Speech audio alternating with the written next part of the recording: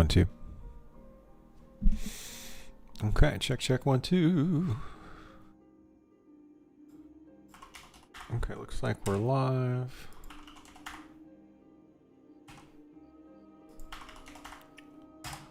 Let's test the chats.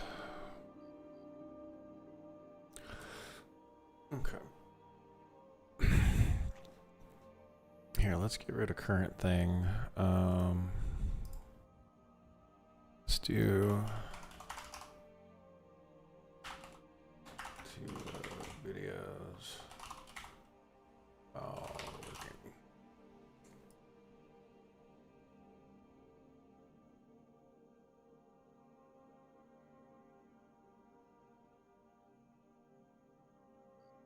working. Okay. Workout. Nope. Banner.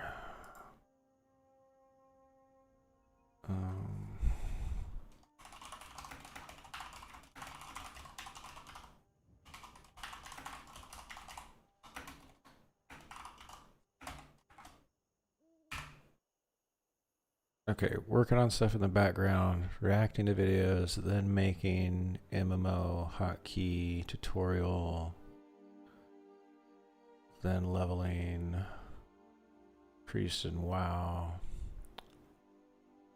Almost level 54 actually. Say hi in the chat.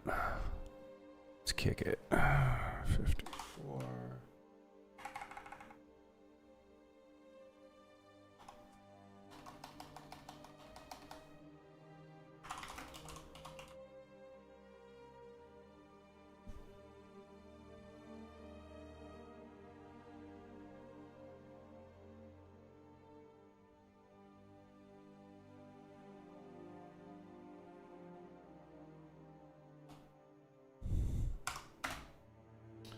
Okay, there we go. There seems to be a maximum amount of text. Okay. All right, so everything's working. I'm not dropping any frames.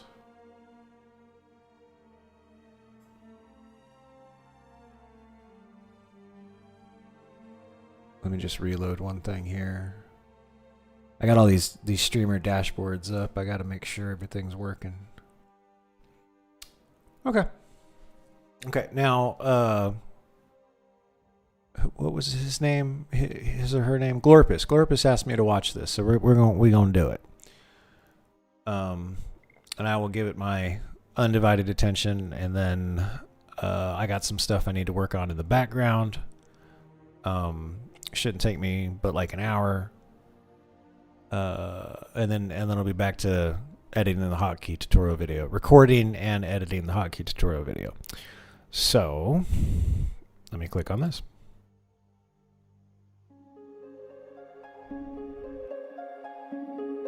Okay, so this is called Why Game Music Hits So Hard.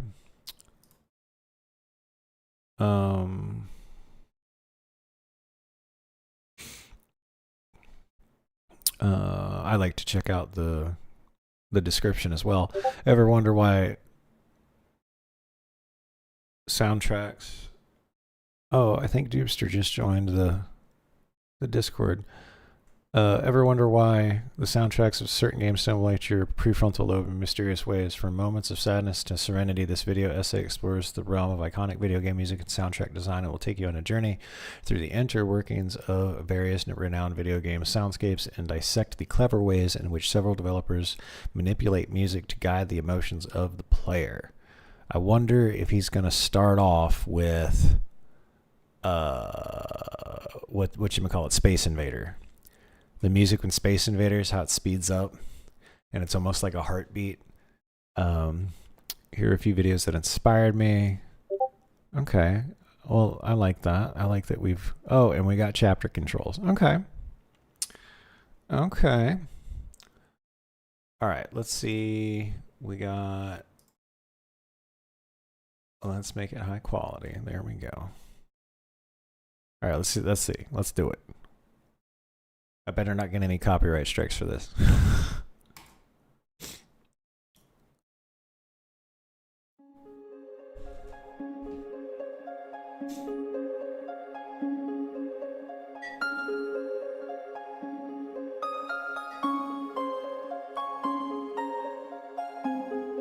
Music.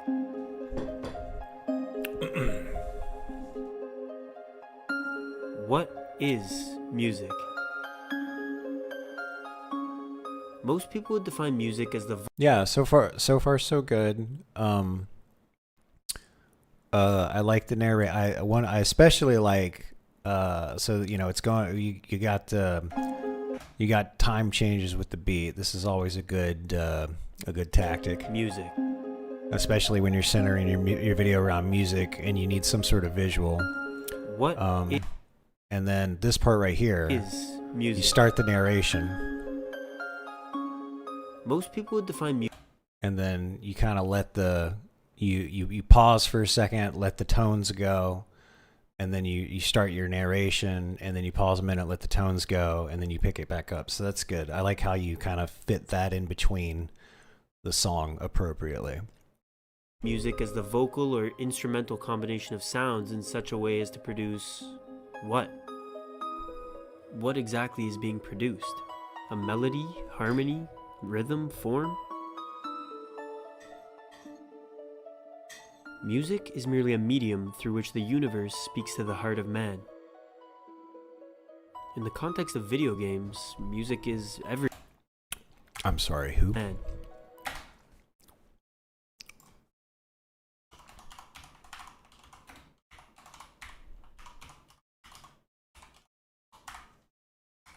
Forgive my ignorance. Oh, I thought, wait. John Nathan. I got two L's, two N's there. Door Funkelfart.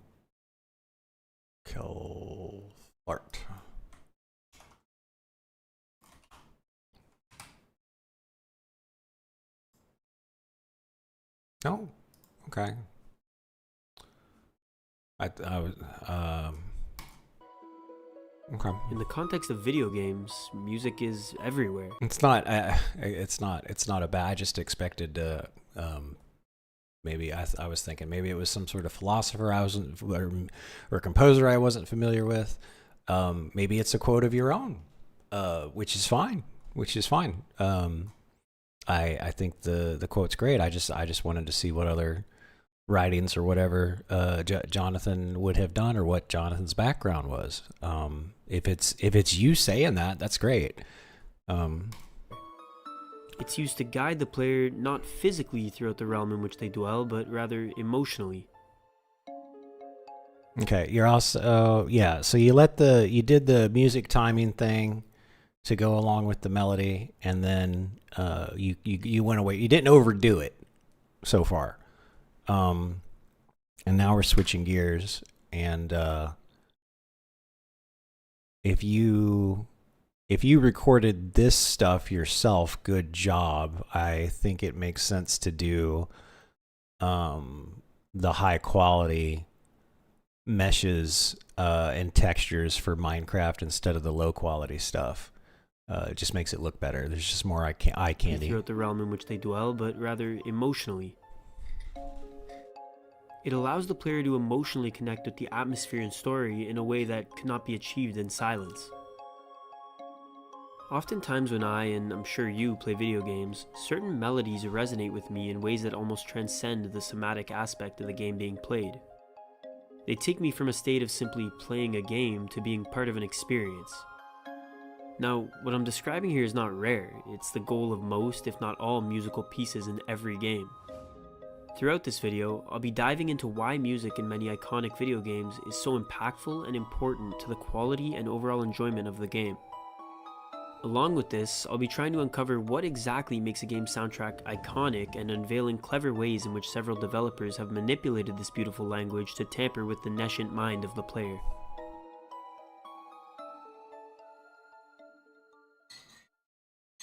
I don't think there's a better way to start this video than with Super Mario Galaxy!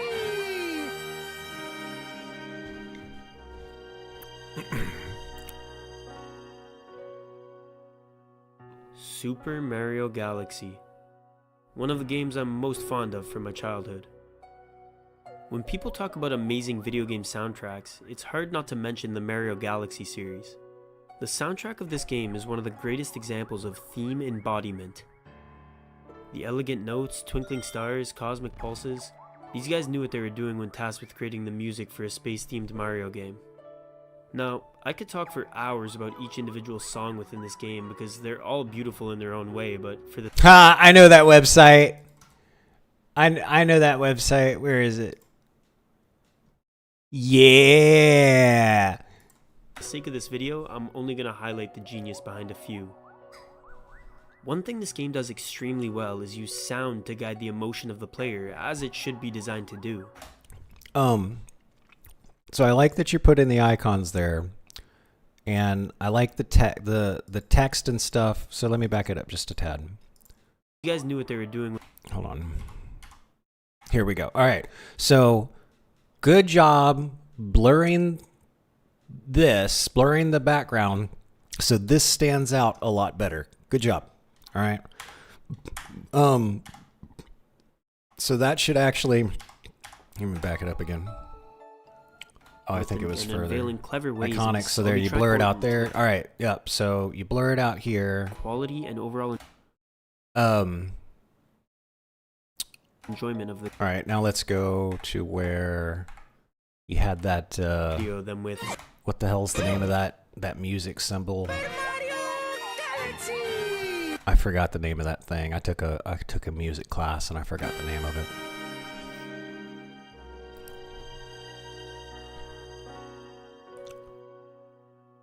Super Mario Galaxy, one of the games I'm most fond of from my childhood. When people talk about amazing video game soundtracks, Right. it's I like hard the not icons. to mention the Mario Galaxy series.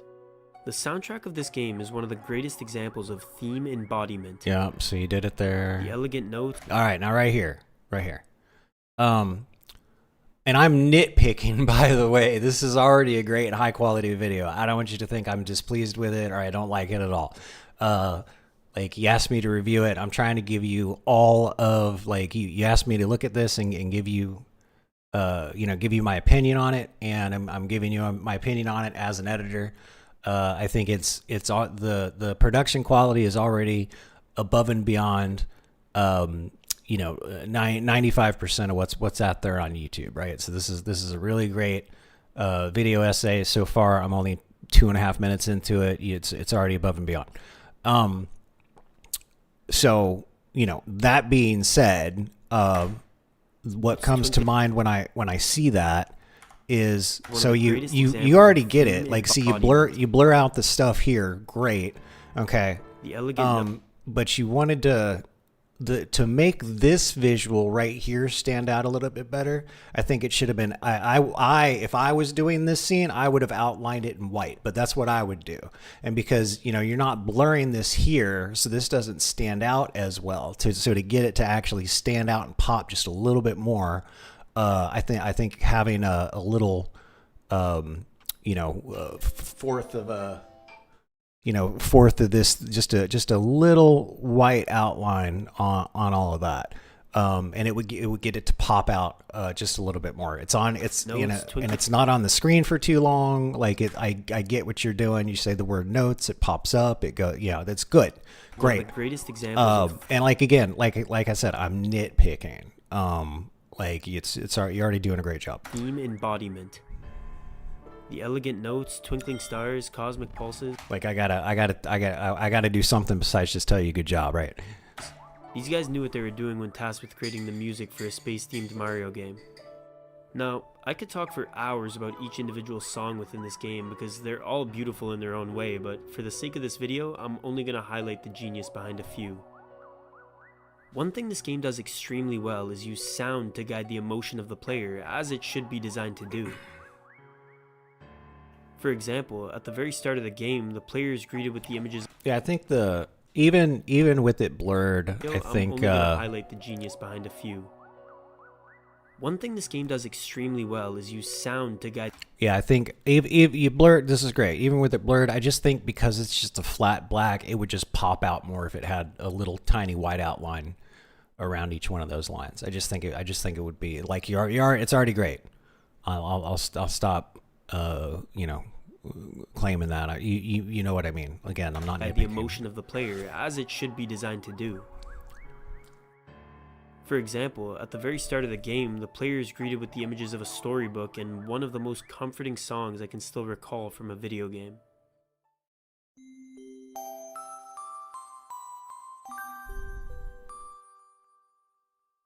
This song, called Luma's Song, immediately evokes a sense of childlike wonder and comfort into the mind of the player and accompanies the prologue of the game. Aside from the piece being absolutely beautiful and tapping into a deeply hidden childlike spirit, it's doing more than just mellowing your nerves. I wonder what you used. I wonder what you used to get that effect. I'm curious. Did you put it in the description? Nope. It also has a slightly sad tone, which I'll touch on later in the video. It's okay that you didn't. I was just wondering. From the perspective of the game's creators, this entire scene is just subconsciously priming you for what's to come. Now, if you know what comes next in the story, you'd understand that the directors of the game are essentially creating a false sense of security in the mind of the player. They're setting a scene of peace and comfort.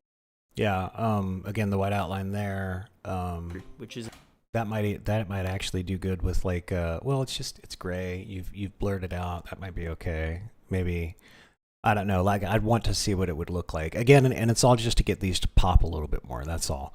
I also like how you minimized this and you kept the effect going. So you moved it down because what I like about this video and what I can tell about you is that you do, like, even though it is a video essay about music, you understand that the visuals have to not drag. And that's the you get that the visuals do not drag. They're entertaining. There's enough stuff happening on the screen. The eye does not get bored.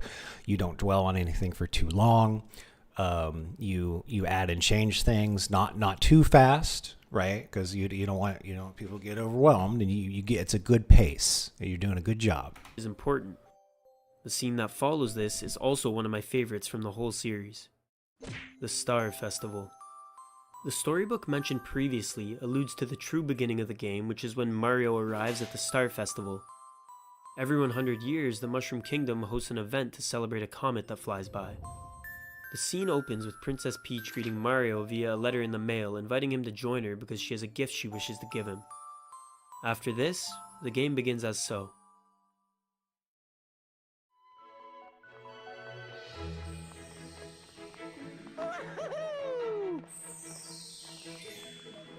During the Star Festival, the music guides the entire scene. It begins with upbeat, frolicsome music and shows all the happy toads dancing around before swiftly transitioning to very menacing music when they get invaded.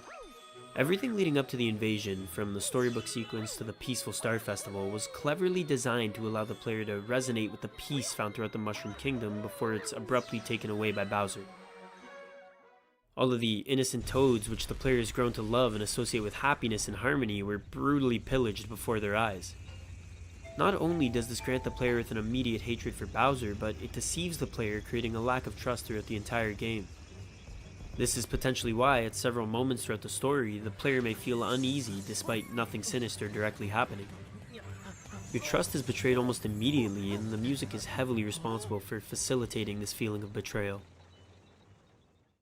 Now, obviously I'd be stupid to say that the music is entirely responsible for guiding the emotions of these various scenes, but try watching these clips muted and the importance of sound will be clear immediately. I'd be lying if I said I was some sort of music expert. Those ones pop just fine because they've got color to them. The only time that thing pops in my head, see, because this is red, that pops out just perfectly. And the importance of sound. And then this one's got blue and red in it. It's fine. It's just when it's those flat, those black, white, and gray tones that I think it needs some sort of outline to it. Will be clear immediately. Not feathered, just like an additional. If it's black, it should have a white outline. If it's all white, it should have a little black outline. If it's gray, one or the other. I'd be lying if I said I was some sort of music expert, and my knowledge of music theory is practically zero. However, the two pieces discussed. Well, I took several classes on music theory and I still don't get it, so don't feel bad. Previously are arguably perfect in my eyes. I think also, again, I'm just nitpicking at this point.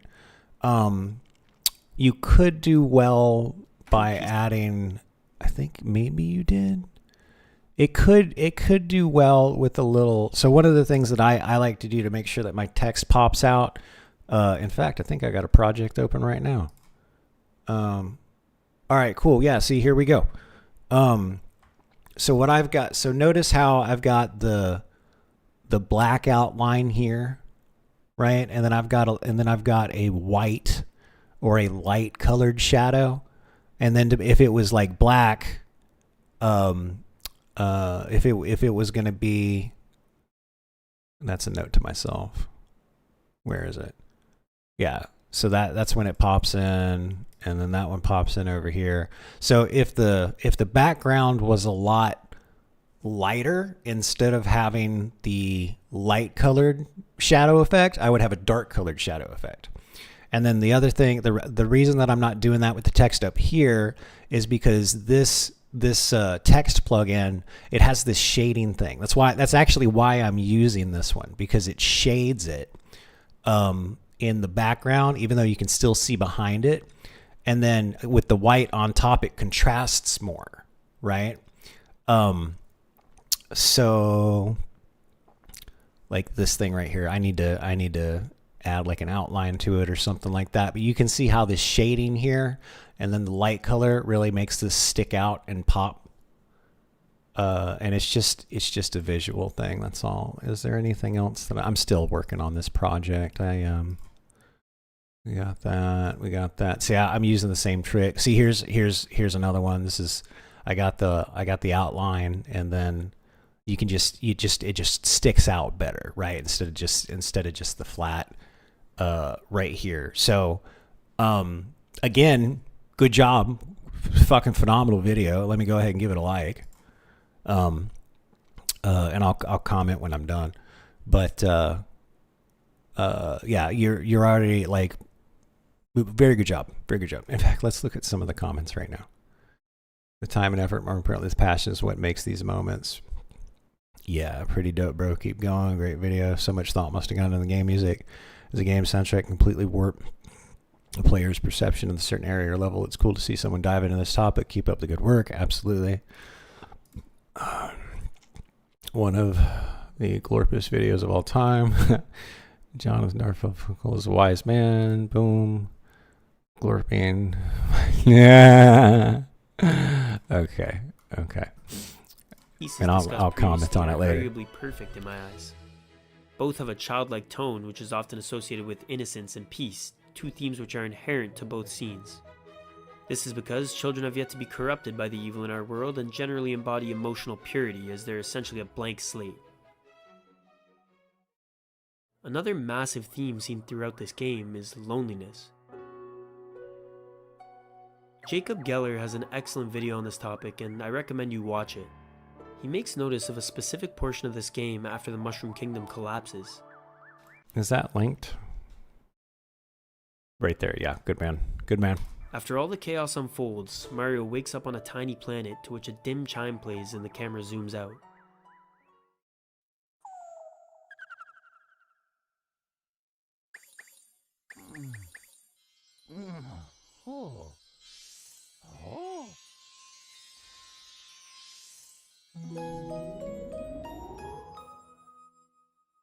It's a choreographic effort to show just how lonely Mario is. Aside from the genius visual manipulation used, the sound design before and during all of this has the same effect but subconsciously. Similar to the trust of the player being betrayed by Bowser taking over and a sudden switch to a menacing tone, you could draw the same comparison in terms of the game's abrupt shift from a tone of community to loneliness. It goes from the comforting music heard during the Star Festival and Storybook to faint chimes as Mario sits alone on the tiny planet. The inclusion of the preceding scenes puts an emphasis on this loneliness that could not be achieved without them.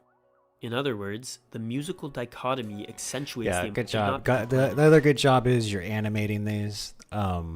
instead of it just being a static image sitting there, you're actually, you know, having it come in a little bit of a zoom in. You got the yin yang symbol spinning around. You don't just pop it in there and call it good. That's a good job. It's the little details like that that separate this video from a lot of other things. This puts an emphasis on this loneliness that could not be achieved without them. In other words, the musical dichotomy accentuates the emotions. So you didn't have to do that. But you did it, and you did it well. You didn't just pop the graphic up there and then fade it out or call it good. In an extremely memorable yet subconscious way. Mario Galaxy prioritizes this emotional. This way you've got all this movement going on, and then when you put an image up there, it's not static, and it adds to the movement, so there's things going on. The eye is not bored. You put them up there at a good frequency rate. You're doing influence good. Extremely well all throughout the game, and I'd argue this is a massive reason as to why it's renowned by so many. Again, now I wonder where you got these from. The game, and I'd argue this is a massive reason as to why it's renowned. I wonder, maybe did you have? I'm actually curious. Like I like them. I'm wondering if they came from like an art pack, or if somebody created them for you, or if you had them generated by an AI or something, or not really an AI, generative machine learning software. Found by so many. AIs don't exist yet, but we'll get into that later. Again, the scenes are vital too, but that's a topic for another time. These events guides the sentiment unbelievably well.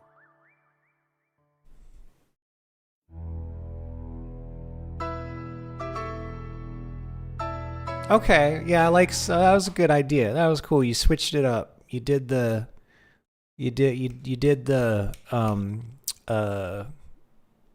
note matching to the title card as well. That was clever. That was very clever. I like that. And when we got some nice layers here, we're putting Chief and I don't know. I've been living under a rock for about 8 years, so I'm not sure who this is. Is that a guy from Crisis? Maybe no, because that's blue. Get distracted. Maybe it's something from Halo. I don't think that this video could even be taken seriously unless the Halo franchise was mentioned at least once. From the original trilogy through to Reach and even up to the newer games, this series has remarkable music. I mean, just listen to this. Again, for the sake of simplicity, I'll only be highlighting some of my favorite and what I believe to be most impactful music from all the games.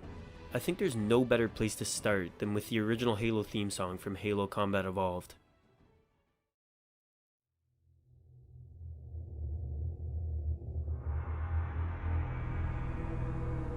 The iconic Gregorian chants, all building up to be one of the most epic introductions to a game series of all time. The impact of Combat Evolved's soundtrack cannot go unnoticed. It set the groundwork for one of the most iconic video game collections of all time. It has a primitive sound with the drums and hums, but also a futuristic flair when the pace ramps up and the strings and wind are introduced.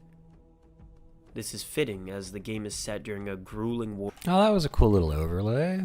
With the drums and hums, but also a futuristic flair when the pace ramps up and the strings and wind are introduced. That's a cool effect. I like it because we were talking about, and then right before you show the little guy with the spear. That's good, it has man. A primitive That's sound good. with the drums and hums. See, primitive, but also a futuristic flair futuristic, with the HUD overlay. Good job. Good job. This is fitting as the game is set during a grueling war of humanity in an alien alliance well known as the Covenant. In my eyes, this choice of instruments is genius because the primitive nature of the drums and percussion allows the player to further immerse themselves in this world, while the futuristic sounds still hold on to the sci-fi theme of the game. They could have made the musical direction hyperspace themed, however they intentionally did not because it takes the player out of the era in which it's set. By incorporating less sophisticated melodies, the developers allow the player to resonate and immerse themselves into the gameplay more because it grounds the game back down to humanity. This applies throughout the entire series and is another example of the subconscious impact of music in video games. Another iconic song from the Halo series, commonly used in video essays such as this one, is Rain from Halo 3 ODST. Set in the wrecked city of New Mombasa, Earth, a rookie orbital drop shock trooper finds himself in a desolate, seemingly abandoned city in search of his squad mates he had deployed with in an unsuccessful mission. The plot of Halo 3 ODST is very different from that of the other Halo games and doesn't follow a typical storyline. Those who've played understand just how melancholy the tone is, and the music does an extraordinary job of guiding this mood. I mean, just listen to the notes of hopelessness, denial, failure, fear, regret. Now, see, this is fun. This right here is fine because everything's so dark that the white just it doesn't need anything to pop out. This is fun. See the difference? See the difference? The notes of hopelessness, denial, failure, fear, regret. Right, and then when it goes, see how now it would benefit from the outline and the shading, but the frame before that, it doesn't need it. With Earth at risk. And again, it doesn't need it here. Let me be clear. This is a good job. I don't want you to think I'm saying it's bad or anything. Denial, failure, fear, regret. With Earth at risk. I'm always like, how can things improve? What do I do? And like, how do I think when I edit videos? This is what you asked me to do. I think, was it? Well, yeah. You asked about it in chat the other day, and chat's gone. Risk. You, a rookie who dropped in with his team in an effort to save the planet, failed before even beginning, leaving you all alone in a hell-like city. I mean, if this isn't immersion, I don't know what is. Especially when you hear this music in combination with the harsh environment around you. However, this isn't the only time the Halo developers nailed this type of emotional manipulation.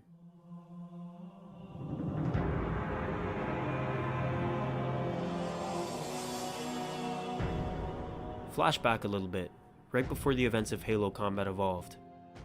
Members of Noble Team are tasked with defending human-inhabited planet Reach and delivering both Cortana and the location of Halo to the UNSC ship Pillars of Autumn. Now, of all the Halo games, I think the story of Reach is my favorite, and this isn't an uncommon take. It's a rare example in which the character you play as and the ones you play alongside ultimately fail in their mission. It's made clear in the opening cutscene, but if you didn't know, the planet Reach ultimately falls to the Covenant at the end of the game, and the player's character, Noble 6, dies along with it. With that, the music that accompanies these first scenes is not sad or gloomy, but rather seemingly filled with hope and resilience. Despite outright telling you that your character is going to die, the directors choose to use music that represents spiritedness? What's important to understand is that as the game progresses and the situation on Reach continues to decay, it slowly starts to become clear to the members of Noble Team that they likely aren't going to make it out alive, leading to multiple sacrifices, including the sacrifice of Noble 6, your character. Now, in terms of immersion, the opening of the game literally shows you a cutscene of your character's helmet on the floor displaying his inevitable death, and yet it greets you with this music. The developers could have just as easily opened the game with sad music and set the tone of the game to be an obvious tragedy, which it is, but instead chose to lead you off in the same mindset as Noble Team. You see, the music here isn't preparing you for a story of victory and triumph, nor is it preparing you for a story of sadness and defeat. It's preparing you to put your life on the line defending Reach. An act of nobility, perhaps? It's preparing you for a sacrifice that you know is coming and which you know you will ultimately have to make, similar to that of Noble 6 as you near the climax of the game. In other words, you'd imagine Noble 6 to be feeling the same type of emotion that this music is trying to invoke throughout his journey. You don't play this game as an outsider looking in. That was good. You are Noble 6, and that was you good. know what you... I like the little brain, and it's right where it needs to be, and then, yeah. You don't play this game as an outsider looking in. You are Noble 6, and you know what you have to do.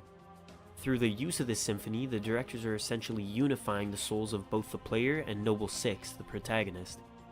This may be why many people attest to feeling as though they're part of Noble Team while playing this game. The feeling of hope, this hope starting to fade, the sense of time running out, all of these emotions felt by Noble Team throughout the story, and yet, thanks to musical manipulation, you feel them as well.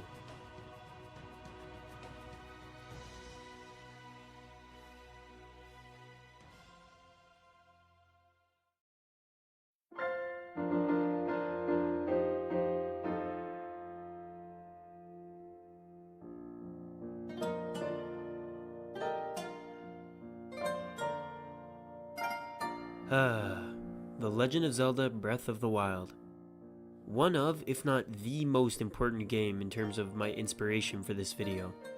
I don't say this lightly. I believe The Legend of Zelda Breath of the Wild has the greatest musical direction of any mainstream game I've ever played in my life. Now, I know that might be crazy to say, and I'm not saying its songs are the greatest of any game, though there's definitely an argument for that, but the way in which the creators manipulate music to steer the emotions of the player is genuinely unlike anything I've experienced before. If you haven't played this game, I highly encourage you to, even if you aren't a fan of the Zelda franchise. Yeah, I'll give it a shot. I played that one. I played that one. That one. That's the one where you sneak all everywhere. And the one with the boat. And I played the one for the Wii, but I haven't played this one. Was it Majora's Mask? Which was the one where you had to go through the tunnels in the woods in the right order? I remember my little brother got stuck there, and that damn song. That damn song must have been playing for fucking 90 minutes. It drove me insane.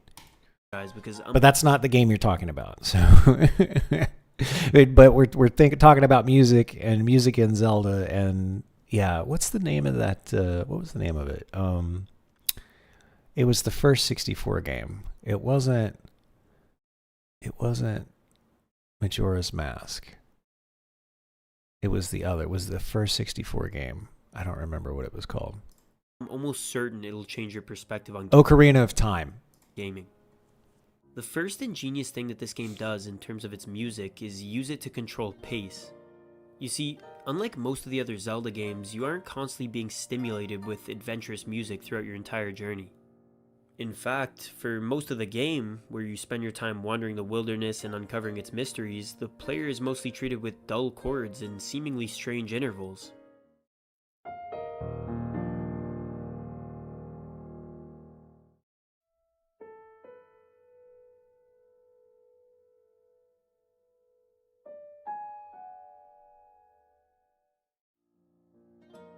This was a controversial move when it first came out because at times it can make the game feel boring and monotonous as opposed to just captivating the player with adventure-filled melodies constantly. But you see, this is what makes Breath of the Wild's music so good. They don't overdo it. As opposed to washing out each individual adventure throughout the game with thrilling music, the director chose to dim it down and keep a more gentle tone. It allows the player to engage Less is more. More with the actual atmosphere and wilderness of the game on a more personal level, fitting for a game called Breath of the Wild. But I haven't even mentioned the most important part. By dampening the music throughout large portions of the game, the player is granted a massive appreciation for when more robust music is used, such as when entering villages, stables, and places inhabited by other people. It also puts an emphasis on the importance of these locations in a subconscious manner. I've mentioned immersion several times across this video because it's important in the context of music and is usually the entire point of it. You see, by guiding the music in this way, the player is far more immersed as changes in the monotonous tone of the game are made very apparent. I mean, when I first played this game, I kinda skipped a lot of the important notices telling me where to go, and I felt the loneliness and serenity of Hyrule. Unguided by dishonestly ambitious music, I was left with the quietness of the wild. So you bet, when a Blood Moon or Guardian appeared and the music suddenly shifted to a frightening tone, I absolutely splattered my pantaloons. But oh my lord, after so much wandering, I still remember the comfort I felt when this song faintly chimed in as I neared Rito Village. From a state of complete No music, Xfire? Xfire says, funny, I play all my video games with no music, like none. Well, yeah. Well, there's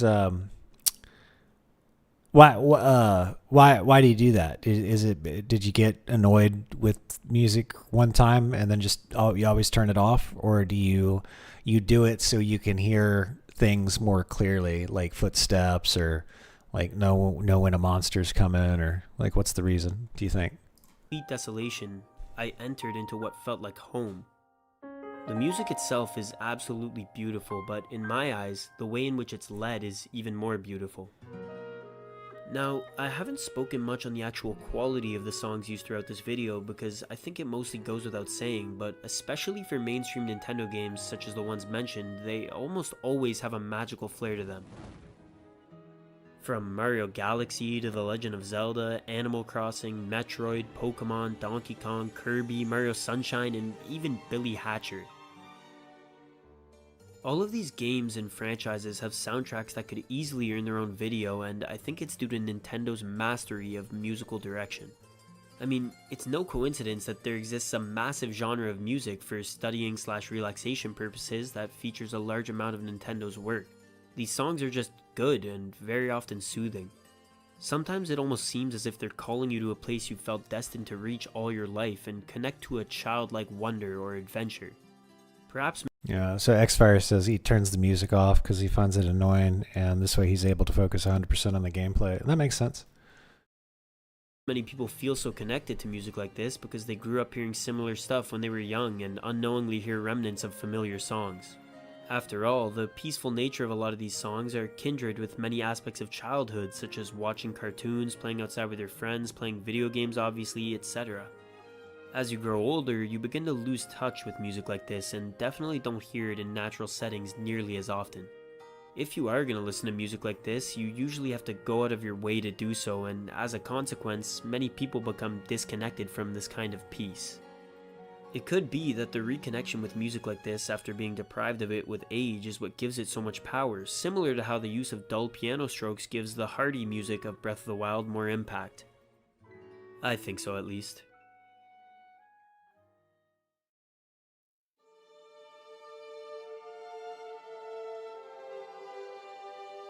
That sounds like Skyrim music. Something I haven't talked too much about in this video is nostalgia and how it affects our perspective on both video games and, more importantly, the music within them. Now, I feel that it's necessary to talk about how this feeling of almost homesickness for a time long past influences our present perspective on games and everything for that matter. As I listen to Yeah, nostalgia bait's a thing. From Past to Present from Skyrim, I'd be lying if I said I don't feel a sense of attachment to it. I often think how, from the perspective of someone who's never played the game, it might just seem like any old tranquil explorative music from anything else. When I hear it, it takes me back to exploring Whiterun and all of the greatness that Skyrim has to offer, yet I acknowledge that this may be my own bias speaking. You see, one of the main reasons as to why video game music is so attractive to many of us is not just because of the music on its own, but obviously the combination of it with visuals, story, adventure, etc. My point here is that a lot of the times people will claim music or games to be amazing and not acknowledge the influence of their own bias. One of the greatest examples of this in my opinion is Minecraft's soundtrack.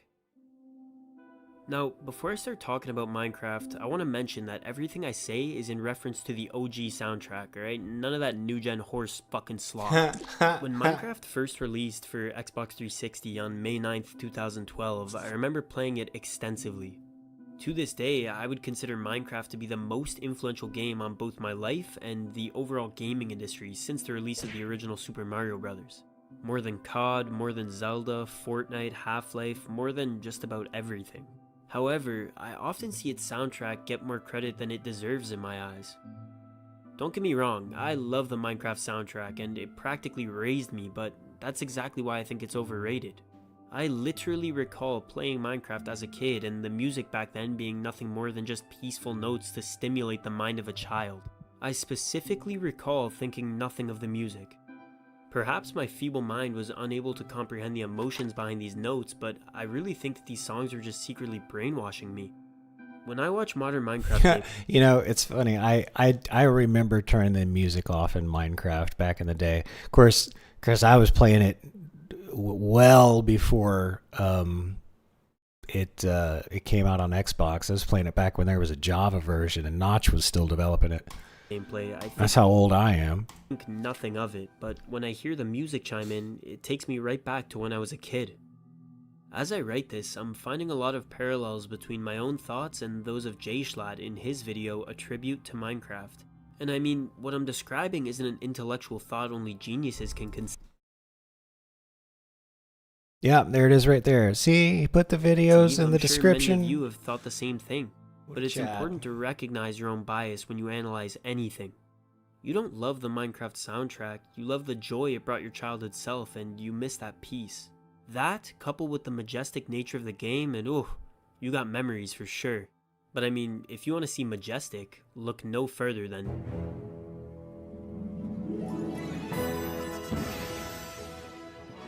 Smash. You know, I use the word majestic, but I feel like epic describes Super Smash Bros. Brawl's soundtrack better. The opening theme of this game is just outstanding. You may think, this is weirdly Romanesque and triumphant for a Nintendo game, but oh my goodness, is it genius.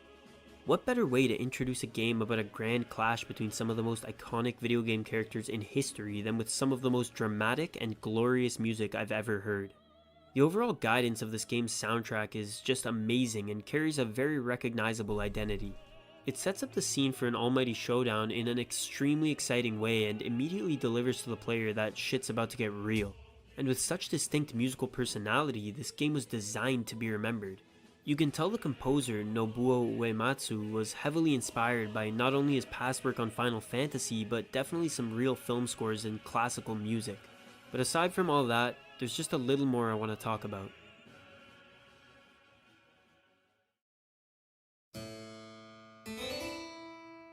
Oh, good job. That was a good title. That was a good title crawl for the chapter. You know, I could have spent this entire video just glazing the entire Zelda franchise, but I feel like most of what needs to be said already has been, especially in terms of its music. No, but that would have been the obvious, easy thing to do, and you chose to do something better. On that note, there is one little comparison I'd like to draw between two of my favorite games. The Legend of Zelda: The Wind Waker. Another one of my most revered narrative experiences. After watching your sister get kidnapped, it's up to you to save both her and the world from evil.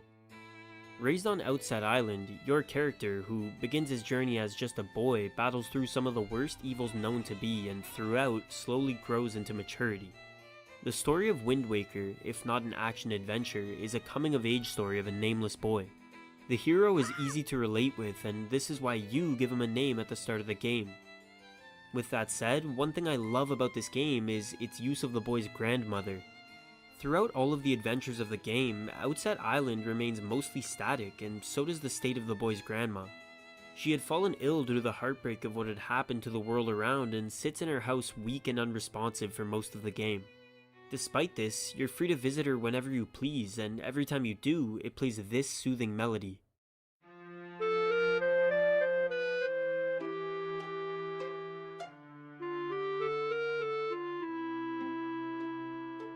Now, when I played this game for the first time, I remember just how grounding it felt every time I would revisit Outset for the sake of checking up and see my grandmother while this song played. It's a warming song with a sense of comfort, but also has a slightly sad tone to it, just like, you guessed it, Luma's song from Mario Galaxy. It's like revisiting Outset Island each time, and seeing my grandmother in her state while this song played was a reminder of why this whole journey started and acts as an inspiration to continue. Similar to how Galaxy's Luma's song is accompanied by a prologue and shows you just exactly what you'll be fighting for throughout the game, Grandma's theme essentially has the same effect in my eyes.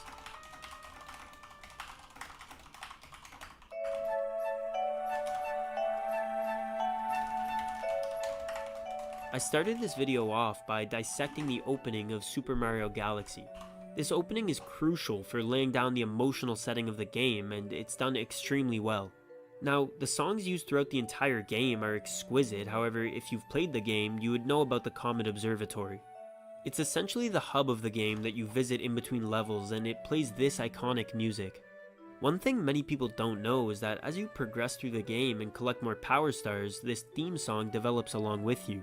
In fact, it has 3 total variations.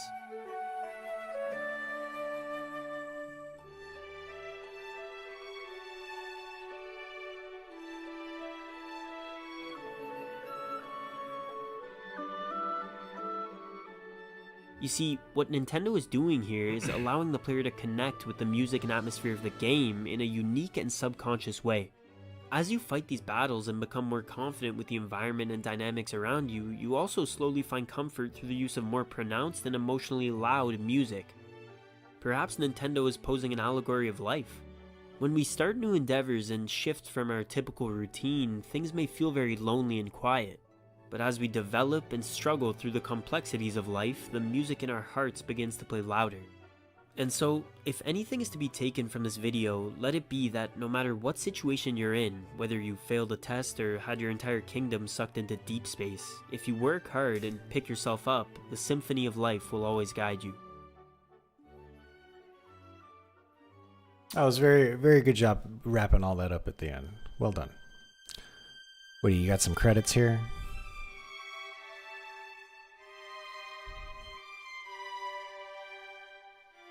Oh, good.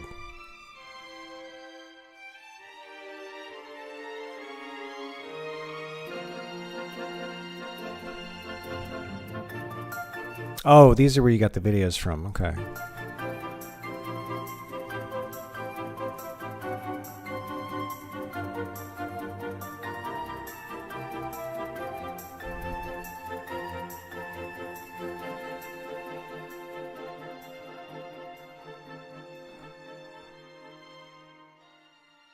Yeah, man, good job. Here, can't wait to see your next video. I'll see how you do. I'll subscribe, and I'll get a notification. Let me put the little notification right there. There we go. Yeah. So let me know when the next video comes out, man. I'd love to see it. It's funny. Our backgrounds are just different. If I think of great video game music, what I think is one of the great best video game musics ever. Oh yeah. There we go.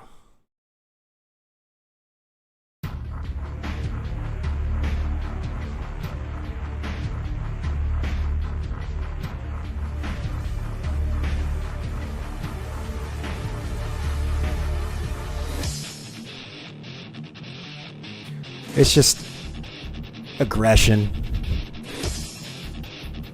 I was a really angsty teenager.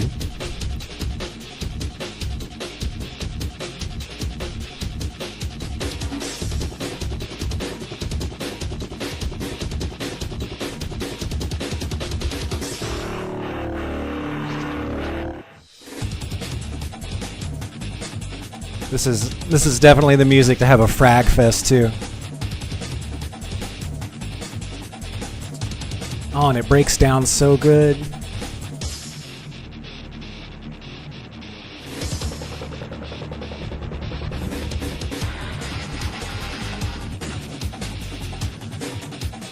Yeah, but I grew up on like Doom and Duke Nukem and Quake. I didn't. My friends had Nintendos, and I had a Game Boy. And I ended up playing Nintendos and stuff over at my friends and on sleepovers and stuff. But I think it was like I just had a PC. I was fortunate enough to have a PC in the family at a very young age. Played a ton of PC games. It mainly always been a PC gamer. But I've had a couple of consoles here and there. So anyway, I was thinking I like the video. I was trying to think of like if I was gonna make a video talking about music and video games, what would it be? It would be stuff like that. It would be like all the metal, all of the metal stuff from like the 90s and early aughts. But that's good. That's how I know you made a good video, because I'm thinking about, well, if I was going to make a video like this, what would I do? Because if I didn't like the video, I wouldn't be thinking about making a video like it myself. So what is it? Imitation's the highest form of flattery. So there you go. All right, well, let's leave a comment. Actually, you know what? I'm going to hold off, because I will, I think what I will do is I will clip, so I'm live streaming it right now. So I will clip this, and then make it its own video, and I'll start a reaction series playlist on my YouTube channel, and then I'll link you that. And then and then you can give it a watch. But I was happy to do it. It was a really, really, really high quality video. You did everything right. You got the chapter controls. You got the links to your sources. The description's great. Overall, super high quality production values. So good. You should keep doing this. I will definitely. I will definitely be happy to link to your channel and be happy to link to this video. It is one of the best video essays, especially on video game music, that I've ever seen. So I'm not trying to gas you up. I'm just being honest. You did a really great job. It was also very, very well written, well thought out. And you did a masterful job on the conclusion as well. So thanks for linking this to me, and I'm really glad that that I was able to react to it. And I think you did an amazing job. And I know your next video will be even better. So well, now it's time for me to get back to my video. Again, thanks for linking it. I hope you found the reaction and the input and feedback that I provided helpful. I hope to see the next video that you make sometime soon. See ya.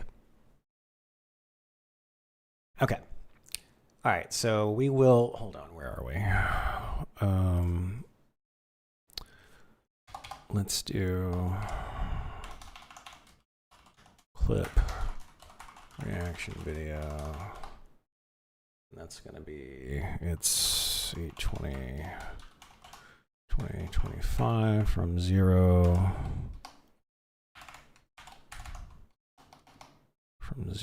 hour, 0 minute to, where are we?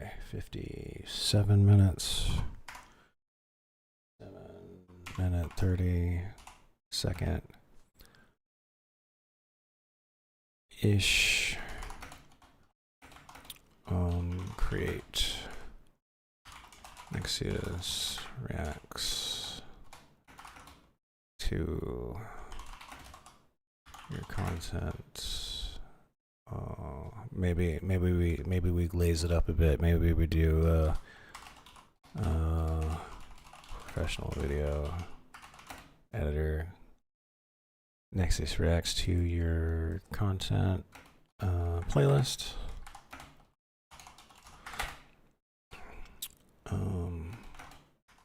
And clip out reaction video to Glorpus's video game music essay. Okay. All right. Well, I will do that. I got 1, 2, 3, 4 shorts and a long form clip to make. Okay. All right. I'm gonna jump up really quick and take a quick break. I had like 2 cups of coffee, and I need to take a quick break because of it. There we go. Let me put up my away message. There we go. Okay, y'all. Let me go take a quick bio break. When I get back, we're gonna put on another video in the background. I've got to do some data entry to help my roommate out with his. He's got an online business and he's away on vacation, and I offered to take care of a couple of things for him while he's away on vacation, so he could completely enjoy his vacation and not have to think about his online business. So I'm trying to hook the dude up. So I need about an hour, and we'll put on another video, and I will also react to that while working on the laptop over there. And then when I'm finished with that, we go back to finishing up the hotkey the MMO hotkey tutorial. All right. So BRB.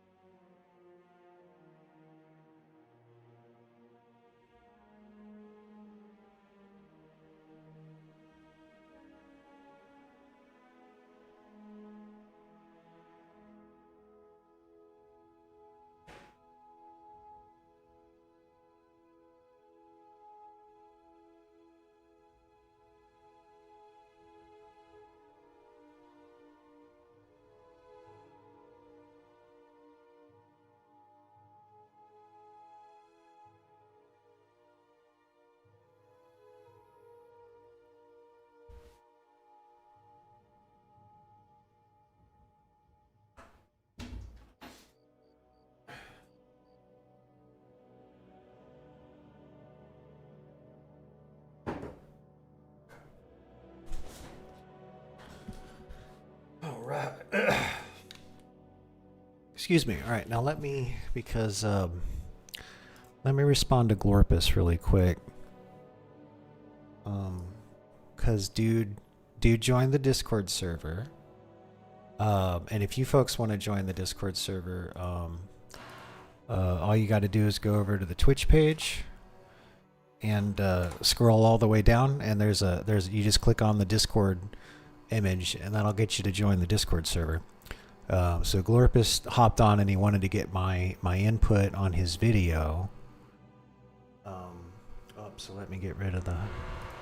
There we go. So he put it in all things streaming, and what I need to do is, let's see here, go to my channel. It'll be this one. I need to do pause. So if I copy and link this, and then let me reply to old boy here. So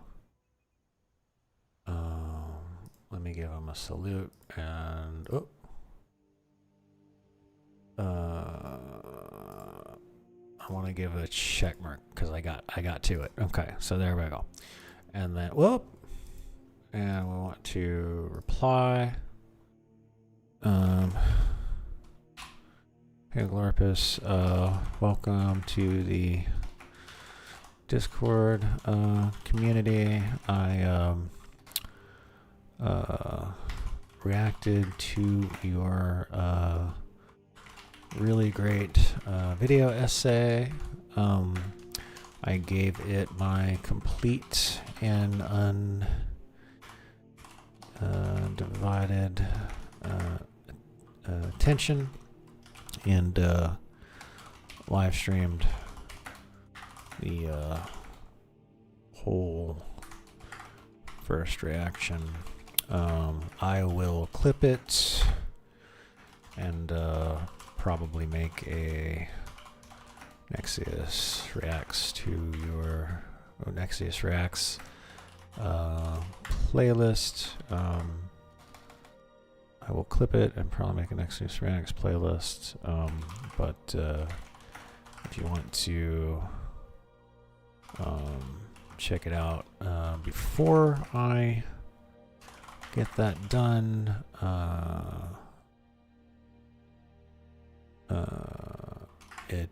you can watch it all at the very beginning of this live stream.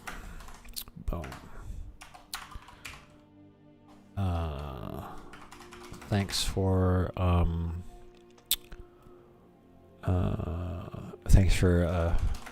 asking for me to give you my opinion. As giving my opinion is my most favorite thing to do. He's gonna know I'm joking. Joy.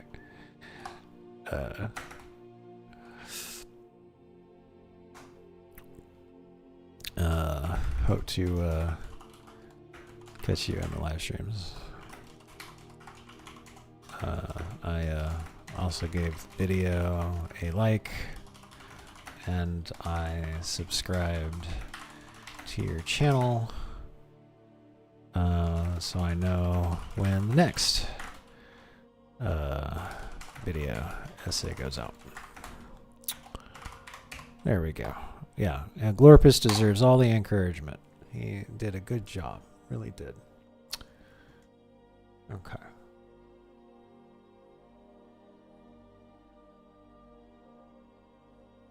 All right, cool. So Glorpus is taken care of.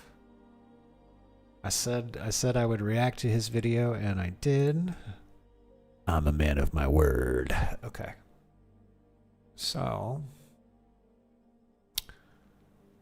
all right, so I need to spend about an hour doing some data entry on the laptop over here. And that means we need another video to check out. So we went down the alien rabbit hole. We got through Apple's Greed.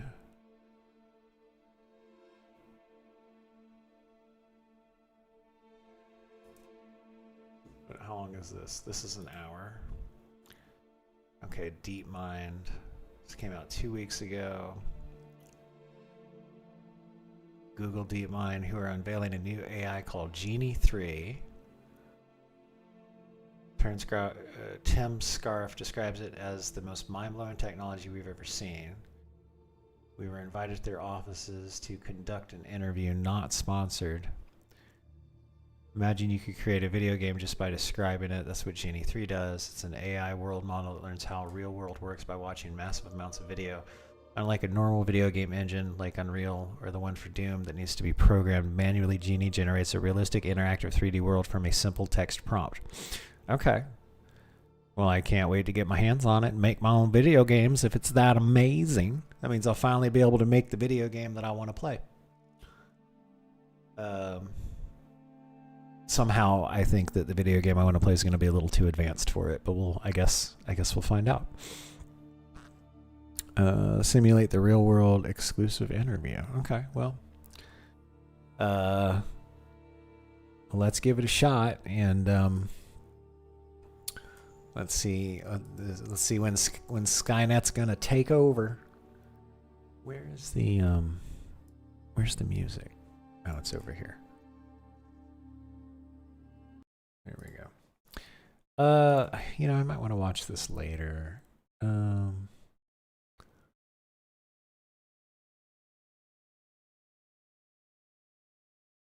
this might be good.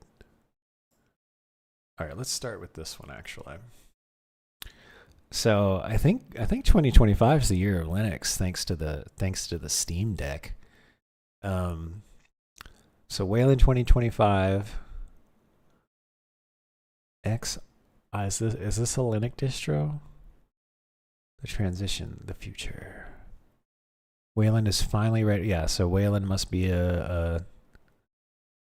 Wayland is finally ready for mainstream adoption in 2025. It's time to understand why the transition matters for every Linux user. Comprehensive deep dive. Okay, well, I'm trying to learn Linux, so I've got a Manjaro distro installed on a partition on this computer's drive. I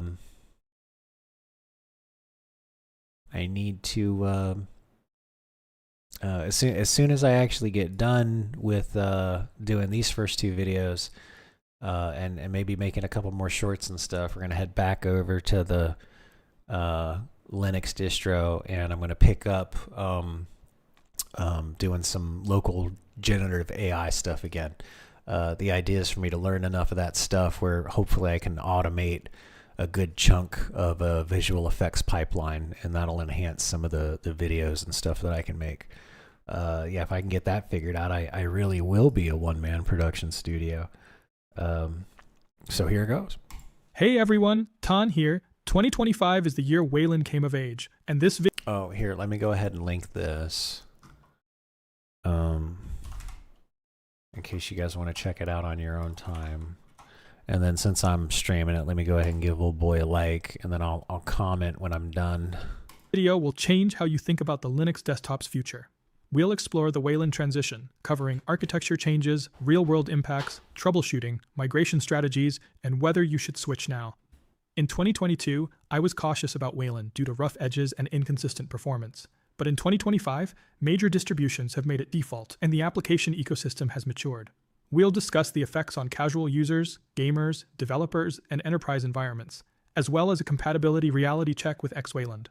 Plus, I'll provide a troubleshooting and migration guide, testing strategies, and my personal evaluation steps. Stick around for predictions about the future of the Linux desktop. By the end, you'll be equipped to make an informed decision about Wayland. Wayland is a modern display server protocol designed to replace the outdated X11 system, which has been patched for over 40 years. X11's architecture is complex, involving multiple layers that add latency and potential failures. In contrast, Wayland simplifies this by having applications communicate directly with the compositor, reducing steps from 6 to 3. This leads to significant benefits: improved performance with reduced latency for smoother animations, enhanced security by isolating applications from each other, and support for modern features like HDR content and fractional scaling. Additionally, Wayland generally uses less CPU and memory, making it more efficient, especially on older hardware. Although it took time to develop due to the complexity of replacing a foundational technology, the advantages of Wayland are evident in 2025. 2025 marked a pivotal year for Wayland adoption, with major distributions like Ubuntu and Fedora fully embracing it. Ubuntu 24.10 aims to default to Wayland even for NVIDIA users, while Debian and Arch Linux have also seen significant adoption. Desktop environments have evolved, with GNOME and KDE Plasma 6 achieving stability and feature parity with X11.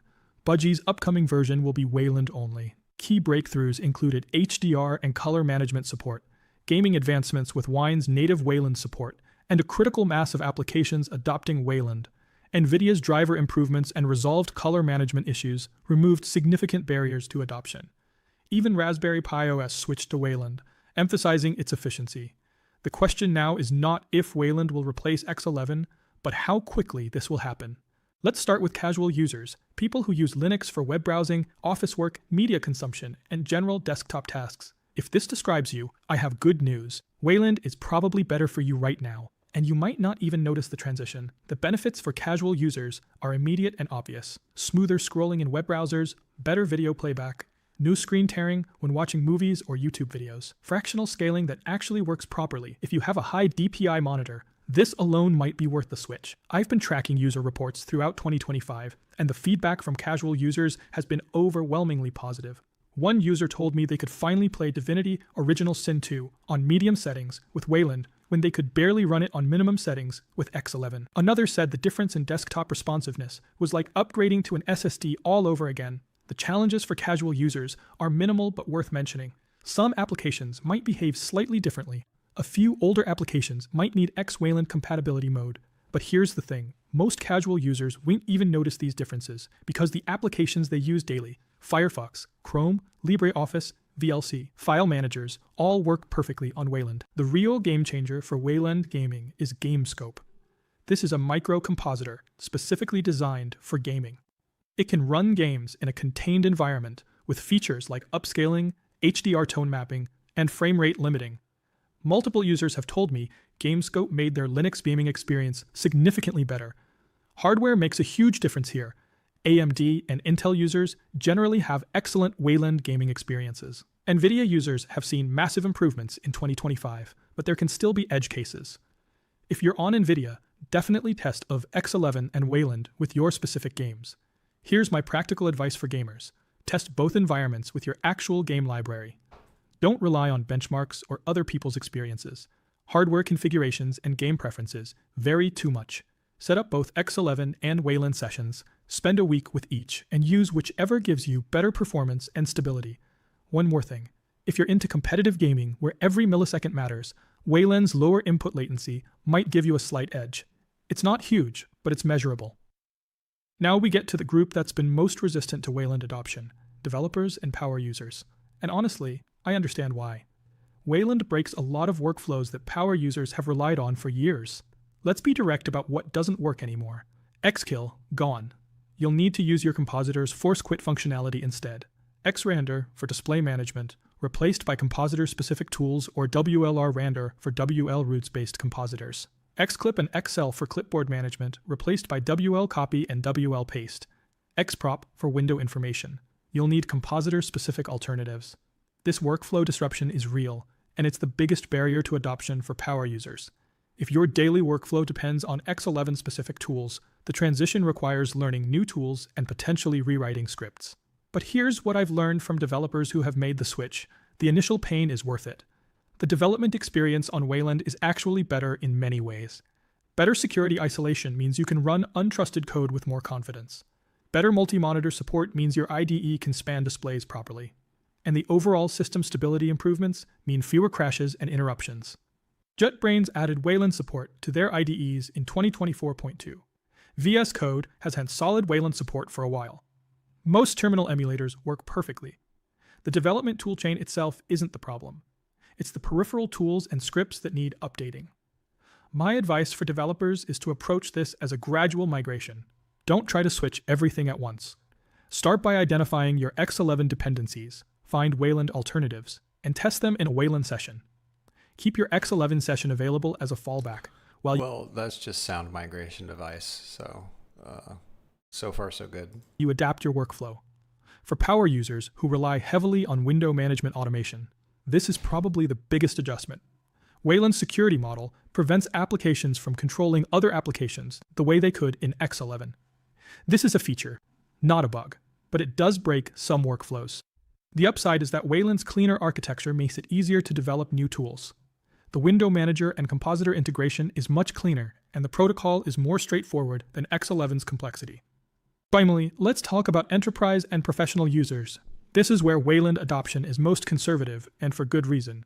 Enterprise environments have specific requirements: legacy software compatibility, remote desktop solutions, specialized hardware support, and workflow stability. Wayland challenges all of these in different ways. Legacy software is the biggest concern. Many enterprise applications were built for X11 and haven't been updated. CAD software, scientific applications, specialized industry tools, these often have issues on Wayland or require X-Wayland compatibility mode. Remote desktop is another challenge. X11's network transparency made remote access straightforward. Wayland requires different solutions: VNC servers, RDP implementations, or tools like Waypipe for remote application access. These work, but they're different from what IT departments are used to. Color management was a major blocker until 2025. Professional workflows that require accurate color reproduction couldn't compromise on this. Now that Wayland has proper color management support, this barrier is largely removed. My recommendation for enterprise users is extensive testing before migration. Set up pilot programs with non-critical systems. Test all critical applications. Validate remote access workflows. Plan for user training on new tools and workflows. The timeline for enterprise Wayland adoption will be longer than consumer adoption, and that's appropriate. But start planning now, because the industry momentum is clear. Before we dive into what works and what doesn't, we need to talk about X-Wayland, the unsung hero of the Wayland transition. Without X-Wayland, the Wayland adoption we're seeing today simply wouldn't be possible. X-Wayland is essentially an X11 server that runs as a Wayland client. When you run an X11 application on Wayland, X-Wayland creates a virtual X11 environment for that application, then translates everything to Wayland protocols. Man, look at this distribution website. They don't fuck around. It is boom. Like, just there's no bullshit. Just absolutely no bullshit. I like it already. It's brilliant engineering that makes the transition gradual instead of disruptive. Here's what's really clever about this approach. Most users don't even know when they're using X-Wayland. You can have native Wayland applications and X-Wayland applications running side by side, and they integrate seamlessly. The window management, copy-paste, drag and drop, it all just works. Performance-wise, X-Wayland is remarkably good. In most cases, you won't notice a difference between an X-Wayland application and the same application running on native X11. There's some overhead, but it's minimal for typical desktop applications. But X-Wayland isn't perfect, and it's important to understand its limitations. Some X11 features don't translate well to Wayland's security model. Screen recording applications might have issues. Some specialized input handling doesn't work properly, and there are security considerations. X-Wayland applications can potentially interfere with each other in ways that native Wayland applications can't. Speaking of security, there were 8 new security vulnerabilities reported in X-Wayland in Q1 2025 alone. This highlights why the long-term goal is native Wayland support, not permanent X-Wayland compatibility. The key thing to understand is that X-Wayland is a bridge technology. It's incredibly valuable for the transition period, but the end goal is native Wayland applications. As more software adds native Wayland support, the reliance on X-Wayland decreases. Now let's be honest about what still doesn't work properly on Wayland. I'm not going to sugarcoat this. There are real limitations you need to know about. Screen recording is still the biggest pain point. Wayland's security model prevents applications from capturing the screen without explicit permission. This breaks many traditional screen recording tools. OBS Studio works, but requires specific setup. Peek doesn't work at all on Wayland. Many browser-based screen sharing solutions have issues. The solution involves desktop portals, a standardized way for applications to request screen access. But not all applications have been updated to use portals, and the user experience isn't always smooth. You might get permission dialogues where you didn't before, or applications might fail silently. Specific applications still have problems. KiCad, the popular PCB design software, officially states that it runs on Wayland systems, but with significant limitations and known issues that substantially degrade the user experience. DisplayCal, used for monitor calibration, can't function properly because there's no portal for colorimeter access yet. Some workflow tools that power users rely on simply don't exist in Wayland equivalents yet. Window automation tools, some system monitoring applications, and specialized input handling software may not work properly. Hardware compatibility port are the laggards. DRM parameters most want. This is Firefox using the application 1920. I wish Spend it at least did. This is basically like how to migrate over and stuff. I thought this was going to be a little bit more informative as to exactly what Wayland does and what the benefits of the distro is. So I'll have to ask my friend Phoebus about that. Let's actually check out Gamers Nexus. So if you search Nexius Gaming, these guys show up in the response too. So, you know, I was here first, but whatever. I'm just joking. They have done a whole documentary on NVIDIA's on the GPU black market, basically. So we're gonna I'm gonna start watching this. It's a three and a half hour long video. I'm definitely not gonna get through all of this. I'm currently in the process of good, that works good. I'm currently in the process of helping out my roommate. Just doing some data entry for his business while he's on his online business while he's on vacation. But this will be a good video for us to check out while I'm doing that. Probably got another 45, 60 minutes worth of work ahead of me. Then we go back to editing the hotkey tutorial. All right. If they don't have it, they come here. These GPUs are assembled in China, so they apparently, I guess, they have spare. And they buy it from these warehouses, which are on the upper floors of the building. They just have a carton. There's like probably a dozen tall and about the same deep. There's a cluster. Yeah, as I said, they're being full. They're quite well utilized. One of them sent me this price sheet. Ooh. We're multiple administrations deep in a technological Cold War over processing power between the United States and China. China's Cyberspace Administration has labeled some U.S. graphics processing products as a security risk, seeking answers about U.S. government backdoors in silicon. Meanwhile, the United States has imposed heavy restrictions on exports of graphics processing units, or GPUs, being sold to Chinese companies by American companies. The sale requires rarely granted licenses for each import scenario to legally export GPUs above a certain performance level, with the stated objective being to restrict progress of private and government projects, including AI development in China, while trying to maintain the US's AI leadership. The United States takes this so seriously that just this week, the Department of Justice had 2 Chinese nationals arrested in California for what it alleges is the smuggling of tens of millions of dollars worth of GPUs. Because where there's prohibition, there's smuggling. We spoke to everyone about this NVIDIA AI GPU I'm probably getting a copyright strike for this music because it's pretty good. black market in China and the US. We found middlemen who connect buyers and sellers. This is it. Cool. Wow. 坐，没事的。你是他的客人吗？我堂弟。你好。兄弟。 Users who can understand the demand and explain it using the most dystopian definition of wealth. How many GPUs they have. They have much more GPUs than us.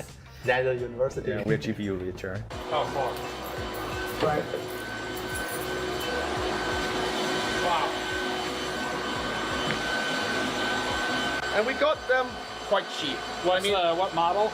This is A100. Oh, A100. These are A100. We also found independent repair shops who, simply doing their jobs, salvage valuable silicon components from dead PCBs of banned GPUs, innovatively hand-modifying them to be better than and have more VRAM than NVIDIA's own official product SKUs. 你在这里有48 GB 的409我们可以现做。 They can make one right now. OK， 对，我们可以现做的。OK， 哎，cool。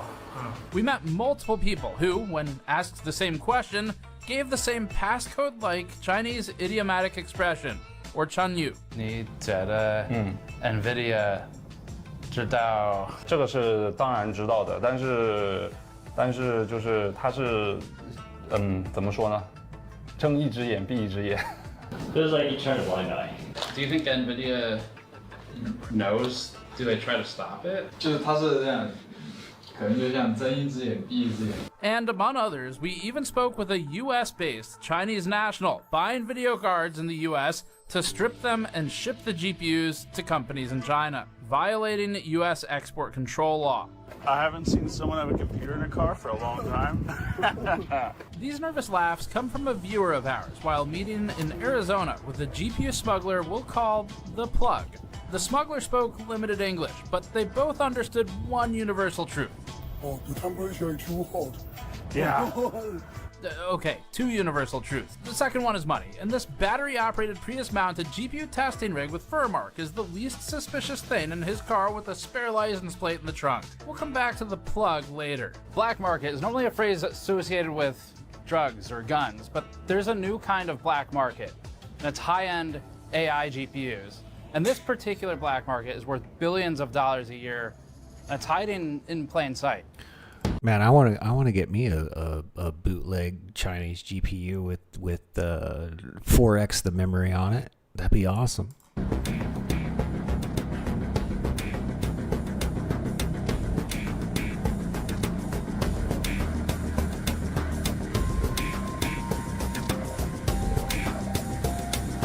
Let me go ahead and give these guys a like. And as you can see, I'm already subscribed. Definitely show these guys some love. I hear they even got detained by custom authorities on their way back from making this documentary. This is Hong Kong.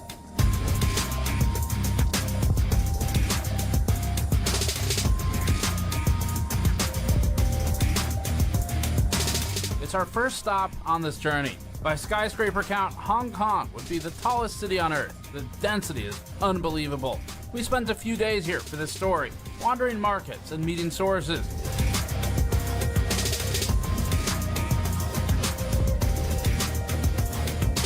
Do you feel like the ban, is it targeted at like military uses where they're trying to prevent that? I don't think from the U.S. government's perspective, there's this distinction between like Chinese academia versus Chinese military versus Chinese commercial. I think, no, I don't think they really consider there's a distinction, right? Yeah. Just total.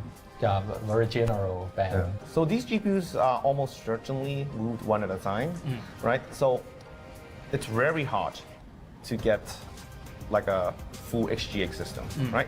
Oh, so the 90 normally comes from Australia and Taiwan. Yeah, and that's why we're here to learn what the demand drivers are for these GPUs, how they get into China, and more about the illicit side of the GPU smuggling business.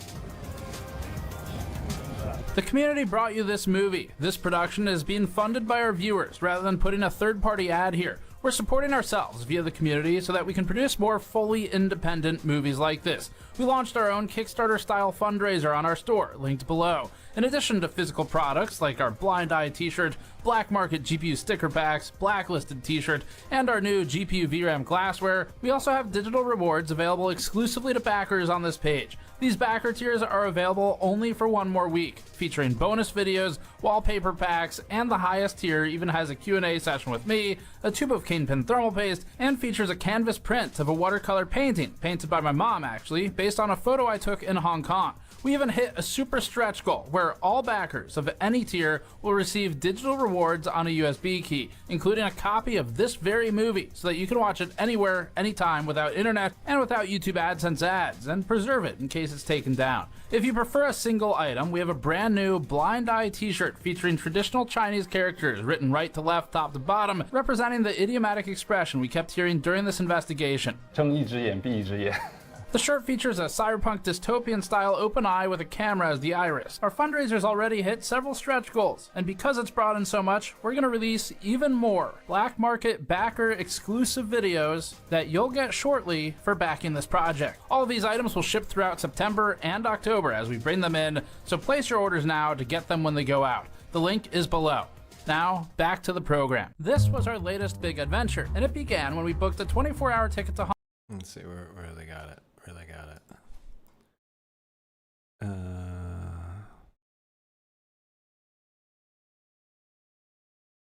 There we go. Yeah, look at that. Check that out. That's that badass shirt they were showing. That does look really cool.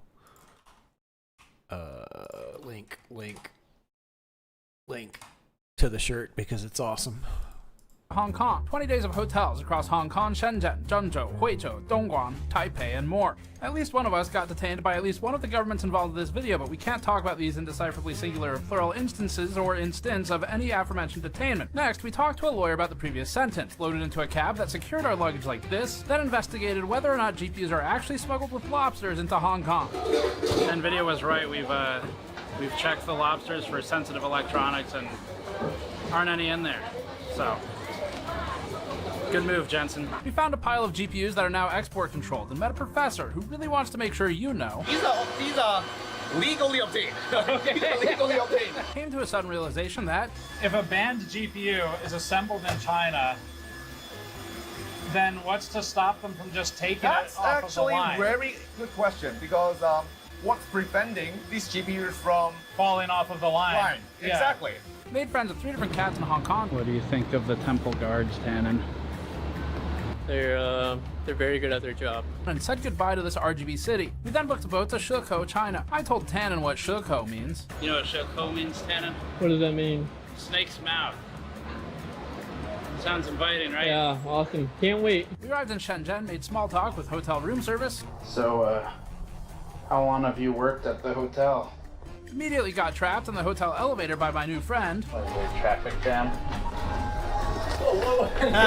Almost witnessed a workplace accident. Got kicked out of a warehouse. We got kicked out. Yes, we did. And then we instantly became fans of using high-speed rail at hundreds of miles an hour to go deep into China to meet a guy who really thinks that desoldering a GPU and reballing it is no big deal. Really? That's the easy part. Oh, really? Okay.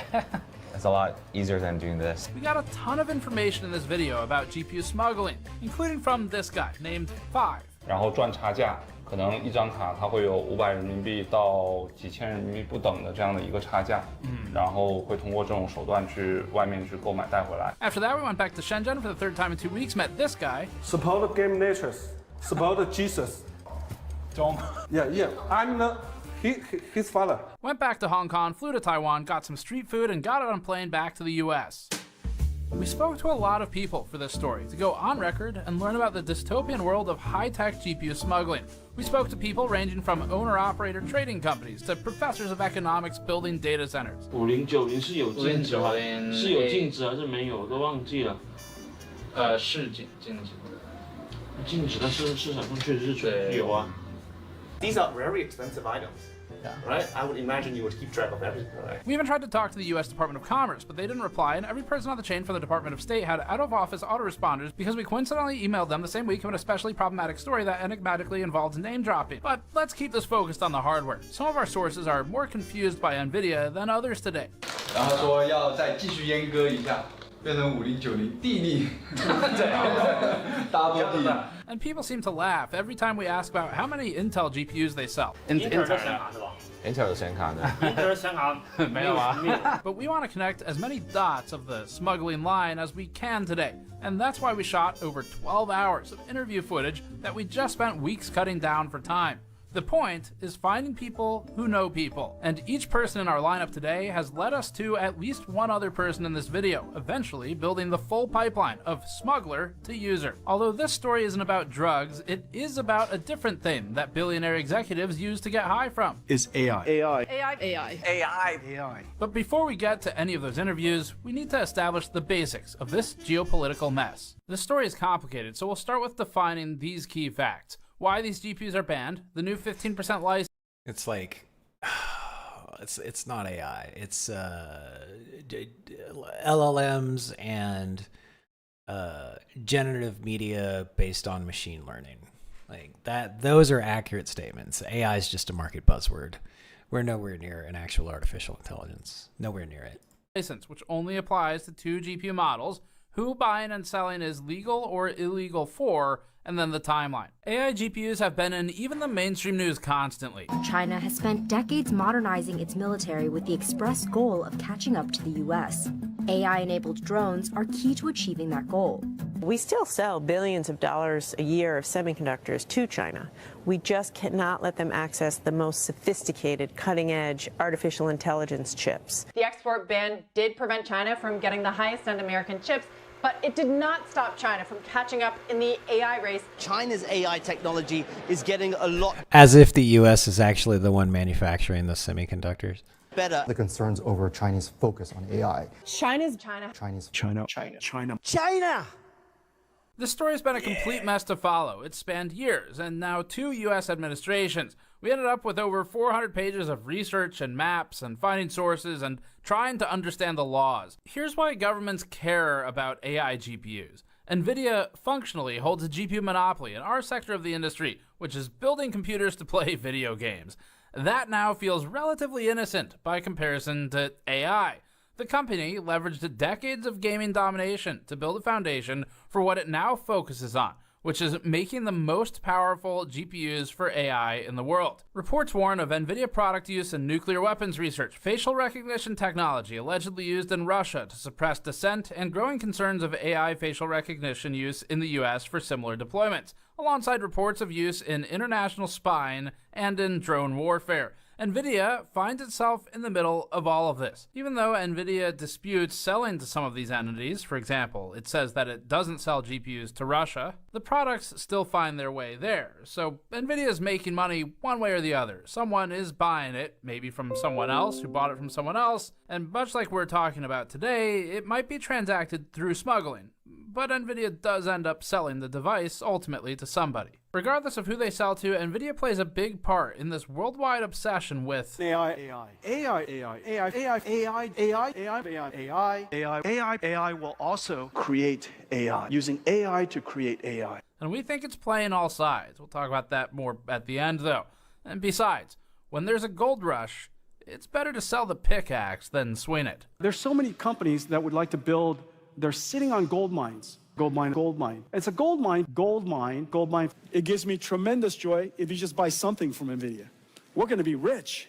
Although the US doesn't talk too much about its own use of AI, it spends a lot of time talking about China's. These semiconductors are unbelievably powerful, and we can't let them get into the wrong hands. We want the most other countries using our technology because, again, it's a zero-sum game. The concern, of course, in Washington, and particularly amongst the Defense Department and the Pentagon, is that these chips and this hardware and software ends up with the People's Liberation Army, the Chinese military, and will help them accelerate in terms of innovations on that front. The restrictions are really on advanced semiconductors that could have potential military applications, and the goal is really to sort of choke China's AI sector and its broader AI ambitions. The US restricts NVIDIA's GPUs through export control rules that ban the sale of certain GPUs into China. That means the sale of GPUs by American companies or companies which want to transact business in America to companies that are in China or the Chinese government itself. Some examples of export-controlled GPUs include gaming GPUs, like the RTX 5090 and the RTX 4090, which are useful in AI applications, mostly for their high VRAM capacity.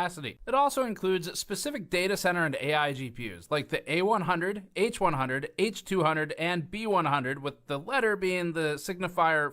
Yeah, those are GPUs that are so big they fit inside of a rack space at a data center.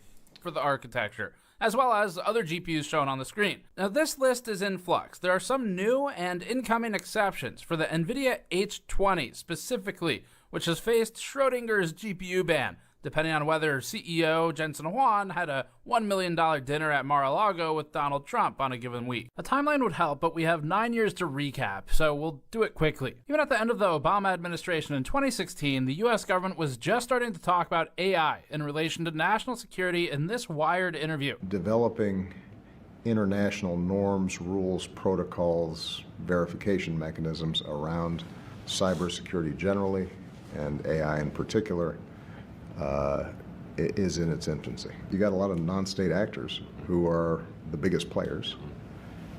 Part of the problem is that identifying who's doing what is much more difficult. Yeah, if you're building a bunch of ICBMs, we see them. Hey Swanti, well, welcome to the stream.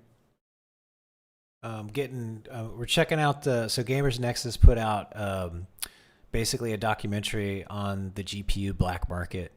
We're about 16 minutes into it. I'm helping my roommate run his online business while he's on vacation, so I need about 30 more minutes. I'm just doing a bunch of data entry. I'll be done in about 30 minutes, and then we will switch over to finishing up the hotkey tutorial for MMOs, or basically World of Warcraft intro video. So as soon as I get done with this data entry, we'll move on, and then we'll probably watch the rest of this another day. But this is so far so good. Really, really high production values. These guys always do such a great job. Gamers Nexus. Thanks for showing up to the stream. If somebody's sitting at a keyboard, we don't. And so, we've begun this conversation. A lot of the conversation right now is not at the level of, dealing with real sophisticated AI, but has more to do with essentially states establishing norms about how they use their cyber capability. Who are you more afraid of, Big Brother and the state, or the guy who's trying to empty out your bank account? Part of the reason that's so difficult is that if we're going to police this Wild West, whether it's the internet or AI or any of these other areas, then by definition, the government's got to have capabilities. If it's got capabilities, then they're subject to abuse. And at a time when there's been a lot of mistrust built up about government, that makes it difficult. Those were the early days. The first Trump administration started a commission advising Congress on maintaining AI leadership, including simply banning the sale of some advanced semiconductor equipment and chips to China. Several years of back and forth, a pandemic, an election, and ChatGPT's launch later, and the Biden administration took major action in 2022 by restricting exports to China, Hong Kong, and Macau. NVIDIA's Ampere architecture A100 and newer codename Hopper H100 GPUs and systems were all restricted. NVIDIA shed tears for $400 million worth of lost sales as a result, and it was especially sad when many of its export-compliant alternatives to these also got banned, like its newly created A800, H800, and L40S, in addition to NVIDIA's RTX 4090 gaming card.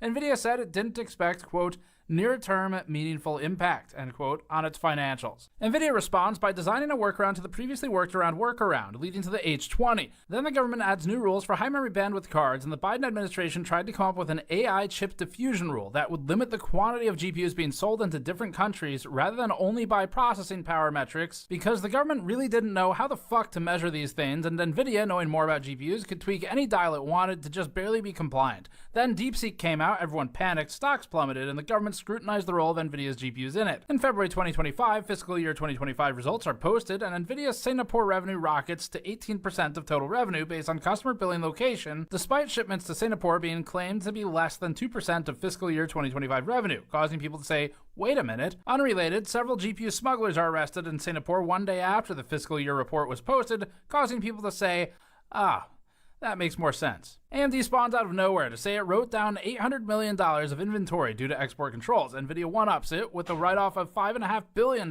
May 2025, Trump implements wide-sweeping tariffs and rescinds the Biden chip diffusion rule that would have limited how many AI GPUs Jensen could sell to other countries. Jensen says, It's just an incredible vision. I think this is going to be... He gets rid of limiting the sales and he wants to get that tariff money.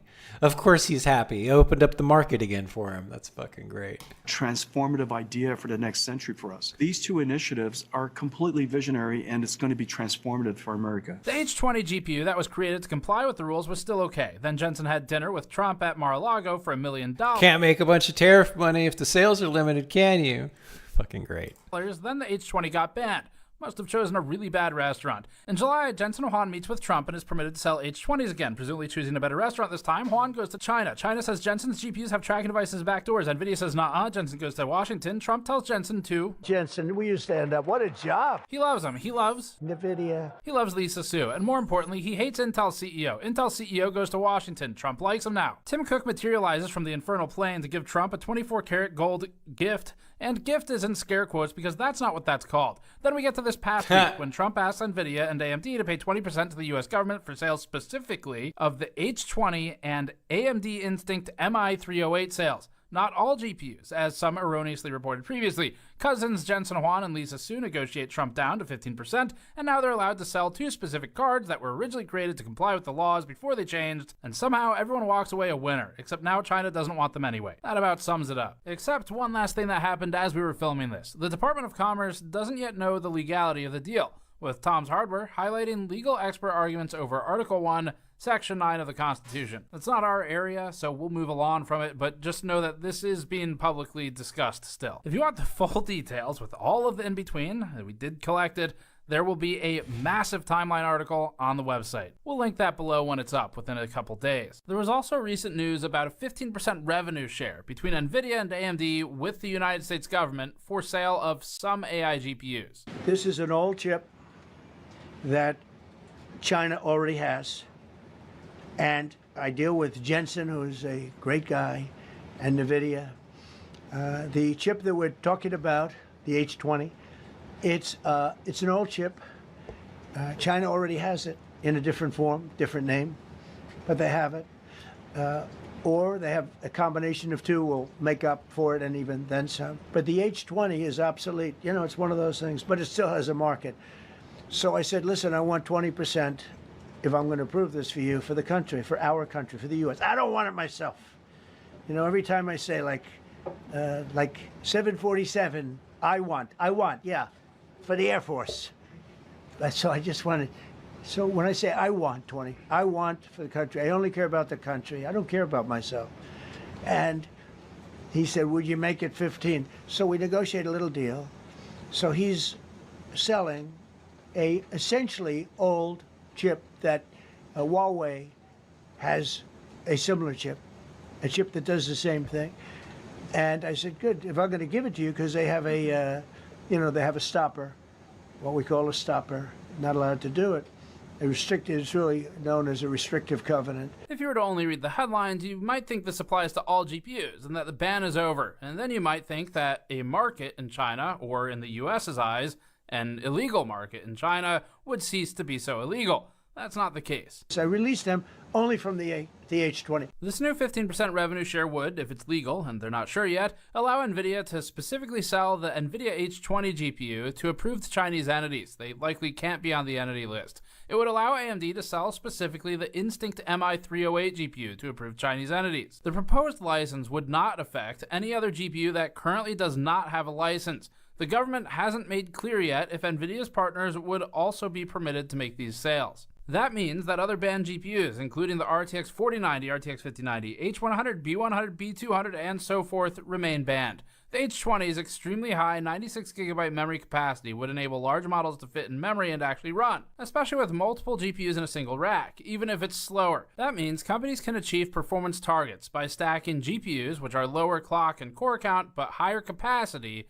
and doing NVIDIA CEO Jensen Huang's favorite thing. We were trying to solve scale up. Scaling up, scale up, scale out, scaling up, scale it up, scale it out, scale up, scaled up, scale up, and scaled it out, scaled it up, scaling in that way. As for the newer Blackwell architecture GPUs, now Jensen Jensen's a very brilliant guy, and Jensen also has a new chip, the Blackwell. Do you know what the Blackwell is? The Blackwell is super duper advanced. Let's not give NVIDIA any ideas for new GPU names. I wouldn't make a deal with that, although it's possible I'd make a deal, a somewhat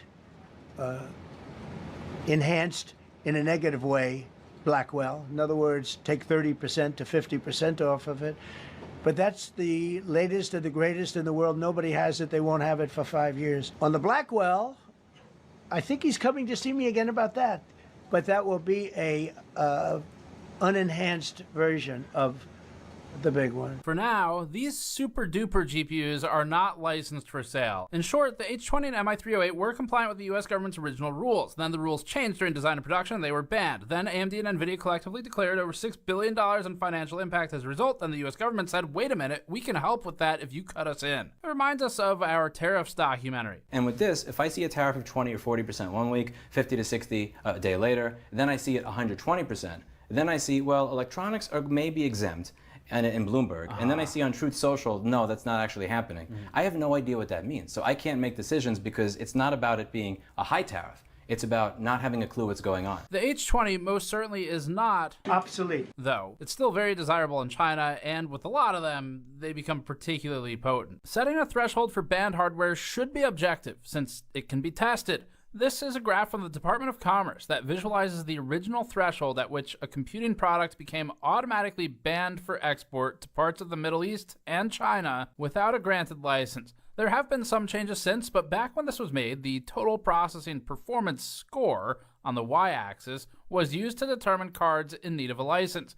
The government needed a metric to calculate against, so it created its own. Accelerators and video cards have a lot of metrics in their spec sheets, including memory capacity, which is critical and as simple as a pass-fail for certain AI and training use cases. They have hard numbers for memory bandwidth, GPU clock speed, GPU SM or CU count, TPCs, tensor cores, ROPs that are sometimes randomly missing on NVIDIA devices, teraflops, tops, petaflops, gigaflops, gigabits, power, and more. So then, banning a product could probably be based on some sort of benchmark rather than a random metric from a spec sheet. But the US government, illustrating what an absolute clusterfuck this situation was and now remains, decided to instead multiply one random metric from a spreadsheet against the bit length of the operation being executed. Flops, or floating point operations per second, and tops, or tera operations per second, are calculated by the company making the spec sheet and aren't a great measure of actual performance. These numbers are based on both marketing and whether we're talking about FP8, half precision floating point 16, single precision floating point 32, double precision FP64,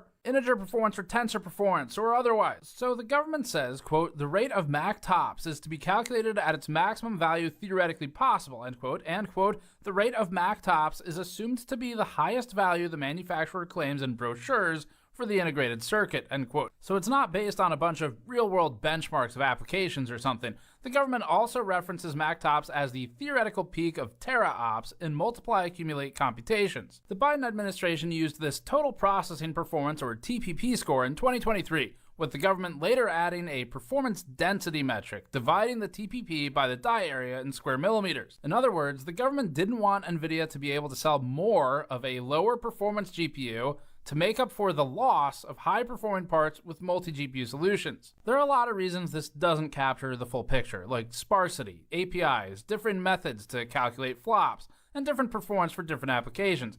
But the government needed a way to define a threshold, so this is what they made. The limit was a TPP score of 4,800, exceeded by even the RTX 4090 when calculated using tensor performance. Now, if this doesn't mean anything to you, that's okay, because it probably doesn't mean anything to people signing the laws either. Or maybe that's not okay, but you get the idea. Something like a higher memory capacity, lower flops performance GPU, or even series of GPUs like 30, 60, 12 gigabyte cards might be able to get the work done more effectively if it only needs memory. Memory wasn't factored into the TPP calculation. That was the point of the NVIDIA H20, but then the absurdity of the situation expanded, because the government introduced an opaque memory bandwidth requirement. Per the register, quote, unlike with previous export controls, the Commerce Department's Bureau of Industry and Security hasn't issued specific guidance on how much I/O or memory bandwidth is too much, end quote. But they did decide that there would be a limit. So to recap, it seems like across two administrations, the United States is creating formulas based upon numerical calculations, and then when NVIDIA and AMD tweak the numbers to fit within that box, it's retconning those rules in a guess and check process. We spoke to a lot of people in this piece, and it's multilingual, which made it complicated. In order of appearance today, the discussions come from Dr. Vinci Chao, senior lecturer in the Department of Economics at the Chinese University of Hong Kong, responsible for building his department's machine learning servers and sourcing the GPUs from middlemen suppliers. Dr. Zihao Fu, a research assistant professor at the Chinese University of Hong Kong and an affiliated lecturer at the University of Cambridge. Zihao specializes in both computer science and linguistics. Various retail workers at computer markets in Hong Kong to get a ground-level understanding. Joe, the creative director of product at video card manufacturer Yeston, who worked with us for a separate piece, not this one, but He showed us his factories and suppliers. So look at all that. We've included clips here as just assembling GPUs by hand. we relied on This is you could order a custom GPU with like 4 times the memory from these people if you wanted. those tours for an understanding of how GPUs are brought into China for assembly on PCBs. An anonymous seller who goes by the pseudonym of Silver, based in Shenzhen, Bao'an, and managing a warehouse in Hong Kong that receives and processes smuggled GPUs. Vincent, a resourceful fence who lives next to the warehousing and markets filled with GPUs and accelerators. He buys and sells these devices in Shenzhen, Huaqiangbei, and his job is to know people. In addition to Vincent's cousin, the Fixer's Fixer. If someone needs a component to fix a broken video card or to build a new one, they go to people like him to get integrated circuits. Mr. 5, a Bilibili hardware reviewer with a specialized focus on thermal solutions. Like us, Mr. 5 has had run-ins with NVIDIA that have ended in a soured relationship over disputes regarding independent reviews and editorial independence. Zhang Ge, a renowned Bilibili uploader, basically a YouTuber in China, who runs a That's why Gamers Nexus is like they've really got integrity. Like they don't and NVIDIA's can be like huge douchebags about when you benchmark their stuff. They want you to use a specific program and do these specific conditions. And these guys actually, Gamers Nexus actually does like real world testing and does it in a way that isn't controlled by NVIDIA to get the actual numbers. And NVIDIA hates them for it. a video card repair But that's why we love them. shop in Zhengzhou. In addition to repairs, he regularly gets large orders from customers asking him to build them custom, unofficial, higher VRAM capacity NVIDIA GPUs for large language model tasks. I want one. Companies in Singapore and Taiwan who act as intermediaries between NVIDIA, NVIDIA's partners, and companies in China. The Singaporean and Taiwanese companies are able to bring banned GPUs and servers into their own warehouses and resell them to Chinese companies, skirting export controls. We're unable to disclose their identities because there would be punishment from multiple governments and NVIDIA. The Plug, a US-based Chinese citizen who drives around the country buying hardware from American end users and resells it to companies in China and Hong Kong. And finally, a special thanks to our translator Raymond Wu of the Black Soda Agency in Taiwan. Here's the pipeline. If a GPU doesn't fall off the back of a truck in China after it was assembled, or if it isn't a QC defect that disappears from the scrap pile, it may instead have been moved by ants to get to China. Mayi Banjia is a linear pipeline. Each ant in the fire line serves a specific role. It'll help to name those roles to keep everything straight. Here's what we came up with. The source has access to GPUs. This could be as innocent as you unknowingly selling your card on Facebook Marketplace to the Plug. The Plug is responsible for acquiring from the original source and reselling the hardware to the China-based distributors. In between, there's a mule. Sometimes this is the Plug himself doing a trip home. We learned that overseas students also regularly return with what are feasibly defended as personal GPUs that they bought at Best Buy and then may get resold for markup and profit. In either case, the mule gets the GPU into the country either by shipping it without interception or by hand carrying it. Next is the middleman, receiving the GPUs and often interfacing with or managing the warehouses that store the cards. The middleman buys from multiple plugs, including factories that get rid of rejects with fixable or unimportant QC defects, then sells those devices to more localized distributors. That's when we get to the fence, who buys and sells GPUs between middlemen and warehouses to end users in China. Then we have who we're calling the fixer, except this time it's literal. The fixer is an optional step that may involve soldering and modifying a GPU to improve it beyond its original specification and make it more marketable for domestic AI uses. They might also just fix QC defects from factories. Finally, we have the user. This is self-explanatory. The user is the demand driver, and oftentimes, large enterprises want dozens or hundreds of GPUs or more, while smaller users, like the university, may just want individual units or small batches. With everyone's role named, Wait, how much? There's some A6000, A100, A180 gig, that's pretty valuable, so that's 75,000 renminbi. Damn. And so I found 180 gig, that's pretty valuable. You get 180 gig VRAM GPU? Oh my god. So that's 75. Hi, whoa. How you doing? Hey, nice meeting you. Good to meet you. This is Tannen. Hi. Nice to meet you, sir. Right, so we have several options. Okay. You can set up shop here. It's a construction site here right now. Yeah. So we are renovating. An interesting anecdote is that Dr. Vinci Chao actually went to school with someone important at NVIDIA today, the Vice President of Applied Deep Learning Research. I was actually in Berkeley at the same time as my Brian Catanzaro. Oh, cool. We're working buddies. That's cool. Yeah, I know him. Right. Wow. We won't be able to do much talking in here because of the noise. Yeah. So, these are legally obtained. These are legally obtained. We got it actually very interesting because we got these, I think, right before the ban. No, right before ChatGPT was released. Okay. Around ChatGPT. So several years ago. Yes, and we got them quite cheap. One of them is actually modified from SXM version. Before everything, GPU becomes such a scarce resource. Yeah. There was a period of time, I think right after crypto crash, that GPU was actually quite cheap. Even A100 was actually quite cheap. We were able to get these for like less than $10,000 US. Right. And then ChatGPT came out and everything like it went crazy. Yeah. Even now, like if you go on like AliExpress, like you still see a lot of 2080 Ti, like 2080 Ti being modified. So for teaching, we use a 3060 because without modification in the Ampere generation, it has the highest memory capacity. Right. Right. But it's all gone. Like clearly there's demand. It probably makes sense for us to get the mics on. Because of the way we shot this, you get to see something you don't normally get to see in our stories, which is all of the conversation leading up to formally filming. Sometimes there's more interesting information when we're just spitballing. Like, I guess even universities have become more secretive, right? In the past, universities are very open, right, in terms of what we're doing, what we are capable of. These days, I think there are second thoughts. Some researchers might not want to be being so open. Yeah, the collateral damage is an interesting right, and topic. On the other hand, it's interesting because it's the export ban, right?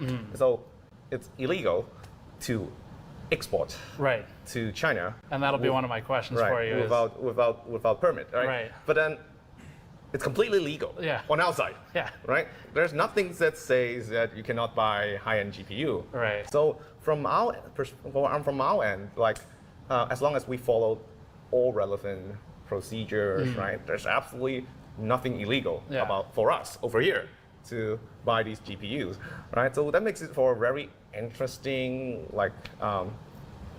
environment. Yeah.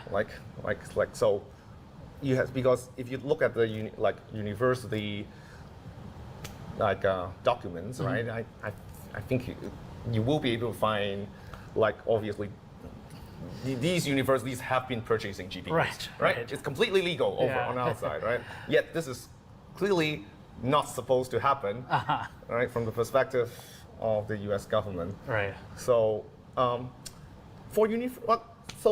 guess for universities, once again, it depends a lot on how committed, a particular researcher or particular unit is when it comes to acquiring GPUs, right?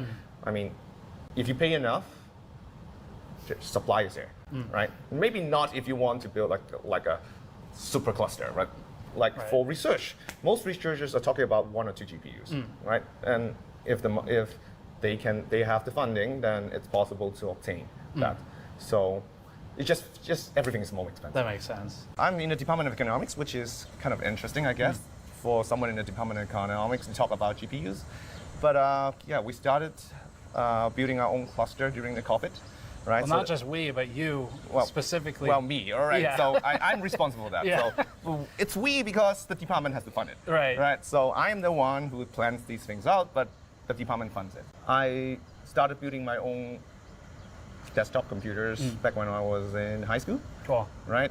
Hong Kong is a small place, right? I guess we'll visit that later on. But in Hong Kong, you can actually physically visit computer malls where you can just pick whatever parts you want. And then during COVID, then we had this idea. Then we probably have to try to provide remote access. I'm just about done with my data entry for my friend, my roommate. They got the 32 gigs there. That's not bad. DDR7. Oh my gosh, look at that. access to computing power. The first GPUs we have was 1080 that we obtained from the computer malls. $500 US each. Back then I was thinking like, that's so expensive, $500 for a GPU. If you were to ask like one of the local supplier, how much, let's say H200 is going to cost. It's going to be about 30K. US. 30K US. There's a big premium for data center GPUs, right? So even if you obtain like an aging A100, that's still going to be almost 20K US. Is anything from Blackwell over here yet? No. Not yet? Not yet, not yet. It's illegal for a company like NVIDIA to sell them into China. Right. But not for anybody here to buy them. Yes. I messaged some sellers on Alibaba. Right. And one of them sent me this price sheet. Ooh. Tell me, what do you make this? Do you have any H200s in your servers? Well, we want some. Okay. We want some. I can connect you to the supplier. We want some, right? We want. So what like they, that? After tax, they want $213,000. What is that in US? Let's see. So that is $29,700 US. Yeah, that's about. I think the right. I don't know what MSRP is, or if they even have one. I think, but first of all, it's not like there are a lot of companies, even in the States, that would just like put out an MSRP and they just buy it online or something like that, right? Right. But I think for the few companies that actually like list a price, I think it's actually the premium is, as I said, it's surprisingly low. Right. It's almost as much. It's just about the same as the MSRP, as far as I can tell. Do you know how these companies, like the suppliers, get the GPUs? Any idea? Because I've read a lot, right? Like I've read that I came across a Chinese phrase in one of the Baidu searches I did, and I think it was like "mai banjia" or something. And the idea, if I understood it correctly, was that a bunch of people kind of move one GPU. Right. So these GPUs are almost certainly moved one at a time, right? So it's very hard to get like a full HGX system, right? These days, most of the vendors would recommend getting the PCIe versions of the GPUs because it's so difficult to smuggle in a full HGX system, right? Okay. Yeah. Now, if you want an HGX system, for example, the companies that have ways of obtaining them would recommend that they be installed in a different country. Okay. Right. So basically, you can like acquire HGX and then have it installed in like Southeast Asia. Okay. Right? So meaning it would actually physically locate it somewhere else, and then you remote into it. Right. Okay. That's what they would recommend if you want that. If you actually want it on premise, right? If you want it here, then almost every one of them would recommend that you just get the PCIe version. Okay. So that probably just because it's easier. It's easier. When you put in an order to buy something, is it already guaranteed here at that point, or do they have to get it? Depends. Okay. Some companies have limited stock.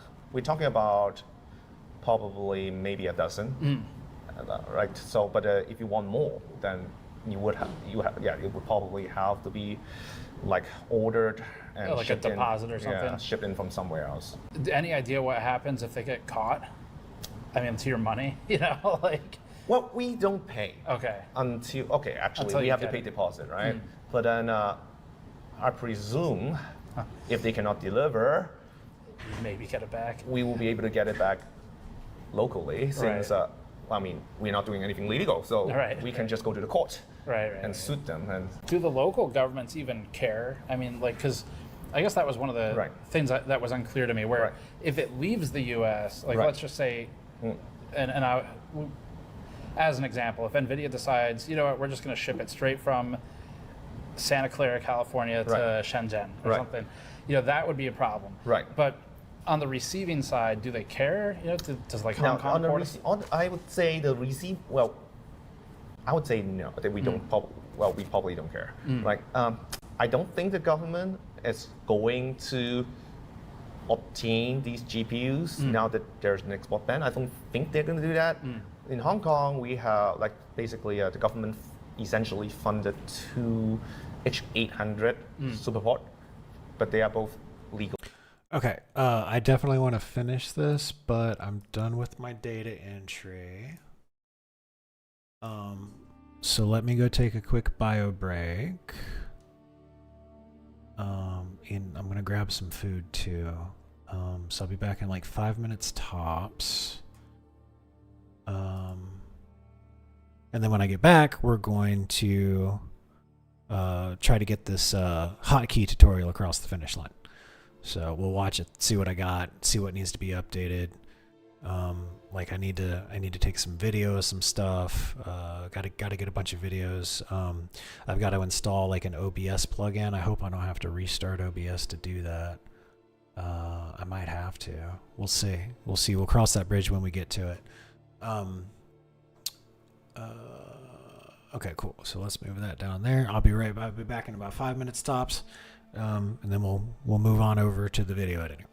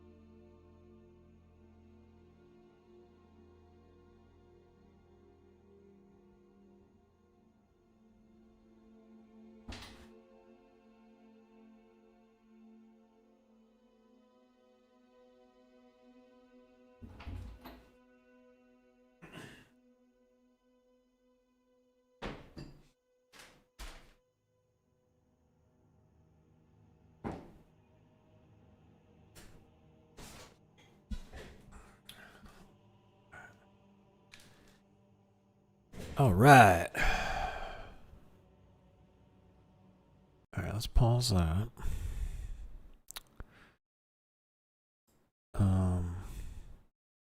Actually, no, we can leave that on because I still need to add music.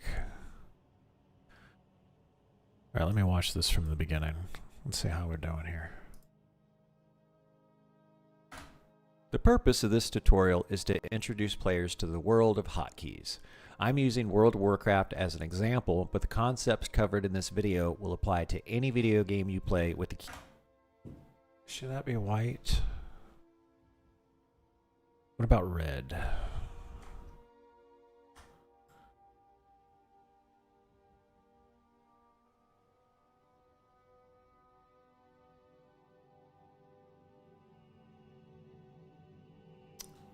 Yeah, what if we do red?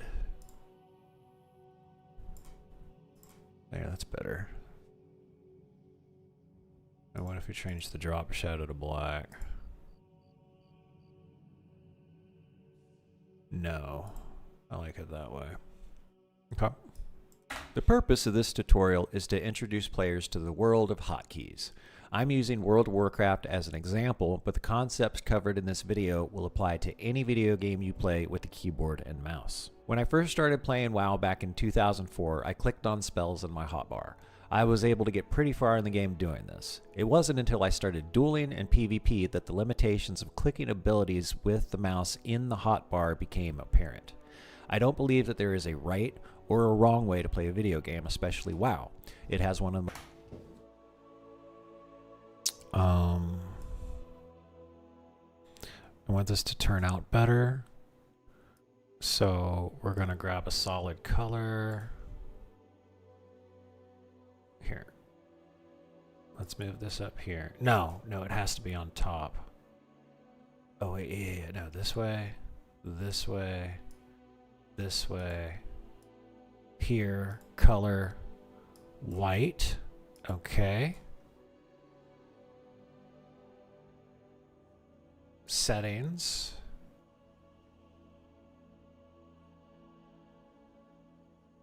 Opacity, there we go. We're gonna do that. 50% seems good, and now we're gonna crop it.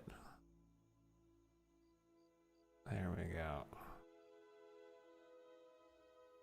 Crop it. Crop it. Crop it. There we go. Okay.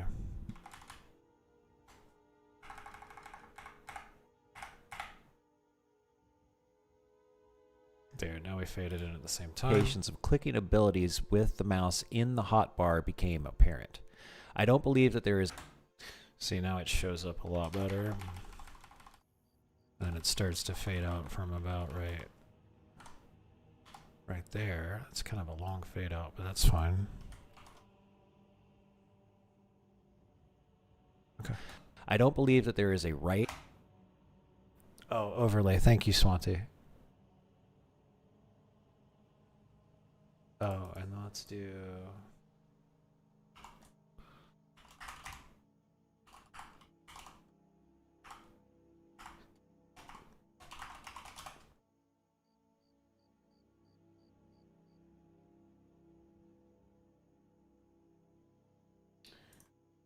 Actually, let's see.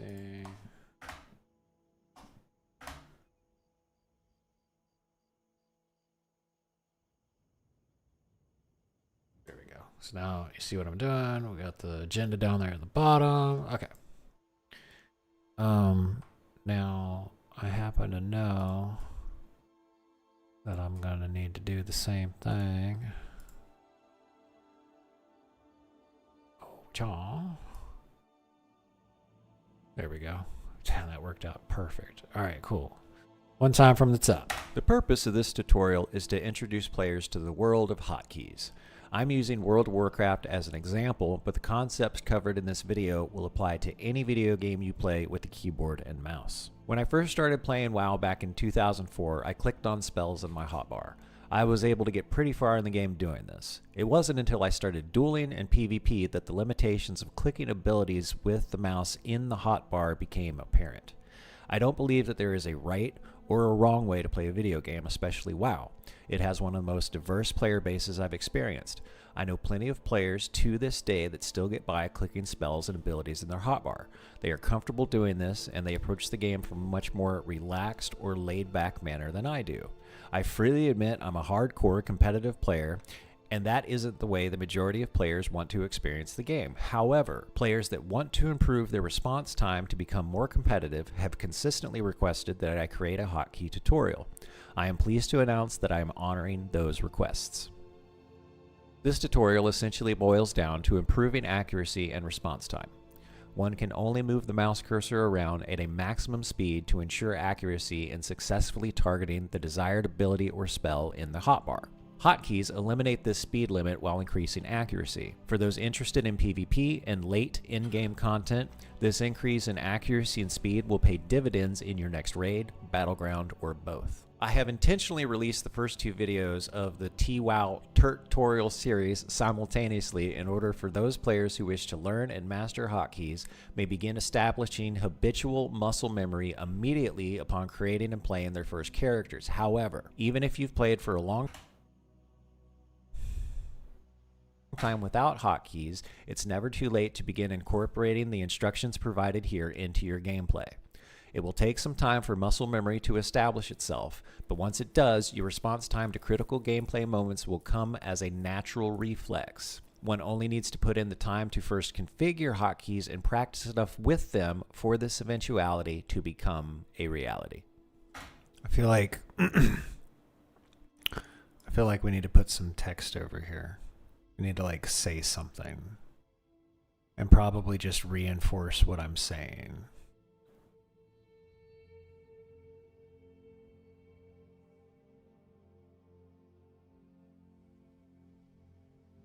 Let me listen to it again, or both. I have intentionally released the first 2 videos of the WoW tutorial series simultaneously in order for those players who wish to learn and master hotkeys may begin establishing habitual muscle memory immediately upon creating and playing their first characters. However, even if you've played for a long time without hotkeys, it's never too late to begin incorporating the instructions provided here into your gameplay.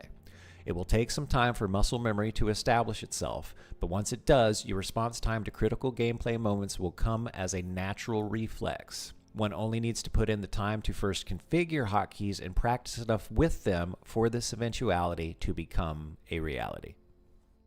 Before we begin, it's worth noting that your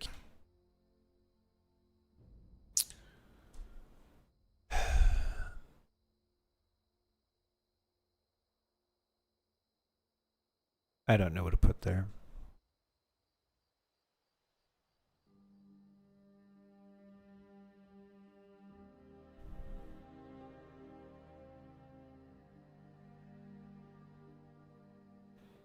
Next raid, battleground, or both.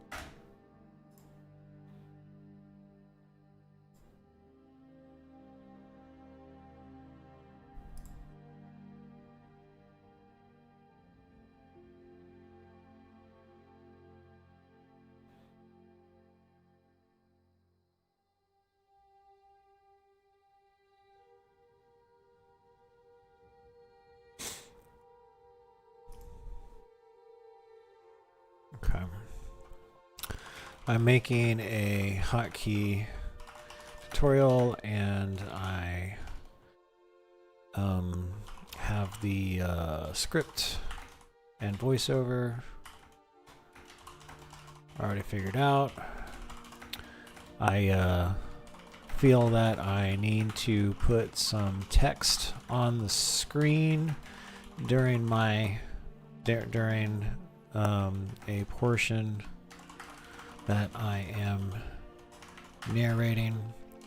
Let me give you the part of the script, and I want you to suggest what text needs to go on the screen to keep things from becoming stagnant visually. Maybe something talking about muscle memory or the definition of muscle memory, but that's just my idea. What are yours?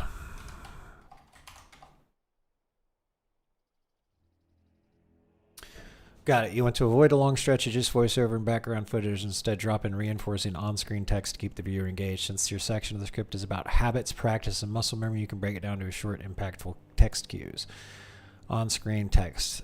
Start building good habits early. Emphasize why you release 2 videos at once. When you mention beginners versus veterans, it's never too late to learn hotkeys. When you mention muscle memory equals training your reflexes. When you emphasize practice, consistency, reflex, faster response time. Configure, practice, master. Okay.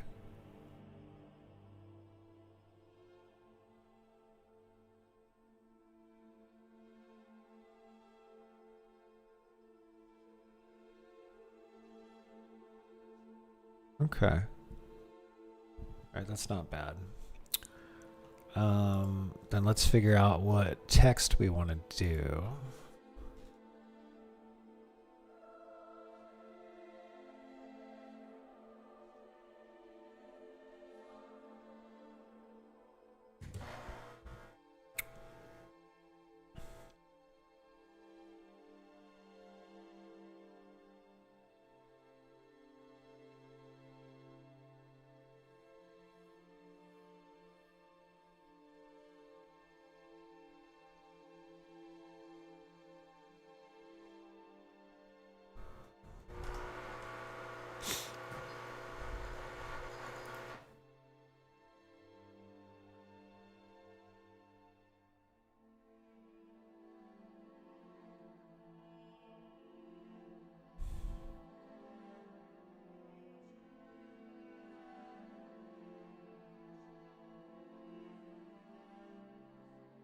Oh, that's not bad.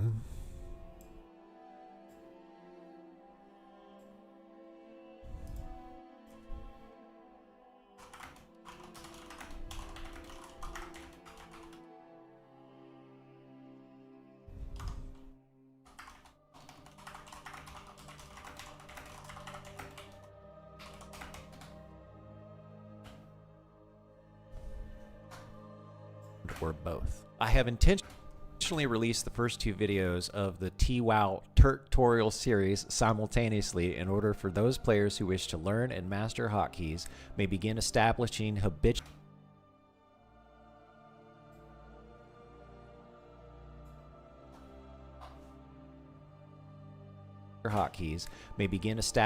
habitual muscle memory immediately upon creating and playing their first characters. However, even if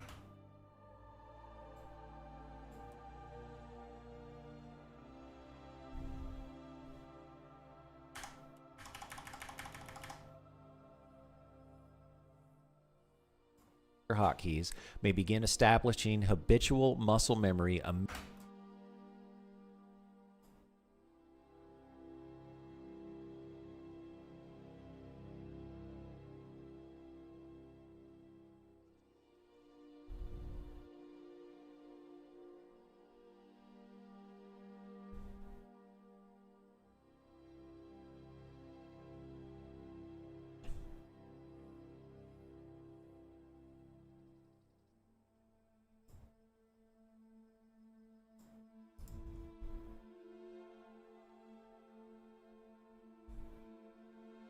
I don't like it.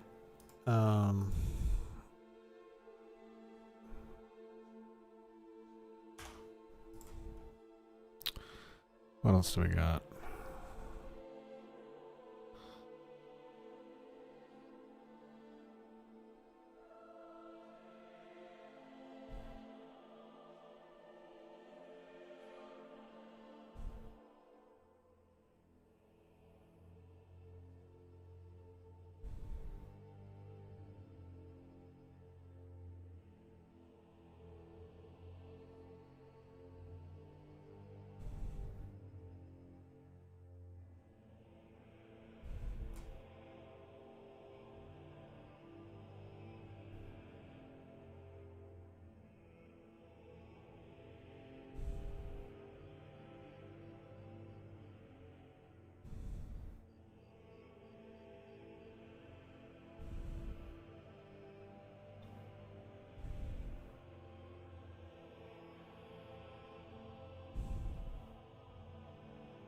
I think we're going to do this one.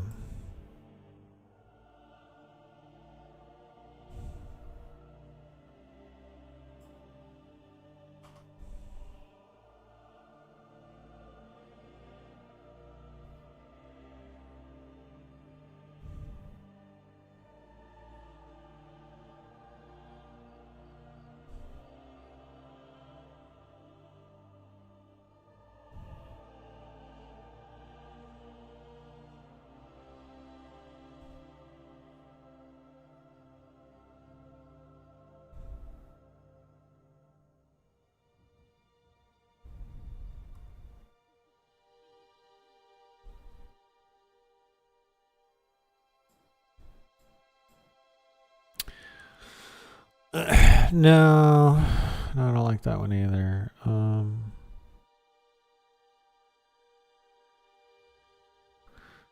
It's a phrase, so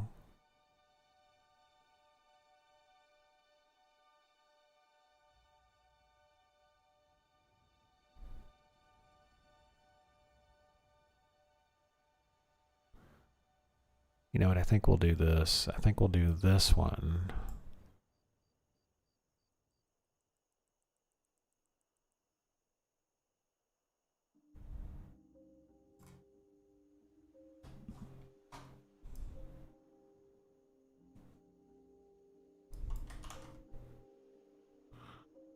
Okay. Let's move this one up here. This is nice and legible. Is there anything else? Maybe that one?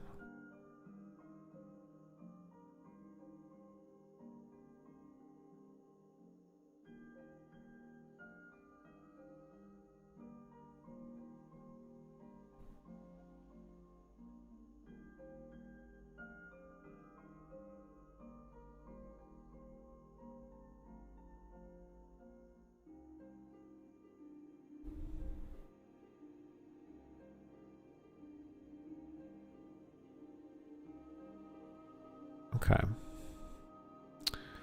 And then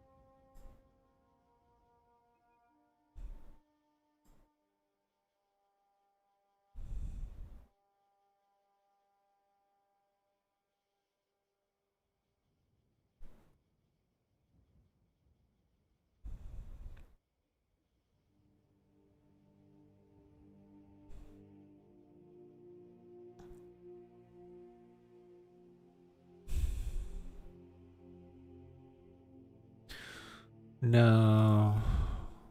Maybe? Maybe? Actually, yeah, that's better. I like that. That's a nice off blue color. I think white's a little boring. This fits in. It's got a good tone to it. Okay.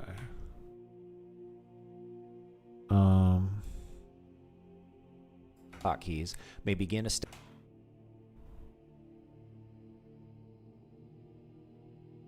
establishing habitual muscle memory immediately upon creating and playing their first characters. However, even if you've played... Okay, there we go. Learn and master hotkeys may begin establishing habitual muscle memory immediately upon creating and playing their first characters. However, even if you've played for a long time with... Okay. Let's do never too late to learn hotkeys.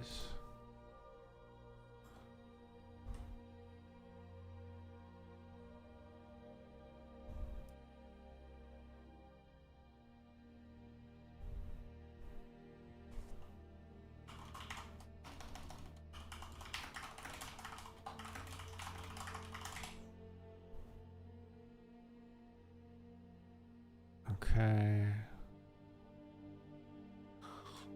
Let's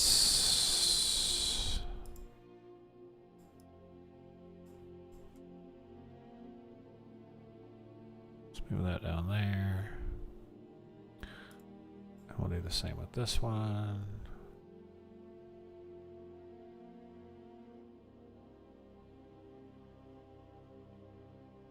There we Go. Hotkeys may begin establishing habitual muscle memory immediately upon creating and playing their first characters. However, even if you've played for a long time without hotkeys, it's never too late to begin incorporating the instructions provided here into your gameplay. So far, so good. I think we need to switch up the effect to something different, because we've got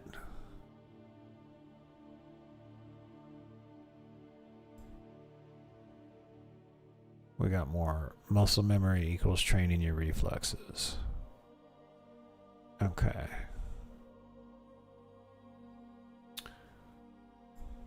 All right, what are we gonna do? Titles.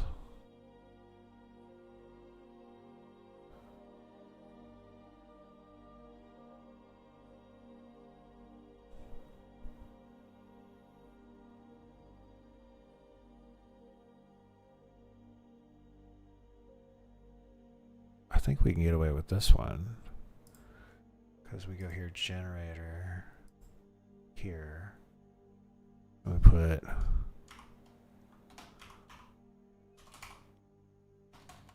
muscle memory,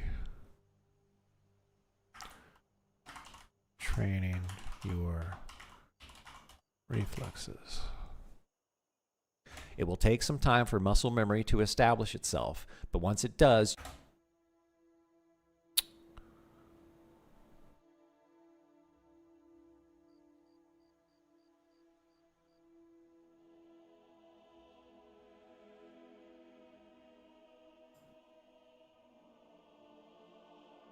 I feel like I want this one over here.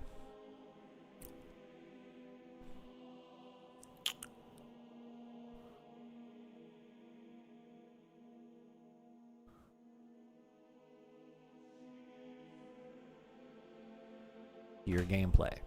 It will take some time for muscle memory to establish itself, but once it does, your response time to critical gameplay moments will come as a natural reflex. Let me see.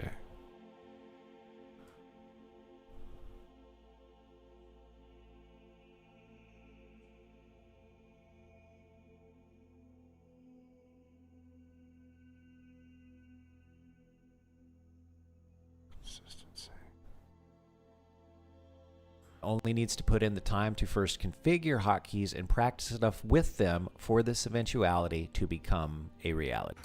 All right, now hold on.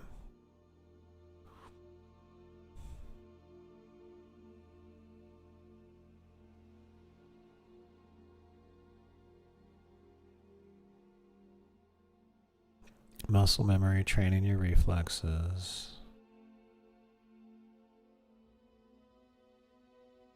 Okay. It will take some time for muscle memory to establish itself, but once it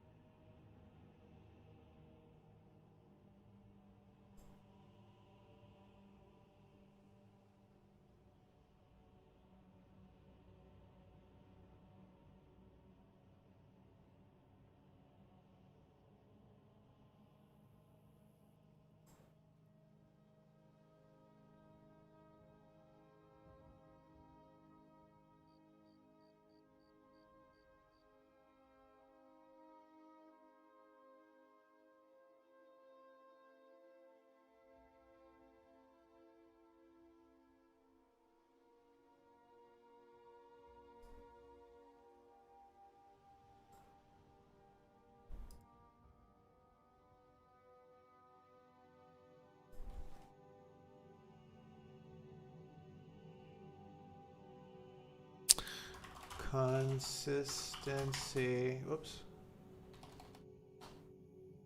Consistency.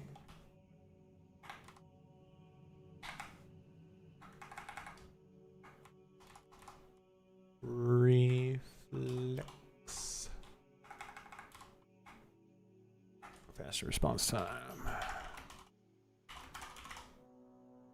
All right, how's that look?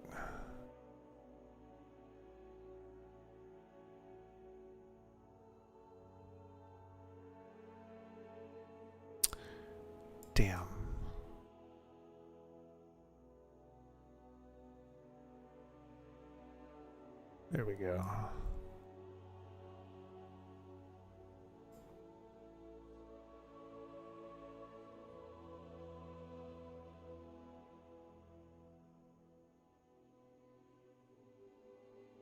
Damn.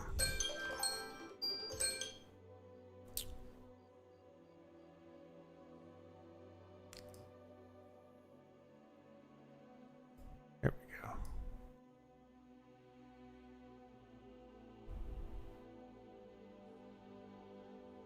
go. Okay.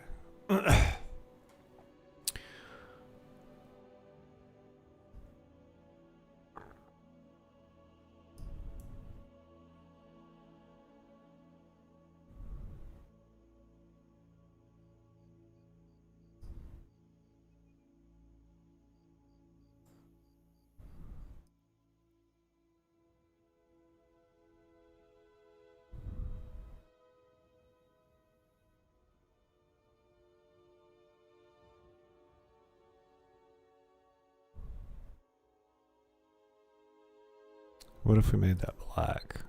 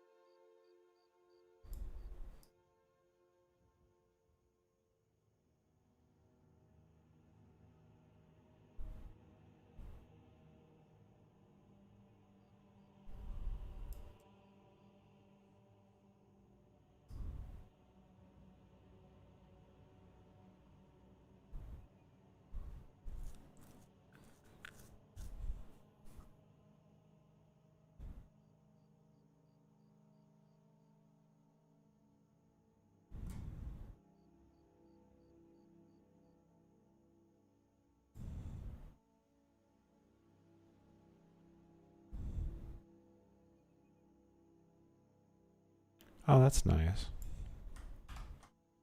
I think we go this way though because the arrow keys.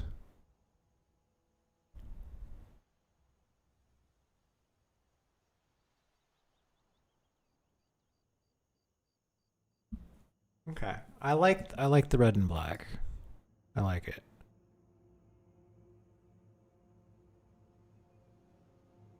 Now,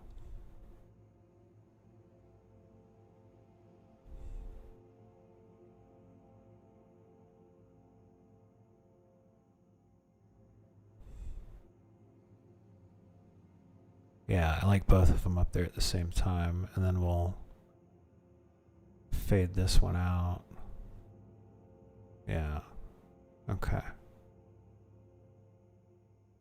All right, let me watch it now.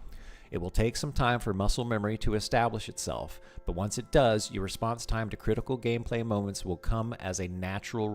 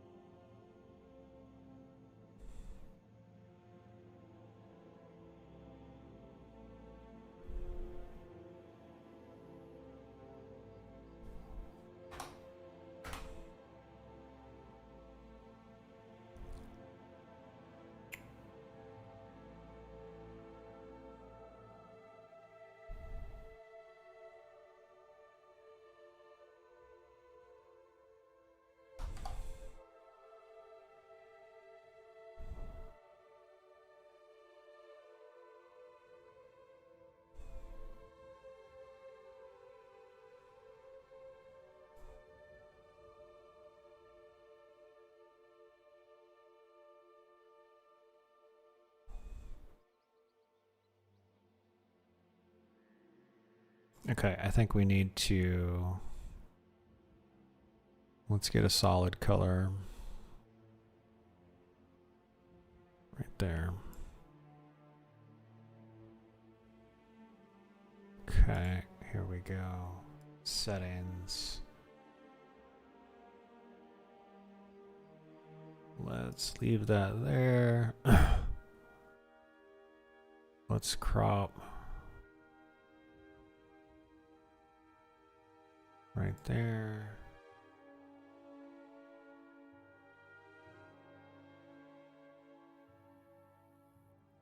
Let's crop the top. Or maybe we even do that. No.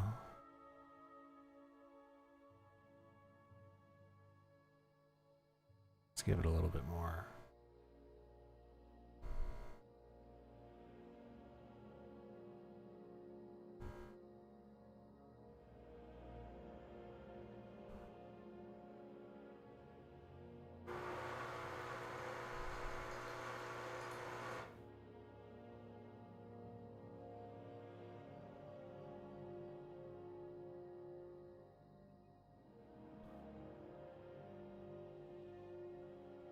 There, that shows up really well. And you still got some opacity there. All right.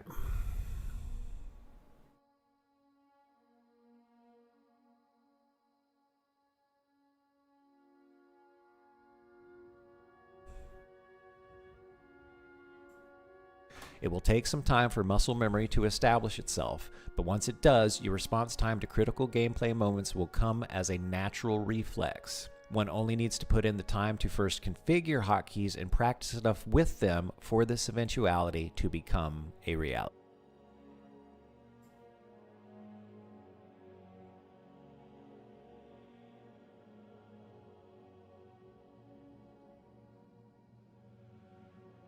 Yeah, I want to do this part big. So before we begin, it's worth... Okay, so let's do... It will take some time for muscle memory to establish itself, but once it does, your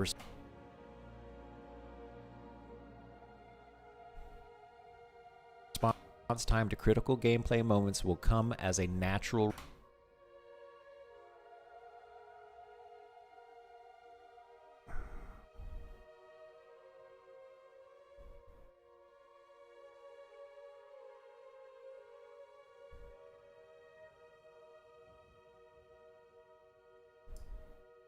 reflex. One.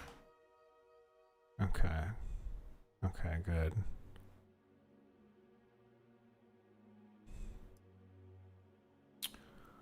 Can we make this bigger?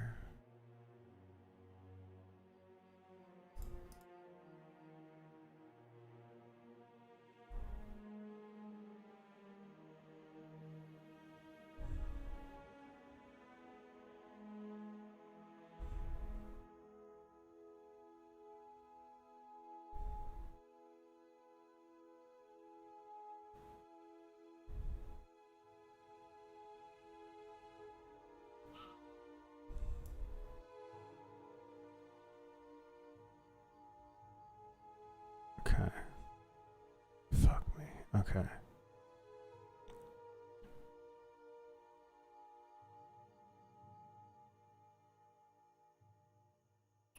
Okay, now I want something nice, big, and bold with just the 3 words.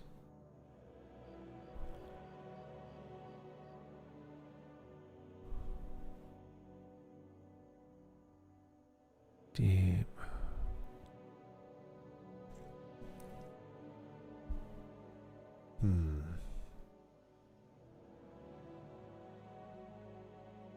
Okay, I gotta eat something. I gotta eat my food. It's right over here.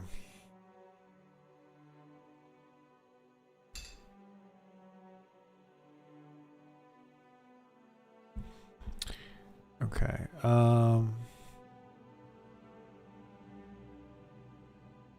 Maybe we do that. So there's 3 words. Configure, practice, master. Yeah, I like that.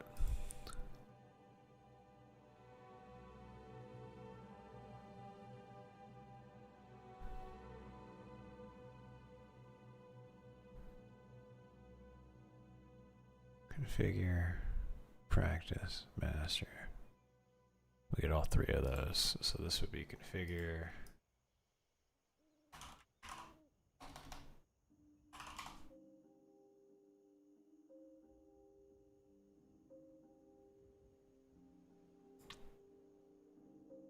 Configure, practice.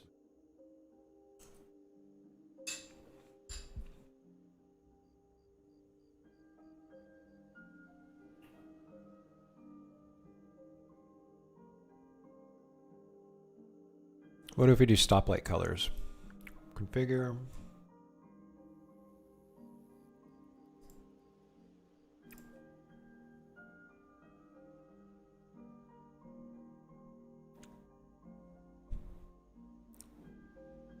Okay, copy. Paste.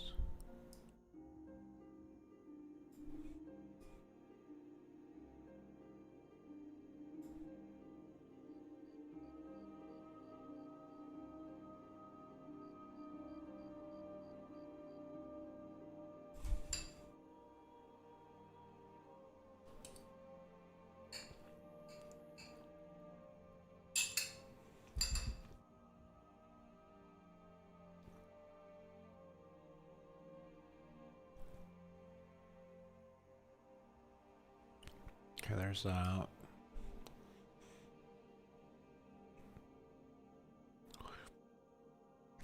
There we go. Oh, practice. We do it in yellow. Okay. We're gonna copy that one.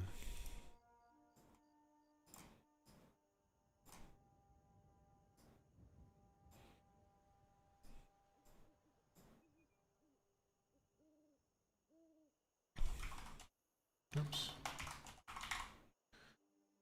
Master. That one in a light green. Okay.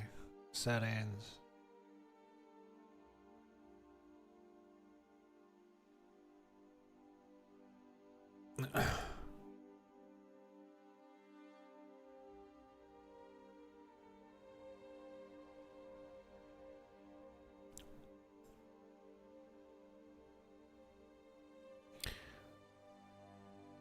Oh, I could do like a, oh yeah, let me do like a layered effect. I'm gonna make it a lot bigger.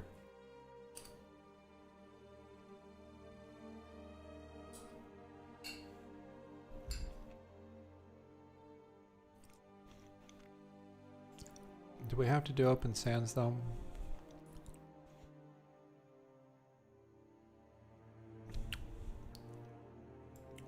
I like that one.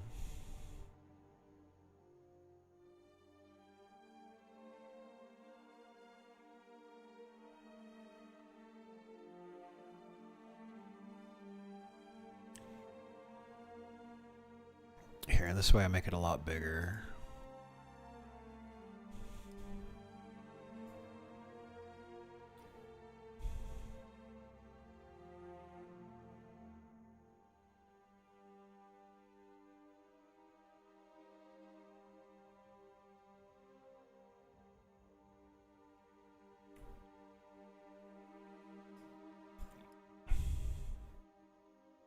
So it'd be configure.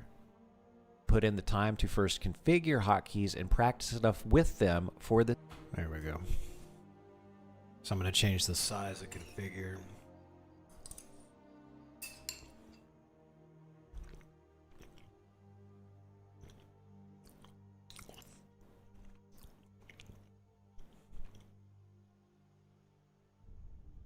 Settings. Oh, wait a second here. What did we change it to? Old Republic. So let's click here. Old Republic. Okay, that one's Old Republic. This one needs to be Old Republic. There we go.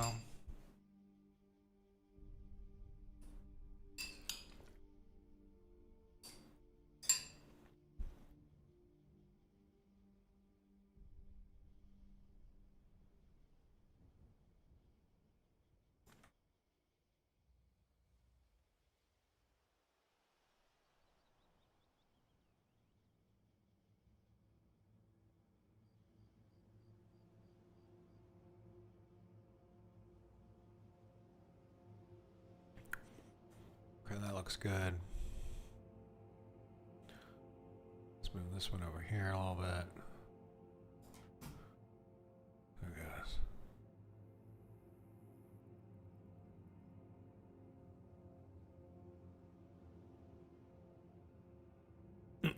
think we're a little too far off. Here, I think we need to be over. There we go.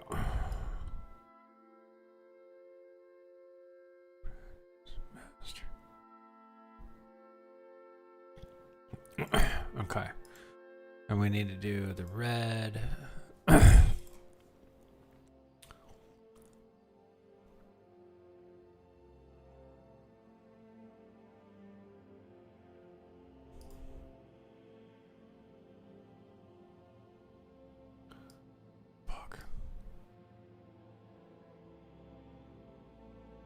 Okay, let's see how that looks.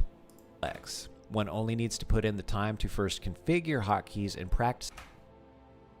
That needs to fade out.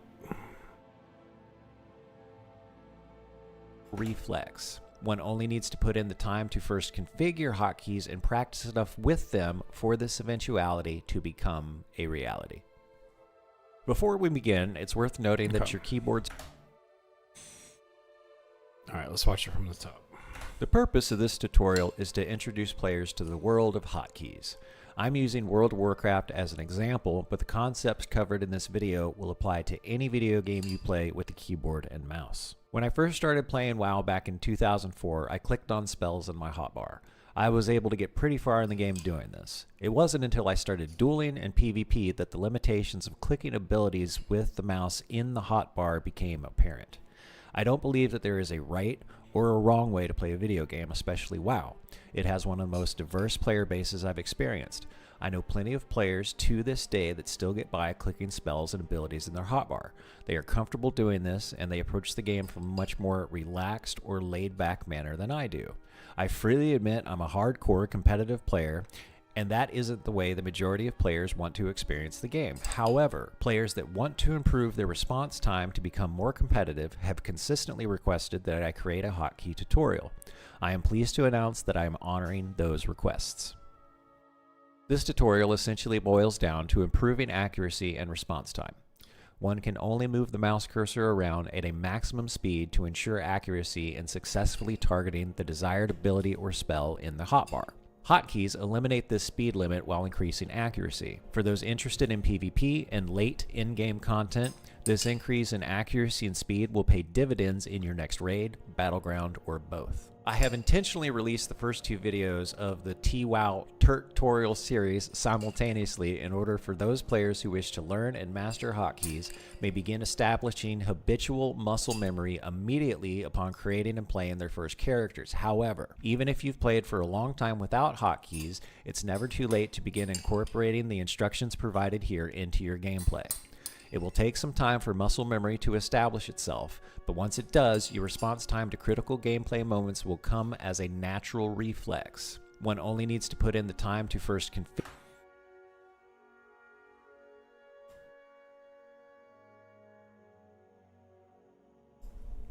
gameplay. It will take some time for muscle memory to establish itself, but once it does, your response time to critical gameplay moments will come as a natural reflex. One only needs to put in the time to first configure hotkeys and practice enough with them for this eventuality to become a reality. Before we begin, it's worth noting that your keyboard's hardware can affect how many... Okay.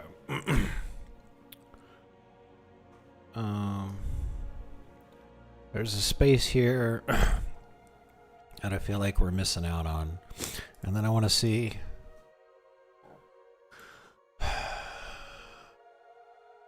What happens if we up the softness? There it is. There we go.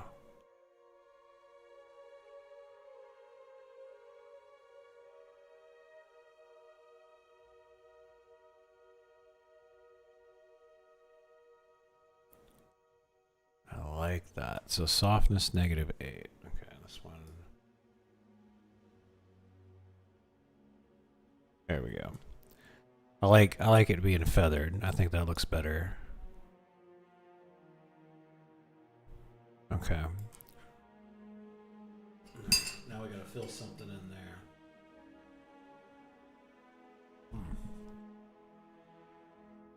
and late in-game content, this increase in accuracy and speed will pay dividends in your next raid, battleground, or both. I have intentionally released the first 2 videos of the WoW tutorial series simultaneously in order for those players who wish to learn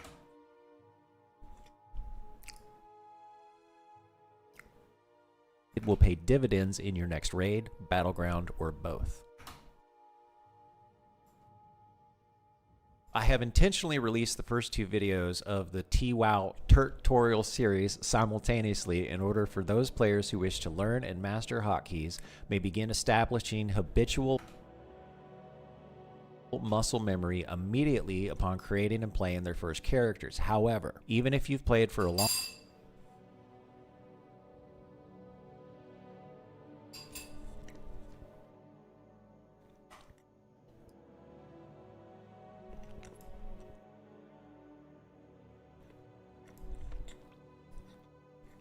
raid, battleground, or both. I have intentionally released the first 2 videos of the WoW tutorial series simultaneously in order for those players who wish to learn and master hotkeys may begin establishing habitual muscle memory immediately upon creating and playing their first characters. However, even if you've played for a long time without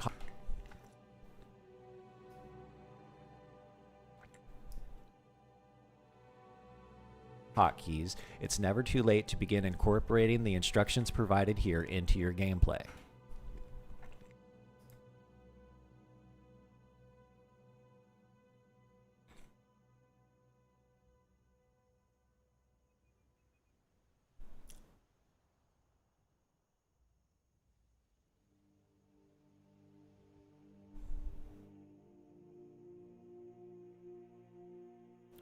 Both. I have intentionally released the first 2 videos of the WoW tutorial series simultaneously in order for those players who wish to learn and master hotkeys may begin establishing habitual muscle memory immediately upon creating and playing their first characters. However, even if you've played for a long time without hotkeys, it's never too late to begin incorporating the instructions provided here into your gameplay. It will take some time for muscle memory to establish itself, but once it does, your response time to critical gameplay moments will come as a natural reflex. One only needs to put in the time to first configure hotkeys and practice enough with them for this eventuality to become a reality. Before that's a lot better. Before we begin, it's worth noting that your keyboard's hardware can affect how many keys you can press at once without missed inputs. Keyboards generally come in 2 main types, mechanical and membrane. Mechanical keyboards use individual switches under each key.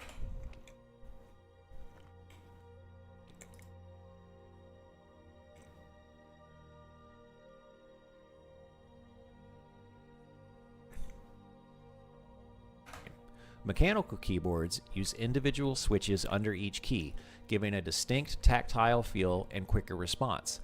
They often support full in-key rollover, meaning every key pressed is registered, no matter how many you press simultaneously. Membrane keyboards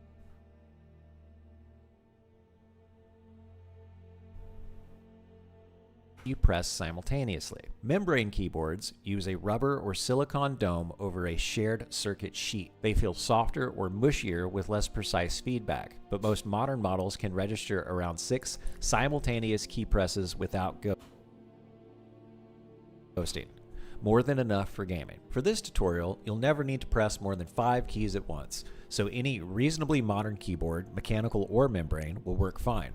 If your keyboard or laptop is over 10 years old, you might encounter limitations, so it's worth keeping that in mind before continuing. Gamers, writers, and IT workers spend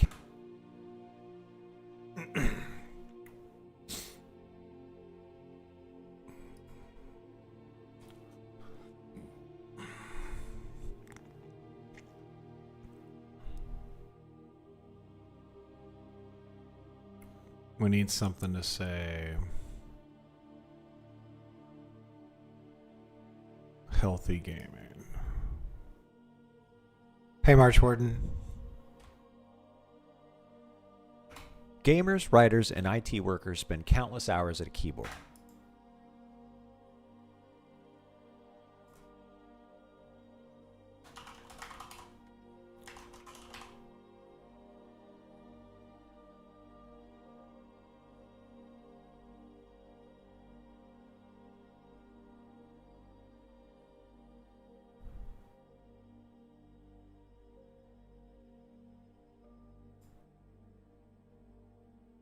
purple, green,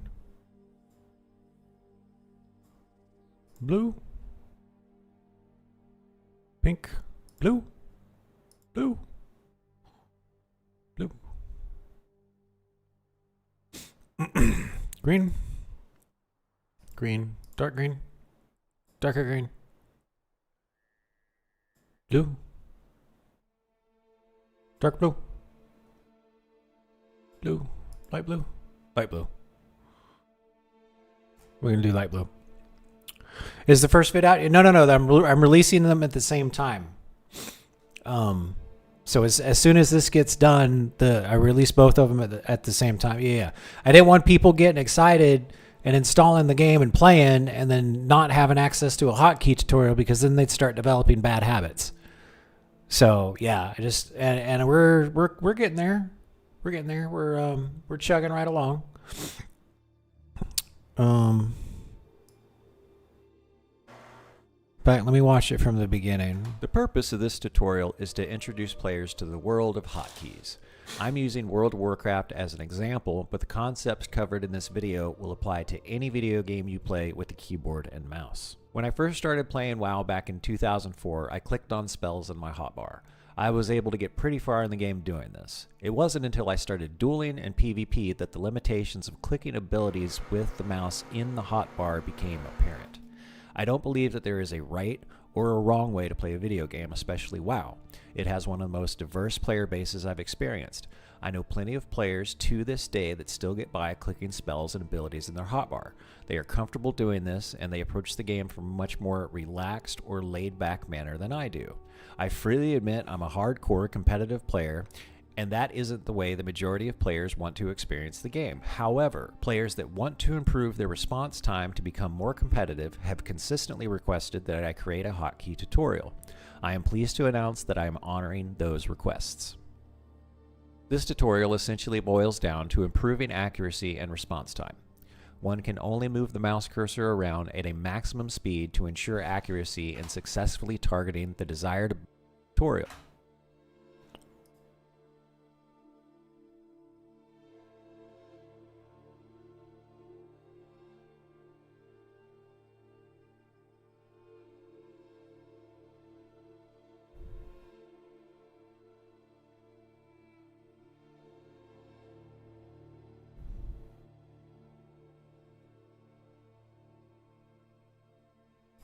When I first started playing WoW back in 2004, I clicked on spells in my hotbar. I was able to get pretty far in the game doing this. It wasn't until I started dueling and PvP that the limitations of clicking abilities with the mouse in the hotbar became apparent. I don't believe that there is a right or a wrong way to play a video game, especially WoW. It has one of the most diverse player bases I've experienced. I know plenty of players to this day that still get by clicking spells and abilities in their hotbar. They are comfortable doing this, and they approach the game from a much more relaxed or laid-back manner than I do. I freely admit I'm a hardcore competitive player, and that isn't the way the majority of players want to experience the game. However, players that want to improve their response time to become more competitive have consistently requested that I create a hotkey tutorial. I am pleased to announce that I am honoring those requests. This tutorial essentially boils down to improving accuracy and response time. One can only move the mouse cursor around at a maximum speed to ensure accuracy in successfully targeting the desired ability or spell in the hotbar.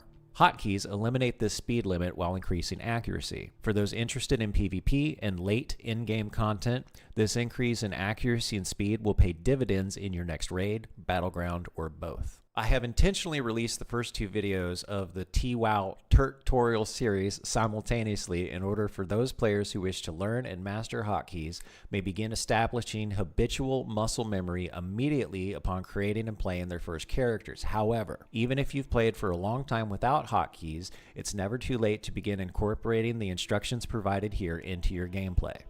It will take some time for muscle memory to establish itself, but once it does, your response time to critical gameplay moments will come as a natural reflex. One only needs to put in the time to first configure hotkeys and practice enough with them for this eventuality to become a reality. Before we begin, it's worth noting that your keyboard's hardware can affect how many keys you can press at once without missed inputs. Keyboards generally come in two main types: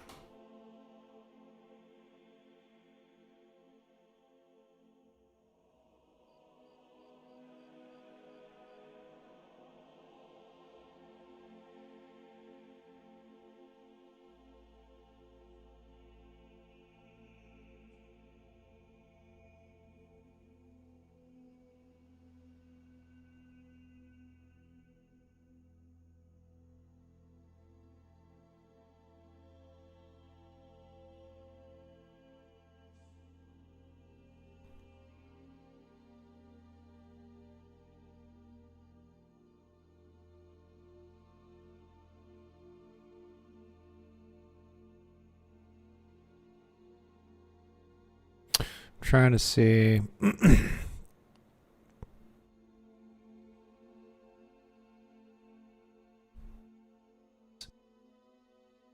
Mechanical.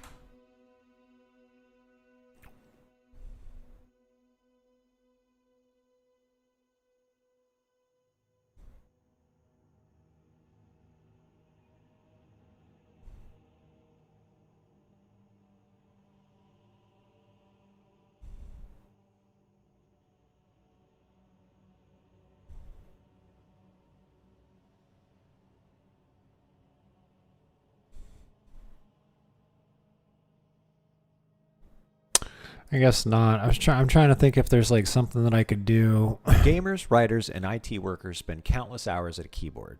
And while that's great for productivity, I think what I'm gonna do is I'm gonna copy this one. And then before we begin,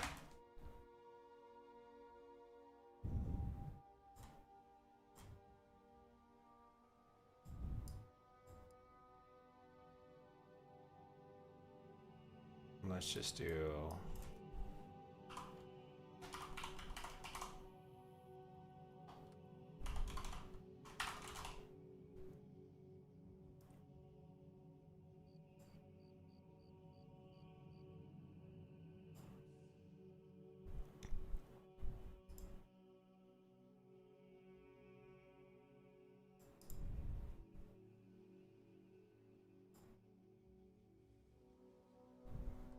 There we go.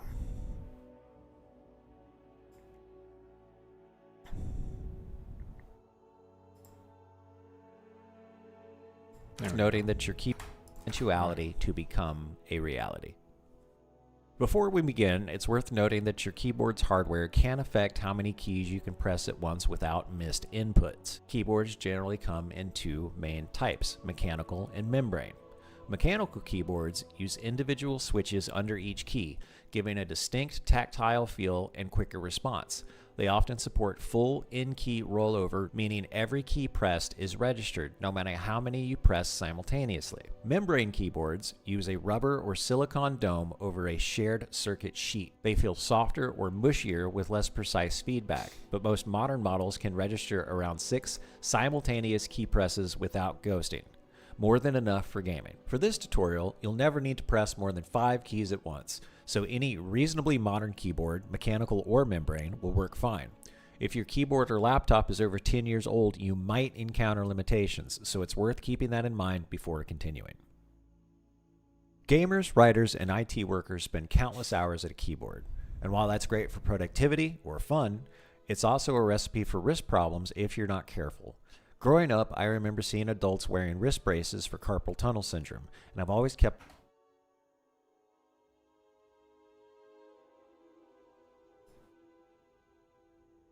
that image in mind. Carpal tunnel syndrome happens when the median nerve in your wrist gets compromised, often from repetitive movements like typing. The result? Numbness, tingling, weak. Let's see if we can. We're here. And we're here, and we're on this one. And we'll click there.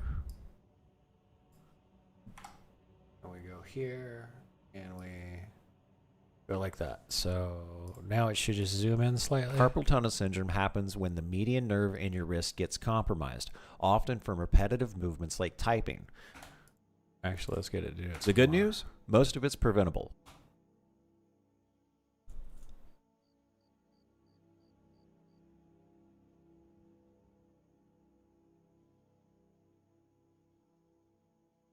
There we go. Carpal tunnel syndrome happens when the median nerve in your wrist gets compromised, often from repetitive movements like typing. The result? Numbness, tingling, weakness, and pain that can make even basic tasks miserable. The good news? Most of it's preventable. For me, that means okay, so video of me sitting down at my desk. Using both keyboard and mouse wrist rests, paying close attention to desk height, and keeping my posture aligned. especially since I'm a bigger guy who spends long hours working in gaming. Your setup might be different, so find what works for you. If you've never been taught proper typing posture, take the time to look up a guide or watch a quick tutorial online. A few small adjustments today could save you from a lot of pain later. My goal is for you to enjoy gaming without sacrificing your long-term health. Tactile markers. If you haven't taken a typing class, you may have wondered what those little bumps are over the F and J keys. These are tactile markers to help you ensure that your hands are in the right spots over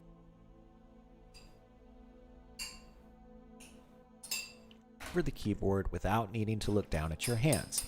Take a look at the keyboard you're in front of right now and notice what they look like on your keyboard. On both my laptop and my desktop keyboard, both the F and J keys have this little raised line towards the bottom of those keys. You'll also notice how no other keys have these tactile markers. Home row.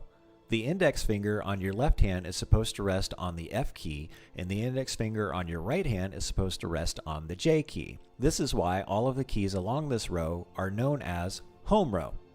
Key assignment by hand. From the home row, the available keys are divided for each hand.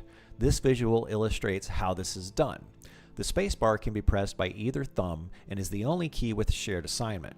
Every vertical column of keys are for your individual fingers, with 2 vertical columns in the middle for each index finger.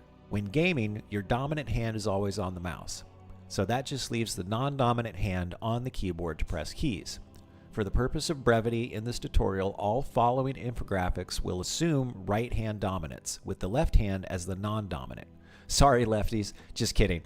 It should be easy to extrapolate the inverse of these infographics. WASD's movement keys. Since the mid-90s, WASDs have been the movement keys for virtually all 3D games, especially first-person shooters. I realize that not everyone has played FPSs, but if you have, these keys will certainly feel natural. A little later in this tutorial, we will cover movement with WASD in World of Warcraft in detail. In all following infographics, WASDs will remain shaded in red because they are reserved for your movement and thus considered movement keys and not hotkeys. Available hotkeys with large hands. If you're like me and have super big hands, you have a few advantages and a few disadvantages. For advantages, you can easily reach the function keys as additional hotkeys. You are also really good at opening jars, and you may even be able to palm a basketball. For disadvantages, us big hand people need help digging out a small screw from a computer case or reaching into a small or narrow place to do something. For the rest of this tutorial, the infographics will assume one has average sized hands, but for those of us that have trouble finding gloves that fit, know that you have a few extra buttons there for hotkeys along that function row. Available hotkeys. These are your standard unmodified hotkey options, which gives us 18 in total.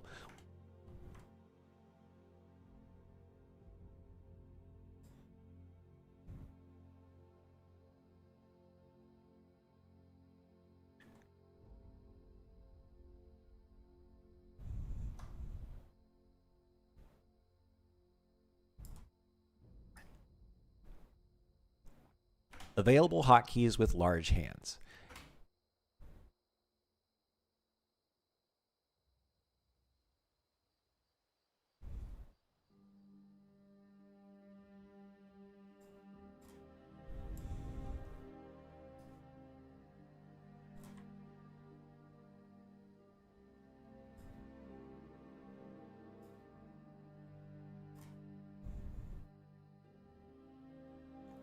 A small or narrow place to do something. For the rest of this tutorial, the infographics will assume one has average sized hands, but for those of us that have trouble finding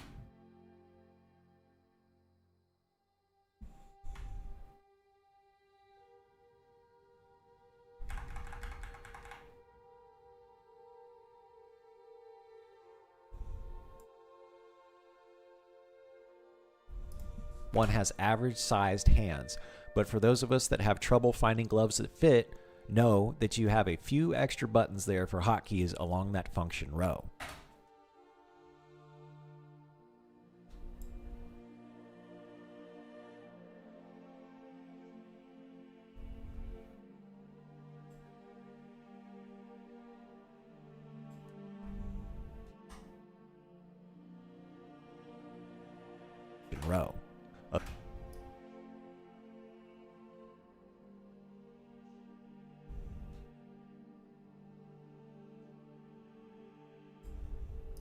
along that function row. Available along that function row. Available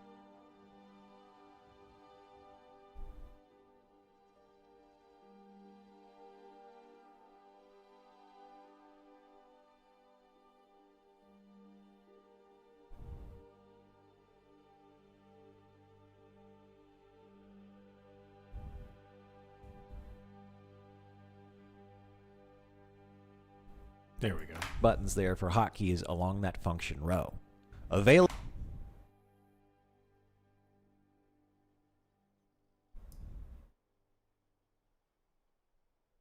keys along that function row.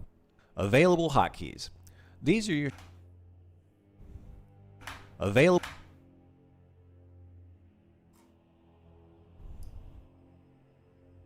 hotkeys. These are your standard unmodified hotkey options, which gives us 18 in total. We'll get into modifiers in a minute, but you can easily see what your options are with your hand resting over the WASD movement keys. It shouldn't be much of a stretch at all to easily hit all of the highlighted keys around the WASD area. Hotkey modifiers.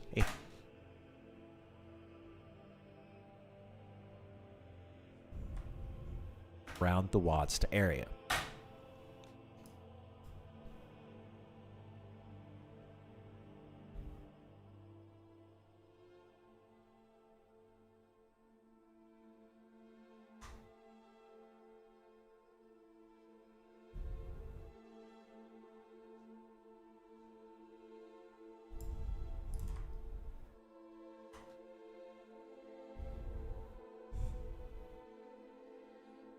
It shouldn't be much of a stretch at all to easily hit all of the highlighted keys around the.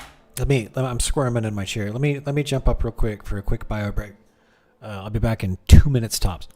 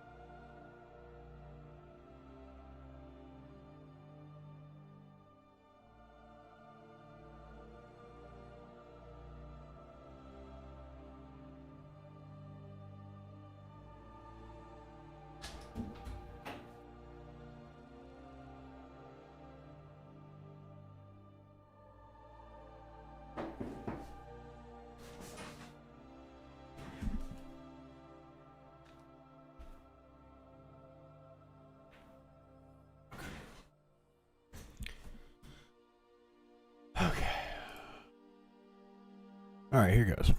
Keys around the WASD area. Hotkey modifier. Area. Hot.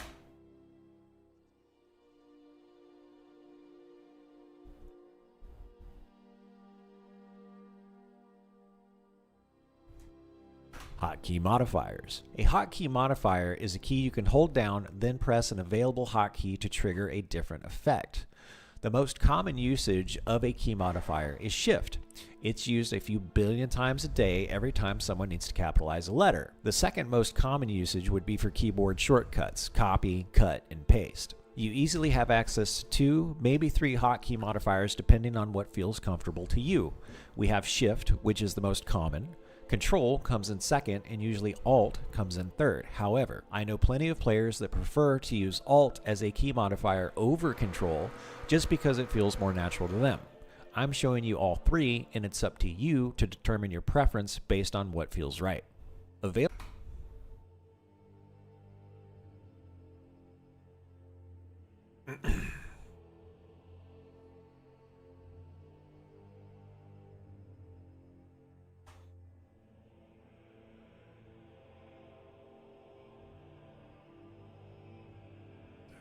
Oh.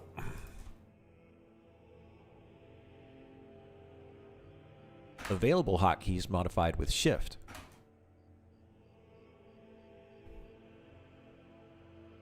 Available hotkeys modified with Shift. By using Shift as a hotkey modifier, we go from 18 available hotkeys to 36. All you have to do is hold down Shift and hit the hotkey, then boom, new ability. Available hot.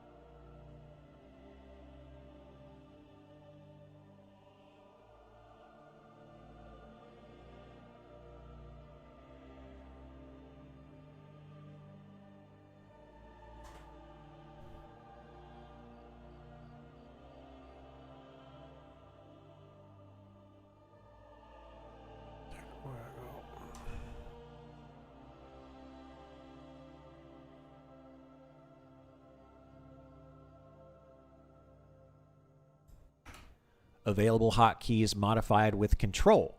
Further expanding with key modifiers, when we use Control as the key modifier, we jump up to 54 available hotkeys. Available hotkey.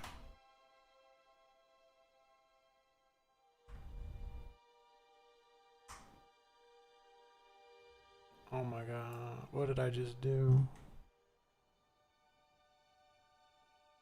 Oh.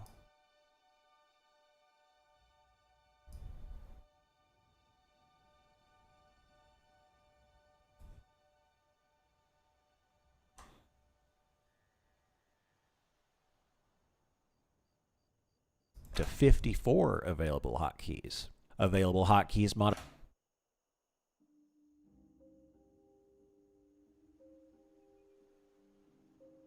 Four available hotkeys. Available hotkeys modified with available hotkeys. Available hotkeys.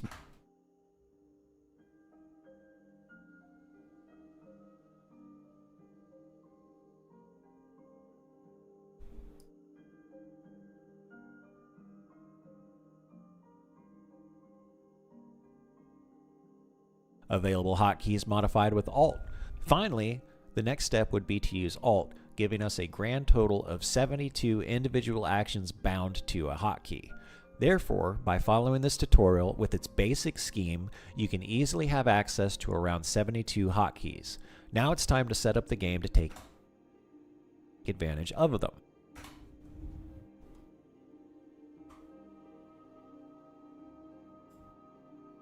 Game to take advantage of them.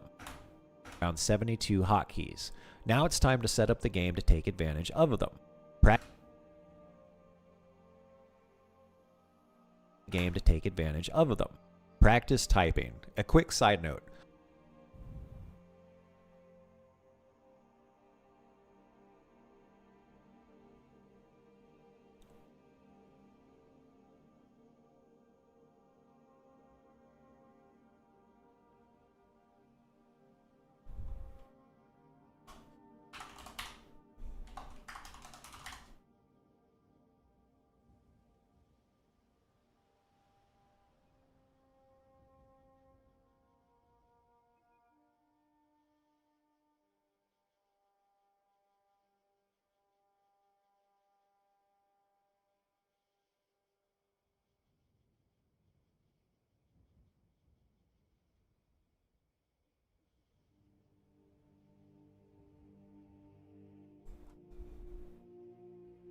Of them.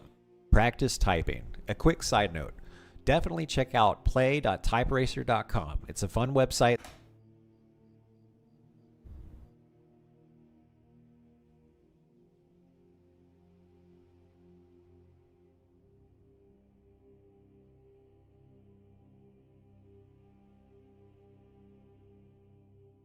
you can practice on to boost your accuracy. The website basically gives you a quote from a book or movie, sometimes song lyrics, and all you have to do is type the words on the screen to get your car to the finish line. The faster and more accurate you type, the faster you get there. By practicing typing a lot, it will help you build muscle memory, which in turn will help you strike your hotkeys. Hey, B-Lam, thank you so much.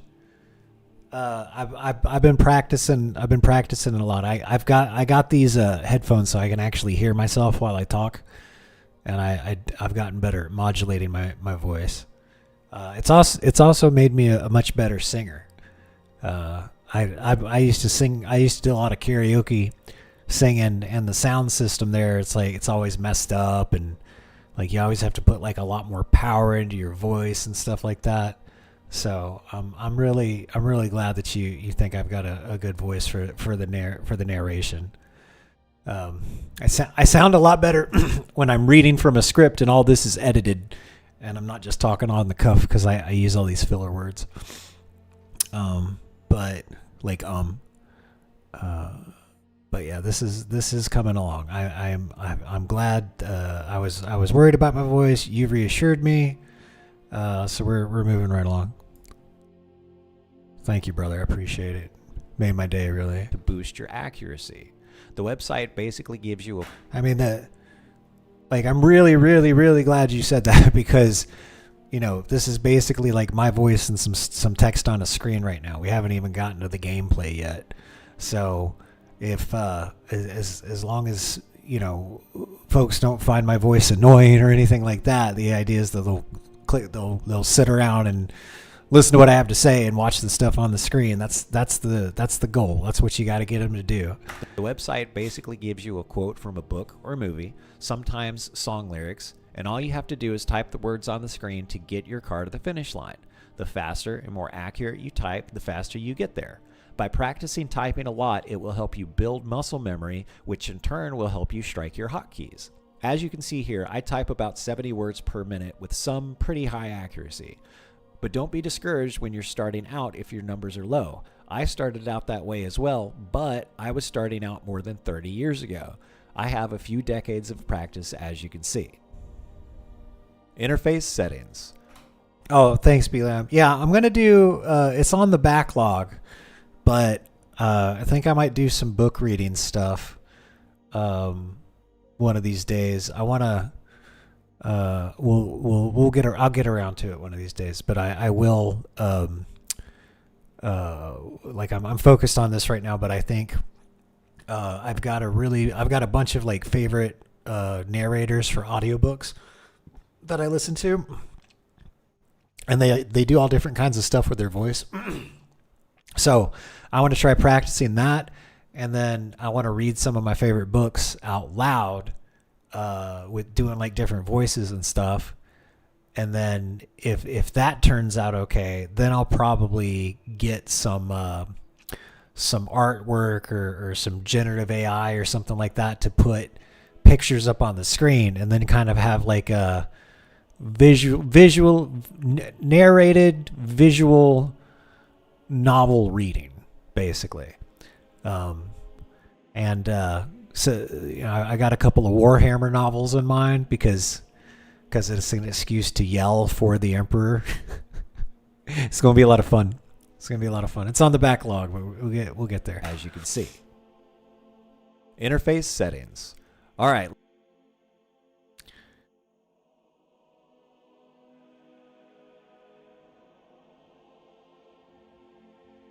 Okay, so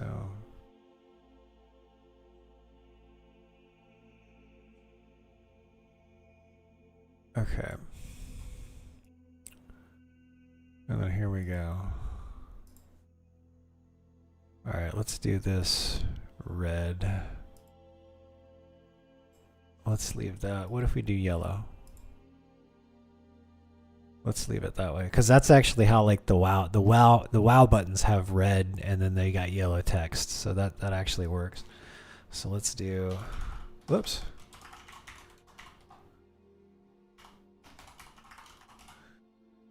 Let's close up that line spacing, shall we? There we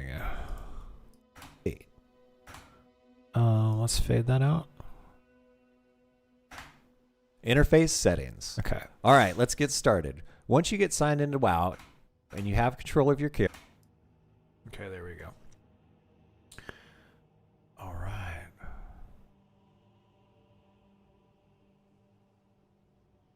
Okay, that's it. All right. Now, what I want to do real quick, let me go through this part again and make sure. I was just worried about the timing.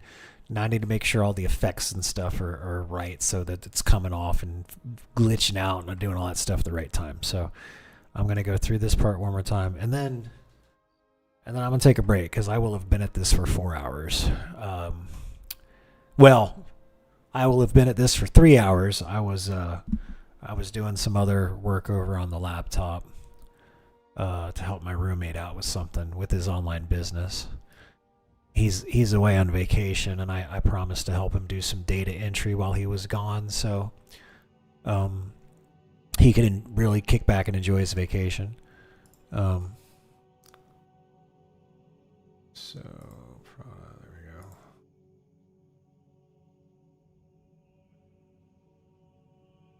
Okay. All right. Tactile markers. If you haven't taken a typing class, you may have wondered what those little Tactile markers. If you haven't taken a typing class, you may have wondered what those little bumps are over the F and J keys. These are tactile markers to help you ensure that your hands are in the right spots over the keyboard without needing to look down at your hands.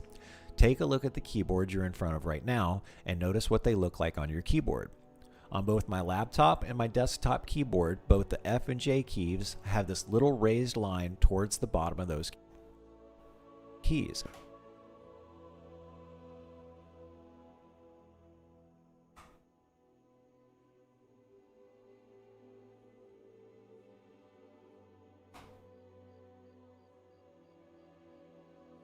No other keys have these tactile markers.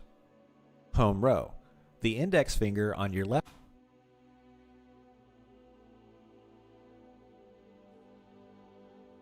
as home row. Key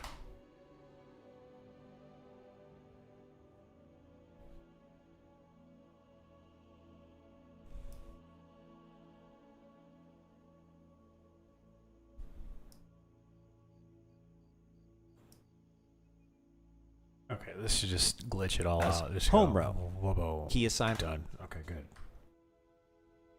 by hand. From the home row, the available keys are divided for each hand. This visual illustrates how this is done. The spacebar can be pressed by either thumb and is the only key with shared assignment. Every vertical column of keys are for your individual fingers, with 2 vertical columns in the middle for each index finger. When gaming, your dominant hand is always on the mouse, so that just leaves the non-dominant hand on.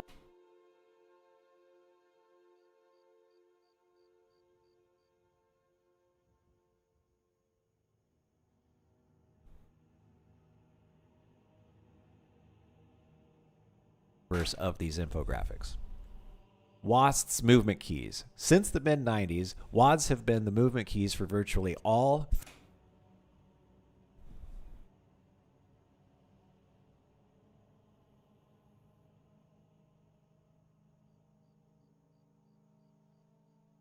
not hotkeys. Available hotkeys with large hands. If you're like me and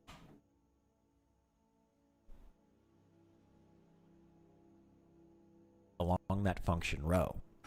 That one's good. Available hotkeys. These are your standard unmodified hotkeys.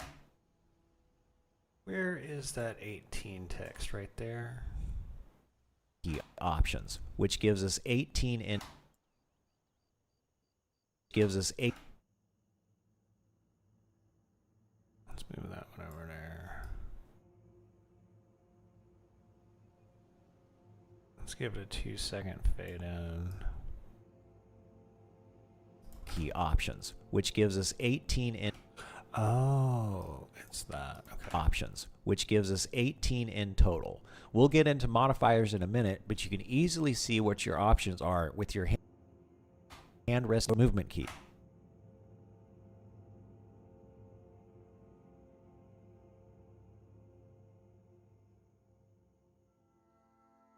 It should shouldn't be much of a stretch at all to easily hit all of the highlighted keys around the WASD area.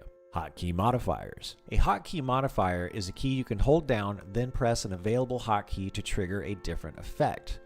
The most common usage of a key modifier is Shift. It's used a few billion times a day every time someone needs to cast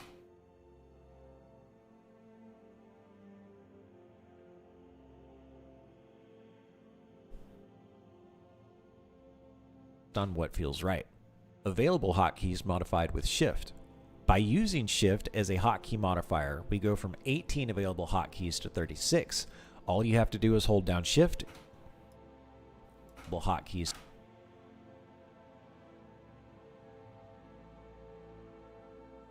Available hotkeys to 36. All you have to do is hold down Shift and hit the hotkey, then boom, new ability. Available hotkeys modified with Control. Further expanding with key modifiers, when we use Control as the key modifier, we jump up to 54 of key modifiers. When we use Control as the key modifier, we jump up to 54 available hotkeys. Available hotkeys modified with Alt. Finally, the next step would be to use Alt, giving us a grand total of 72 individual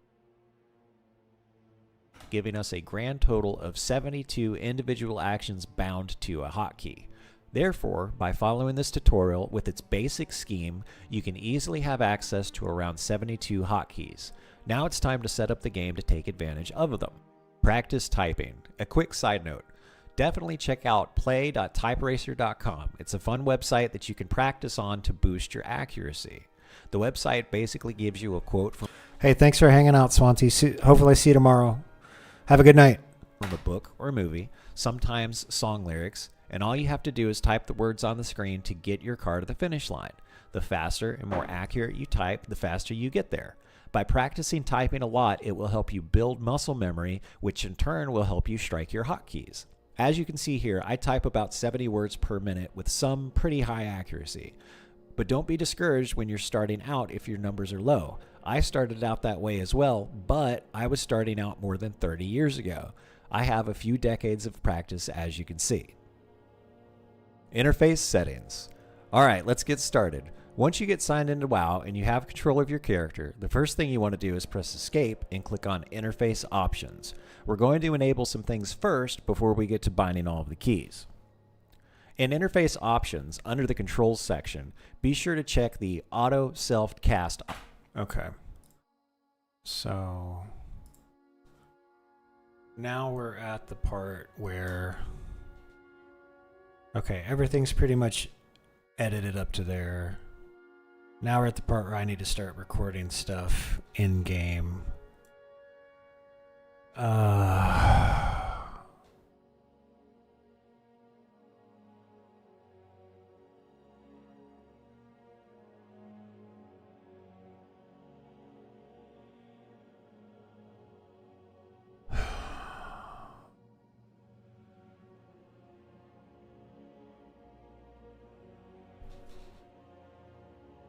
Control of your character, the first thing you want to do is press Escape and click on Interface Options. We're going to enable some things first before we get to binding all of the keys. In Interface Options, under the Controls section, be sure to check the Auto Self-Cast option. This will save you from needing to manually target yourself first before casting a spell or ability on your character. Believe me when I say this will help increase your response time. While still in Interface Options, under the Display section, be sure to check Instant Quest Text and Buff Durations if you haven't already. This isn't specifically related to hotkeys, but it will speed up gameplay and provide critical information about buffs on yourself and others. Next, click on the Advanced Option tabs in the top left-hand corner. In the spirit of helping you configure the interface to present helpful information, go ahead and check the box on the right-hand side for Enable Floating Combat Text. In a later video for this series, we will cover some add-ons that will provide you even more on-screen information, but turning this on for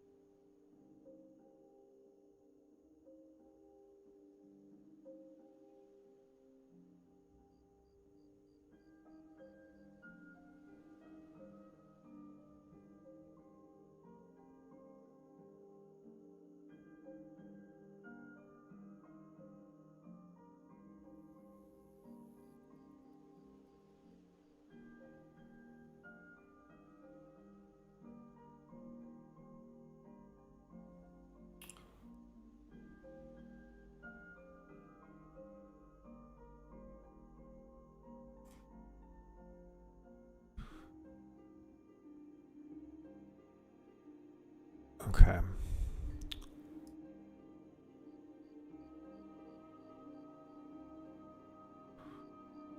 All right.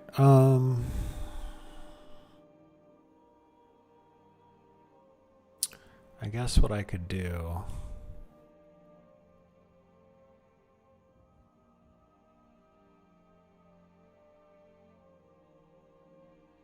I need to take a break. I do. I'm wore out. It takes a lot of concentration to do this. And this is ready. This is good. This is ready to go. This is ready to render. Well, with the exception of getting that video right there. So I need to get video of myself. So I'll see that. And then a video of myself using the wrist rests. Video of index fingers over home row. Okay, all right, let's take a break. Let's take a break. I'm not a machine. I just can't keep up that level of concentration forever. All right. Let me sign in. I'm just gonna kick back and maybe we'll queue for a dungeon or something.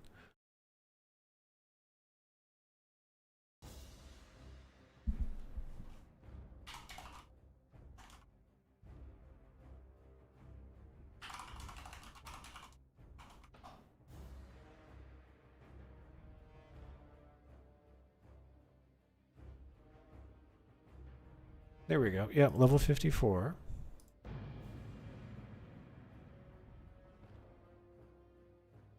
So we're almost level 55. 55.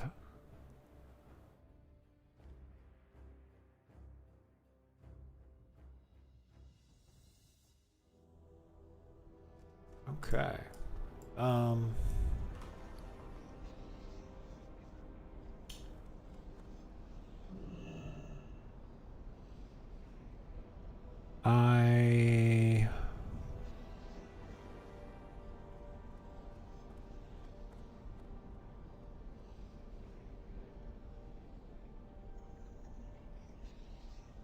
I need to get some rested XP, so I'm gonna go to Stormwind really quick. What's on your mind? How far of a ride is it? 3 minutes? Oh, fuck that. Be good.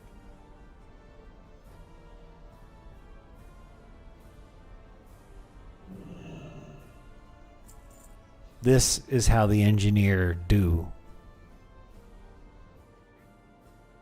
See that? Let's hear. I got 38 gold. Let's see what we got here. Oh, fuck yeah. Large C4M charge. Finally. Oh, I'm so glad we got that. All right. Let's learn that bitch right now. Solid blasting powder, heavy leather. And what?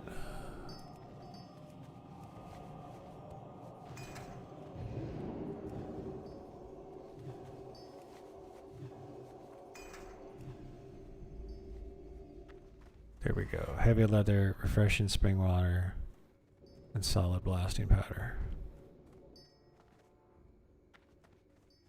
Okay, good. I can start making those. Awesome.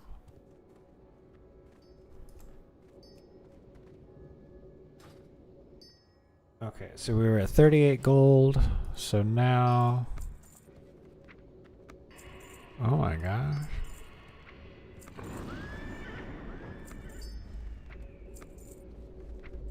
It's gotta be... Okay, it looks like we didn't sell a ton of stuff. There we go. Well, we're up to 41 gold.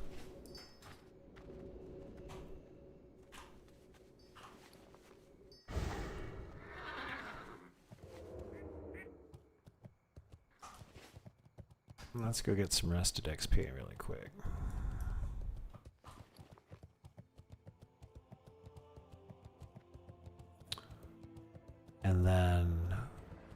think we're gonna grab some coal and some iron, and I'm gonna take some of these over and get some Thorium Brotherhood rep.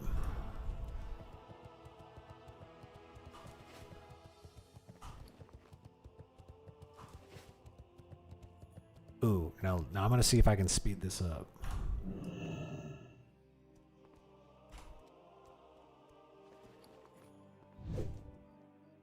You cannot pitch tents too close to other tents.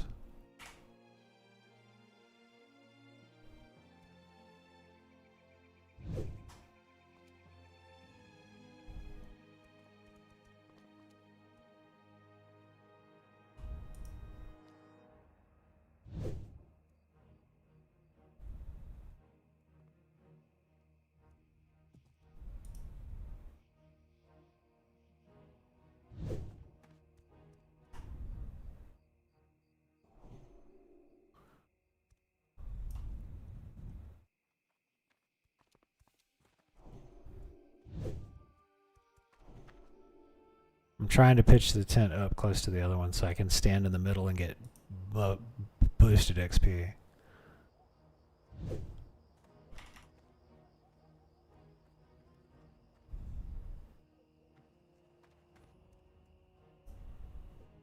Come on. Can't use that here, you son of a bitch. Here, what if I go over here?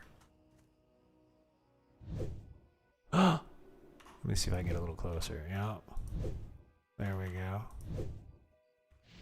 So right there. Come on. Let me do it. There we go. Oh, it's gone. Oh wait, there it is. It's right there. Okay, good. I was about to say. Oh, somebody put up another one. Okay, no, hold on. No.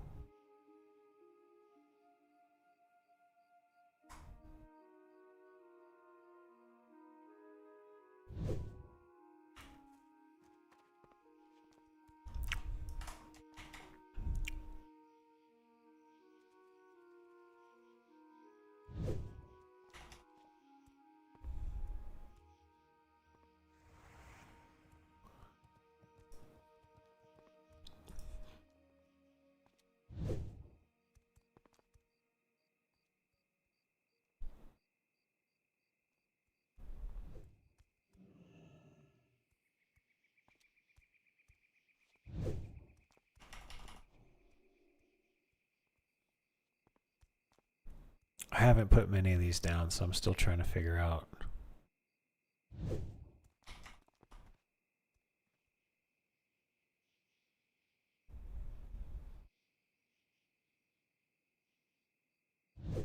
There we go.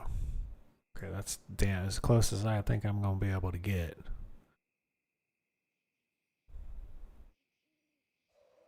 Wha-bam! Alright, cool. So see, now I'm standing in between the two of them.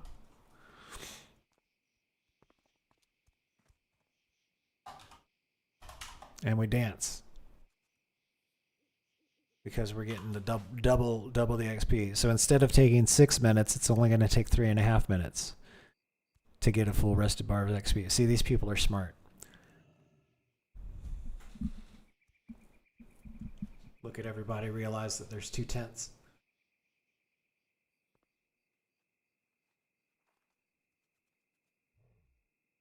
Yep, 3 minutes and 12 seconds.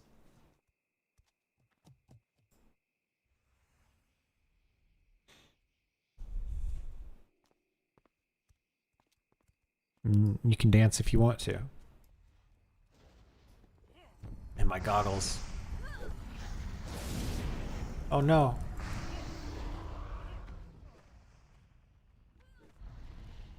Okay.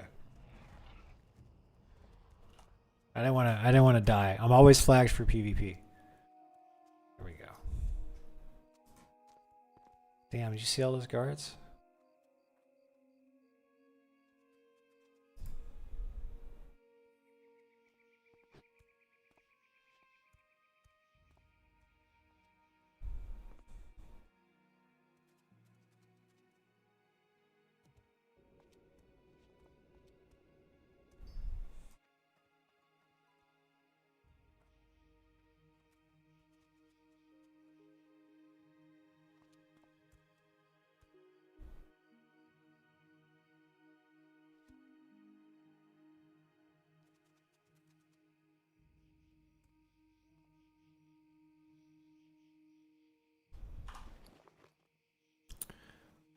Now the question is dark iron residue. And what does the dark iron residue do again? Is the database back up? Development database? No, that's still off.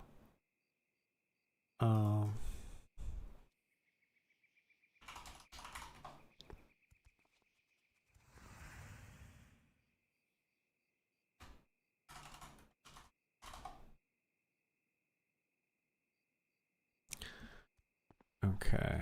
Objective of gaining acceptance. Okay.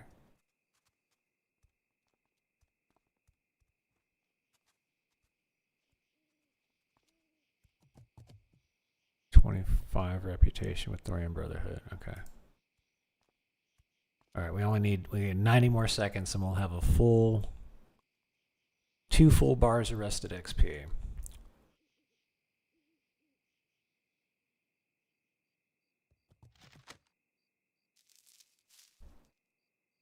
We'll grab some more Morning Glory Dew.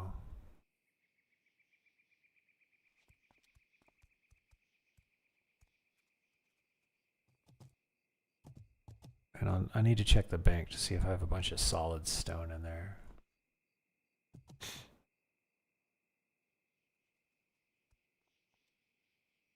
See if I can't make post a couple of auctions really quick.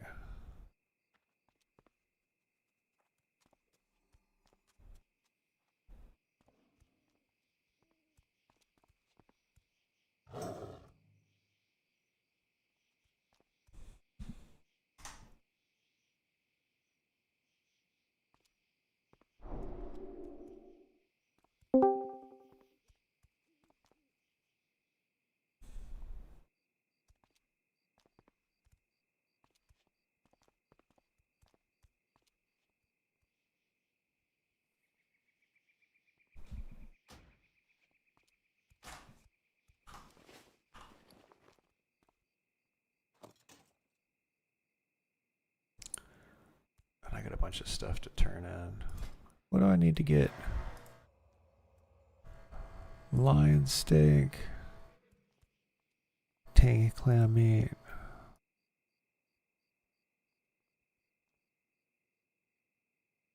Okay, 11 more seconds.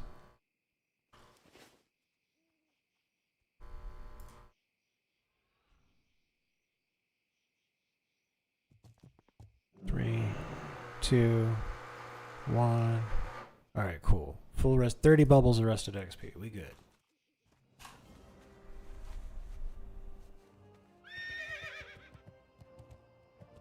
Okay, I'm gonna go check the bank really quick.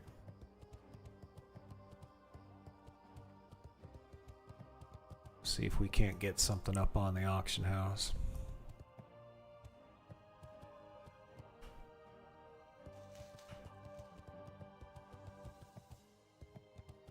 I got a bunch of stuff to turn in too.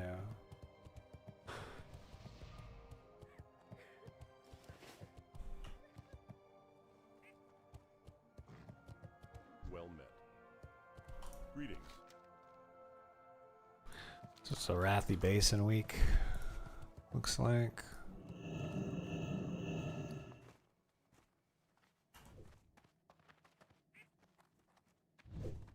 Need help?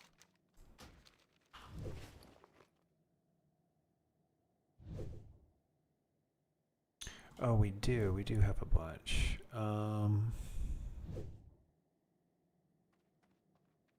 Okay, well, I'll do that later. Let's do this.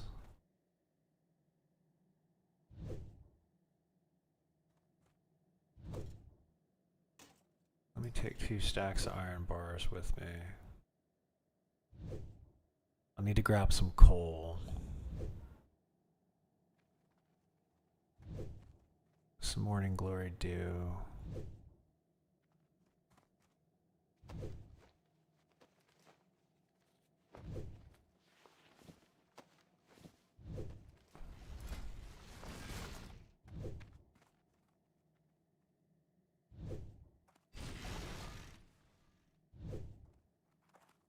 I'm close to getting rune cloth leveled up.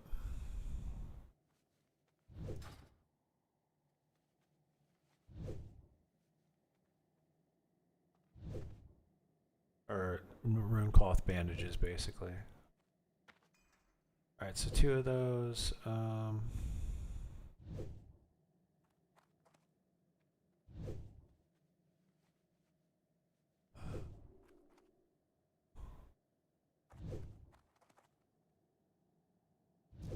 I actually put a stack of these up on the auction house. All right.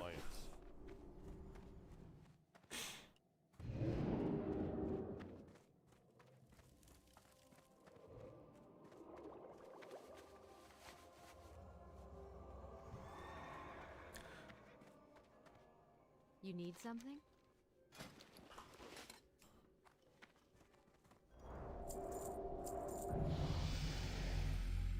Let's grab one more. Okay. Go with honor, friend. Let's make a couple of selling items.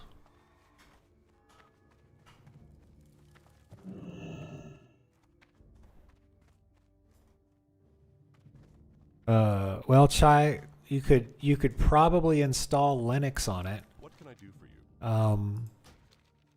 And that way it wouldn't be bogged down by the Windows operating system.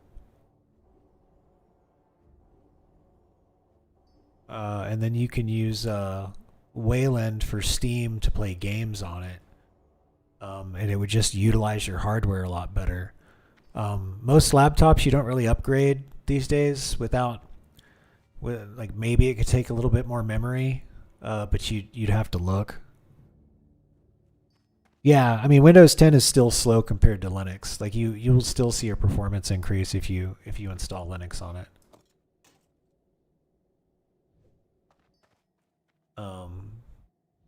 Like if you I installed Manjaro on a partition on here, and I noticed a performance increase actually. Just because it's not loading all the telemetry and random crap that Microsoft loads these days. What?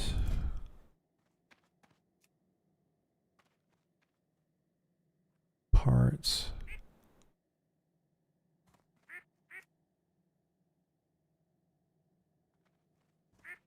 Heavy blasting powder. Goblin sapper charge.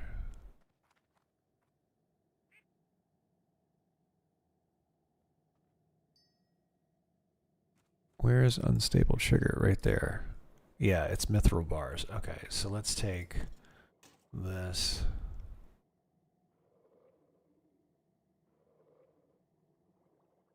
And this. And then let's get a stack or two of solid stone. Put this on the action house. Get a stack of solid stone. And I got 16 mage weave on me. Let me take that. So that should be more than enough. Put more dark iron there.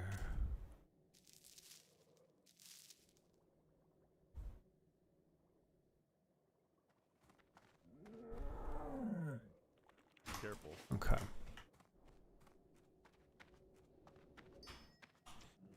Well, so there's a new program, the Steam Deck that came out.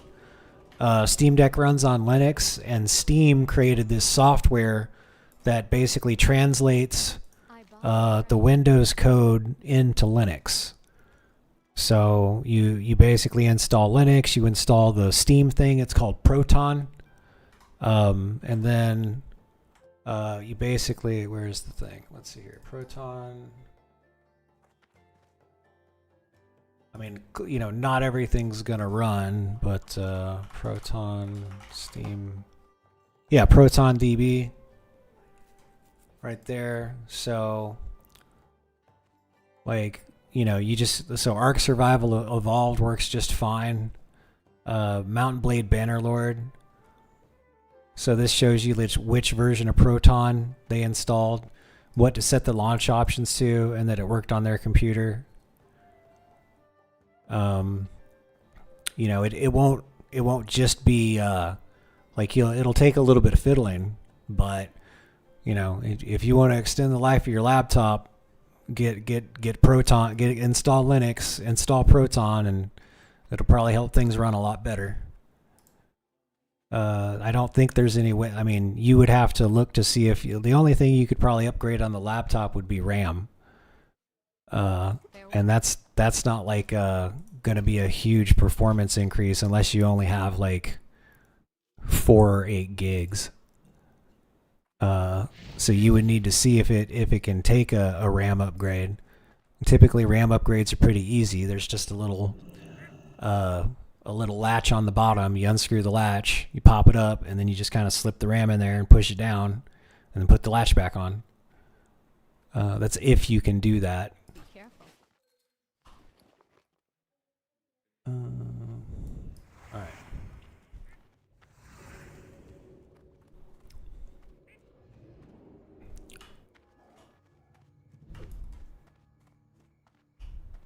Yeah, I installed Linux on this computer, and I installed Proton, and I was able to get Helldivers 2 to work right out of the gate. I didn't have to configure a damn thing.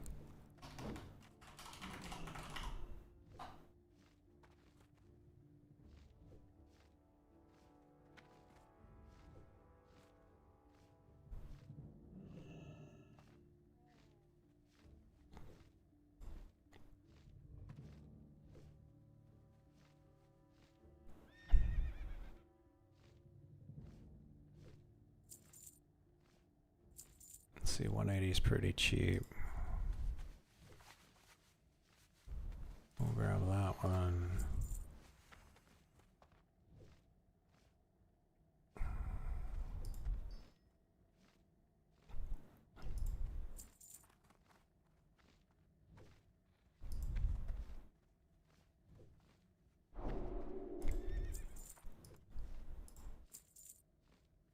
And then everything else is too expensive. All right.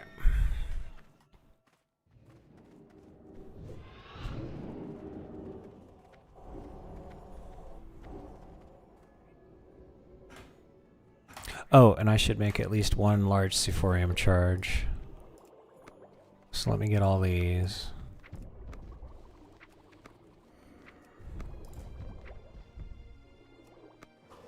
There we go. And don't let me forget to buy coal.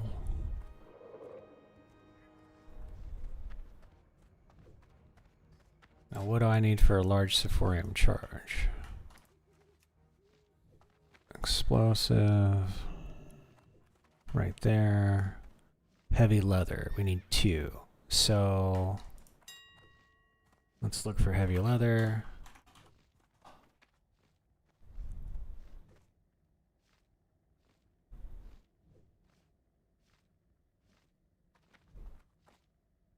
And then what it makes 1? I guess they stack.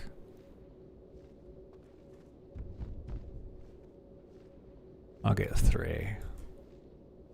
1, 2, 3. Okay. And then I need spring water, which I get from the barmaid right over there.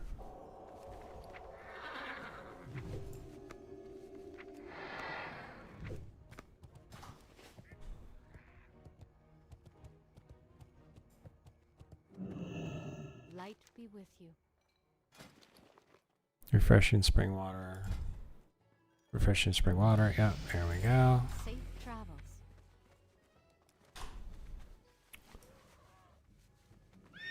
Yes.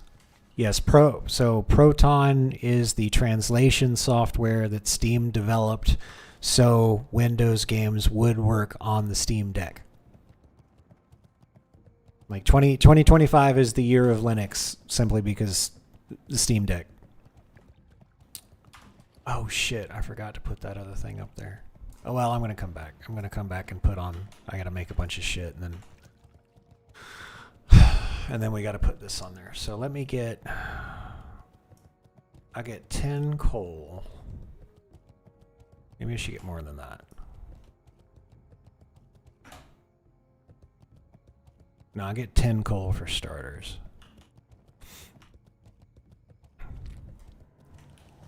Let's get 2 stacks.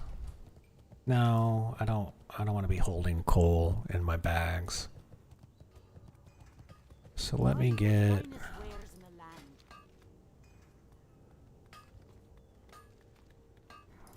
10. Let me get 5 more. 2, 3, 4, 5.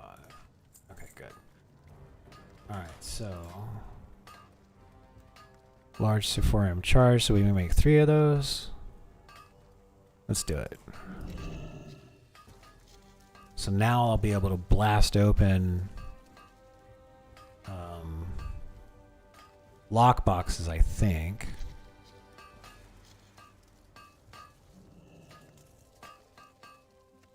Okay, I'm gonna hang on to those.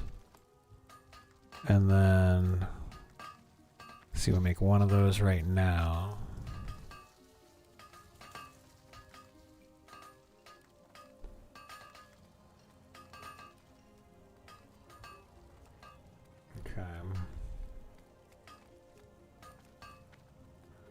Alright, so we're going to make 28 solid blasting powder.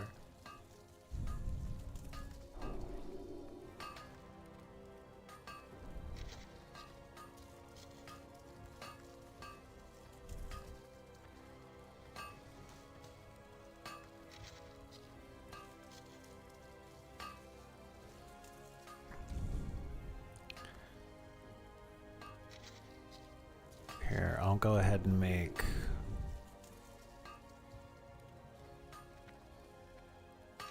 See, should be able to make 7. Yeah, let's make 7 of these really quick.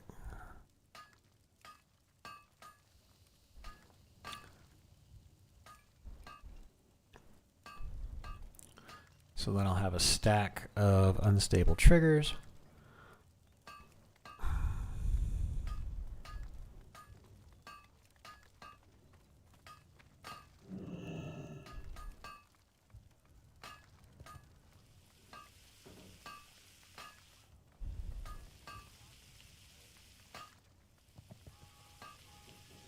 Okay. Now, this should get me 20 solid blasting powders, so 20 divided by 3, so I'll be able to make 6. Be able to make 6 more sapper charges. So we'll put that and that. Will this, this, and this. And then these will go back in the bank. These will go on the auction. These 2 will go on the auction house.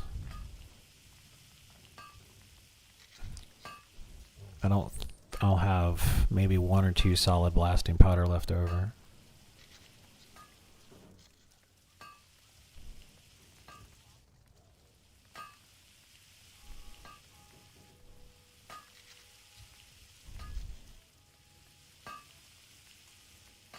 Five more.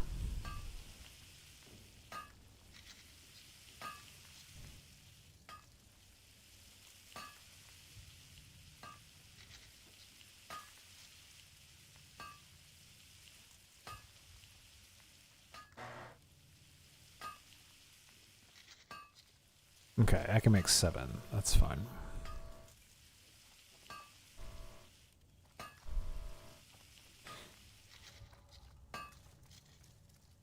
So I have 3 left over of those.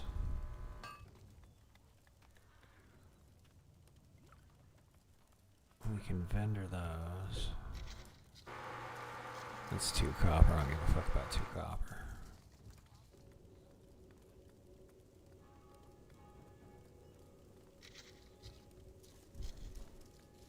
Okay, 4 more of these, then we head back to the auction house.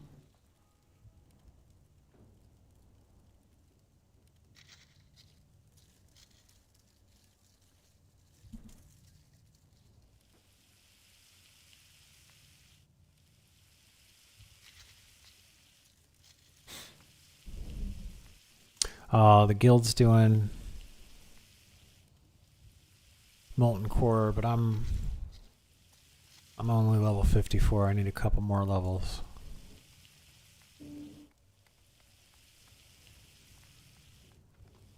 Okay. So bank.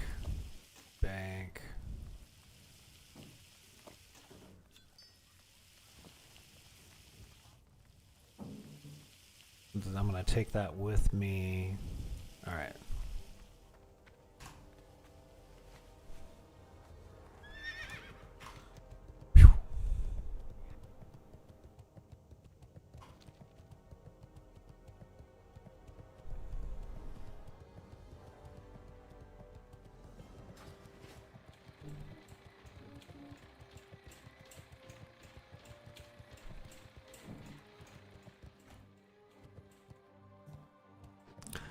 He must be on an epic mount.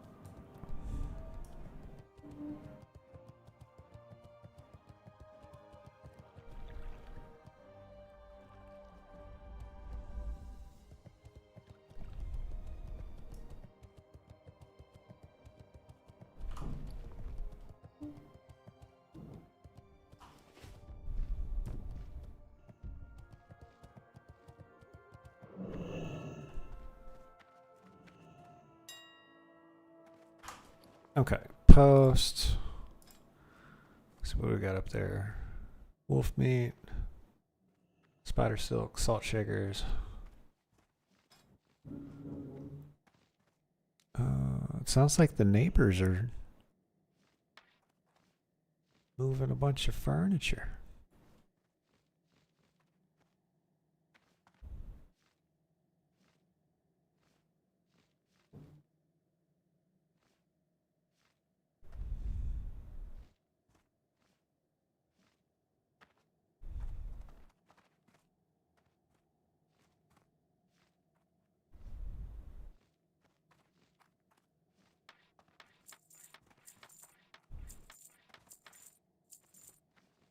Okay, heavy stone.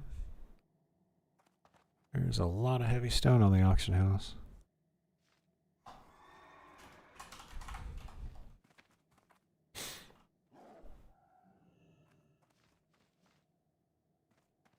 Yeah, what's today? Wednesday? Of course the guild's doing molten core.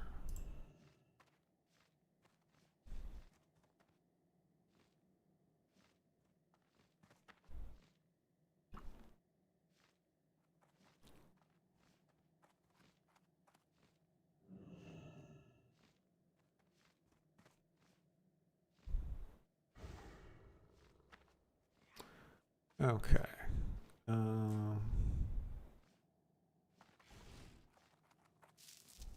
There's that.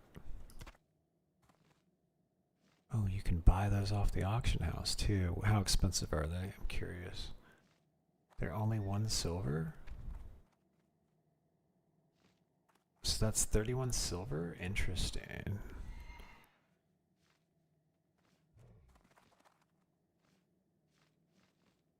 Vor says molten core is a lot harder now. At least you can't AFK press buttons as much as you could before.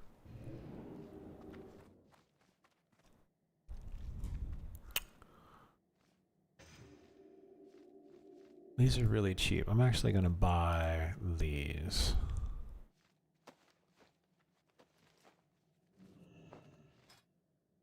And Cindosaur.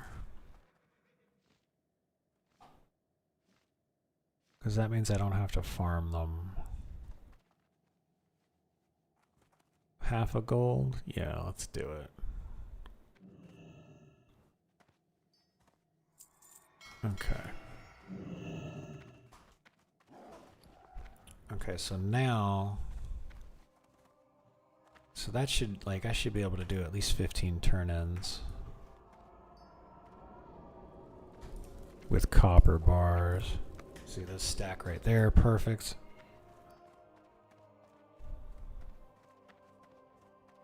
Let's go drop these engineering materials off at the bank.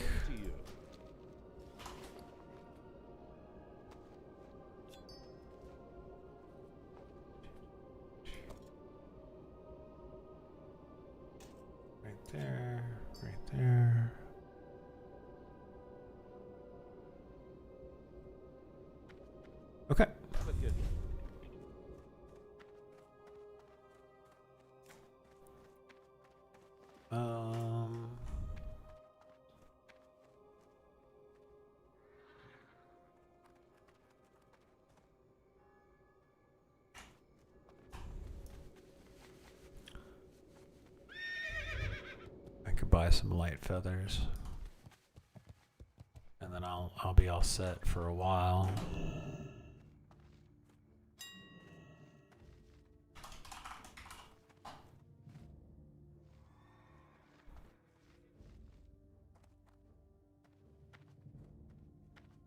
Three.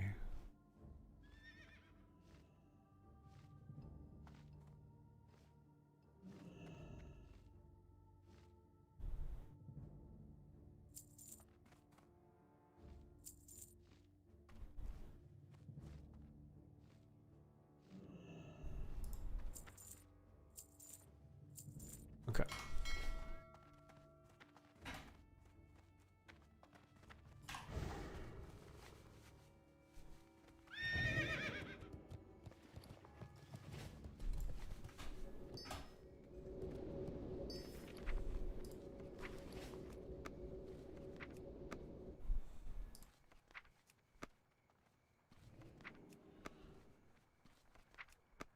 Okay, good. We got plenty of light feathers.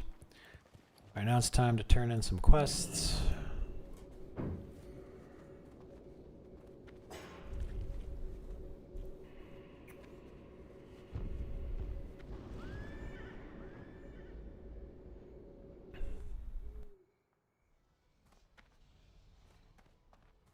And we're gonna get some rep too.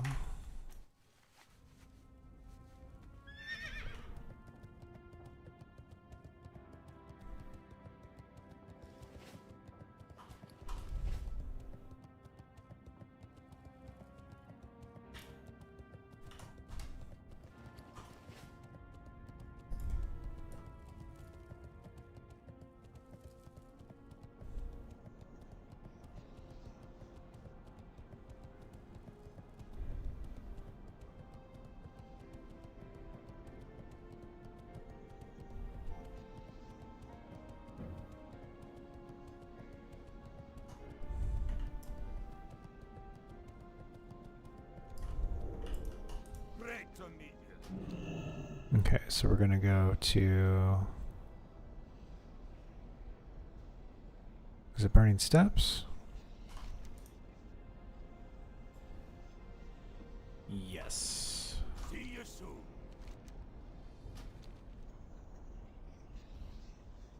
Keep your feet. There we go.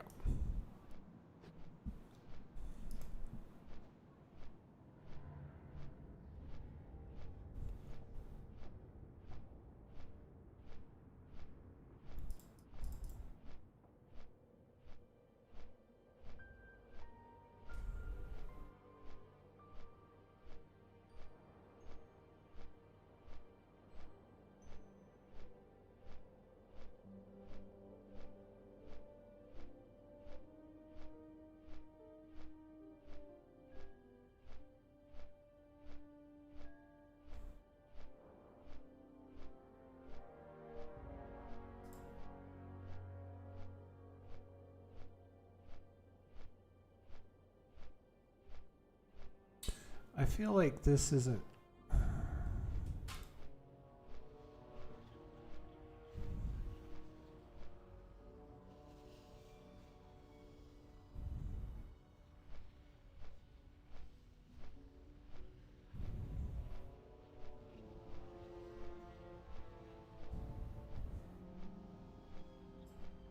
I thought there was like a cloak or something too. I don't think this is everything.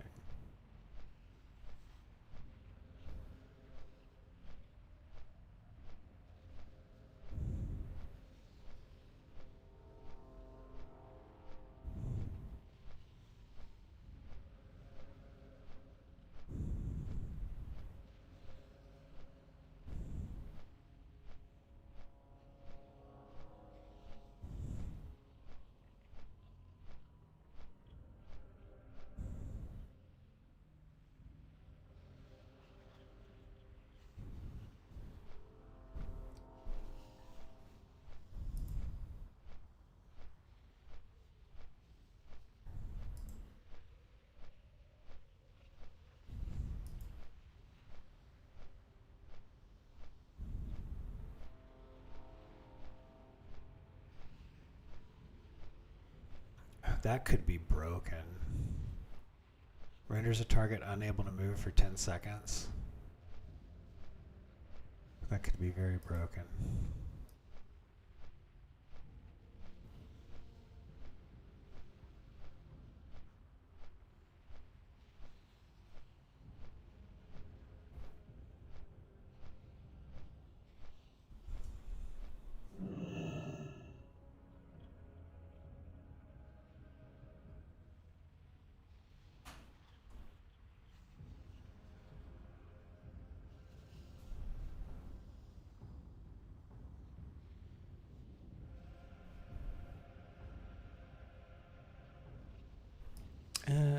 There's not really anything here.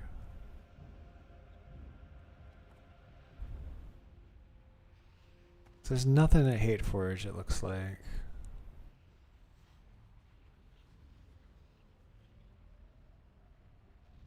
So I guess we go to Blackrock Depths.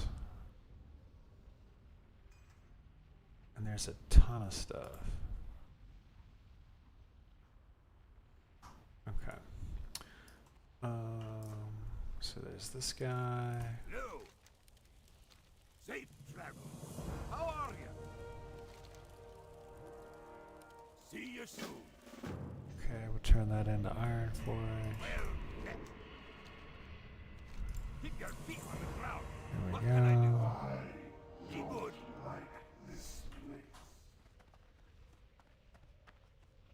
Oh, there's this one up here. Interesting. Blackrock Depths of the Destroy them, okay. Let me... What's on your mind?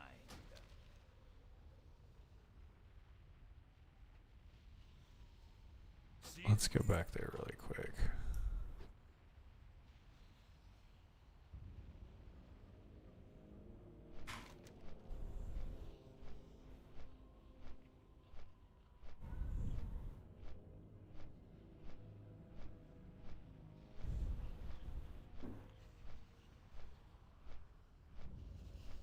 We get to get the stash from over there.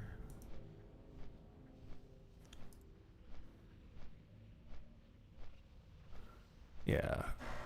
Restoring fire flux supplies via iron. That's what I'm going for.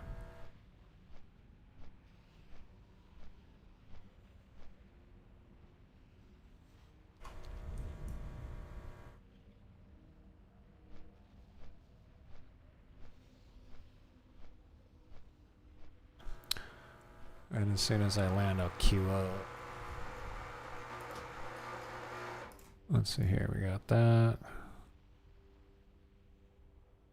So I could queue for Blackrock Depths Emperor and regular Blackrock Deeps.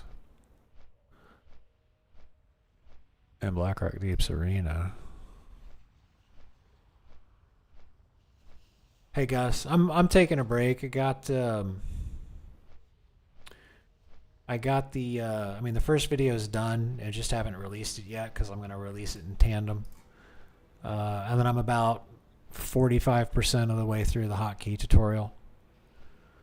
I just got done spending 4 hours on it, so I'm taking a break. What's happening? Okay. So let me see how this works. Here's the Thorium Brotherhood Armory. Okay, this is what I thought. Yeah, there we go. Okay. So you need to get exalted. Okay, that doesn't suck. Damage and healing, improves critical strike chance, restore mana. So the cloak's really good.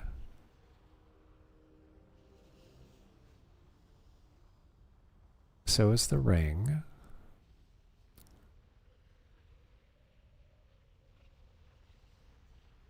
So is the belt.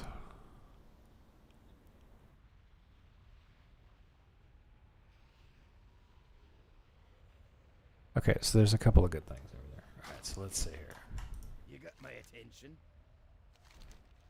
Ah. Watch your back. There we go. Alright, so that's good. What's my rep now? Where's throwing butter? Friendly. So I need 6,000 to get. What's after friendly? Exalted? What's on your mind? Here there.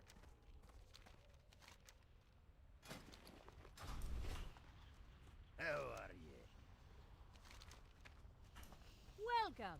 What can I do for you? Talk to me. Where's the guy? Interest you on a pint? You got my attention. How are you? Off with you. Where's the guy that you... What's on your mind? Talk to me. Here there. Well met.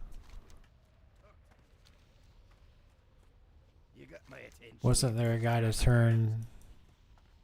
What happened? It's like, it's right there. Gain... Oh, you need to be level 60 to do it? I could have swore I saw that I could do it. What's on your mind?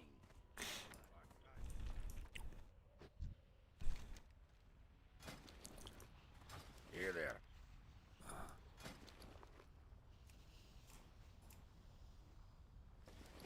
I could have swore that there was a place to turn those in at. In fact, yeah, it's right there. Oh, hey, thanks for donating. Dad bro, hey man, thank you. Thank you so much. You got my attention. Oh, that's fucking great. Maybe I just have to turn in a bunch of the dark iron residue. Off with you. Talk to me. Thanks, man. I got what is this? Yeah, I should have the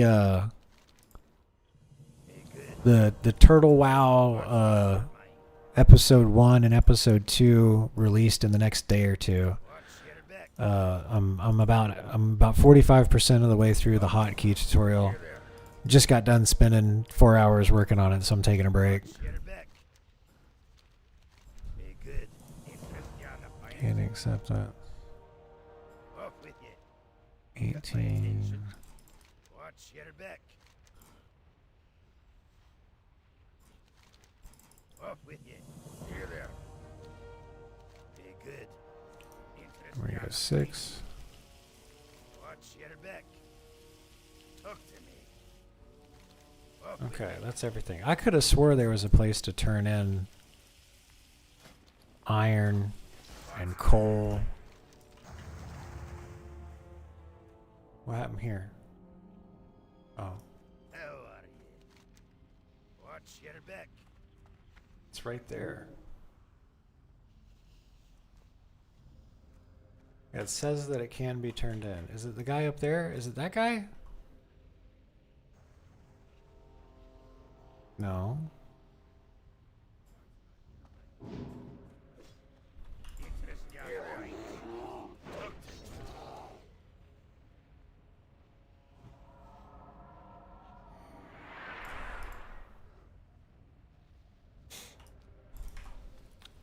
Good. Well, I'm pissed. I thought I could turn that stuff in.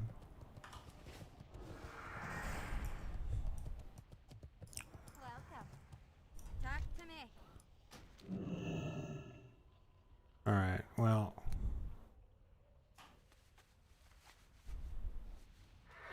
Safe travels. Oops.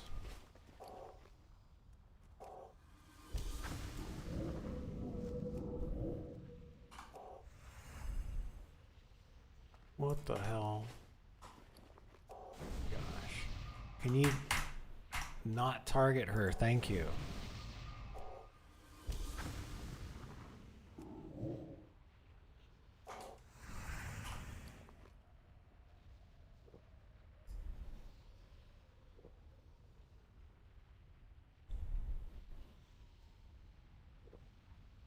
All right, let's see how quick I get a Q. Qing as a healer. Here goes.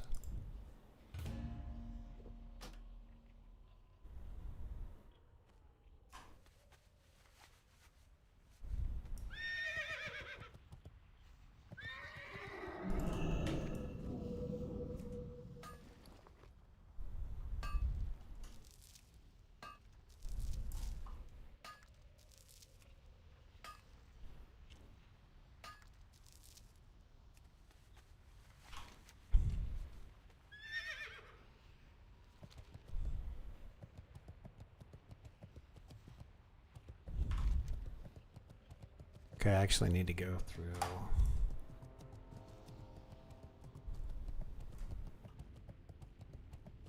That's true silver. I don't care about true silver. Not right now.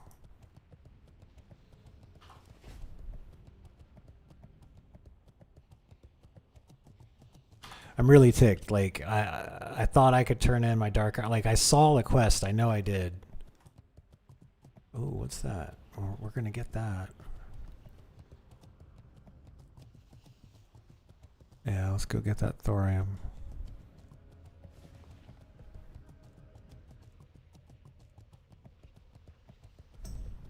What's that? Thorium and some true silver? Okay.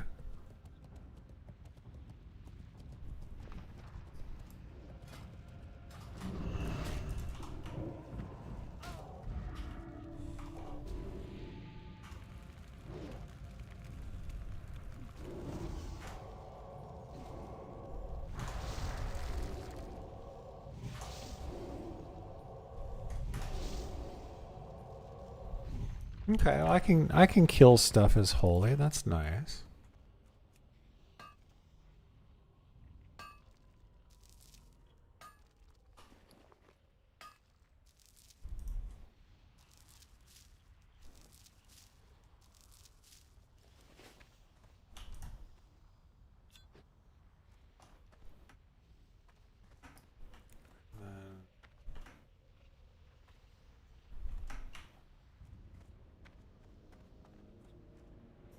Where's the... Oh, there it is right there. True silver. You can barely see it. Quartermaster used to be inside Beardy at the bar area? Okay.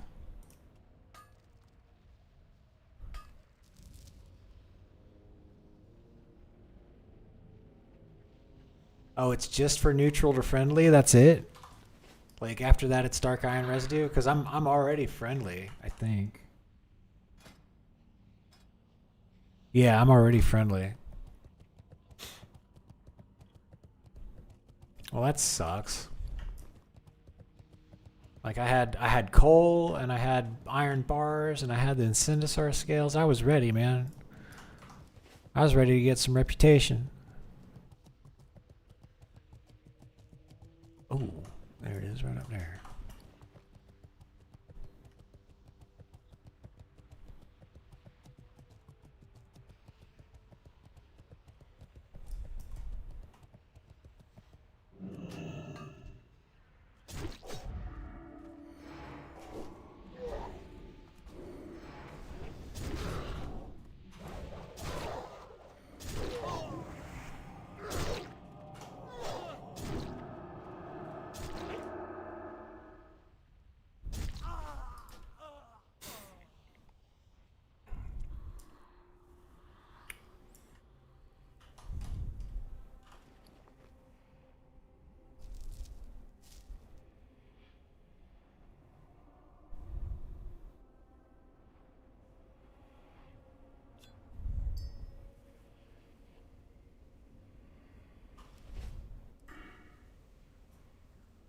Look what they did to my boy. Yeah, well.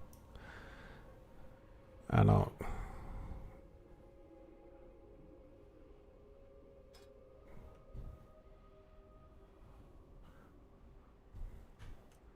I'm all heals, no deeps.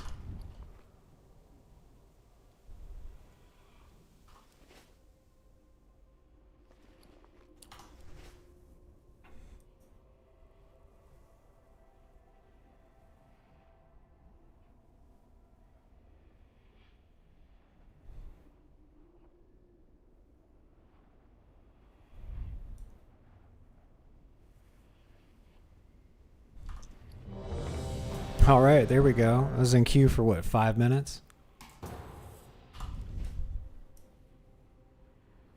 Where are we going?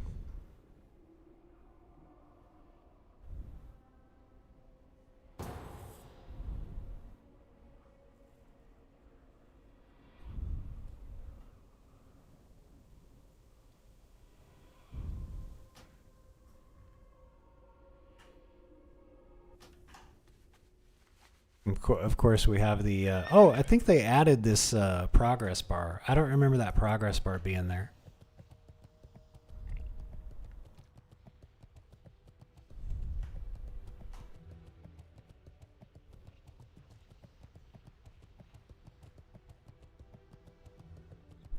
Okay. Well, I got some dark iron ore. Yeah, that's new. I mean, this is we got the 1 DPS. It's AFK. Probably been waiting for 2 hours.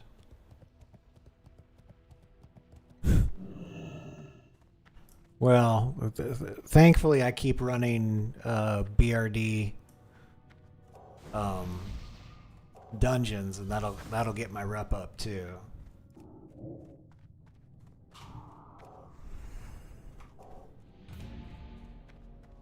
There we go.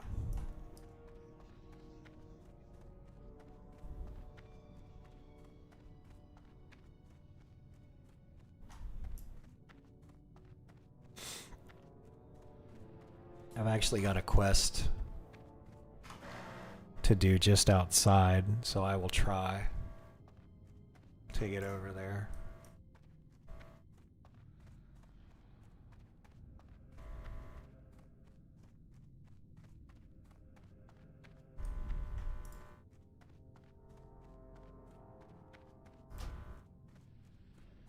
I wish it would tell me what the dungeon was that everybody queued for.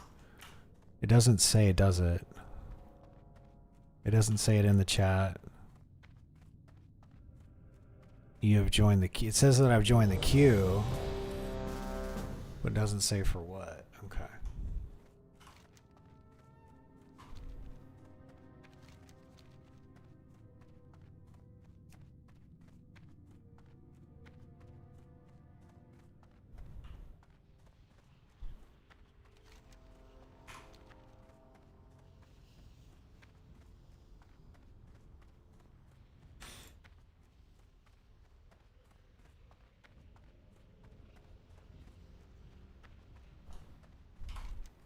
Okay, I'm still... There we go. That must be it right there.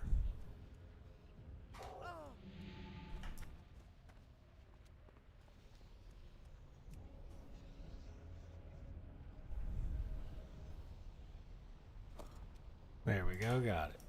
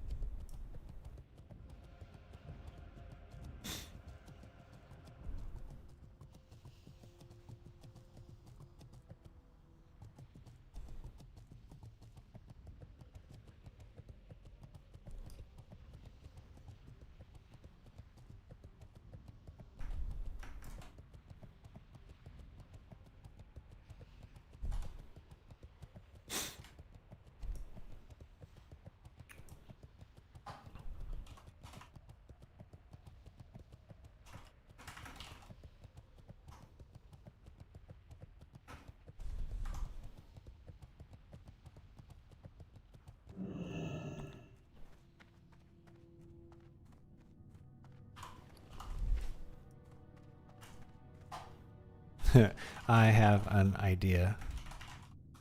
Let's kill everything.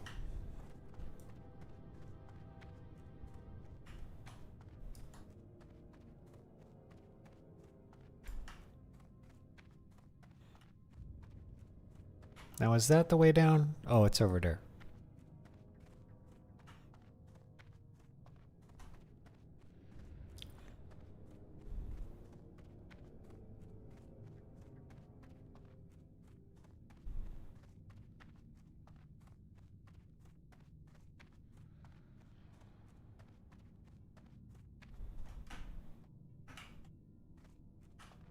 I'm gonna make that. I'm gonna try. Here goes.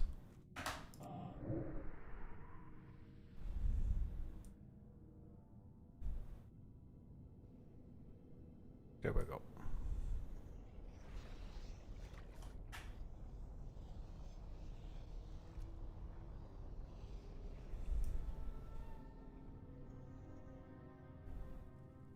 This is the BRD waiting room. That's funny.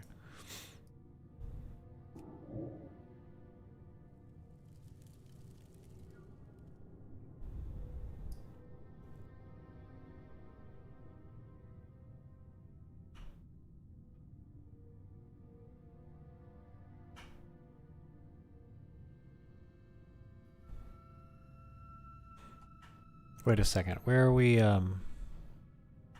Where's the entrance? Is that it? That's not it.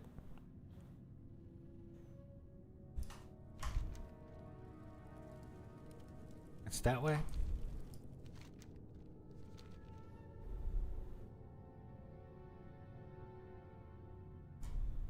This is not the way.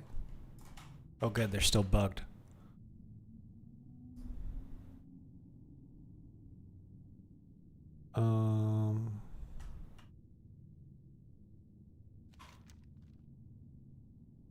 I think I'm here.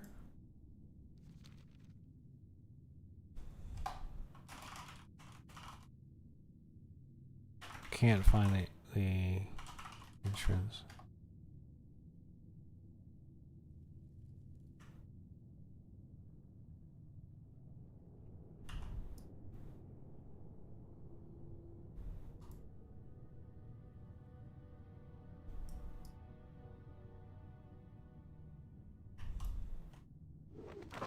Oh my goodness.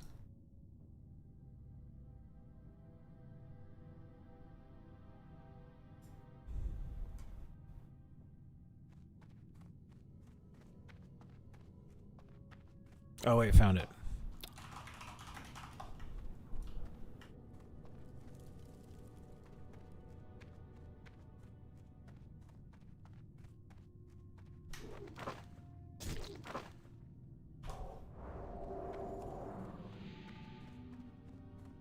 Here we go.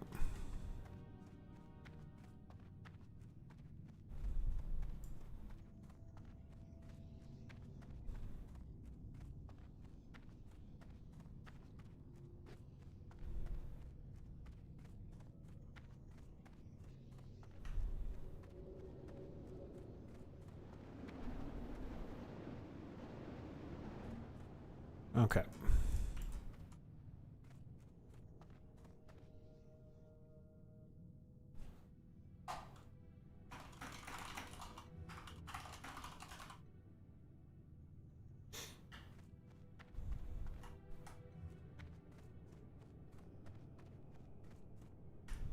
Am I the first one here?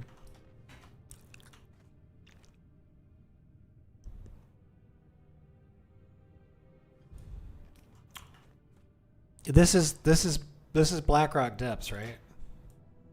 So I queued for Blackrock Depths Arena, Blackrock Depths in for I'm in Blackrock Depths. Like there's not another entrance for these three things, are there?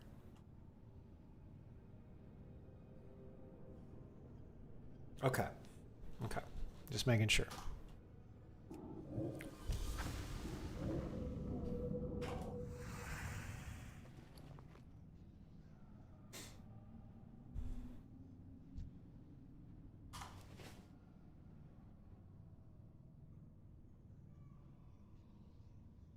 Okay.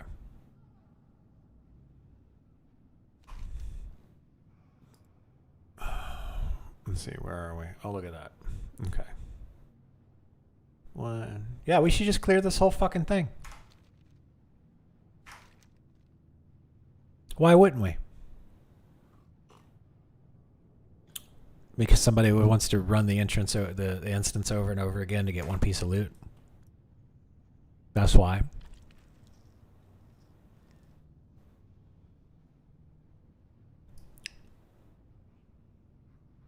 There we go. There's a rouge.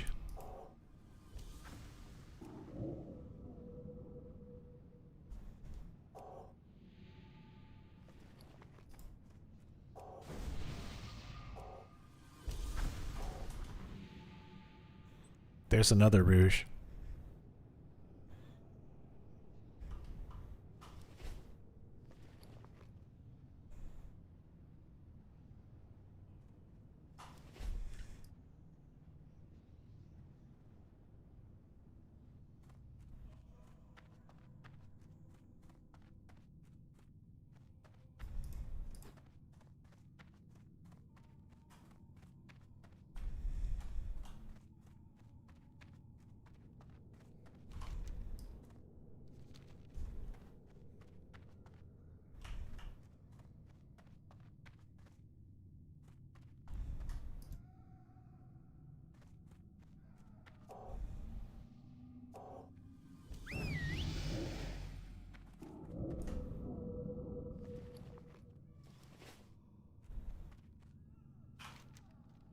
Okay, I think we're just waiting on the tank. And the tank is in Alterac Mountains. Great.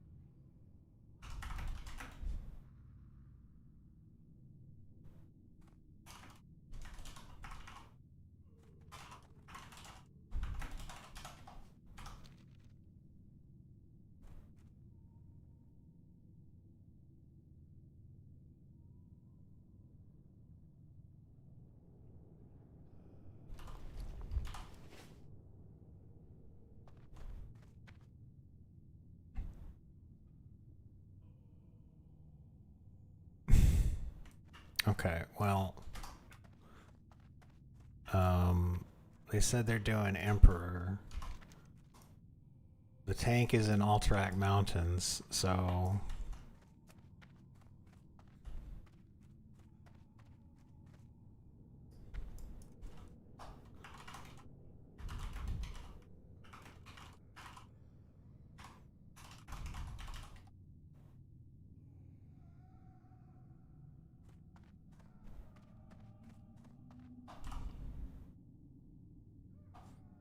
okay.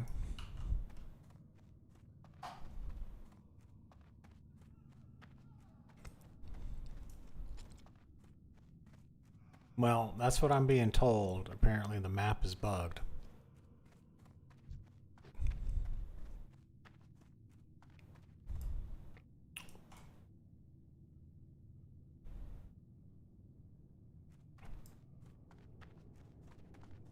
If I get up there and there's no tank, I'm just gonna leave. I'll queue for not Emperor.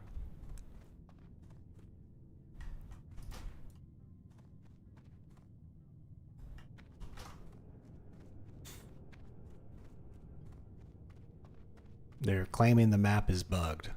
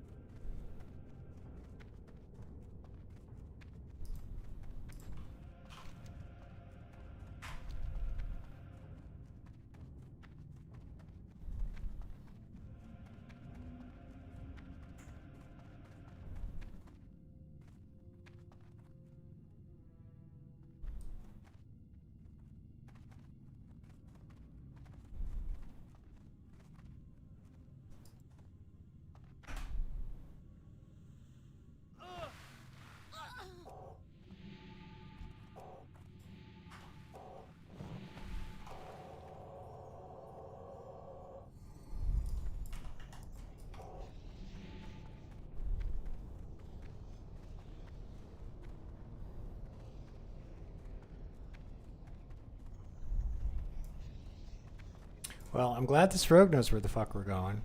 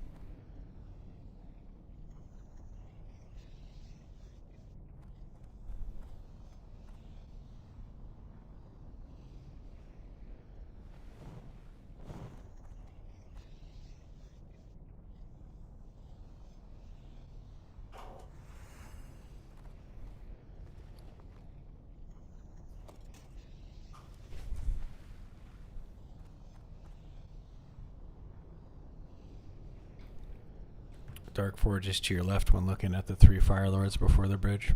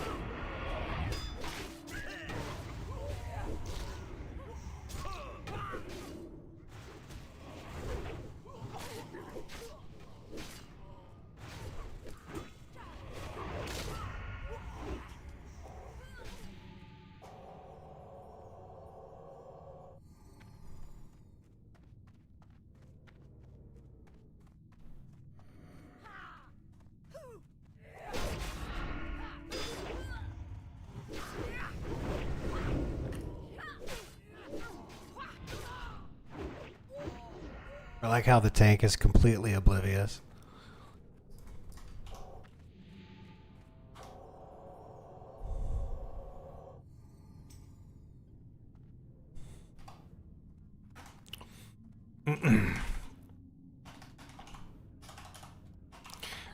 And now the group folks are messaging, the people in the party are messaging me, this is a stupid tank.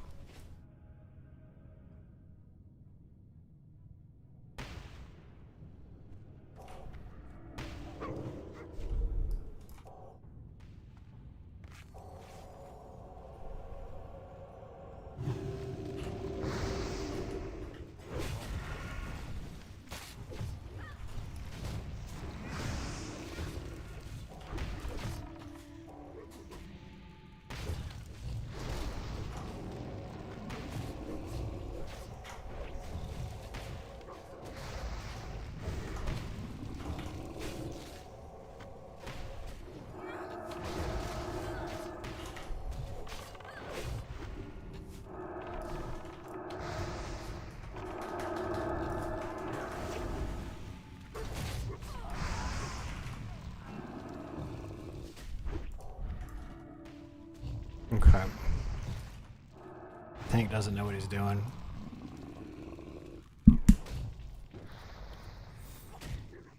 Fire shield, no Palian group. So I think I'm starting to see why the rest of his party left.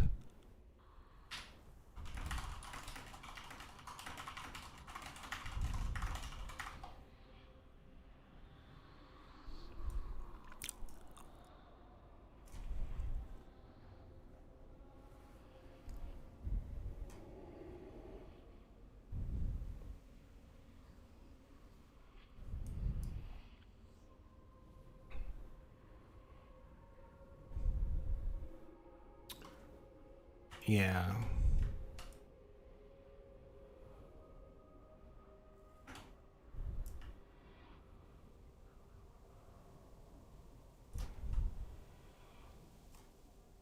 There we go. Let me uncheck Emperor and let me hit find group. There we go. So now I'm going to queue for another group.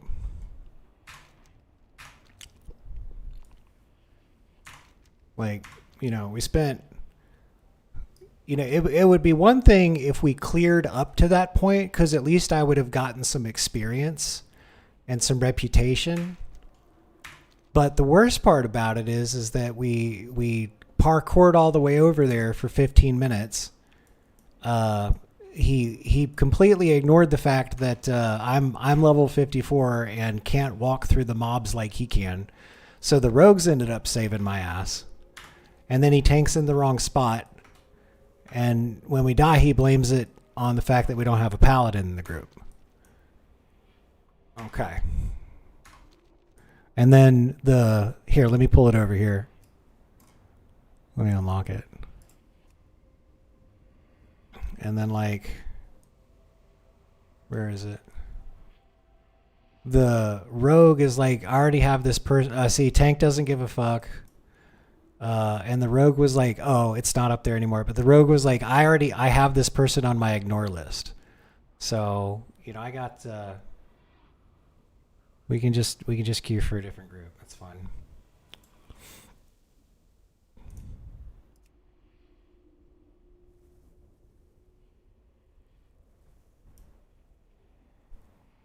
Yeah. Well, that's fine. I mean,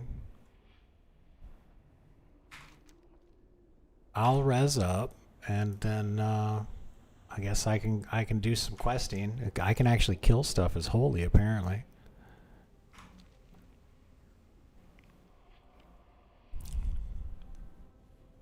At least mobs, maybe not a warrior.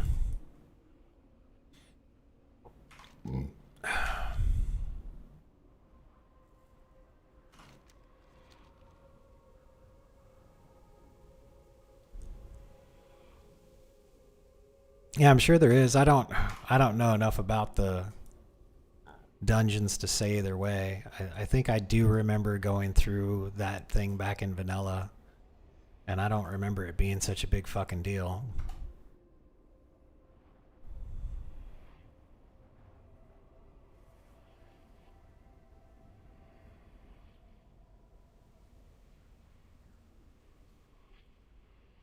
It does seem like there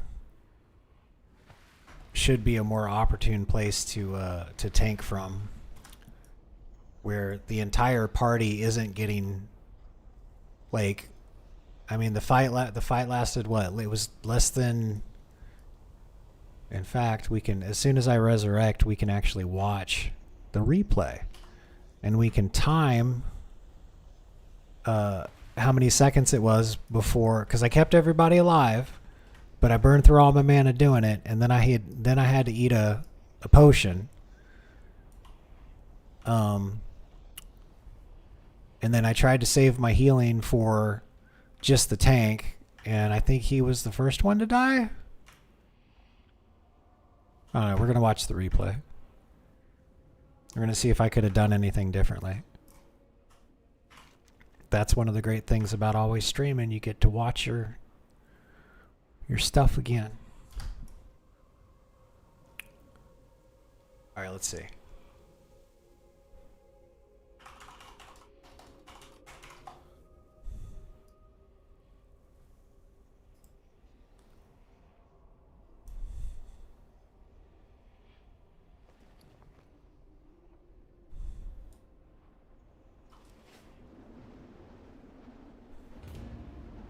There we go.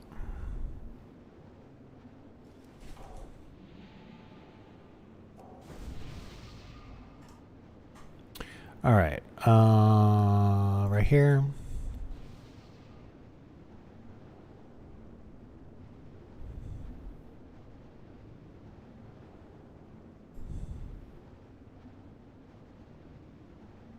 Okay. So we didn't even kill any moms.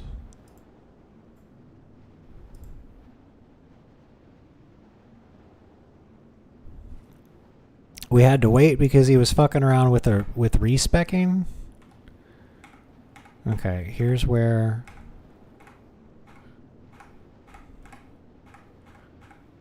Yeah, this is where we get through it. Okay.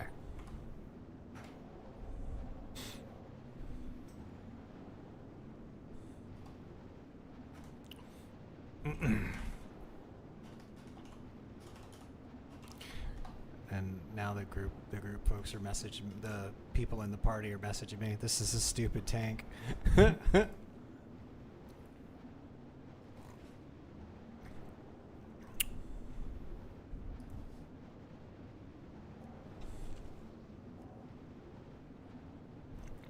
Buff the pet.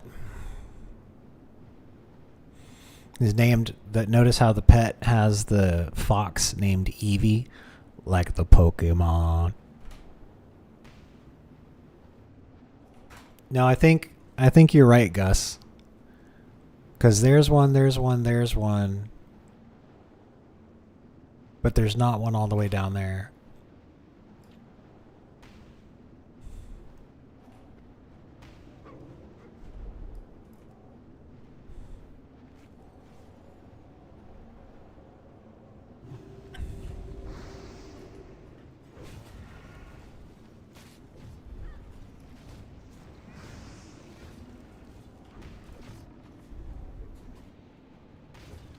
Now why?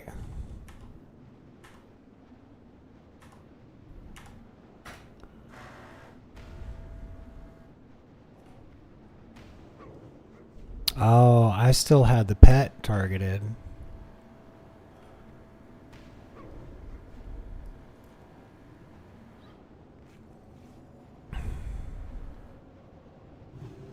Oh, no, wait, no, because that's me casting the group heal. That's prayer healing, so it doesn't matter who's targeted. There we go. Because everybody was taking damage from the flame.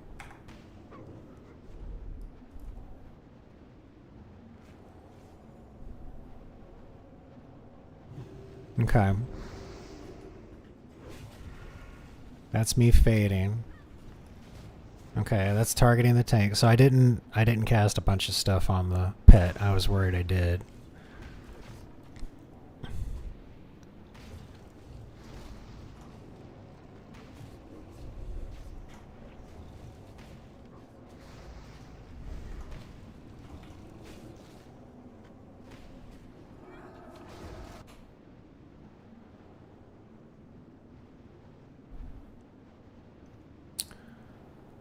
Yeah, I'll probably try some healing add-ons.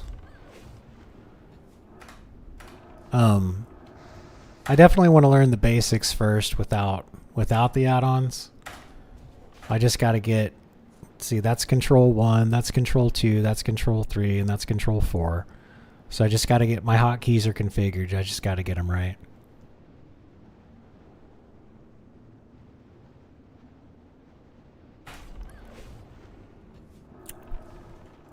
And then he's tanking without a shield.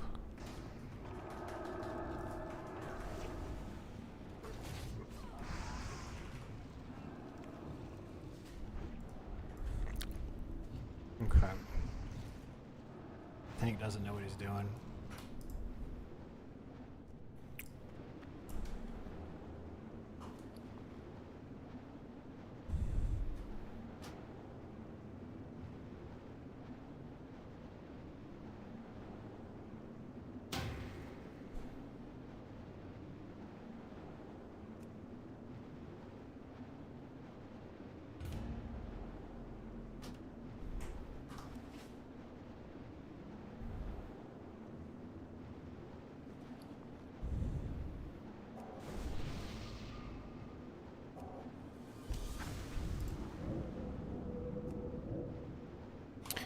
Well, I think I rebound my function keys because I got F1 for health potion and F2 for mana potion.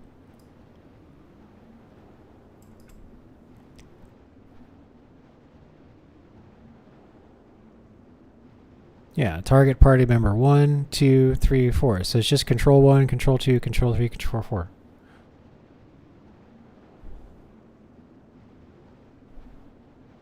So yeah, I can hit that just fine. Control 1, 2, 3, 4. And then 2 is lesser heal, 3's heal, but you said that's not mana efficient. Shift 3 is greater heal. E is flash heal. Shift E is desperate prayer. Shift X is prayer healing. Mouse button for power word shield. F for inner focus. That's it. Resurrect, I just click on that. That's it. That's all there is.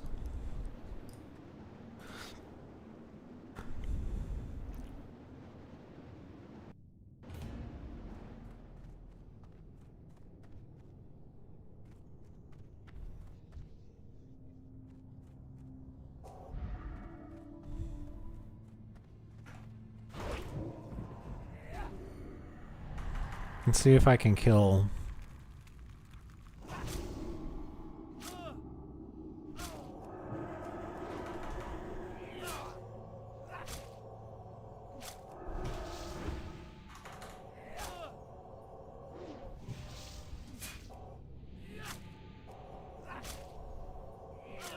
No.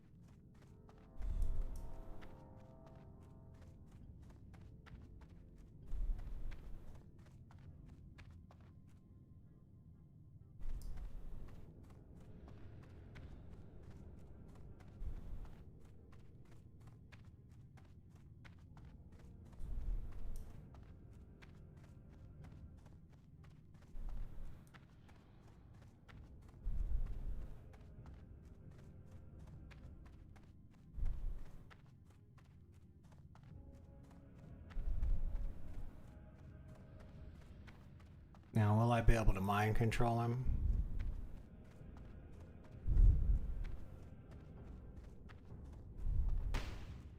Nope.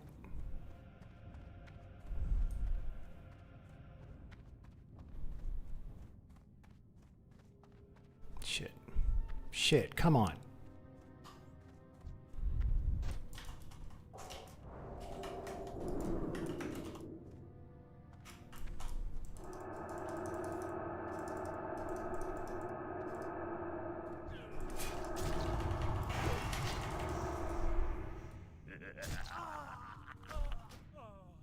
Well, can't do anything as heals.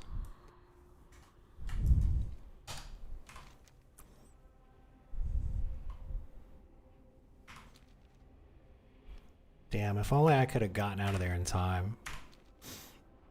Now I have to corpse run. I just better get used to corpse running.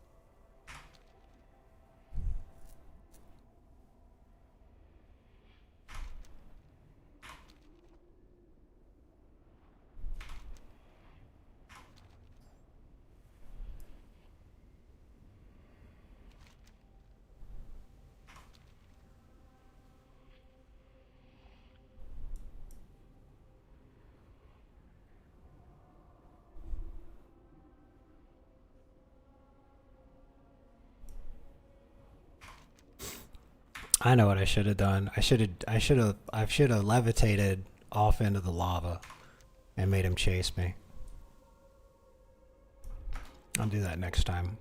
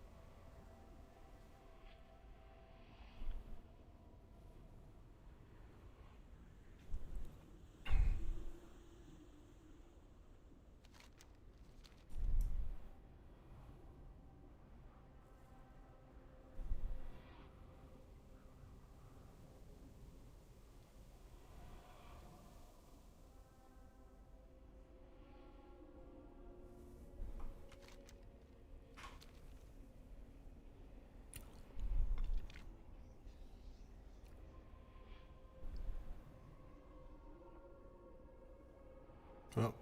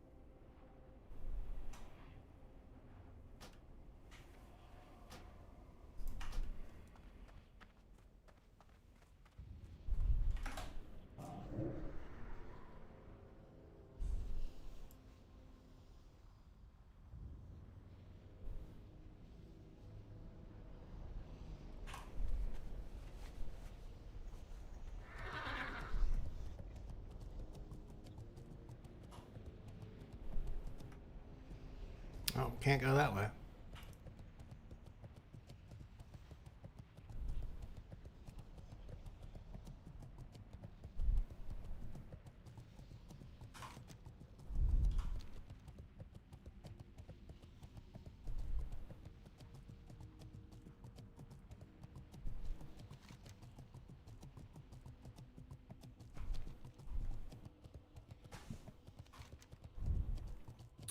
I don't think I can kill those dragons spawn. I'll try. That's 57. We're not going to take him. Oh, that's a lot.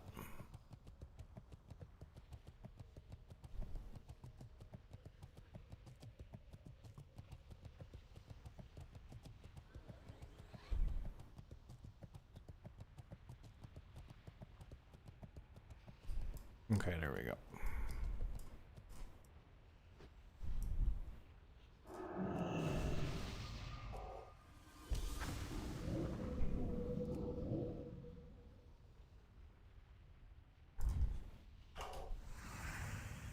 Okay. I'm gonna turn a quest in there. What's over here? Black Dragon Moss spawn.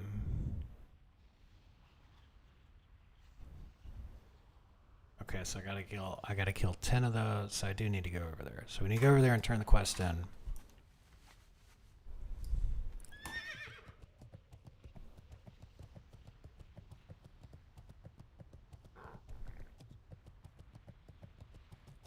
Hey Dupster.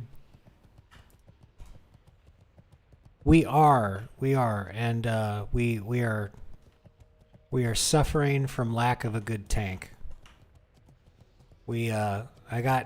Took like 5 minutes to queue for BRD, and everybody but the tank left. So there's your first clue, and then the rogue in the party was like, "LOL, this tank is on my ignore list." There's your second clue. We finally get into the dungeon, and everything's cleared up until the boss. There's your third clue. And so we basically run around for about 10 minutes to finally catch up to where the tank is. The tank is tanking with a two-hander, no shield. There's another clue. Tanked in the wrong spot, so the entire party starts taking damage. I ended up burning through all of my mana to keep everybody alive within the first, literally 30 seconds.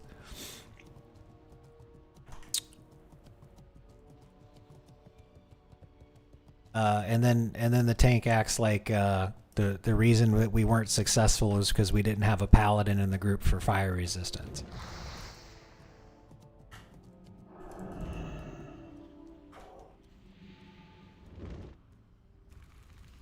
Did I just resist that?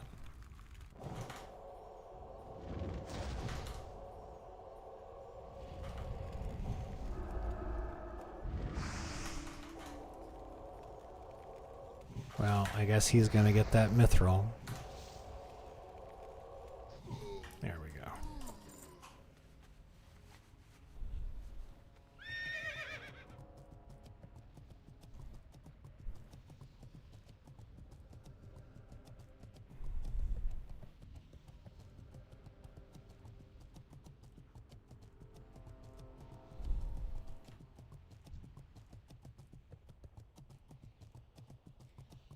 So at least I'm back outside where I can kill things and start gaining experience again.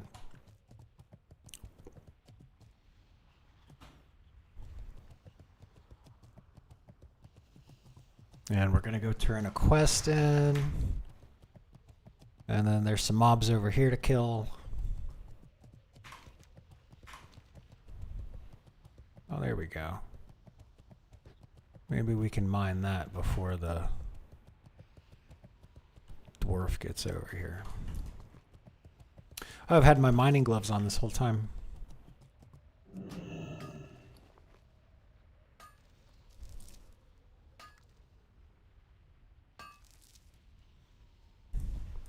And then when we got out, I got chased by a rogue. It took him 3 minutes to catch up.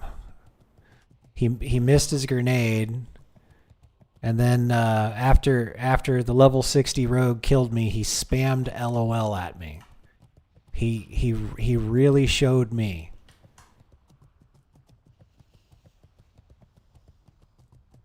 He must have had a macro because the chat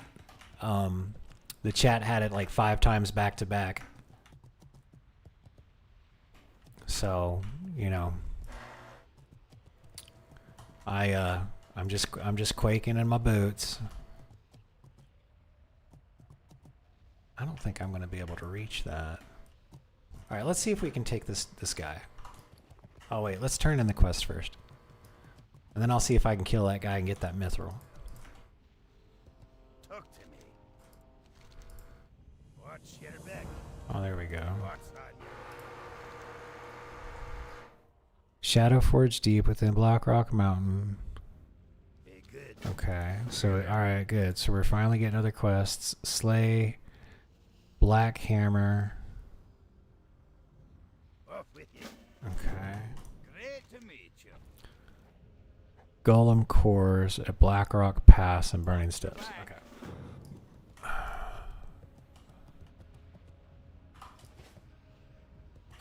Oh, there's another one.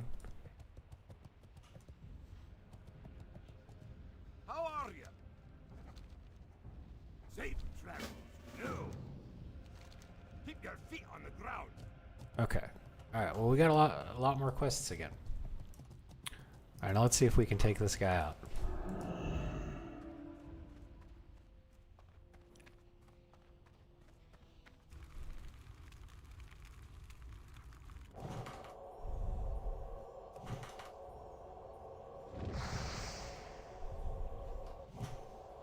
Maybe.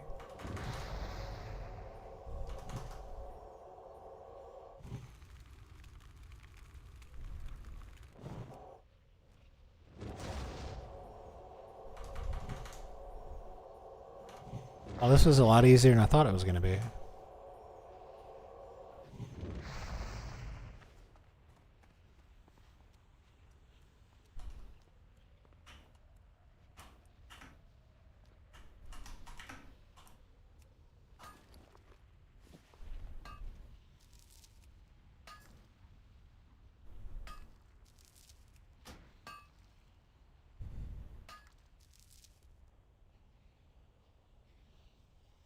Vor says he hit the get good noob button. What a guy.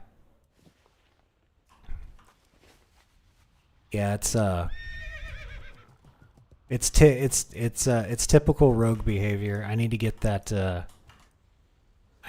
throw. Are you going to pick this up? Thank you.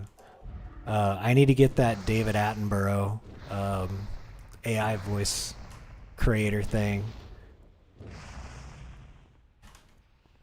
Observe the rogue.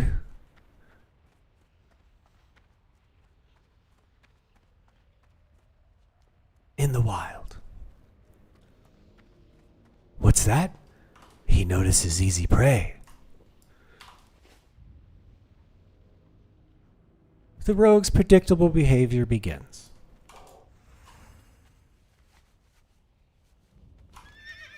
Okay.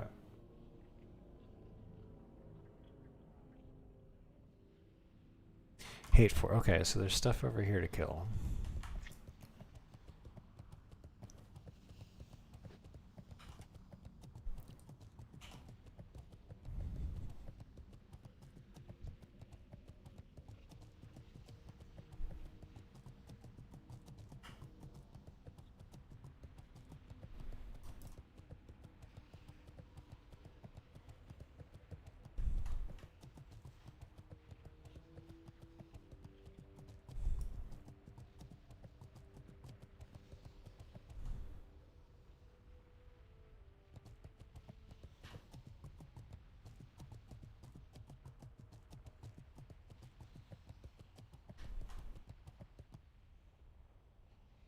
Is there...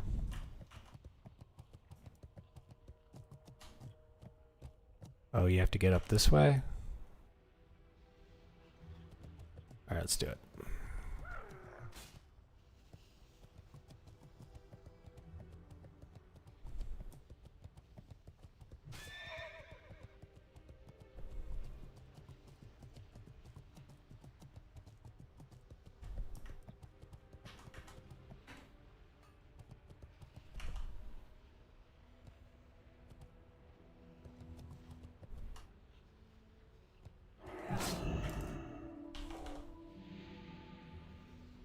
Okay, good. We made it. All right, so we got to kill 10 of these guys. Seems good.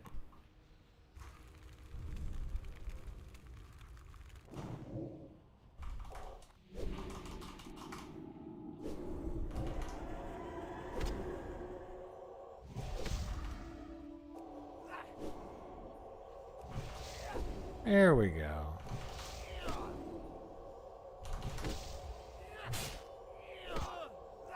This could be bad.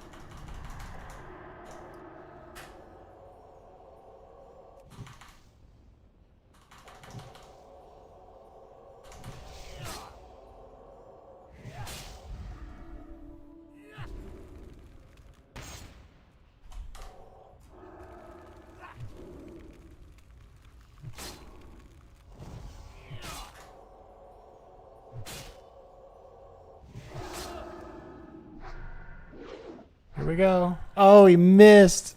We did it. Okay.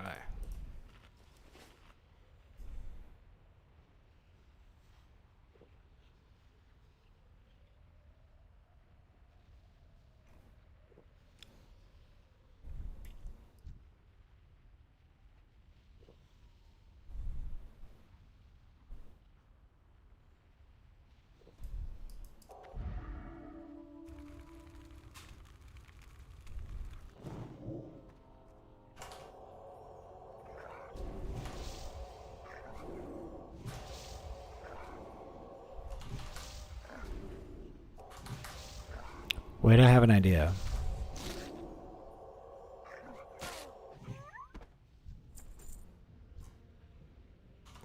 Can I champion myself? No, it doesn't work like that.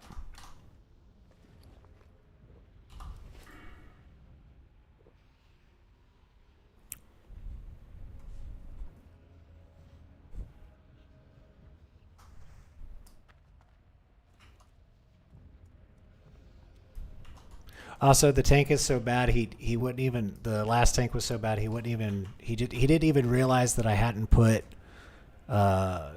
Proclaim Champion on him yet.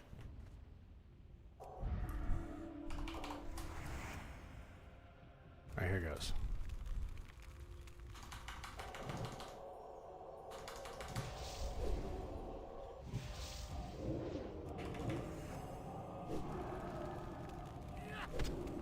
This will be 25% extra crit. There we go.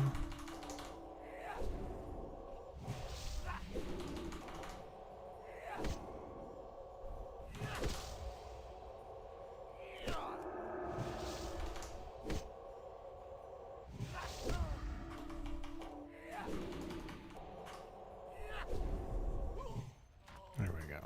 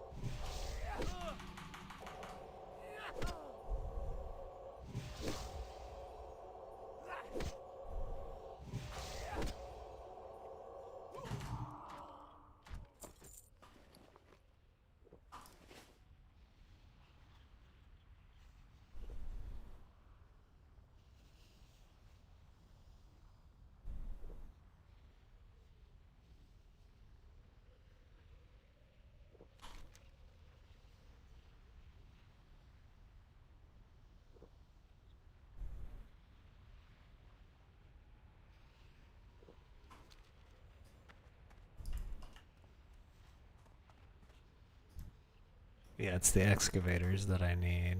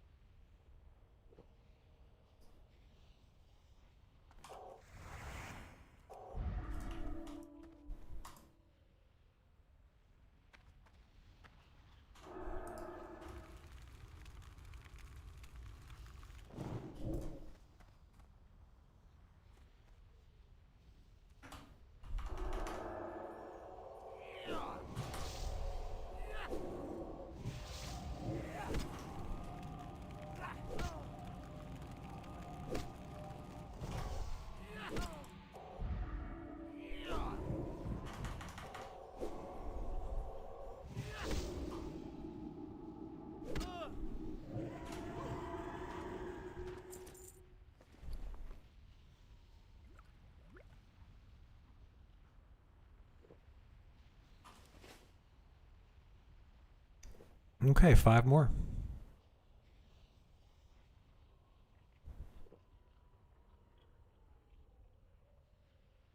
Now the question is, can I pull this guy and not pull that guy?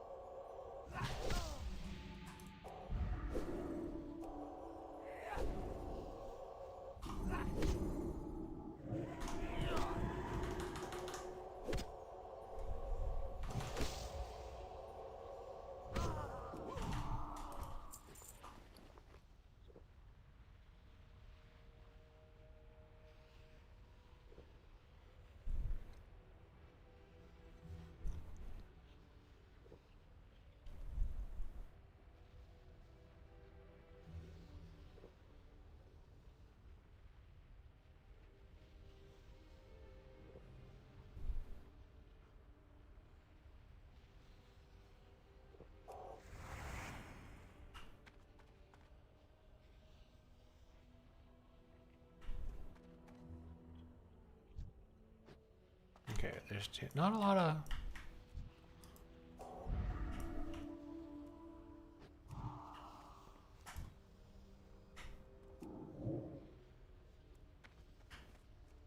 There's another excavator. Finally respawned.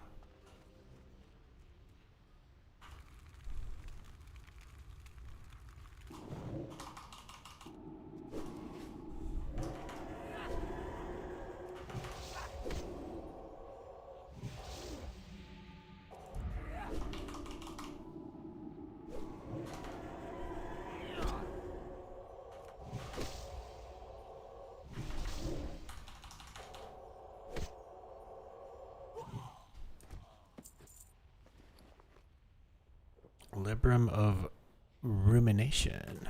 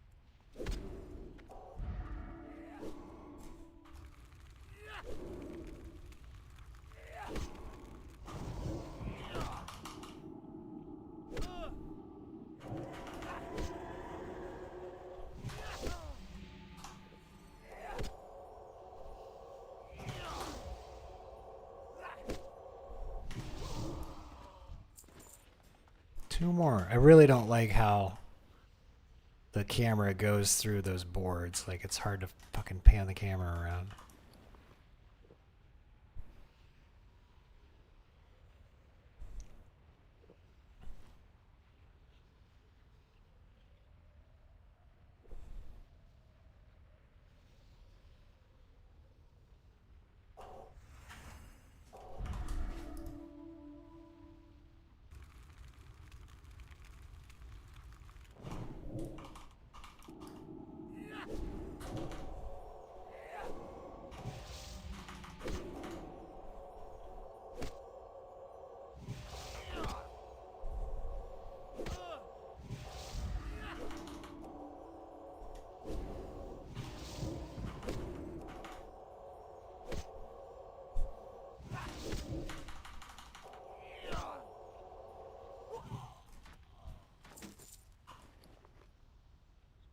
Oh.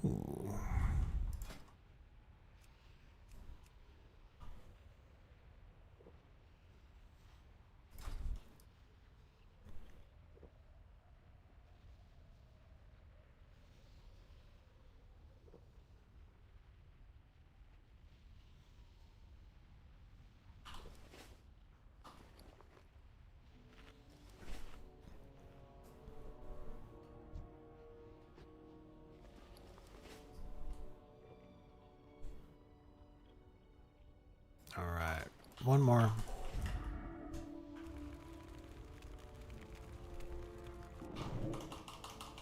And he resisted the Shadow Word Pain.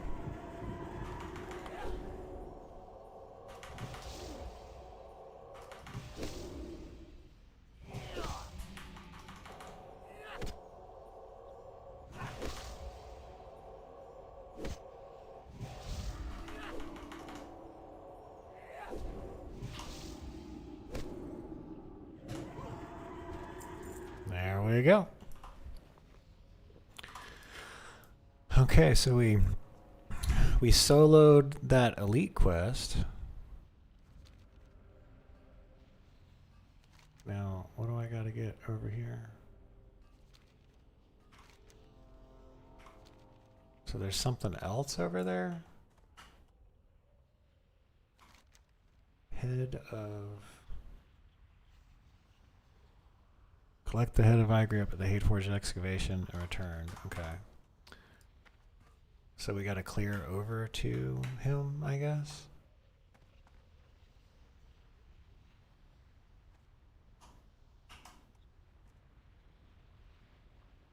Um,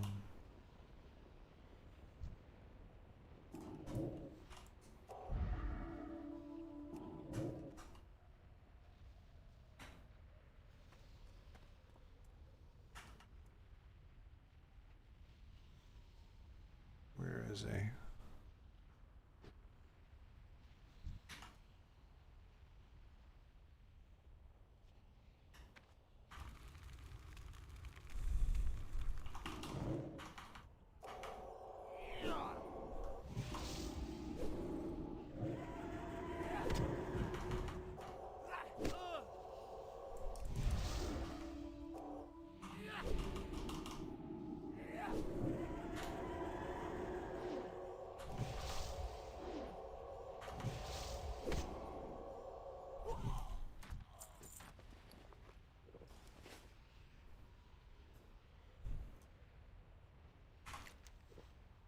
It's, yeah, he must be right over there.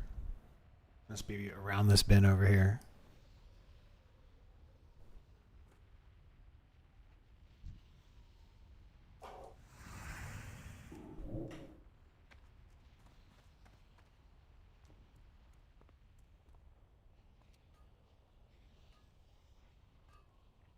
What? No? Nope, there's no one. Okay, it must be on another side or something.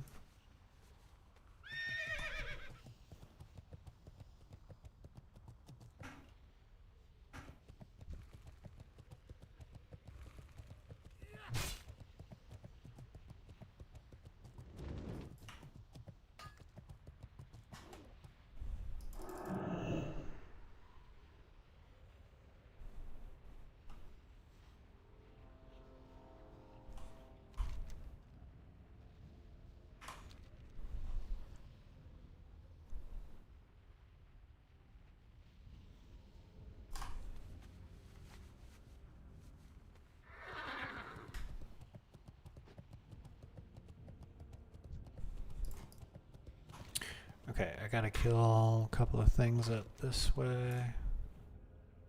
Black dragon spawn, okay.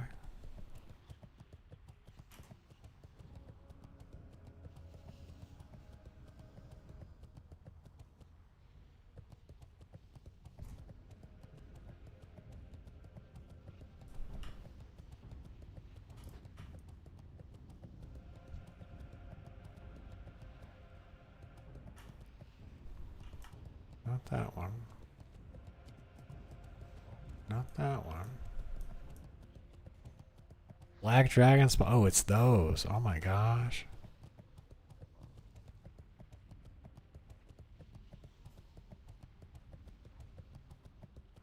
Let me see. There's one.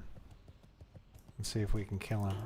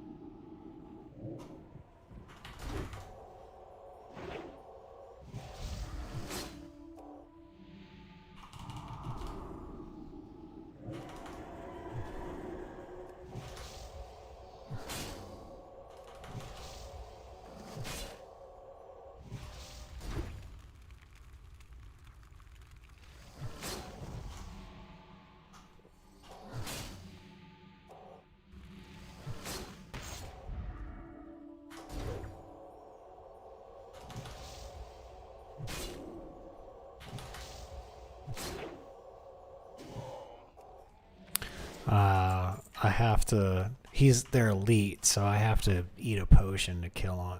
I run out of mana.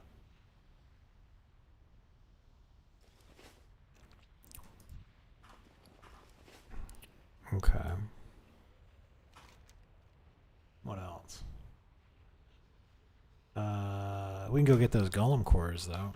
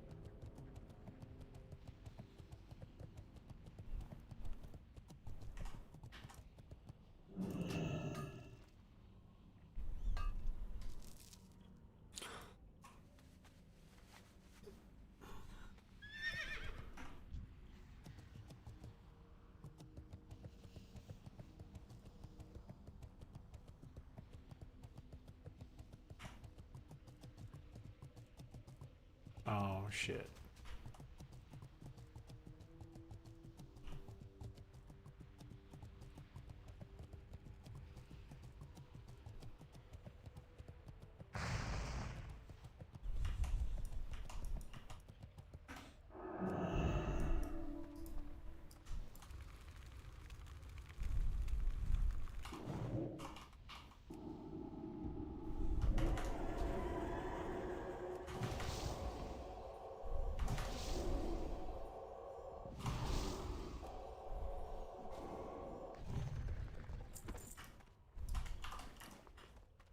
Man, those things are a hell of a lot easier to kill than the elites.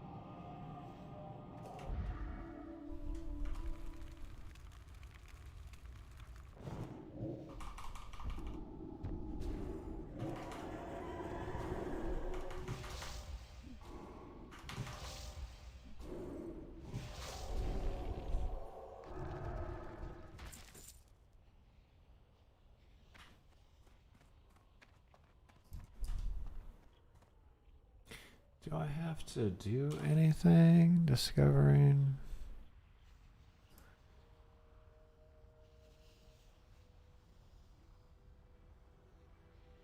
Okay, no, it's just a 30% drop rate.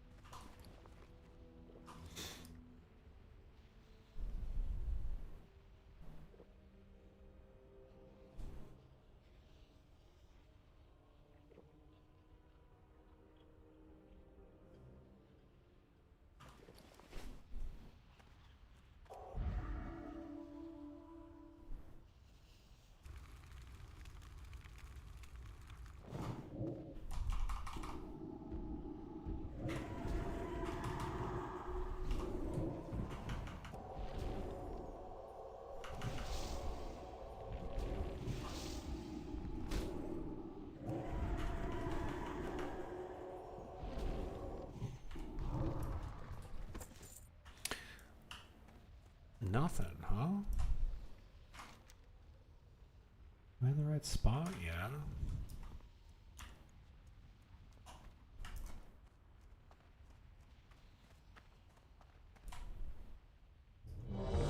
There we go.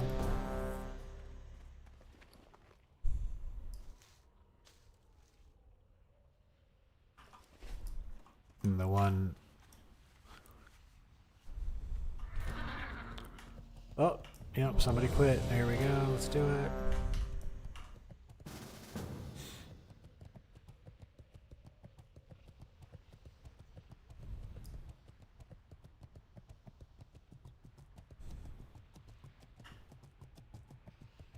What does HFQ stand for? Oh, Hate Forge Quarry? Oh, yeah.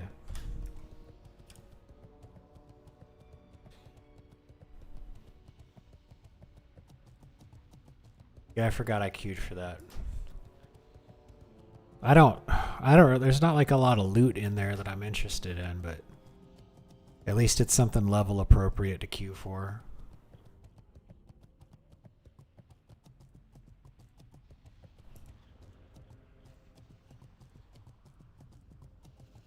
Yeah, the XP, that's exactly it.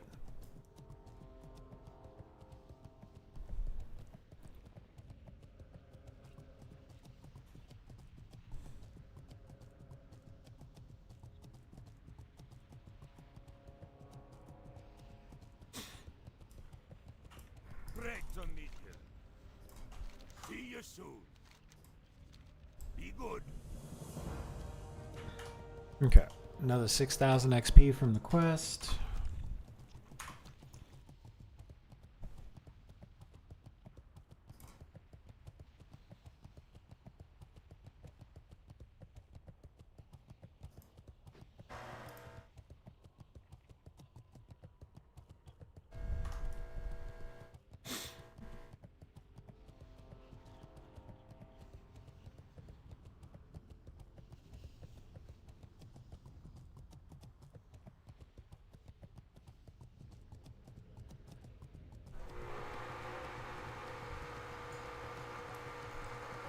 This druid's name is Brona Wankin. I don't know how I feel about that.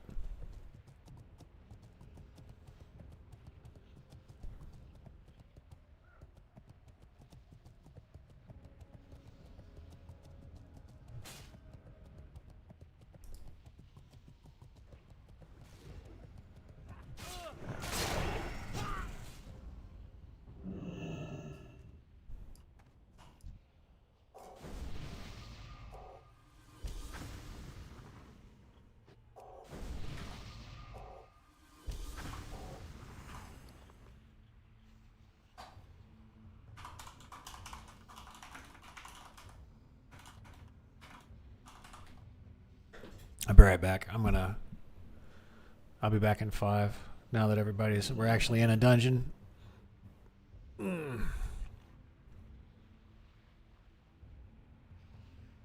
we go. Let's make that 5. Okay.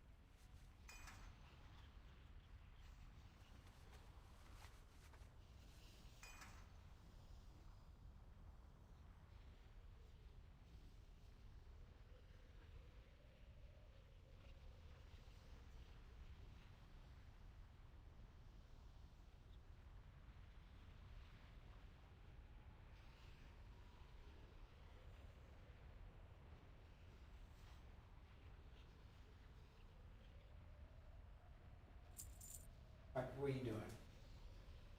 Know what you want when you sit over. You open the door and then you just stand over there. You want pets. You know that's what you want. Oh, you're a nice kid. Oh, but there are no pets right now. There is dungeon. Here you go.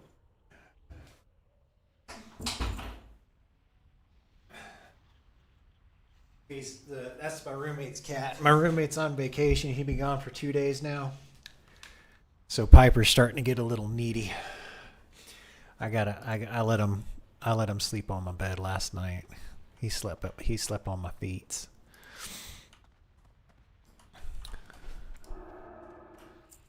Let's see here. Oh, we're grabbing. I'm gonna loot that. There we go. Hold on. Don't you fucking do it. Let me.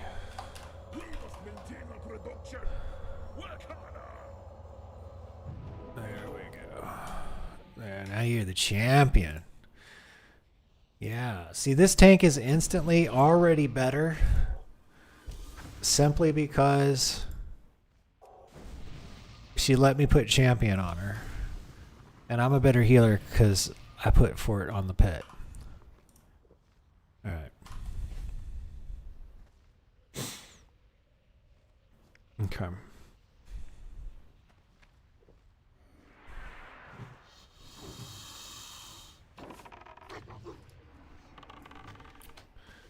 Okay. Alright, that's the... Right.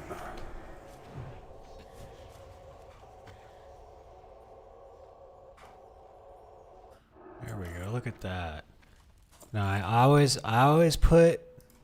Hold on. There we go. There we go. Okay, now I gotta remember to control 1 there. Let's do a greater heal. There we go. See, look at that.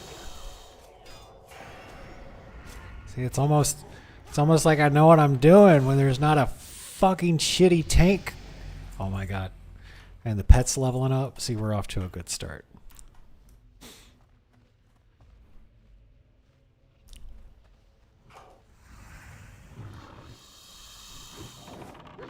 Control 1. There we go. That targets the tank. You put renew because I got talent points where I heal. I heal more if they're under the effect of renew. Look at that. Look at that crit for 455. This tank is so good. She's even healing. She's healing herself more than Zek was healing the other day, yesterday.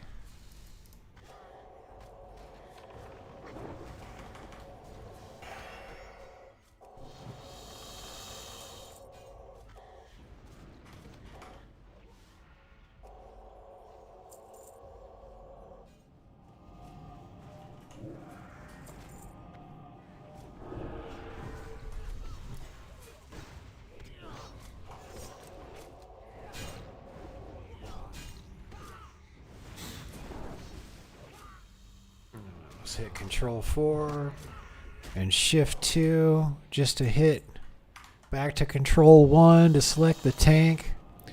I'm doing it. I'm doing it. I'm making the bars go up.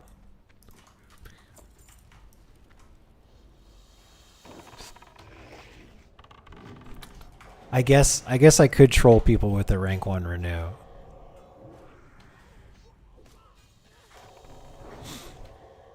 But Vor gave me the keys to the kingdom. Vor said, you want to do lesser heal or greater heal? For the normal heal is not mana efficient. And I think he's right. Because ever since I started doing that, I haven't been running out of mana. I could get crazy and do like prayer healing, but that takes a buttload of mana. So does flash heal, but it's there if you need it. It's there if you need it. Now the trick is to make it so the healer does not need to cast it. That is the real trick. And then, you know, anytime I just hit the shift 3. See, I just got a crit for 2k. I just healed for 2k, BB.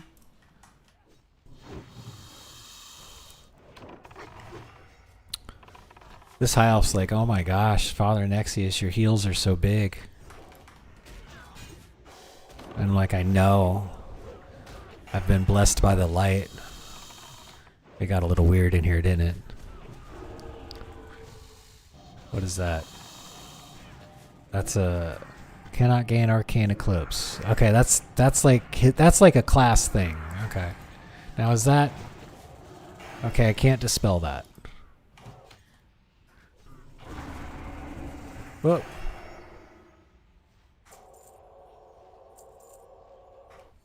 There we go.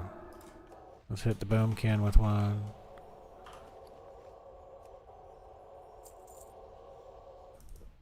Let me drink.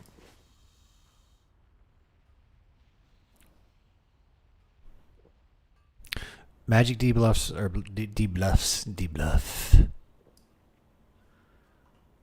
Magic debuffs are blue. Okay. Oh, I better get up there. I didn't know we were starting. Okay, there we go. I'll scan one time.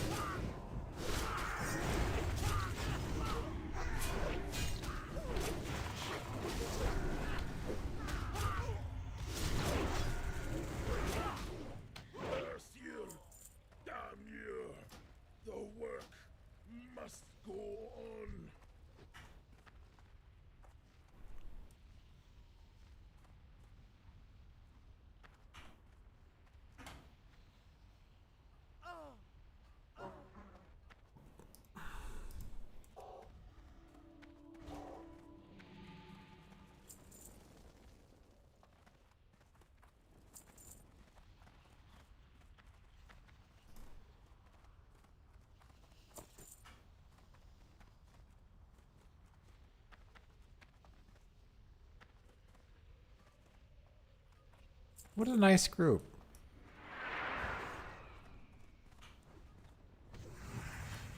Am I the Lobie? No. Well, yeah. No. There's a 57 in here. I'm a 54. It's okay.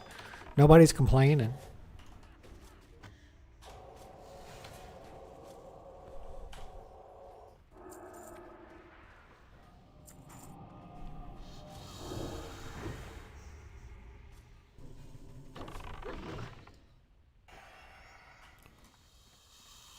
Okay. No, that makes sense for her.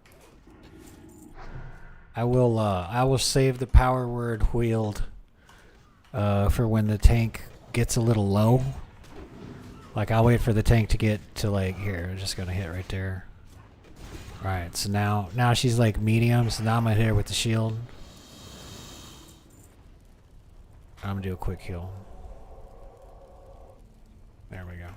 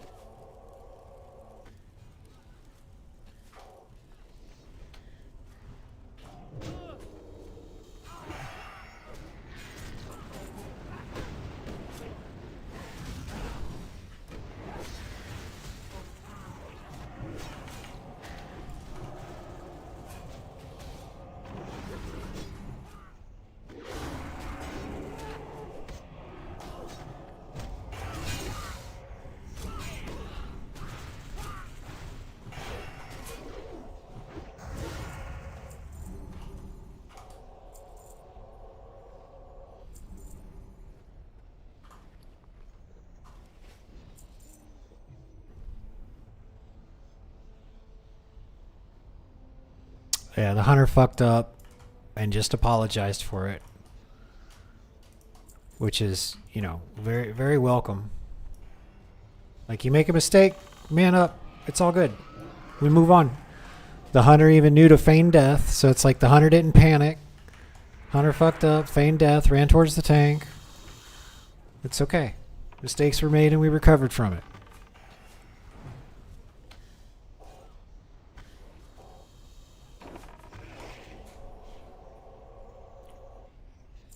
20. That's the biggest heal yet. That was almost a 3K heal.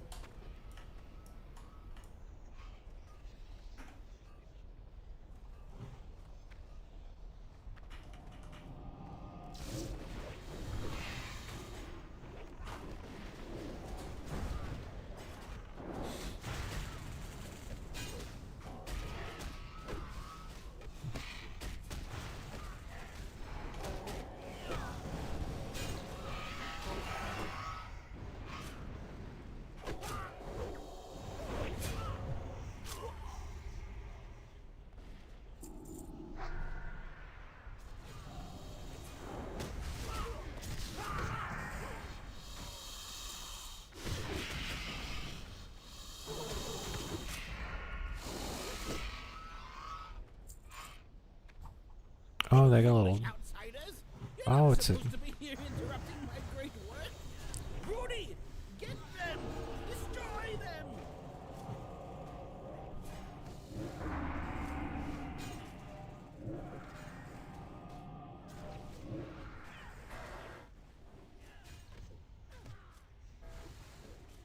I was going to build an army. I would have never been stopped.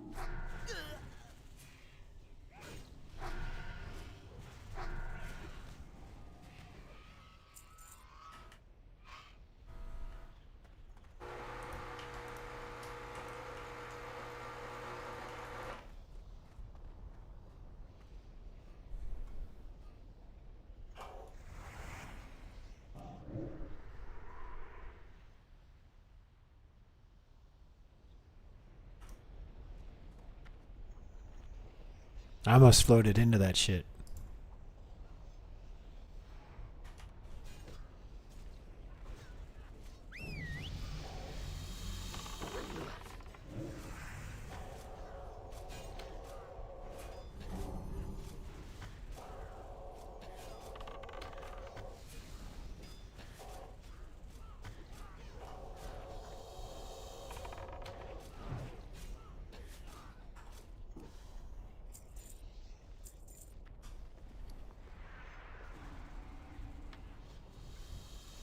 Oh shit.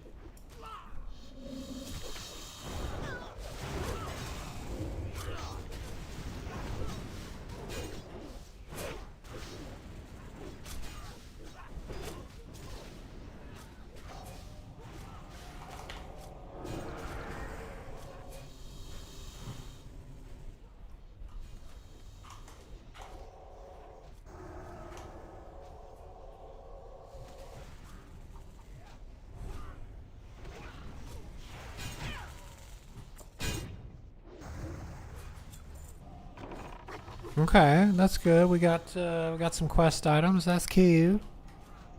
That's key.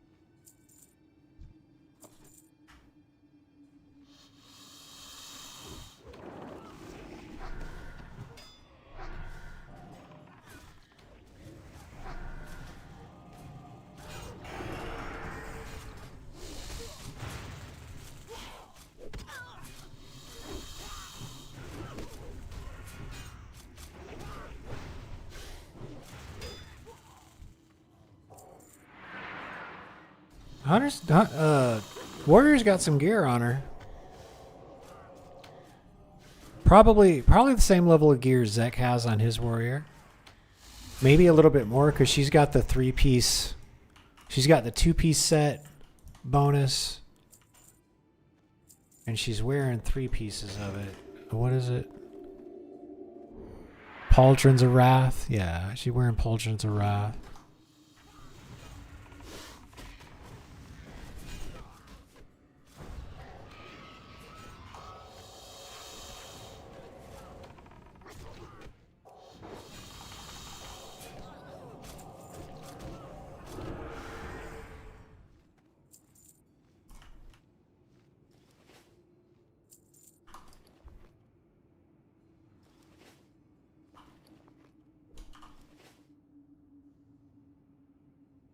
Yeah, tier 2 gear. Okay, so then definitely above Zex gear level.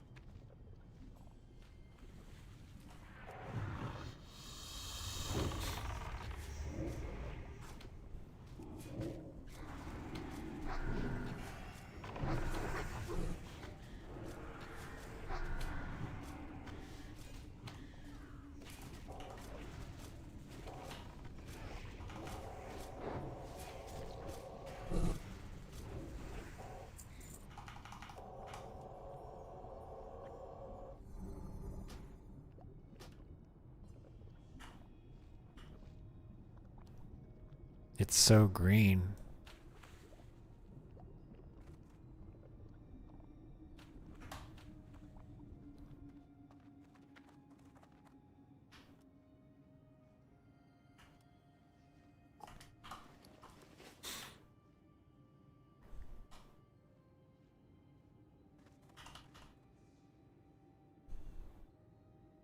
We were in the Matrix. We just got it. We just woke up.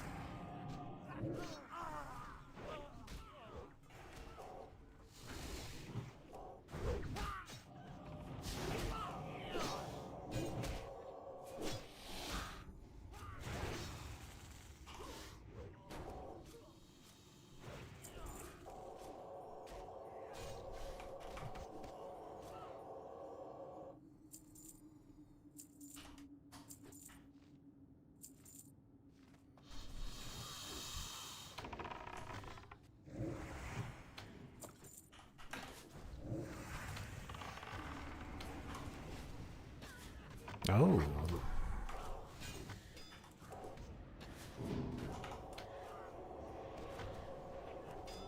Ha.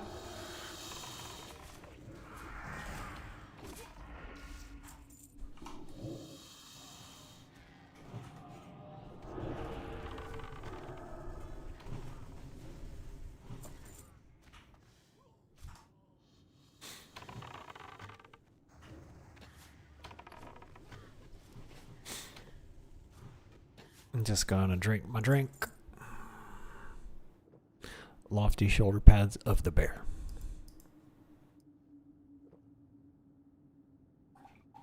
This motherfucker's rolling neat on quartz crystals? Well, I can roll neat on them too, because I can make stuff with quartz crystals. I think I can.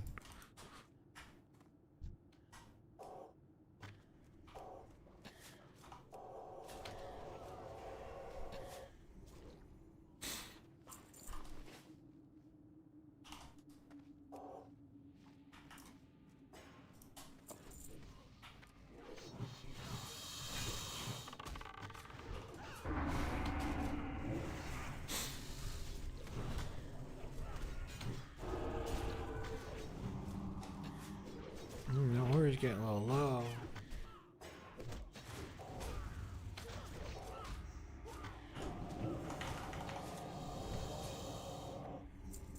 There. Healed for 3,000. 3,000. That's more health than I have on my priest.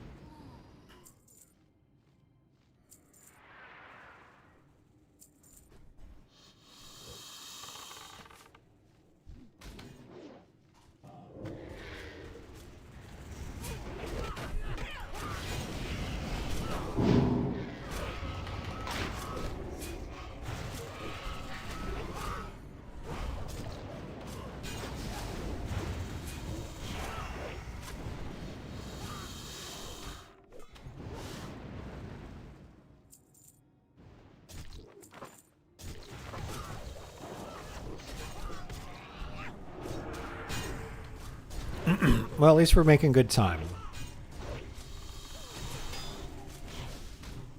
I'm getting lots of experience.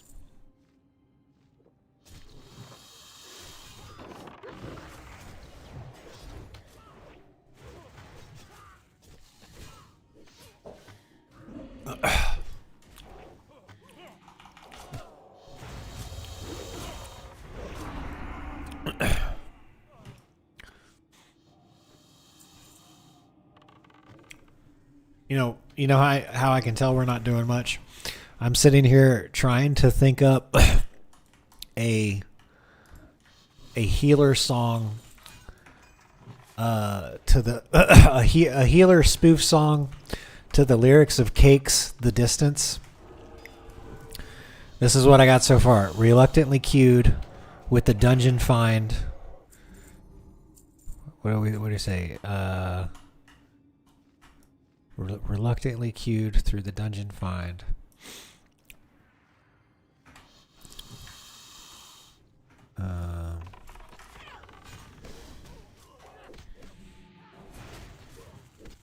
Stupid red pill.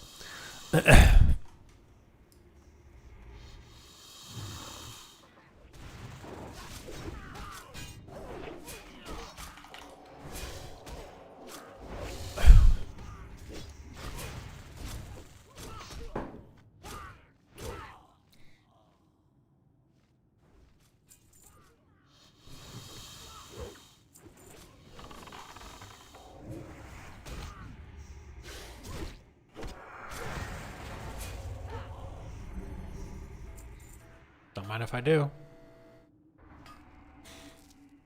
Everybody just walked right past it. You know, I don't want to let it go waste. I'm not going to let the tank die, though. Here come Big Heel. Big Heel!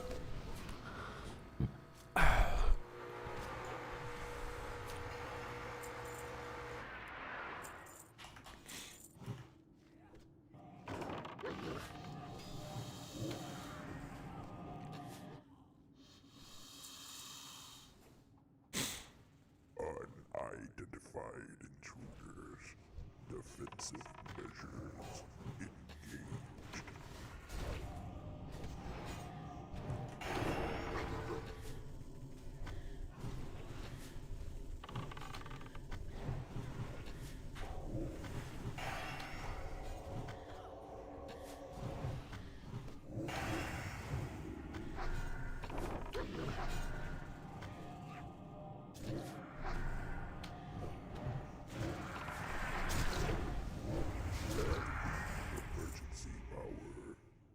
Emergency power activation failed. Unique trinket, stamina, increase your attack and casting speed.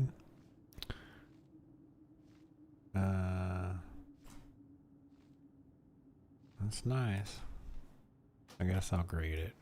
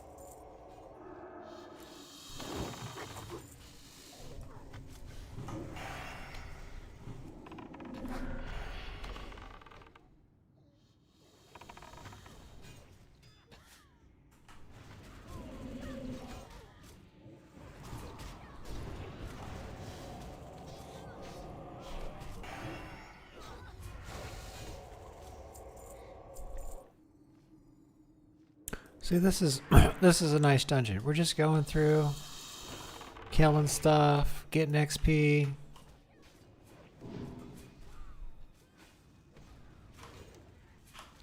Oh, there's no map.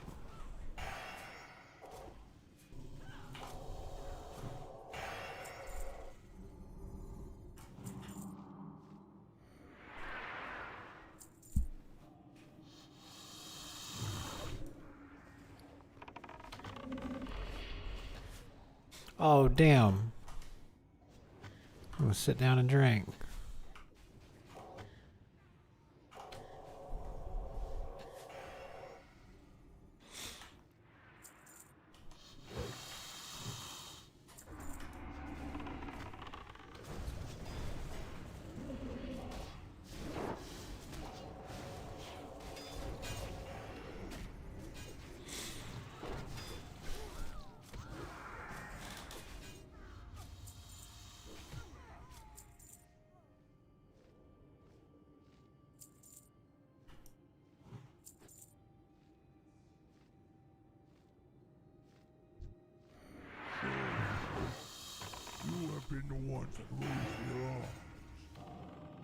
summit your demise within this cave.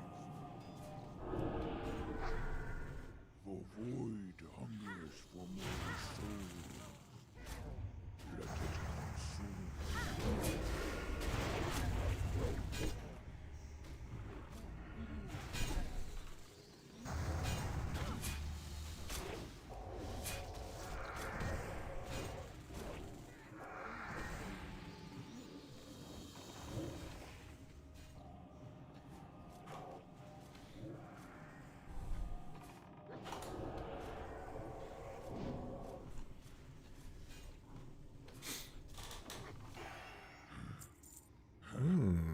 The Veil of Hatred.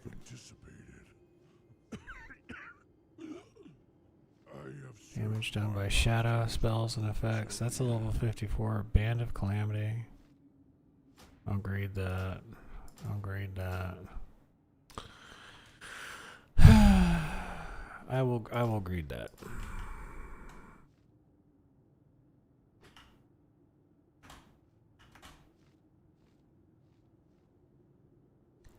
I'll worry about that shit when I get the brainwashing device to do dual spec.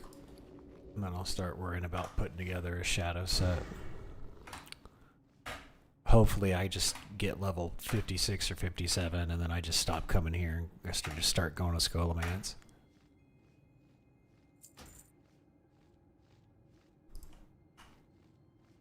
I can't look it up right now.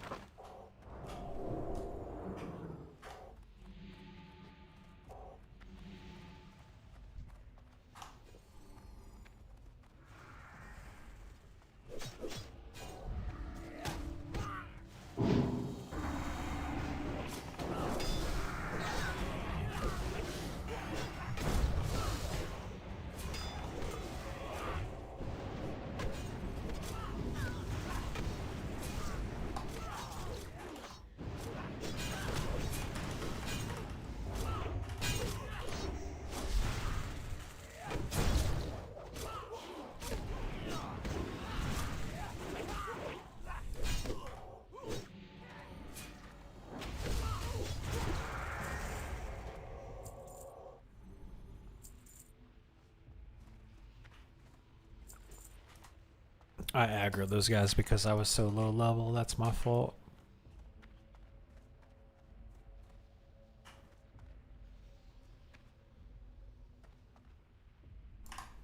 Oh, you can't mount.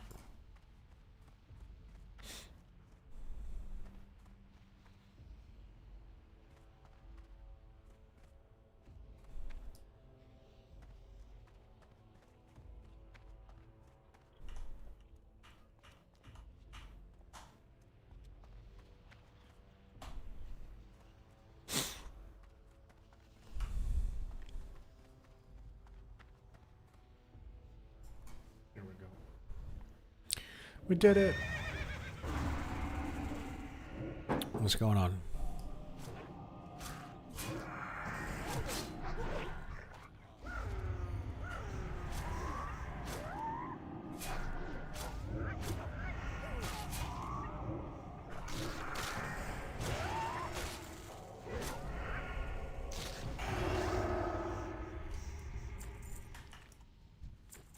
Okay, that was the tank.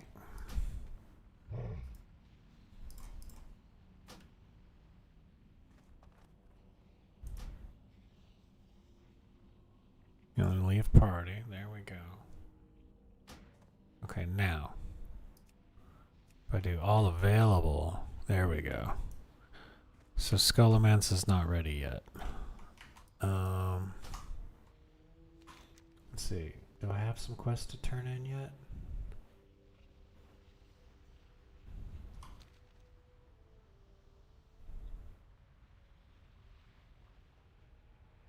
Senate's high orders.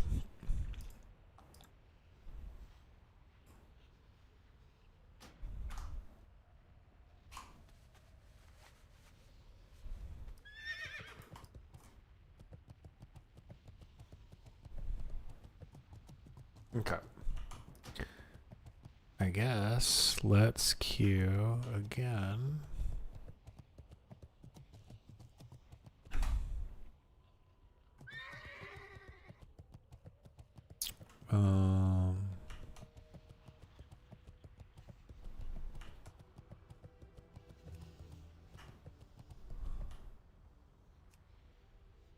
Emperor, Hate Forge, Blackheart Depths Arena.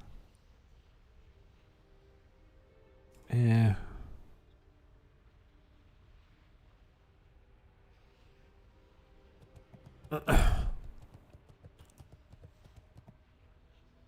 Is there even anything in Hate Forge?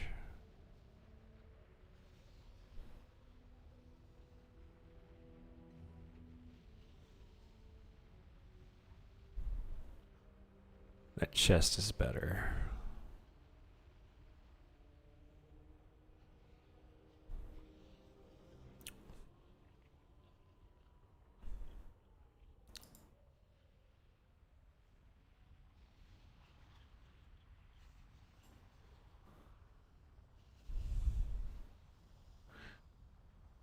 The neck is pretty good.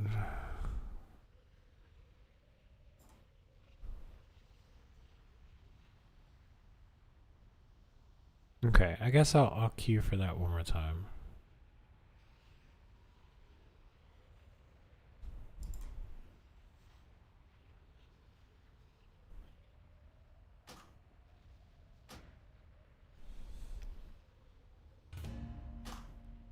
There we go.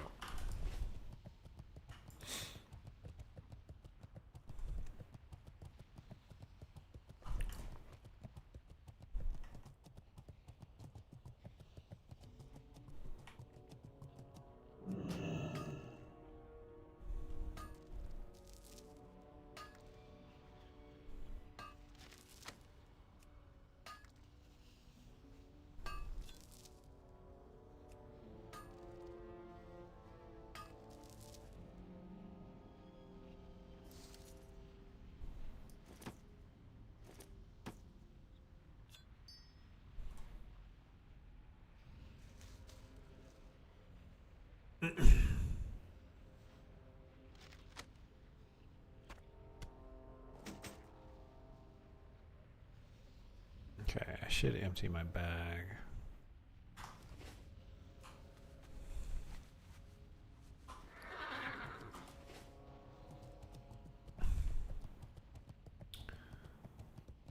I think there's a vendor right over there. And then we'll go kill some more golems until we can queue again.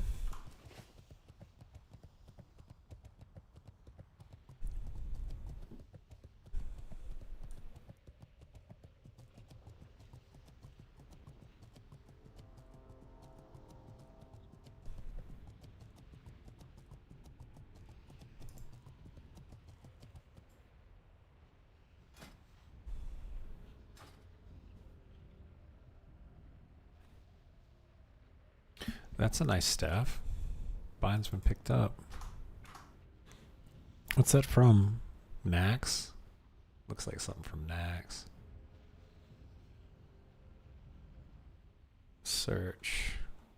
Kirel. There it is.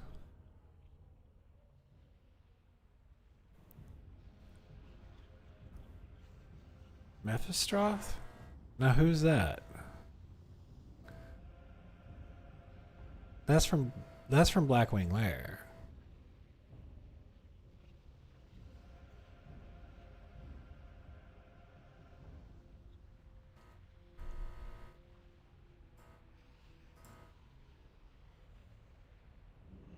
Oh, that's Nefarian.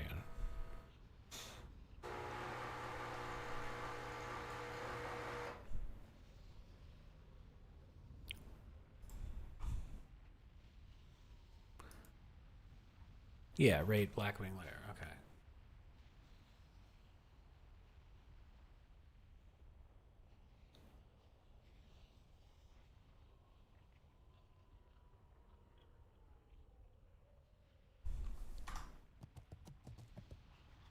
I supply only the finest goods.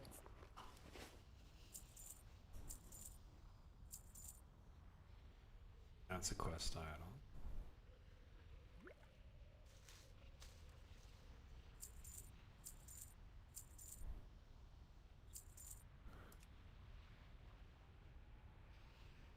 Have a good one. Now, can I use this on that? Invalid target. Oh, you can't use large C4AM charge on mithril lockboxes. That's bullshit.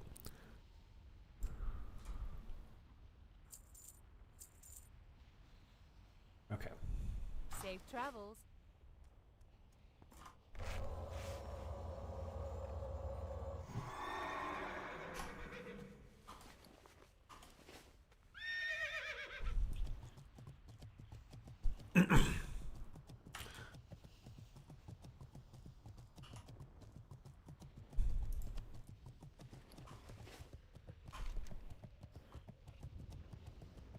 All right, let's go get them golems.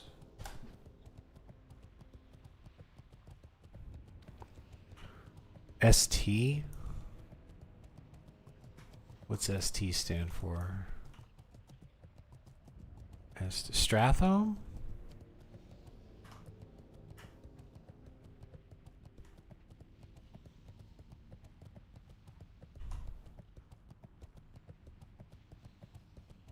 I thought Strathome was in the Plague Lands.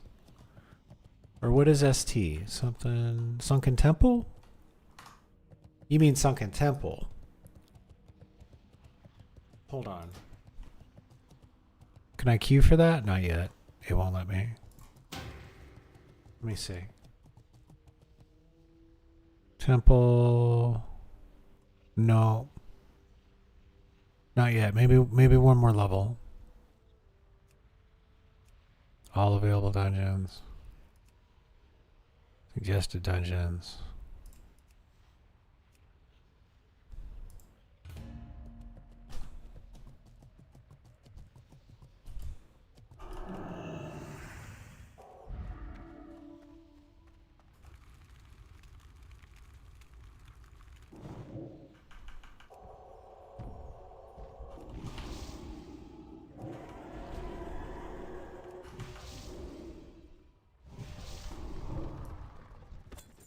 There we go. It finally dropped one. I knew we could do it.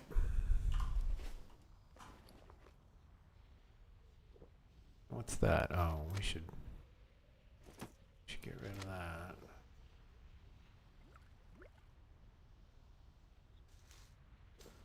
Here, let's move that over there.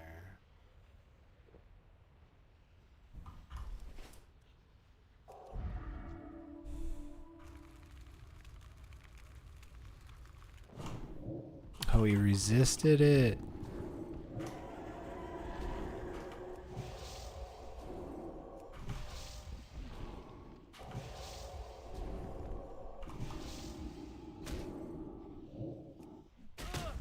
Whoa.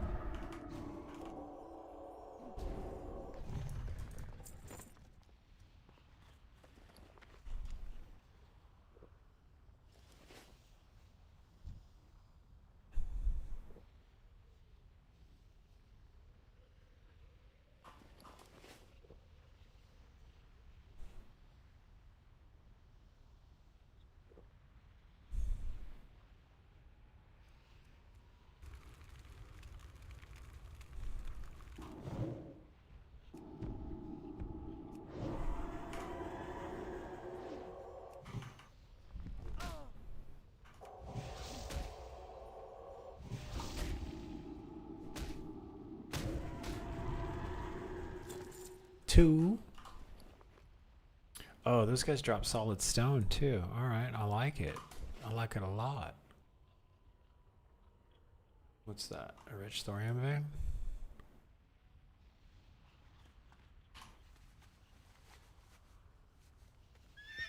Let's go get it.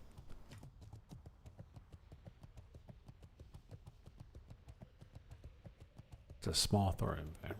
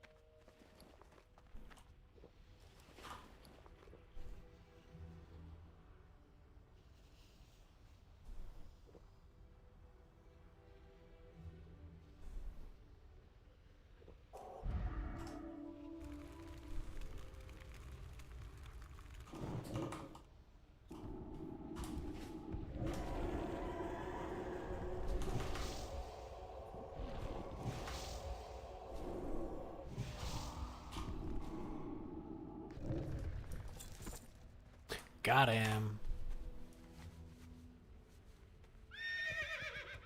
There is a node right there. Is he mining it? He mining it? He mined it.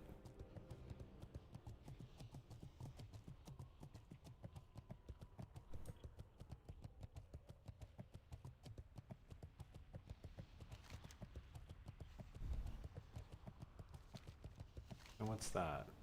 Oh, I got those dragonkin. I don't have enough damage.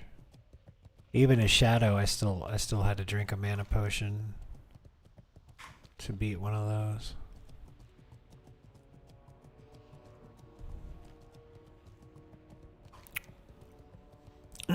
I should be able to take him out another level or two. Let's take a look at what's available. Oh, it's bugged again. Let me get out of here. You go turn this in and I'll reload the UI and then we can see what we're missing out. Maybe we need to go back and train really quick.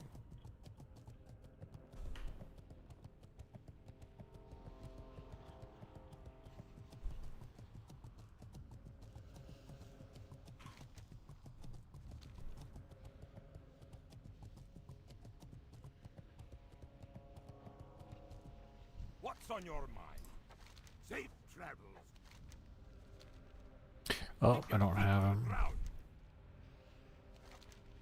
Be good. Okay, so we got that. Here he is. Safe travels. Another 5,000 experience. Purchase secret information. Collect the arcane golem core information from Jabby and Steam Weedle Port. In return, where the fuck is Steam Weedle Port? Is that Ratchet? Off with you.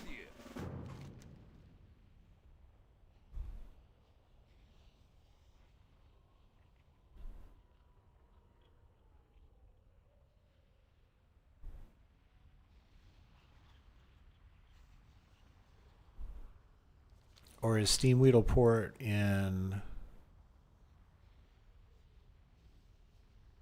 Winter Spring? No, that's Everlook.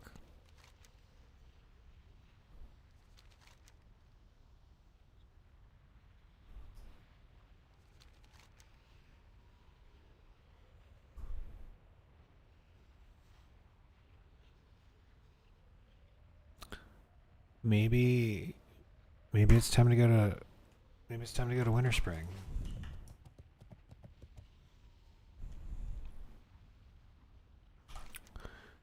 Hate Forge chemistry documents.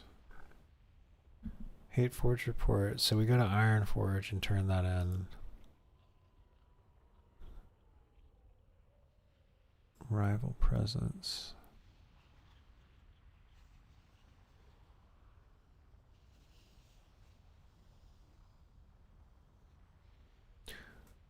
That's where you come in, gather your friends and mercenaries, venture into the quarry.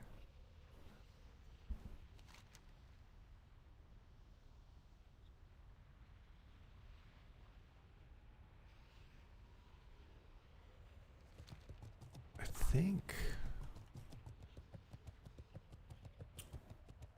think it might be bugged.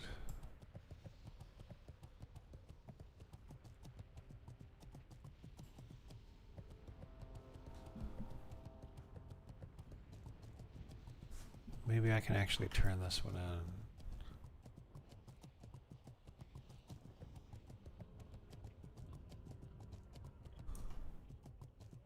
How are you? See you around.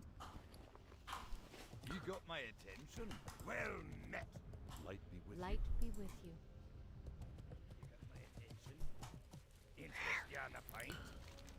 Oh, I gotta get the chemistry documents. Okay. Looking for something specific? Safe travels. Need assistance?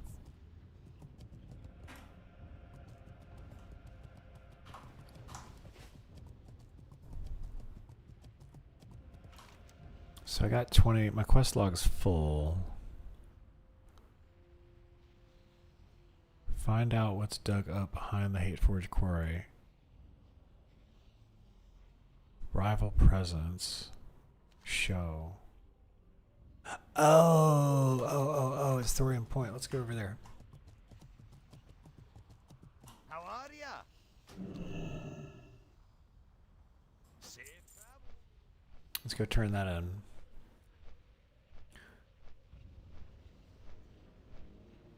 And then we can hearth to Ironforge, turn that in, and then, oh. Let's reload the UI.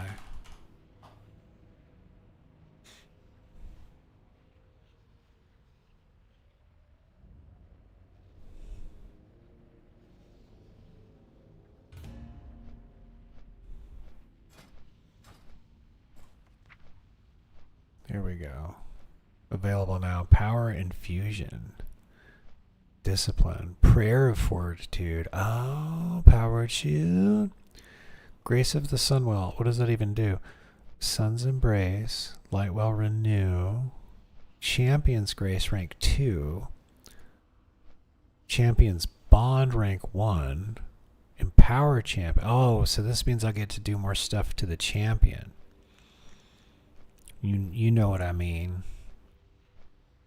You just gotta make that high elf my champion and do things to her. Wait, what?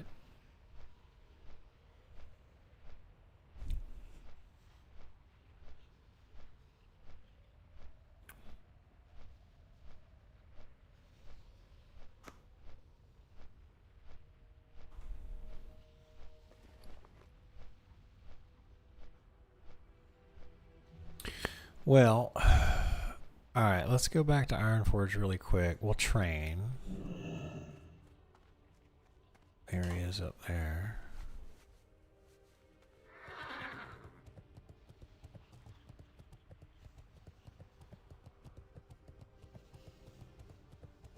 How are you?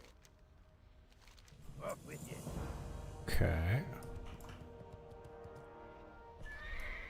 Interest you on a pint? Watch No. your back.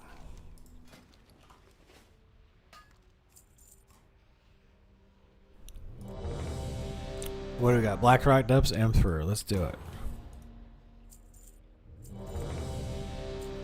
Okay, Blackrock Depths, Emperor. Let's do it.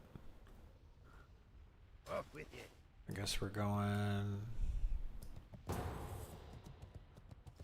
I'll wait for everybody to accept.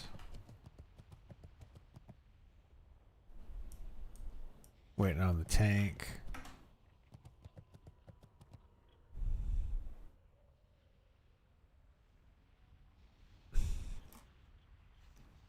Let me aura farm. There we go. I do like my goggles.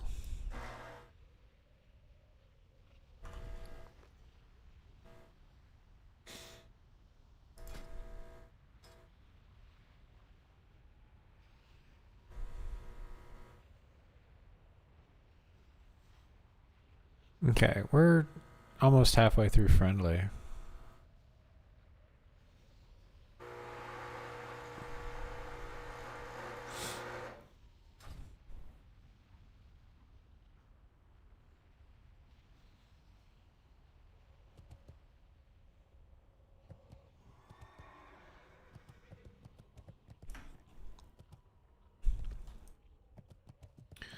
I guess Blackrock Depths will queue again. Oh, there we go.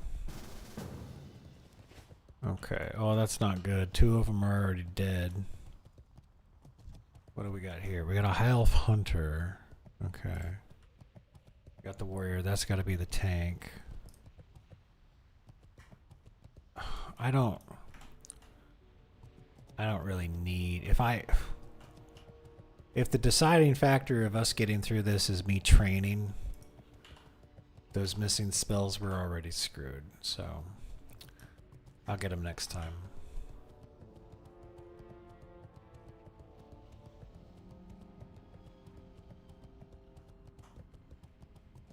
I'm gonna get this mithril really quick though.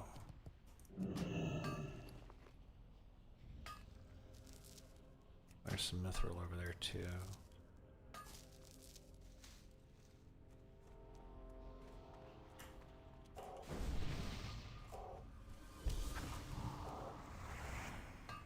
Oh, it's true silver.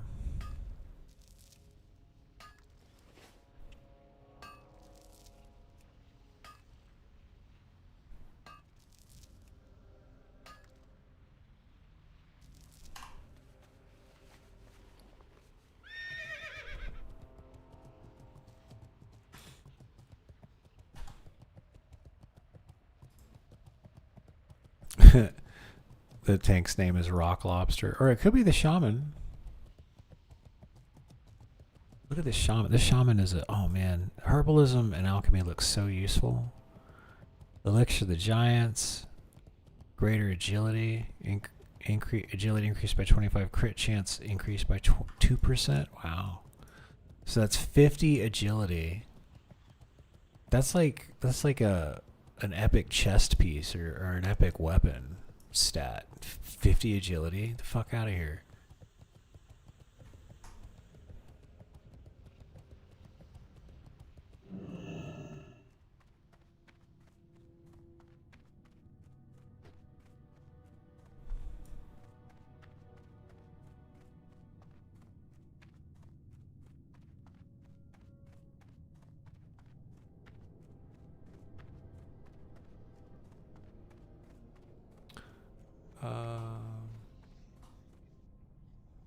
Down there's where we want to go, right?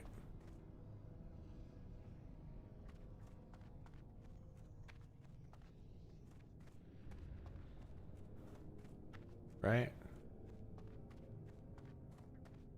Hold on. Yeah.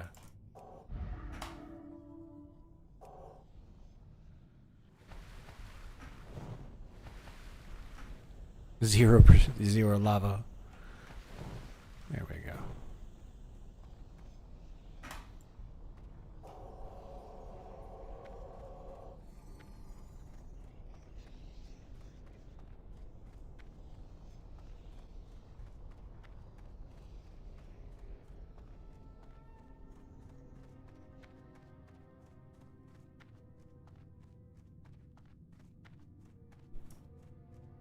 Oh, let's go. Let's mind soothe that guy.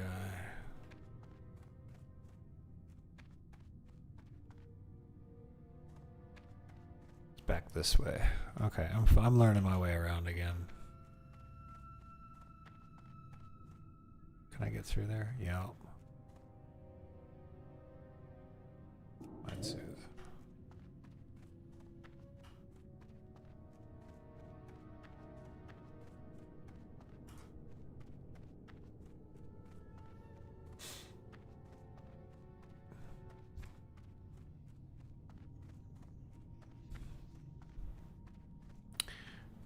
Pretty sure it's this warrior.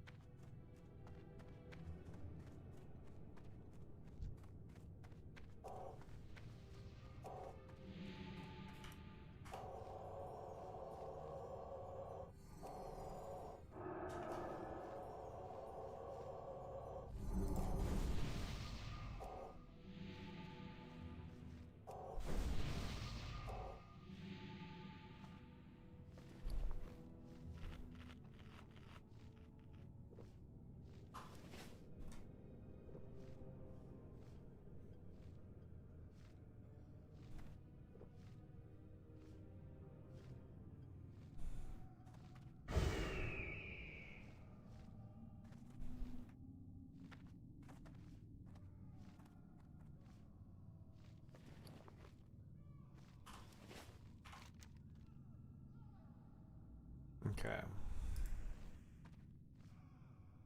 Well, the tanks, that might be the tank.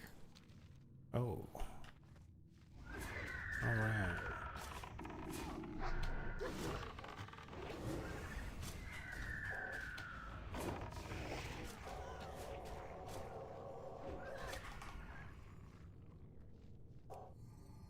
I'm fine if they want to start pulling. It seems good. Get some shit done.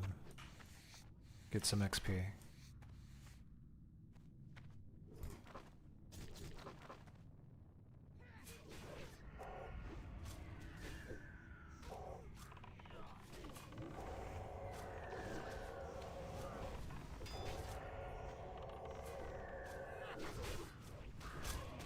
Yeah, I need the XP.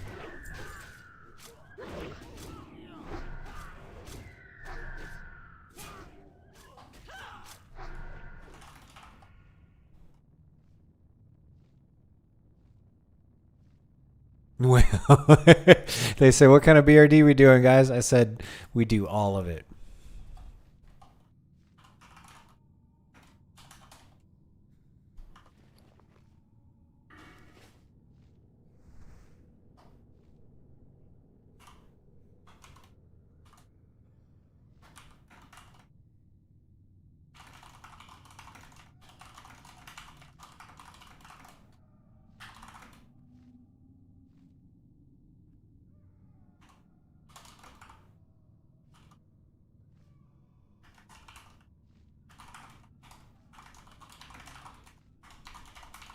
I said, I'm JK. We do whatever as long as we don't have that goblin warrior that was tanking with a two-hander.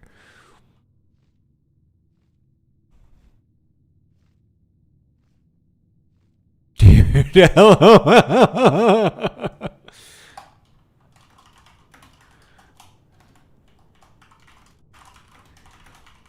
think you were there for that. Two-hand tanking. Oh, God. Oh, Lord. Oh, loud.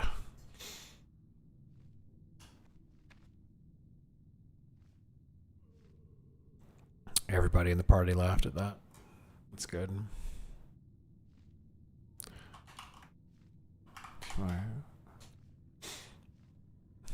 Oh, this is the rogue that was in Hate Forge earlier, and just complimented me on my heels.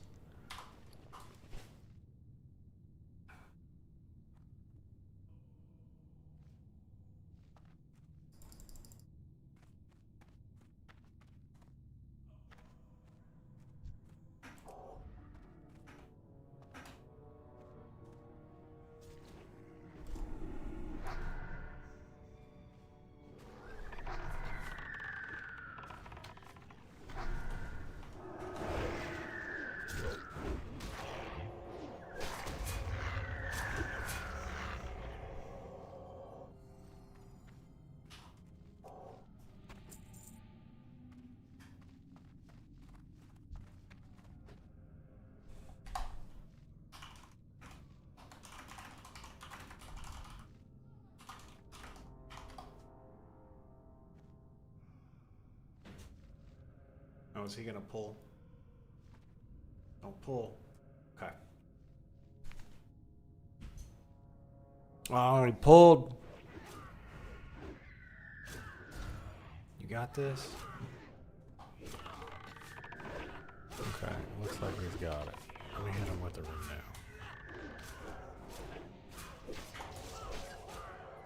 now. There we go. Let me get me some.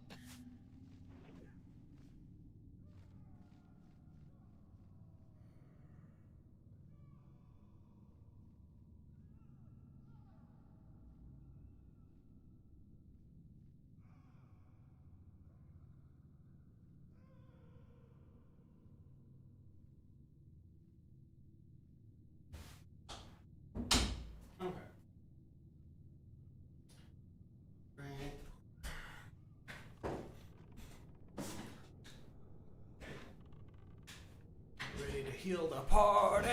Okay. There we go. Alright. Is this the tank?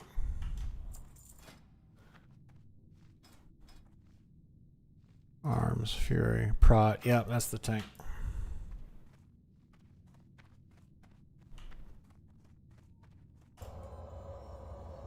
Don't you run away.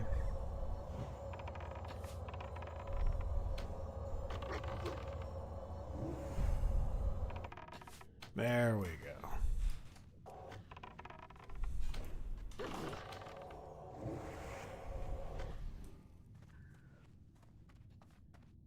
Oh.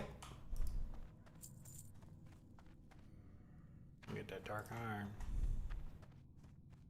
Go get it.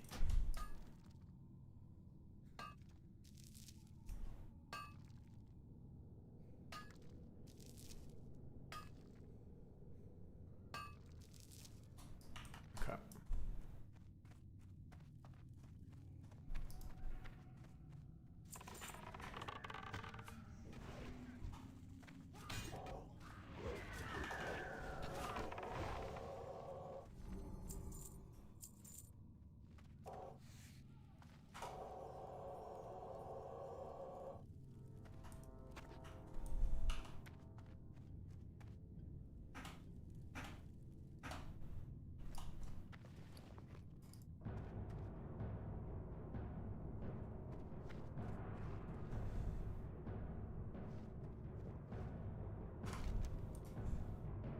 Okay. Alright, he almost here. He almost here. He flying to... He gonna land at Syrian Gorge.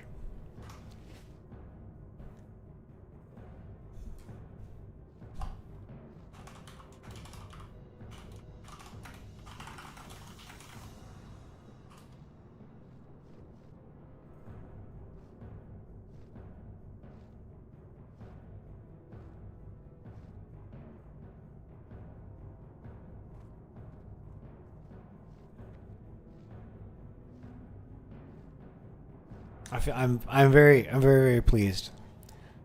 The rogue remembered me from the last dungeon and complimented me on heals. Today is a good day. As soon as I hit 60, I gotta do that thing to get the dual spec so I can switch to Shadow when I feel like it. Because Shadow.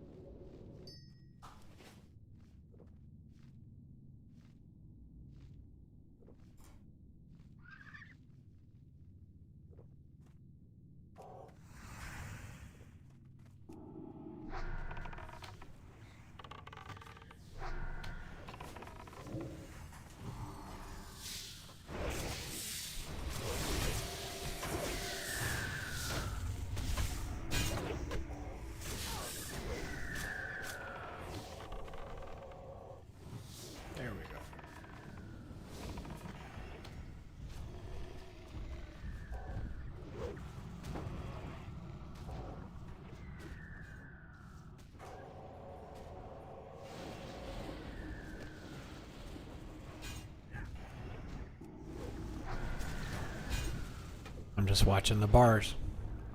If the bars go down, I make them go back up.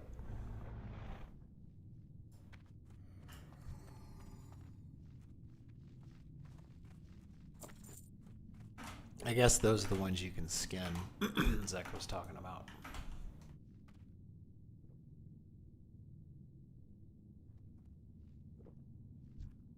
Okay. The tanks. Yeah, there we go. Hammer and board. There we go. What do we got here? What do we got? We got enhancement. We got enhancement. Yeah, enhancement elemental. Did I give him fort? Yeah. He got fort? Yeah.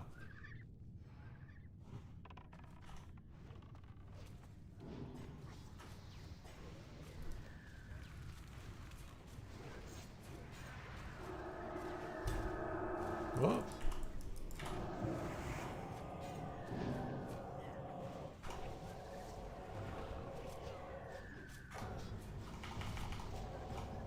Come on, heals. There we go.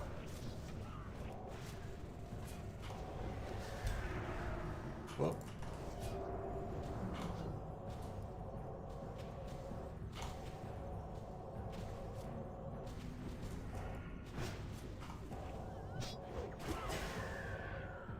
There it is.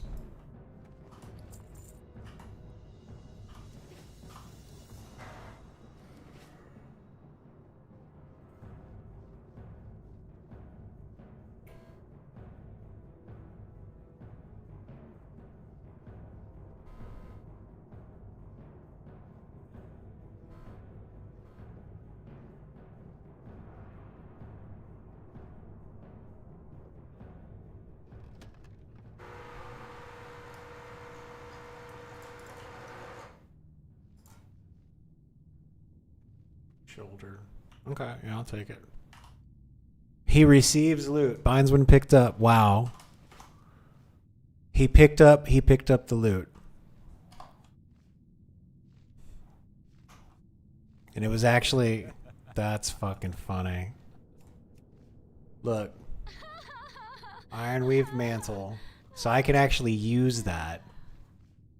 Right? It's actually an upgrade. For mage, priest, warlock, druid. I'm the only priest here. And he loots it because it's a BOE.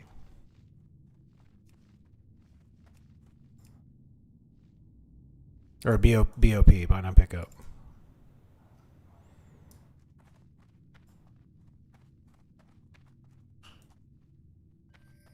Well, that's the true vanilla experience.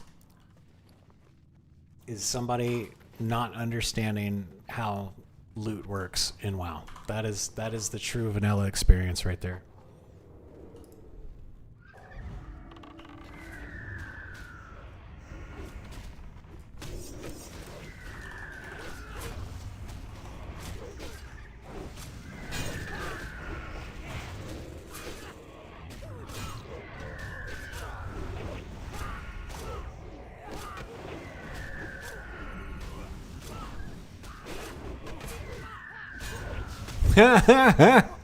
Monoxide says, sorry, GF is being a complete cunt. This is fucking great.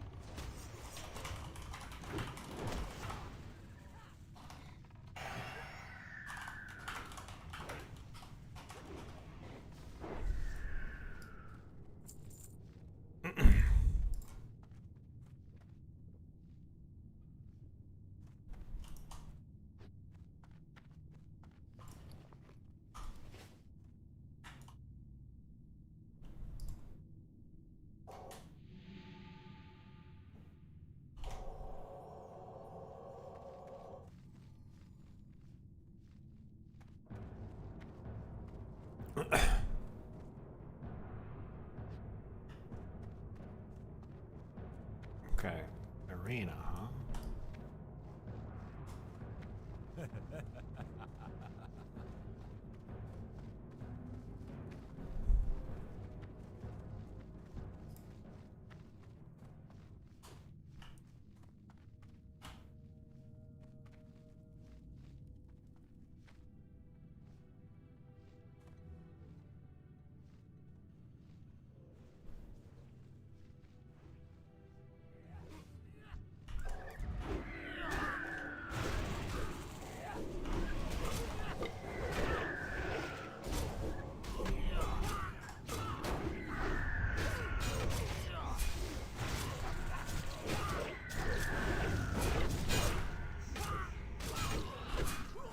That's right.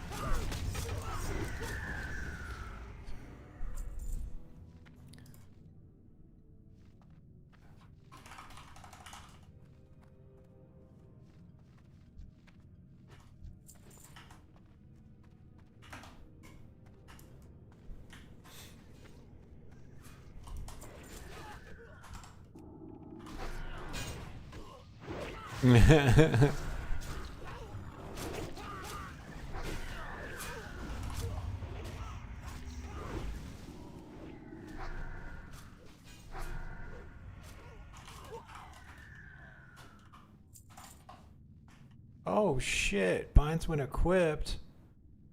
I'm gonna need that.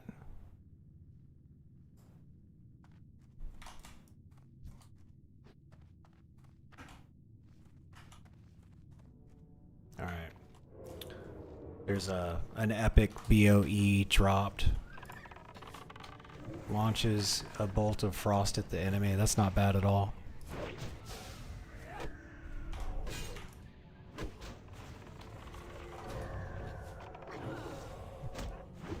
There we go. Those bars get down.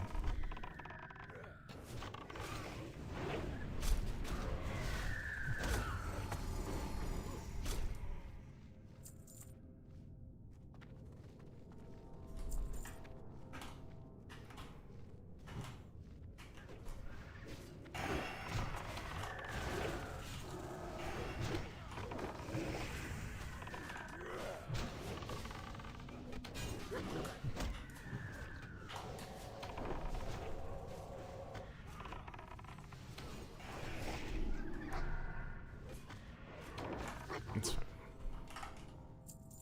It's alright. No worries.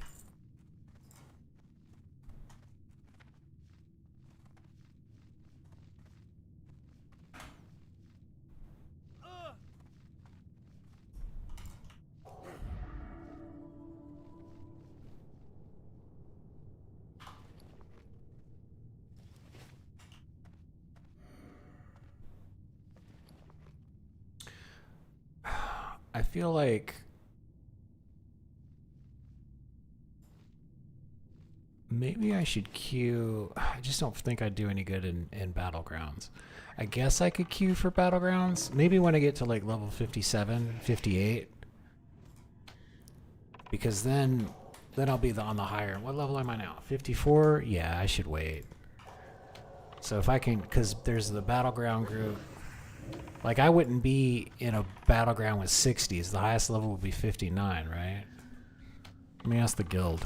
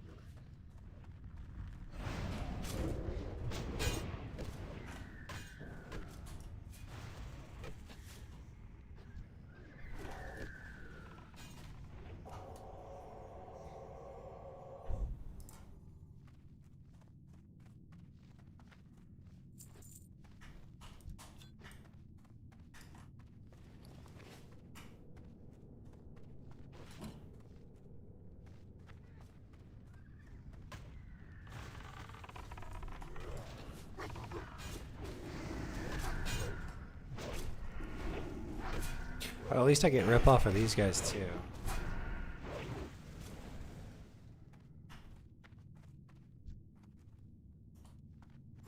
I'm just gonna keep grinding this out. We'll get that rep.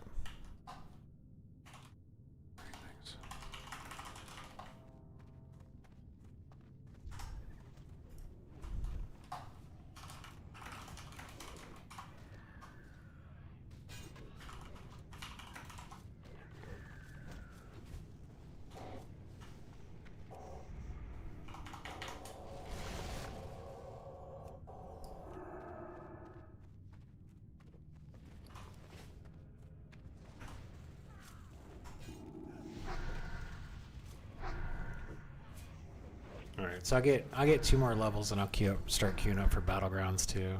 Can I cleanse that? Is that magic? Yes, I can cleanse that. I guess cleanse is the wrong word. Dispel.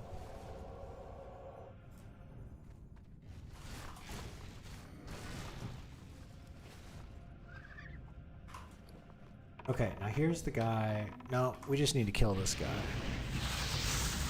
And what's that? That's a curse. I can't do shit about that.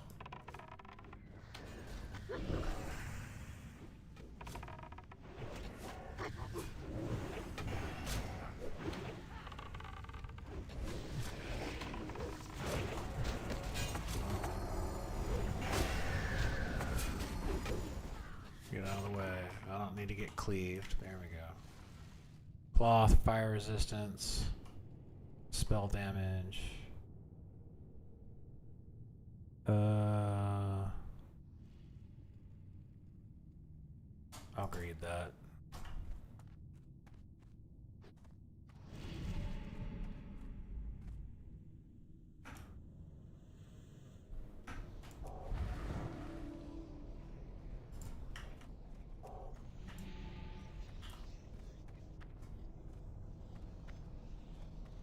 It's too bad that levitate doesn't let you walk, lava walk, basically.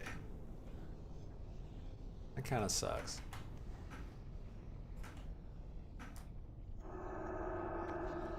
Dang, these people know where they're going.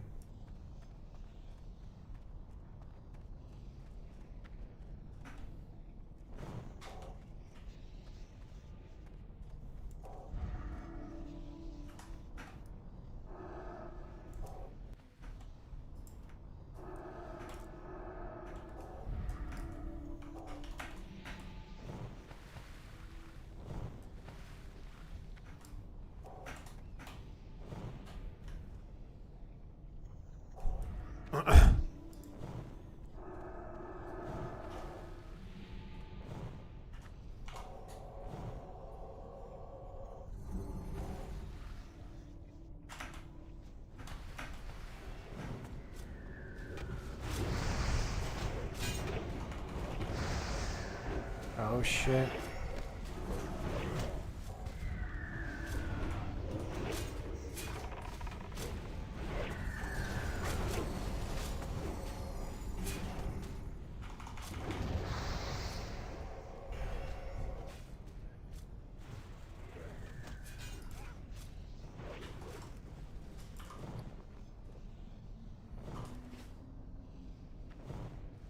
Okay, I got 1 mana potion left. I'm gonna have to save it for the boss.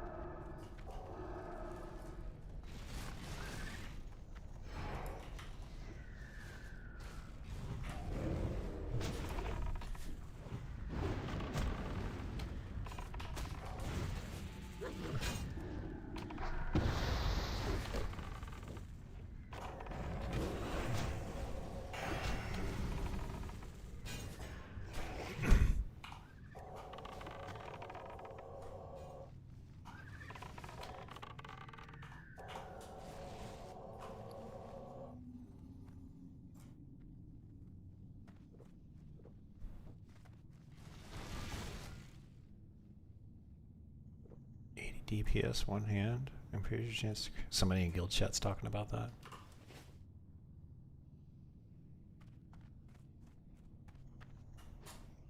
Over there?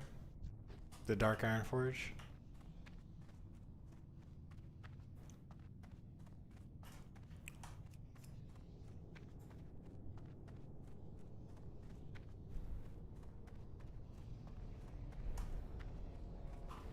Okay, here we go.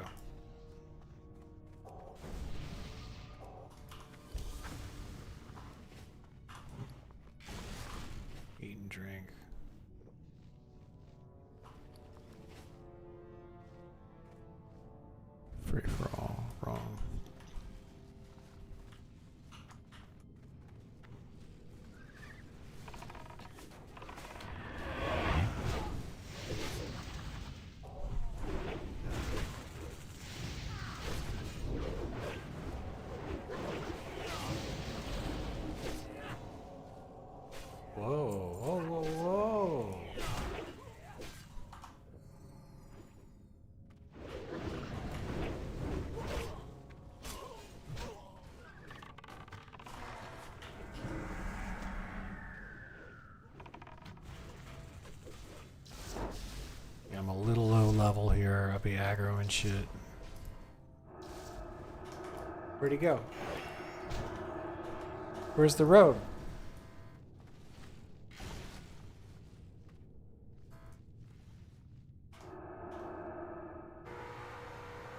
That road's gonna die.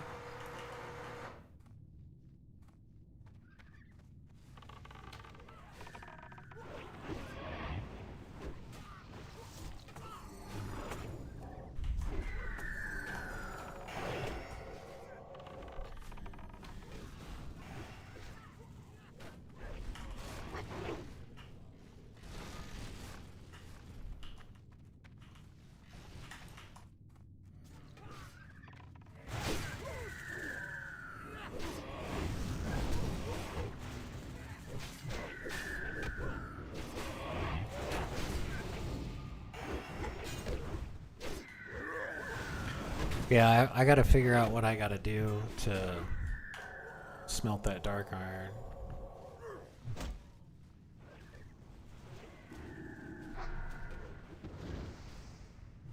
Is that rogue back yet? Where did the rogue go? Oh, there's the rogue.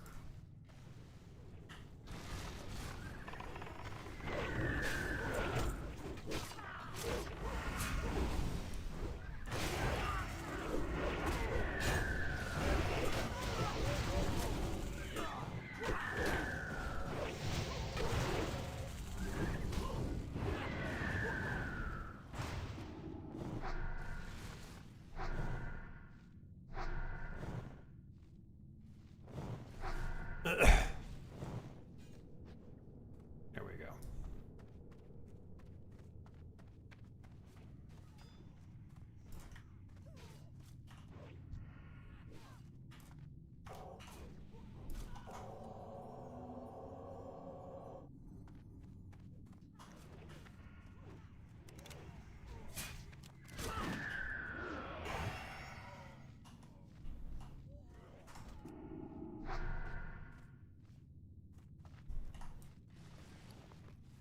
Okay, good. They changed it back to group loot.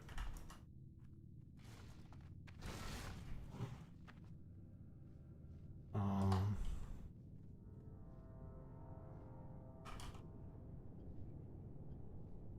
um,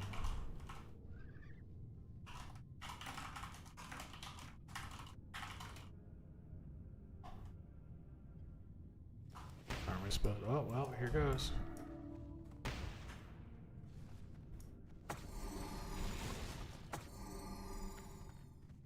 Okay, here he comes.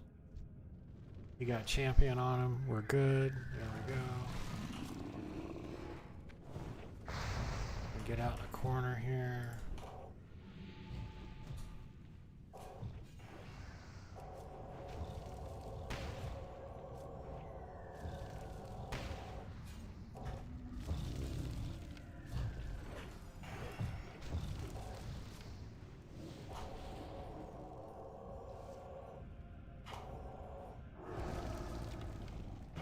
There we go.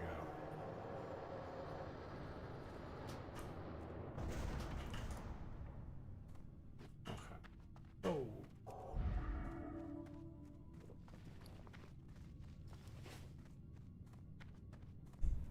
I guess it's either side. I guess it's over there or over there.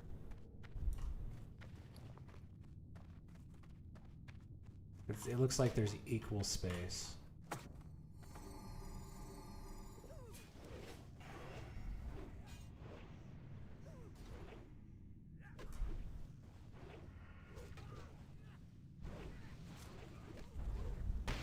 Ow.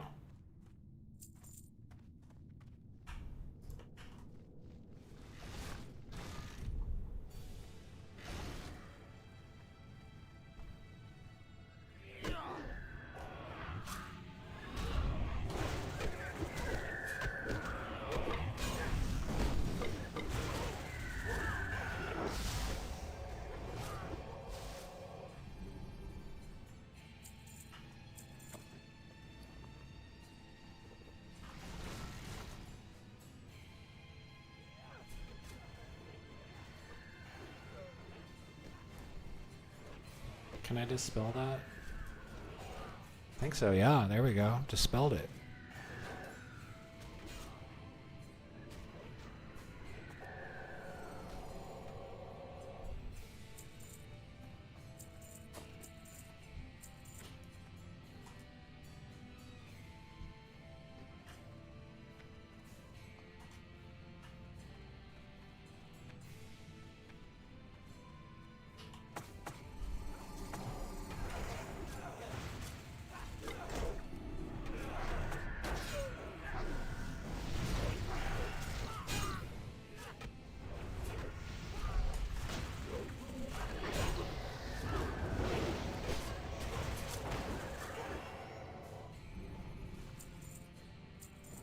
I wonder what's different about this warrior. Where he's not... Like, Zek heals himself, and that other warrior healed herself, but this guy's not healing himself.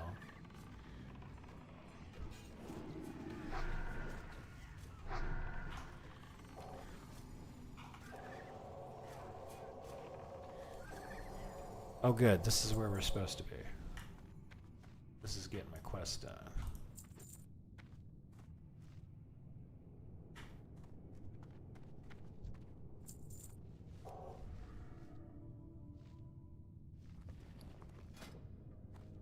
Oh, it's too late.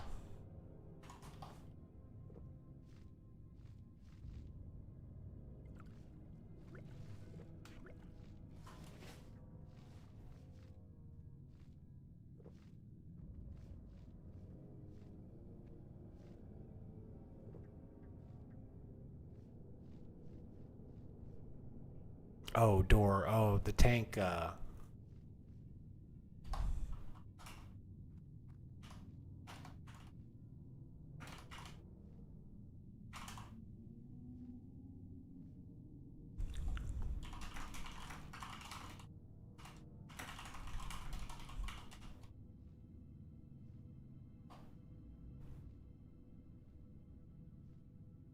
haven't had a pizza in a long time. I've been good. I smash some dominoes right now.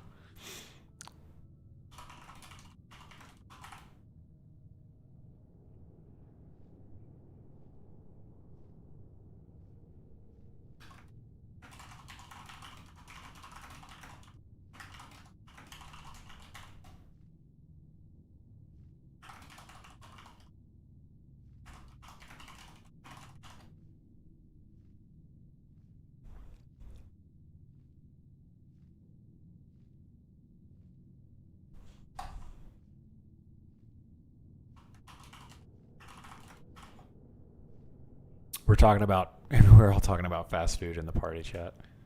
Here, let me move that up.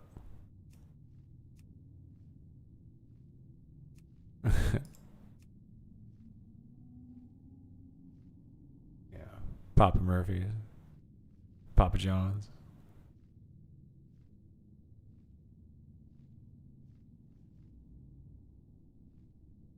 There we go.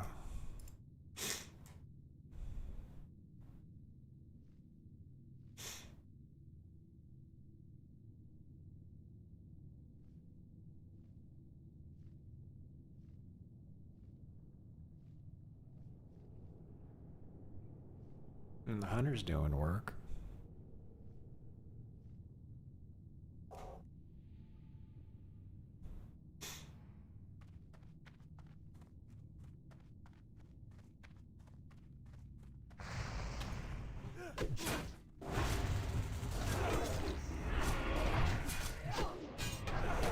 I can. There we go.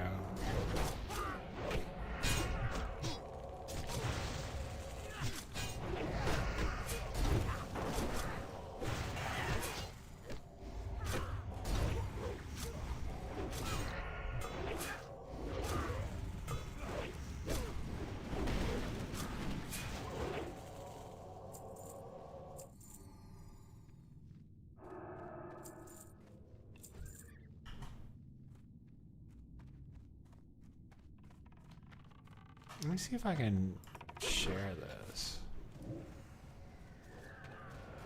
Oh, I can't share it.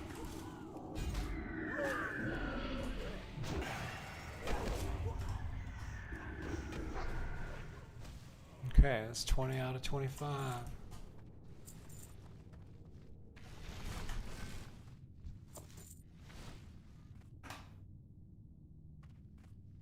So you can't do anything with the dark iron scraps? I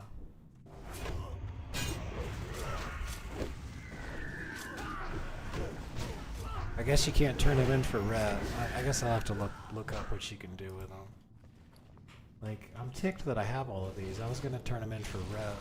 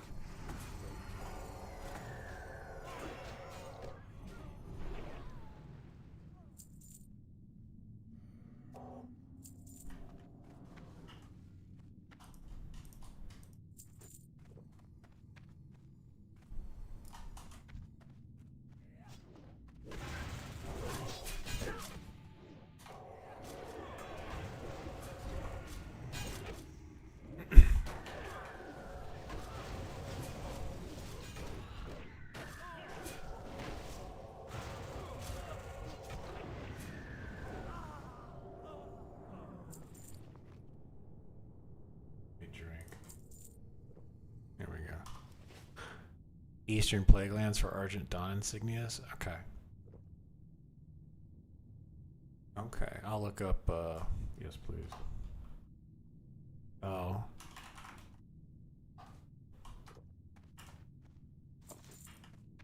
There's some dark iron residue.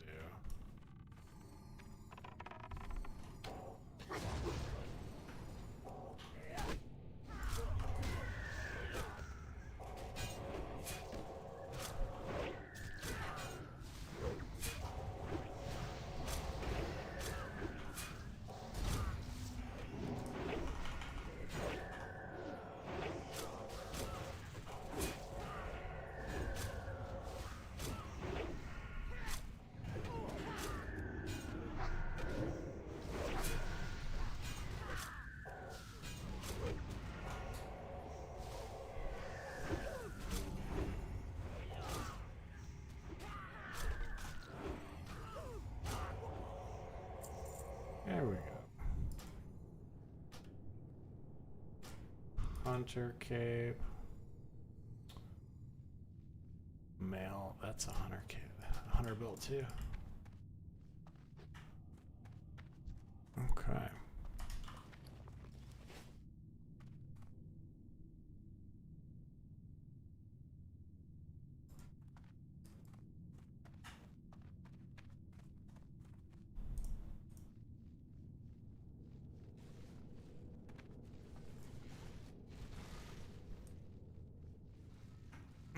Is that everything?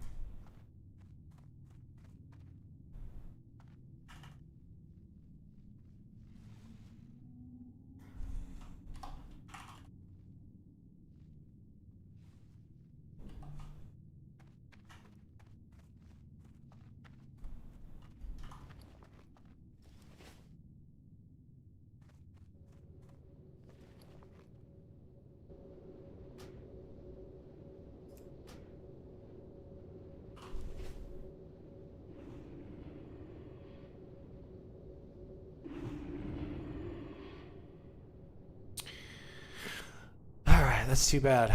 That's too bad. The shoulders, set piece shoulders dropped for me, and fucking guy looted it because it was in a chest, and he shift clicked it and looted the fucking only cloth piece that dropped, and I was the only one who could even use it, and it was buying on pickup.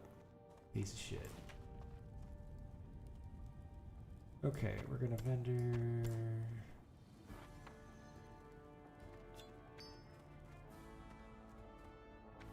What can I do for you? Vendor that shit.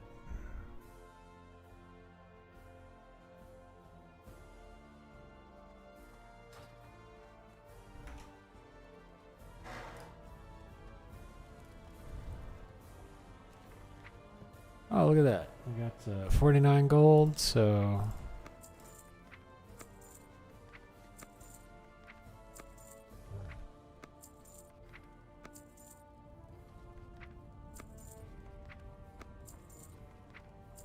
There we go. We're up to 61 gold. So we got 12... Just made 12 gold off the auction house.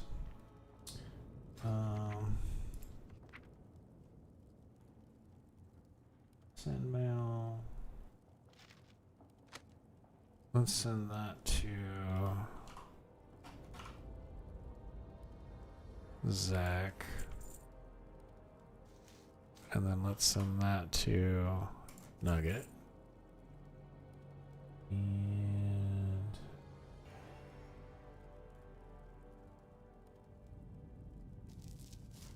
we'll hang on to that dark iron.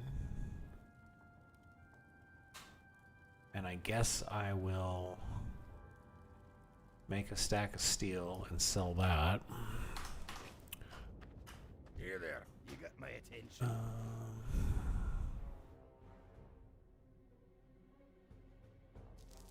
There's dark iron. Put all that in the auction house.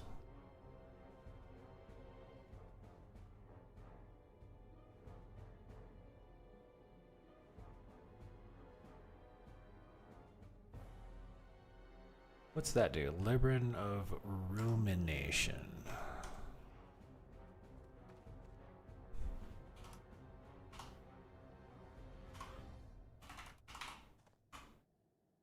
Libram of Rumination. What's this one do?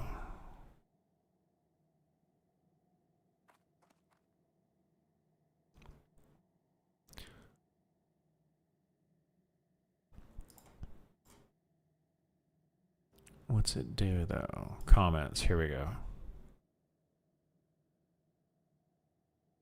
150 mana.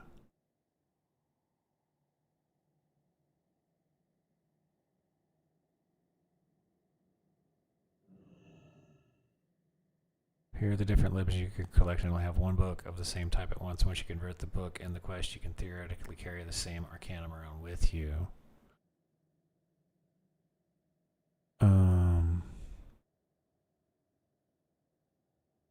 Permanently enchant your head, legs with 100 mana.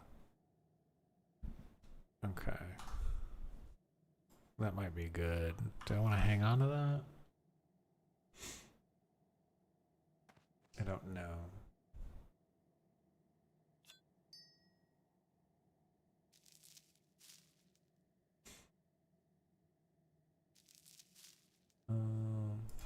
Let's see here.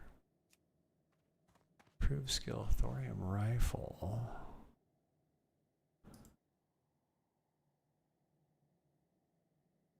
Mithril bar, heart of fire. That's a trinket. What's a true silver transformer? That's from engineering.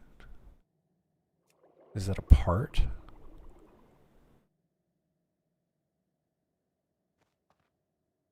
True silver transformer, I don't know.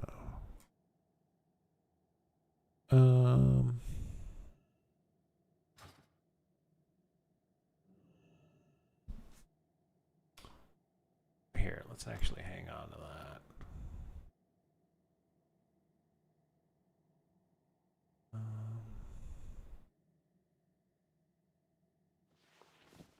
stack.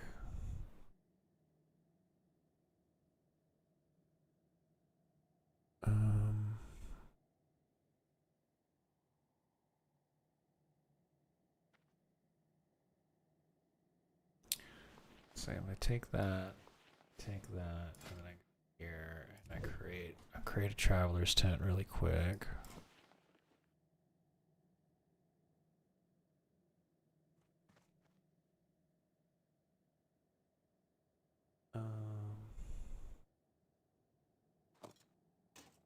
Swap that out. Put that over there. Okay, so that freed up some space.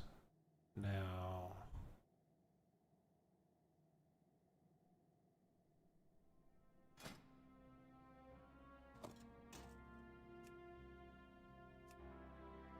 okay, I guess I'll turn these into copper bolts.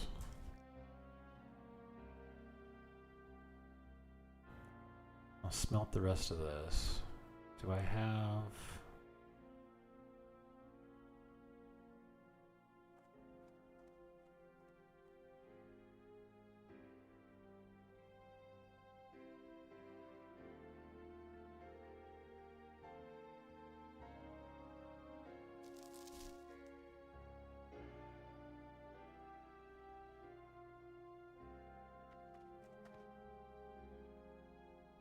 It's 100 for another bag slot.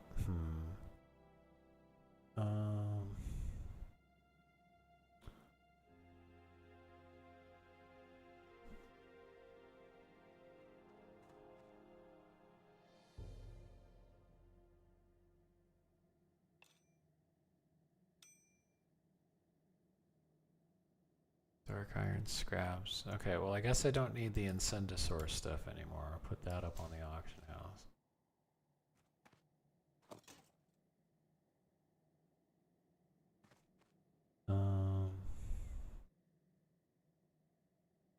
And I'll buy...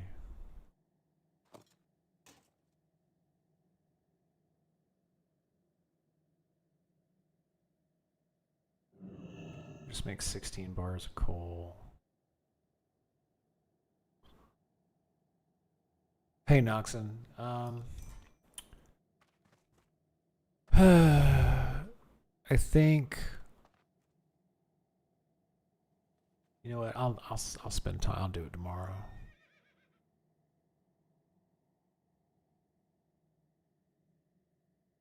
It's late. I was gonna start editing again, but I don't know. I'll do it. I reached a stopping point today. I got like about 45% of the way through the hotkey tutorial. Tomorrow I'll get it across the finish line.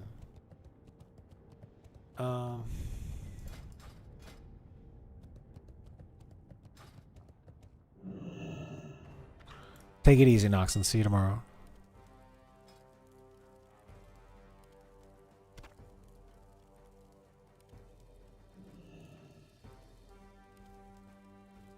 I mean,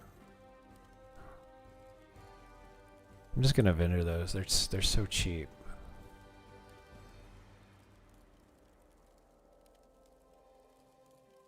What else are they used for? Incendisaur scale? Anything else?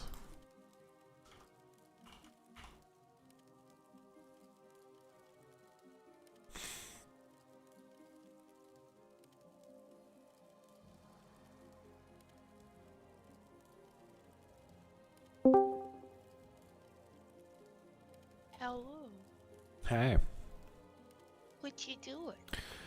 Queuing for dungeons, cause I'm heal spec now, so I get queues pretty quick. Any dungeon you want instantly? Not instantly, and there's been some bullshit, but you know it's not bad. Well, I'm glad you're able to keep a positive attitude. That's always helpful. I am still working on my D&D character, but I did get a large chunk of what I was trying to wrote down last night, so Oh, good. I'm gonna work on that, and I just wanted to hear another living soul. Hmm. Hey, wait a minute, sir. Sorry, pardon me. Okay.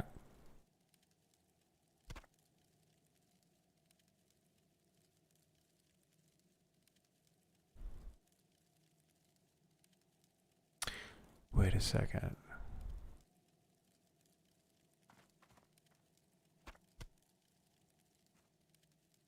Okay, I thought that was going to be another one of those things.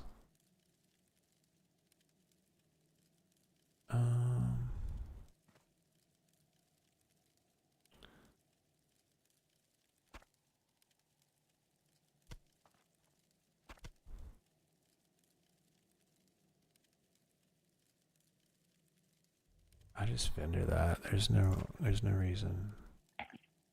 I wasn't expecting to get another cup of coffee, but Zach has wonderfully walked in holding my cup.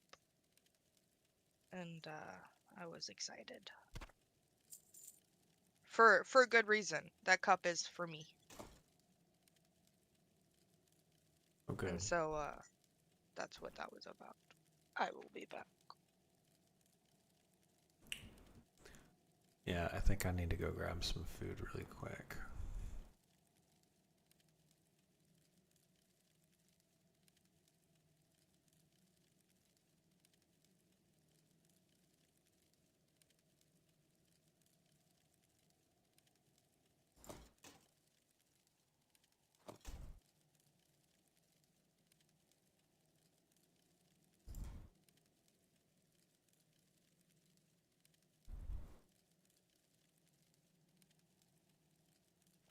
Okay, so we'll vendor that. We'll vendor that.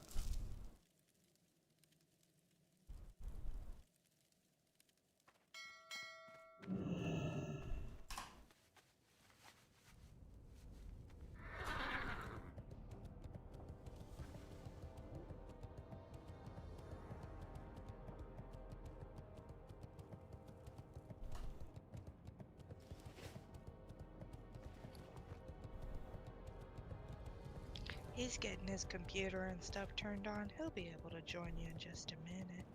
It's all good.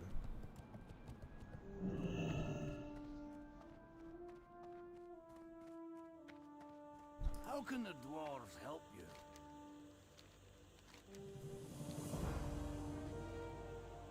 Strength, honor. I see them in you. Why have you come? Great to meet you.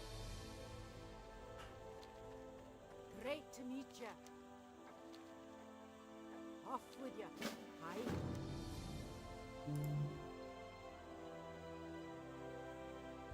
Watch your back. Welcome.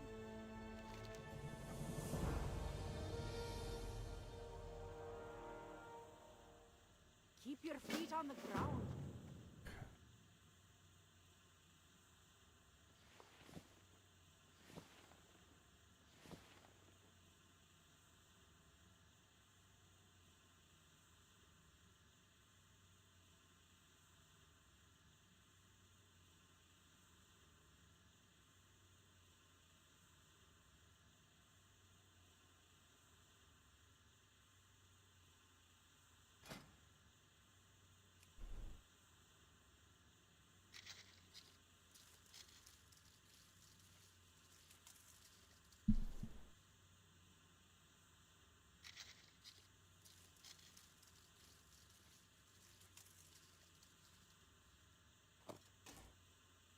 So how's your day been, Max? What you been up to? I saw you had got to watch that video finally.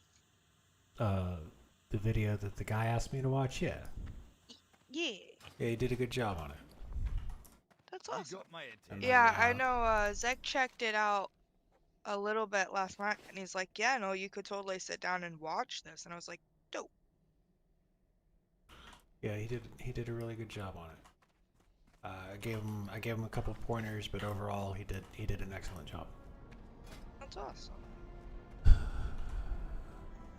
And then I worked on my hotkey tutorial for about 4 hours. and then started queuing up. Dang. You put a lot of effort into your videos, but the work really shows that you care, so Thank you. I don't know if it gets discouraging working on the same thing day after day ever, but I know for me I would probably not have the stamina to do as much as you do. I feel a lot better when it's done. But the idea is if it can help a bunch of people be better at the game, then it'll be worth it. The idea is to do such a good job and be so informative that people are like, oh, holy shit, I need to subscribe to this guy's channel. When he releases another video, I'll know about it. I have my own, which I went back and I watched some more of that hotkey tutorial editing that he was working on, and you guys were asking about pictures of the hands. Yep.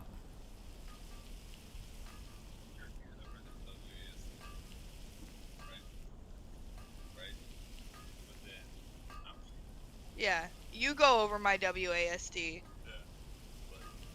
Your fingers don't even fit on my button. What are you doing? Why is your keyboard so much bigger than mine? I didn't realize how much bigger yours was. I mean, I get the mouse. I have a tiny hand. I need a smaller mouse, but... Yeah, because...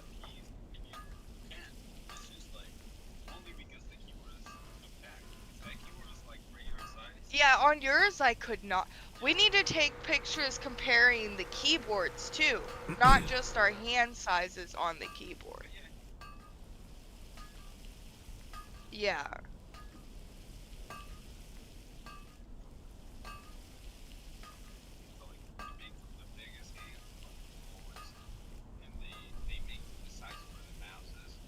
I'm not gonna lie, the kids' play laptops are so comfy. He's coming.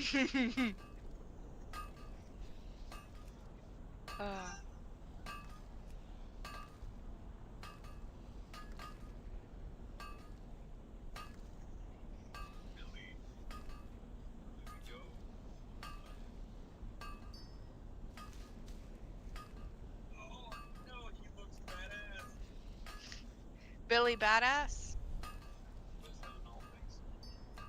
What if... Yeah, I was gonna say, what if you came in and said that? And with that, I will be leaving you gentlemen to go talk to the ladies. Good luck.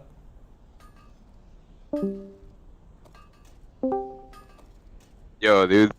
Hey. Hey, so Deadlock is adding a new hero, and he looks fucking badass. What is? Deadlock, the new Valve game. Deathlock.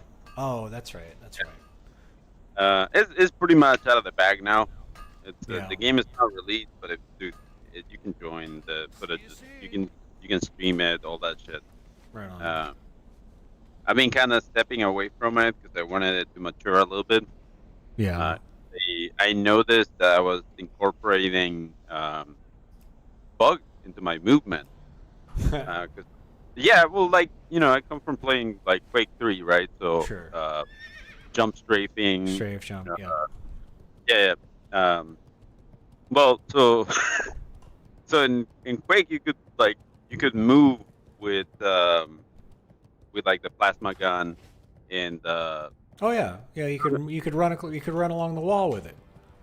yeah. Yeah. You go to jump strafe, which was like you could dodge really quickly with it. Right. You would side jump, and then you would move the gun down, and it would punch you an extra bit. And if you kept spamming it along with space, you could move away from shit like really fast. Right.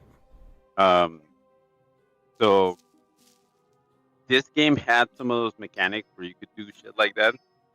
with some heroes, and I was becoming really good at doing it. Right. And I realized, no, that's wrong. Don't do it. 2, report the fucking bug. So I did.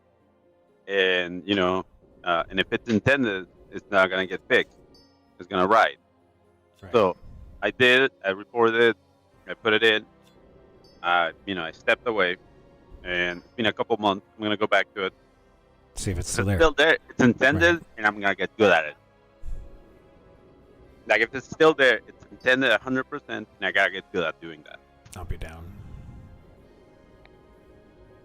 But yeah, I figured, I'd give it that chance. It's one of those complicated games, man. It's I'm very happy that it's coming out, but most likely it will take the place of Dota for me, because I kind of Okay. stopped playing Dota when I picked up this game. And have you seen it? Have you ever booted it up? No, I've been too busy on stuff. Well, I would let say me let me get through making these videos and stuff, and then let me make my tutorial videos, and then maybe I'll load it up. I want to spend I want to get to like 60, and then get to where I can start raiding.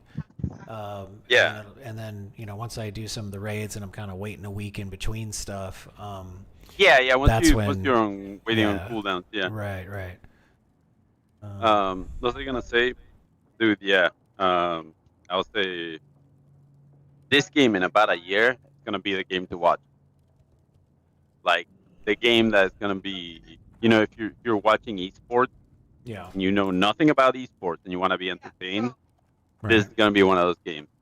And if you're the player, the skill ceiling for being the player, Yeah. it's super high right now. It's like so high, dude. You can become so good. Well, that's good. And dude, like, yeah, you gotta give it to Valve, dude, because like that shit was missing out of Overwatch, and it's not there in Marvel Rivals. Obviously, the skill ceiling has a cap. Yeah, and it's they based on Well, it seems like they could never get Overwatch balanced properly. Yeah, and in this, the way they did it, essentially Everything basically came down to like who could do the most clutch Mercy ult. Dude, yeah, like, no, I'm glad that Valve went with the approach of, so it's a hero shooter, right? Yeah. But it's treated more like Dota, where you can buy items. So they balance all the heroes around the item, and so it's so much easier to balance, dude. So, the majority of the items give you kind of like passive benefits, and you start, at point A, and then you end up at 100%, right, of what your character can do. Right. And it's very balanced on that end, dude. It's fucking ridiculous how balanced it is. It makes me think of there was this game that was live for like a little bit, and then it died. It was called Mirage. It was by the dude that did Chivalry. Okay. What's it, Mirage or Nexus? Mirage something? Whatever. It had like a lot of the good gameplay, from that game, extracted, it seems, and got added to this game. And you have all sorts of, and they literally are like heroes, because they behave, it's not like a hero shooter. Like, yeah, everyone has a gun, but in this, they behave more like heroes. Your powers are really important. So you can make like a melee bruiser that life steals around them. You can make like the Silver Surfer basically character. There's like gargoyle that flies around, and you can make it into like basically like a radioactive gargoyle that whenever she's near you, you're taking damage. There's all sorts of builds, dude, and man, it makes for a fun, competitive experience. Because there's like 3 or 4 builds to every character, and they're so fucking different that you just encounter different things all the That's time. good. You don't get locked into You can like Yeah. switch it up. I know in Dota, like if shit was going one way, you could go get an item and really change shit up. So this is kind of like the same thing, just without the item, just more like a build. Well, no, they have those items too. So they have that level of complexity too, but it's not that many. It's like you have like 3 items like that, right? And they're one on each one of the I guess like the slots, weapon trees of items that you can buy. So you have three types of items, right? I think it's it's separated into like the very mystical powers, as the shopkeeper explains in a New York accent, by the way. The shopkeeper explains to you that the mystical aspects are, health and body, right? Right. Which is represented by green. Okay. There is the mind and spirit, which is represented by purple. And the last mystical element is gun, represented by orange. Because explosions. Yeah. That's awesome. By the way, I love the shopkeeper and the shit he says. There's a character that, there's one character that's completely Japanese, right? Like, toast to fucking, yeah. And everything from like the dialogue, the backstory, everything is written in Japanese for this character. You go look at the character page, it's written in Japanese. You have to translate it if you want to know what it says. That's fucking cool. And everything she says in game is in Japanese, right? Well, you go buy shit from the shopkeeper on that hero, and and the dude goes like, I tried. And that's it. That's all you get. It's like, God damn it. The humor is on point, dude, and I love like the visuals for it. I cannot fucking stop singing the praises to this game. I think it's gonna be huge when it comes out. Like comes out. I'll have to give it a shot as soon as I get done with my video series. I'll switch it up. Yeah, dude. I'll make a day out of playing different games besides WoW. I'm gonna need to play Space Marine 2 with Vor and Raz, who's on the Discord server. I said I'd do it one of these days. Just haven't gotten around to doing it. I should fetch that at some point, dude. I played the first one. I fucking loved it, dude. The best way I can describe it is it's look what happens when a studio knows what its audience is and gives them what they want. That's the best way to put it. Like, let me put it like this. There was, Dread was about to die. Dread, as in Judge Dredd? Yeah, the whole property was about to die. A couple other properties that belonged to 2000 Rebellion and all that. Yeah, they were about to die until Rebellion bought him out, and Rebellion owns the rights now. Okay. Like the Rebellion, the video game company, saved Yeah, them. no, I've seen their they became the publisher basically. Yeah. And dude, like, if you give people what they want, sometimes it doesn't work, and it has nothing to do with like with your product. Yeah. You gotta get to where the people are. You gotta get the right people and give them what they want and keep them fed. And like, dude, your business will thrive. They weren't doing that, right? Like, they're making excellent comics, but no one's seeing them. Rebellion made a couple of games based on their properties, dude, and they explode on the net. Like, their searches are way more like awesome. in tune with their property. Right. And that's what led to the Dread movie, dude. Oh, okay, now it's making sense. Yeah, that's what led to that movie, and like that explosion in popularity, dude. It kind of died, but now there's a bunch of new Dread comics, and there's the Dread comic that follows that movie. Kind of. I read it.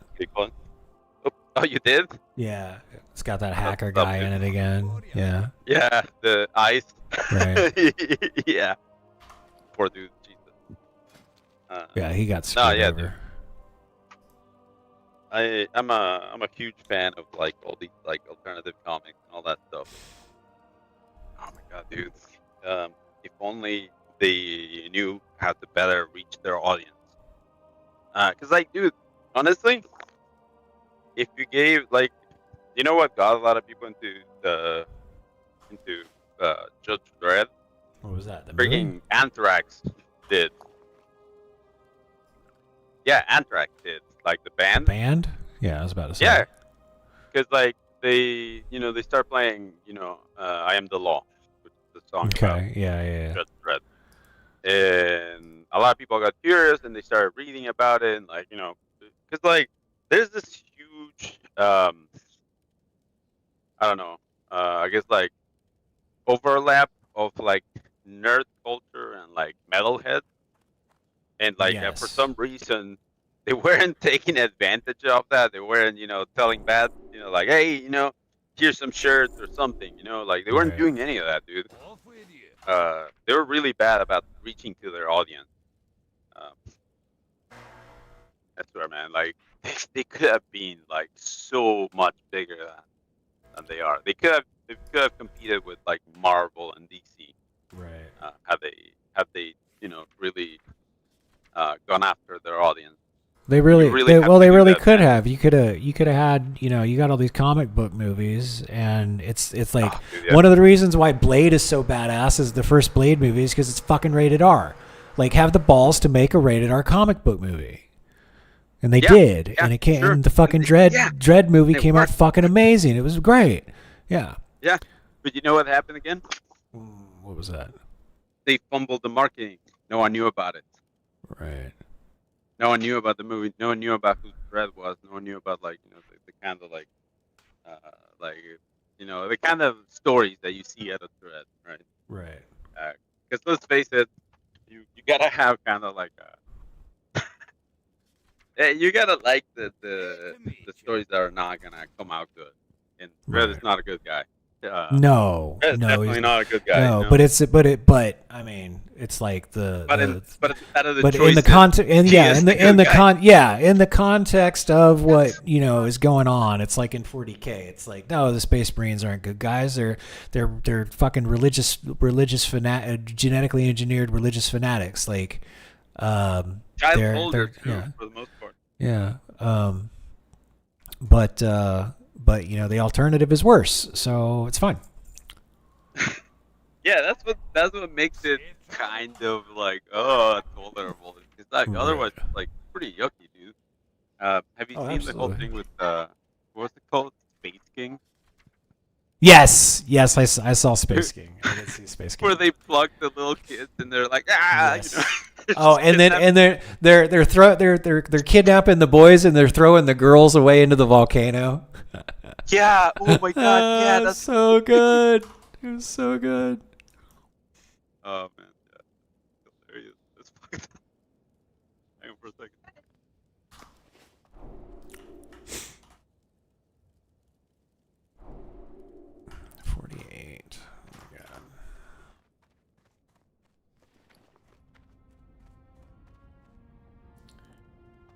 Okay, what do these people want?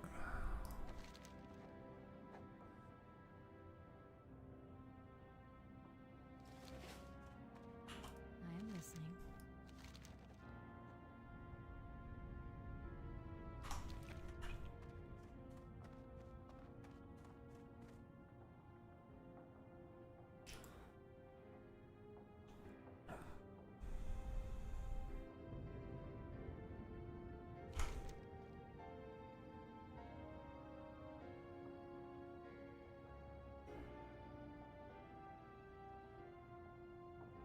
No.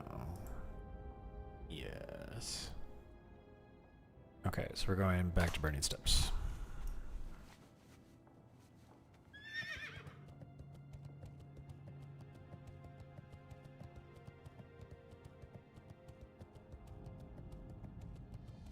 Oh, it just happens? So it's like a stance?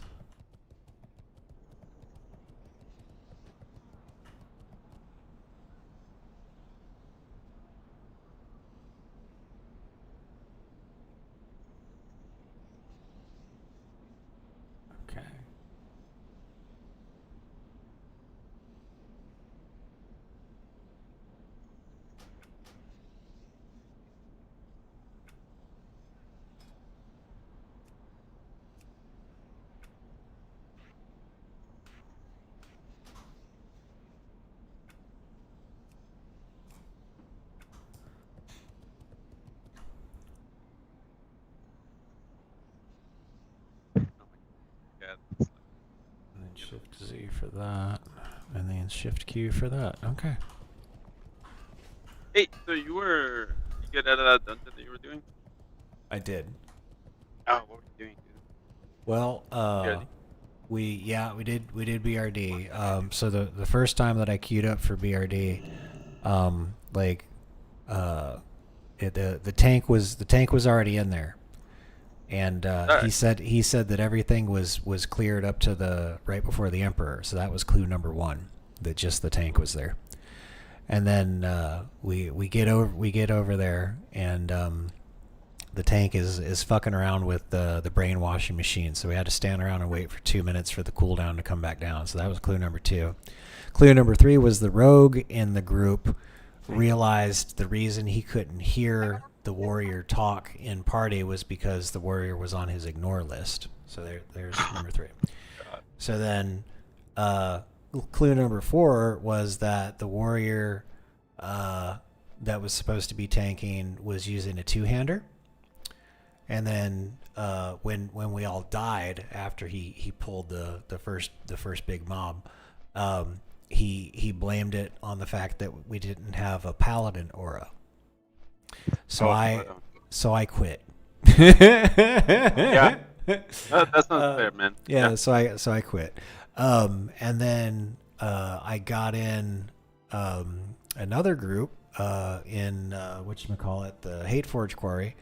And I was the lowest level there, but I got complimented on my healing, and I got a bunch of experience and stuff. And then we did Blackrock Depths, and got through it. I got 2 of my quests done. We killed Lord Incendius, and we got those Shadowforged Senators. So I'm gonna go turn that in right now, and that should get me to level 55. The only problem with that one was after doing the arena, the cloth shoulder set dropped, and the fucking hunter shift clicked and picked up the fucking bind on cloth shoulder. No, the cloth shoulders. Yeah, out of the chest. Yeah, out of the chest. Yeah. So and then I was the only cloth wearer there, so that was a lot of fun. That's like, and then that reminded me out of that. Well, like you couldn't need it, I don't think, because it just came out of the chest. I mean, it was the true vanilla experience. Some asshole doesn't know how the loot system works and screws up your loot. That's the true vanilla experience. And, so I'm getting ready to go. Legal. I'm getting ready to go run it again. All right. Do you want to tag me up? Sure. I'll get on my warrior though. Yeah, I got the champion blessing thing, and then I just got a bunch of additional champions bond. I can give you empower the target champion, increasing their damage by 5% now. I think that's better used on a DPS than on me. Like, but I have to make I have to make you the champion. Like I can only use it on the person that gets the big champion thing. And really? And I want to yeah. So here, let me put it in party. Oh my god, dude. Okay, so I was doing a lot of like bidding on shit that people are putting up for like literally like coppers. Yeah. I got a bunch of fucking items. What the fuck? Do people just think that no one's gonna just, dig in there? Like, what the fuck, man? What? It.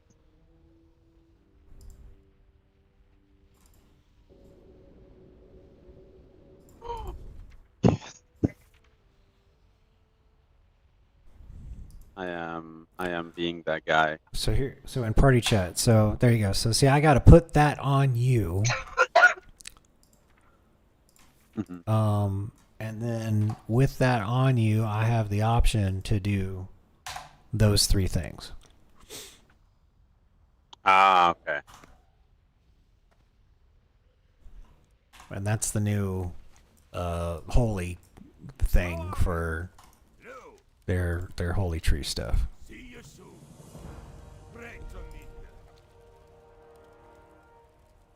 Shit. I guess yeah. Empower is the better one. It's like I don't exactly need extra healing from you. You already healed for a lot. Right. It will probably lower your threat. If you just do less. Because you do more yeah, and you do more damage. Yeah. Alright. Calculator. How are ya? Pleased to meet ya. Aristate meum. Let's see. 3. Come on. 3. 19. 92. On 4. That's about 79 silver. Yeah. That's You need something? profit. Profit. Profit. See you Profit. Profit. Let me go get something to drink and then I'll cue us. Alright, cool, yeah. All this shit.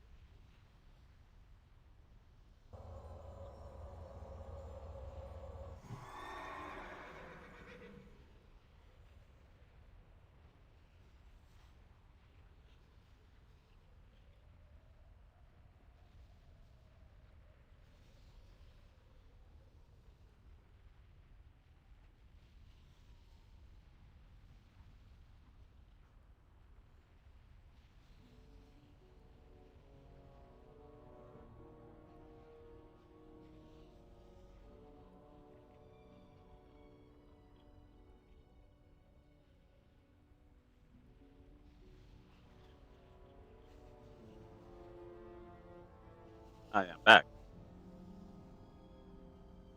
Like, not that.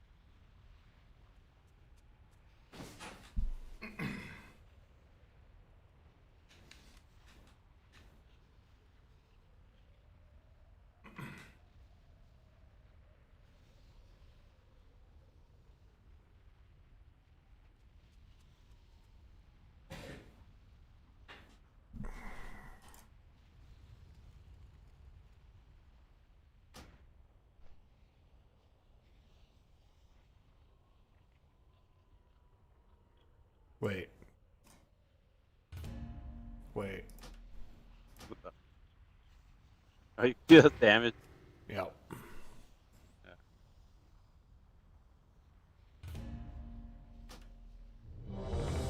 There we go.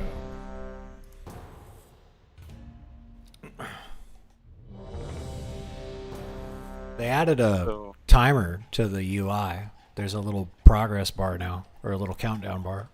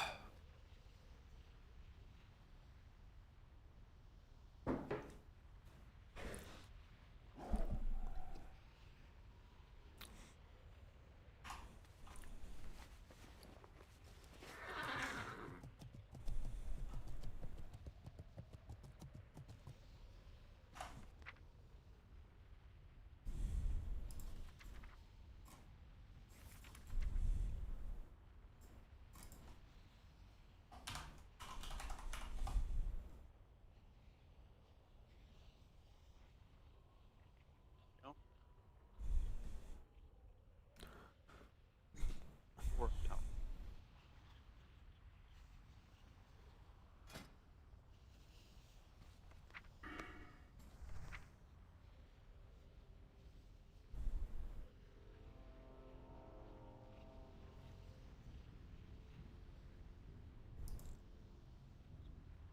Oh well, I thought I could get those.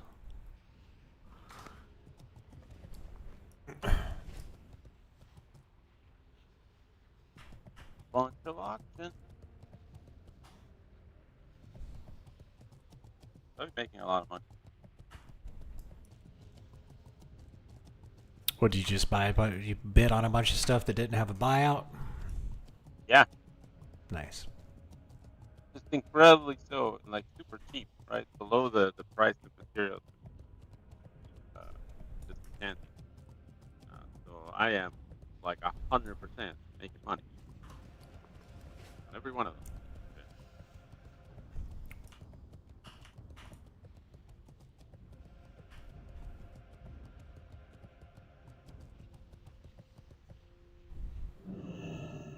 That was a fun stuff. What were we before?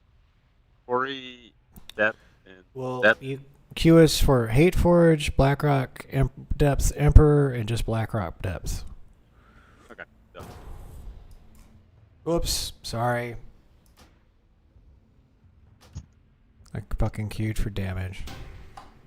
Yeah, let it go. Oh.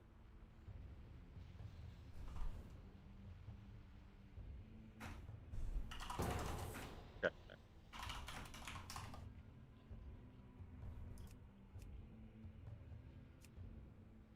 There.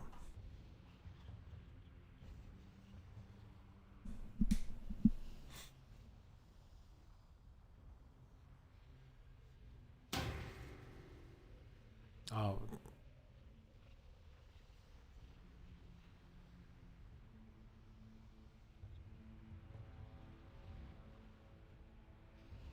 Okay, let's leave party and requeue. About that guy. Fine. This other dude was Okay.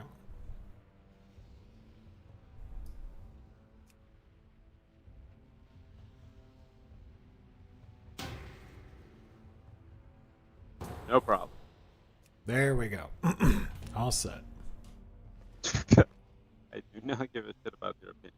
You're gonna probably queue again, so fine. Alright, I'm going to car guy. That guy did a good job on his video game music essay, didn't he? You want me to be honest and brutal? Well, sure. Go ahead. I mean, it was well written. He made that like I like you know. Okay, he grew up playing Nintendo games. Sure, right. But for somebody who's had that, like, you know, I grew up listening to a lot different types of music. Those never would have made my top 10 list, right? But those songs meant things to him, and he as far as putting in a level of effort for like he basically did pretty much all the things that I'm doing to keep the eye entertained while you're giving while you're relaying a bunch of information to somebody, basically. From an editing perspective, he did a really good job. Music tastes, that's where we differ. But as far as like editing and production values, that's, you know, I've seen a lot worse than that. Yeah, no, that's fair. The editing and all that, great. Yeah, this person needs a little bit more depth of experience when talking about video game music. Right. Right. It's like some of that stuff is not even like in the top 10 for a lot of people. Like, Right. I just don't think he had a lot of experience with that stuff. And it was, you know, he grew up playing, like he said, like must be definitely a younger lad, because he said Mario Galaxy was he said Mario Galaxy was like one of his like childhood games or something like that. Like I played Mario Galaxy when I was in my early 20s, I think. Yeah, no, but like, you know, if you're gonna talk about like video game music, even if it's something recent, right? Mm-hmm. Like if you talk about video game music from Japan, right? Like, who are these fucking clowns we're talking about? Fuck everyone else. Like Nobuo Uematsu is the guy that you talk about. Yeah. It's like hands down, if anyone changed music in video games, it's that guy, right? Right. And you know, in general, dude, you see that dude's influence on everything, even on like some of the stuff that Homeboy is discussing here. Right. They were heavily inspired by Nobuo Uematsu. Right. Like, you know, Nintendo's good at doing one thing. They make the one game and they make it good. They you know, they farm out any sort of like music and all that stuff. It goes out, right? Right. And if you're making music in Japan, and you know, and you're not looking to work for Sony, you have choices. Right. You know, it's not like there's only one company. Like, you know, like here, if you don't work for the one company, you know, you probably can't work with the other company. Right. It's how it used to be. And it was the same thing in Japan, right? But then Nobuo Uematsu does the same for fucking for when it was just Square, before it was Square Enix. Right. Right. He does like fucking magic on some piece of shit fucking The like midis. No, I know. yeah, dude. I know. I know. And, like, Final Fantasy Mystic Quest, that battle music. Oh my god. dude. No, and like, and so it counts to say that this dude was working on that piece of shit hardware, right? Right. Because like the arrangement he had to do for that piece of shit hardware became the almost default standard for music, for video yeah. games that came in cartridge form. Oh yeah. For like fucking 30 years, dude. Yeah. Yeah. It's Like some Homeboy created that. Some of the music, and the music sounded so good. Like I've made comments and stuff, like people doing, like, you know, metal covers of some of his songs, and like if you This check is how the it sounded in comments, my head. this is how it sounded. Yeah. This when I was playing this in the '90s, this is exactly what it sounded like. Yeah. Yeah, because like you had some of these guys that really paid attention. Right. Like, well, Nobuo Uematsu really is like the king in Japan when it comes to, like, you know, anything video game music. Right. The dude really fucking killed it, dude. Like, just hands down, there's nothing better. And the dude, the minute the dude got access to fucking CD audio for Final Fantasy VII, Right. dude, that fucking soundtrack was like fucking blowing your mind. Well, I can forgive him for the Golden Saucer music. It took me a while, but I was eventually able to forgive him for the Golden Saucer music. There's a lot of questionable music, but let's face it, like, that dude needs to be talked about because one, technical, you know, achievements were made because of that person. Yeah.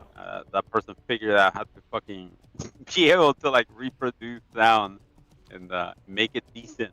You know, make it sound decent. Yeah. Because like, dude, before that you had like beeps and boops, and they didn't really sound that Beeps great. and boops. That's pretty much it. Yeah.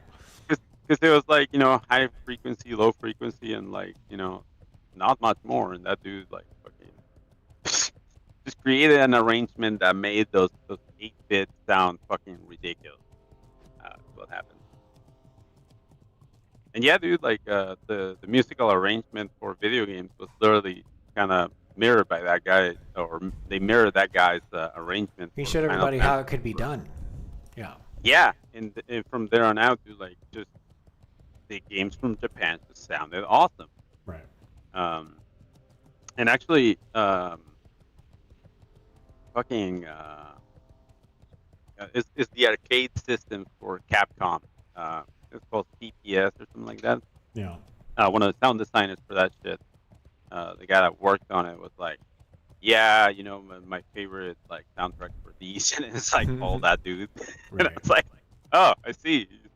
So it makes sense to like the CPS2, the you know, the one that had what was it? Fucking CPS1, I think, was Street Fighter 2, which sounded okay. Right. But then you had you know, like the soundtracks on Street Fighter Alpha 3 and all that shit. That sounded just awesome. Yeah. It was because of that. The system they were using was just better overall.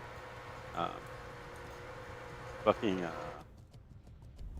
God damn it! Was that there was a manufacturer that essentially the dude started the video game side of business because he wanted to hear like video game music right, like a little harder. I'm gonna say it was Turtle Beach. Oh, I remember Turtle Beach. Because they used to be like heavily into like audio editing. Used to make like really that. good sound cards. Yeah, and Their headset, like that was the only headset I would buy for the longest, is a Turtle Beach headset for my Xbox stuff. yeah, because like there were a lot of fucking weird partnerships like that happened in Japan because of music. the Sony PlayStation was gonna be an add-on for the Nintendo, the Super Nintendo. Yeah. And that was because of music, basically. So yeah, I think if we're looking at this dude's content for the video, right? Yeah, you need a lot more experience. You need to get out there and like listen to a lot of video game music. Right. I mean, he wrote about what he knew. Yeah, he did. Yeah. He did. It was from his personal perspective. It was. Which is always a good place to start. Yeah, it's a good place to start. Yeah. I think what I'll do is, because I was gonna clip I did a reaction to it. It was the first thing I watched this morning, and I sat down and I gave it an honest look, and I primarily did focus on the editing and that kind of stuff. So that's fair. The editing is great. Yeah, when I get done, when I get done about that. Yeah, when I get done clipping it, I will suggest like, hey man, this is really good. You wrote about what you knew. You're very eloquent. You're obviously, you did a good job writing this, all that kind of stuff. You should check out, and I'll give them a couple of names and see if you can't make episode 2.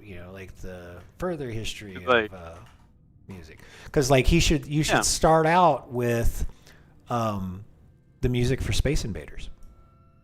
Yeah. How it mirrors the heart, how it mirrors a heartbeat, right?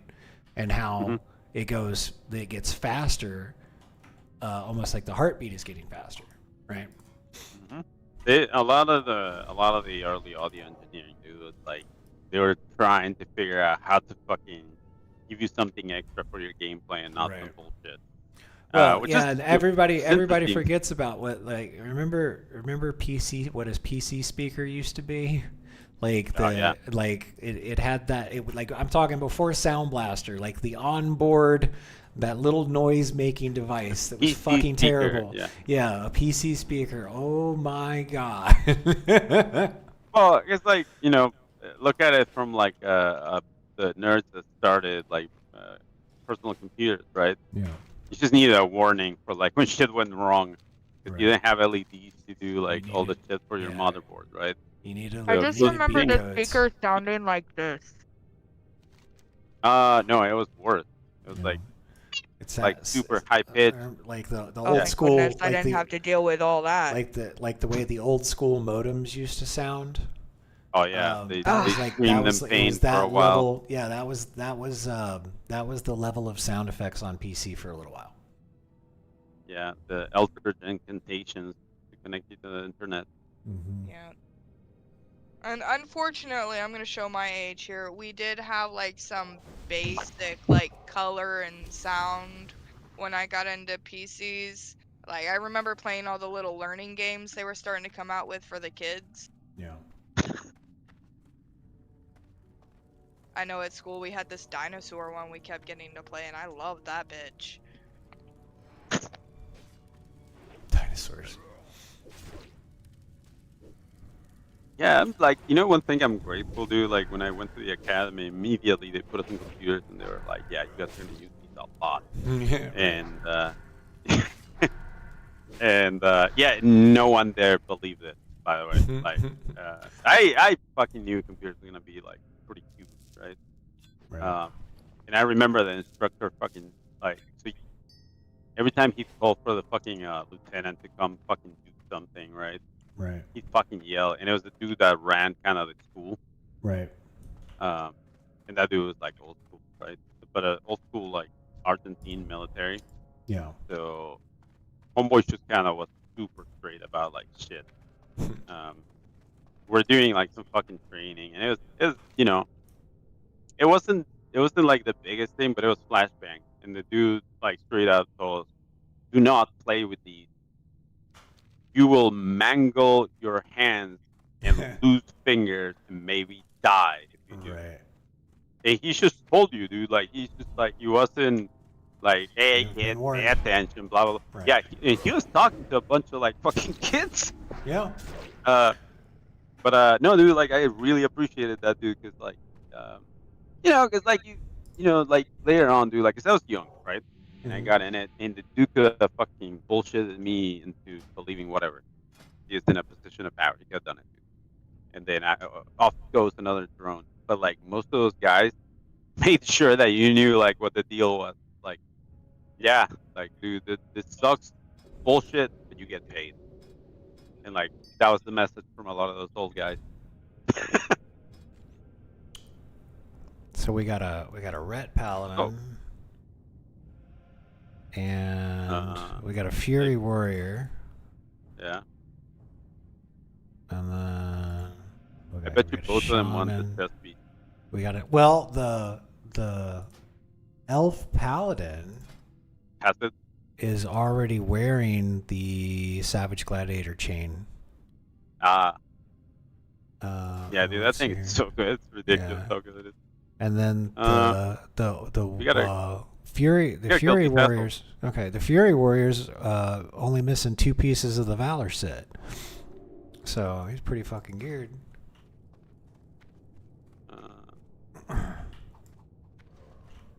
Oh, let me put the thing on you. Oh, we're in combat. Yeah, we're in combat. Hold off on pulling next time before you get in combat. Okay. I'll give you the good stuff.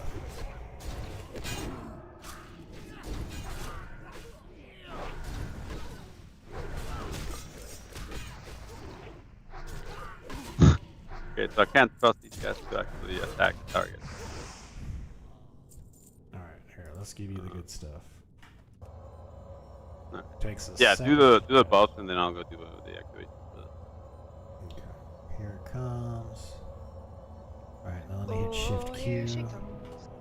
There we go. Now you got 5% increase all damage. Oh, that's a 10-minute buff. It doesn't last long. Okay. Well, I can recast it whenever I want, so.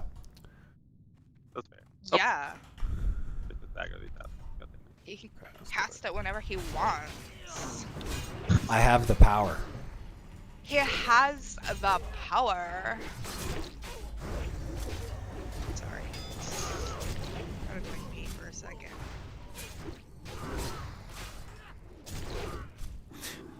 Sorry to brain, but I have to write if I want to be able to play. It reminds me. Jesus Christ.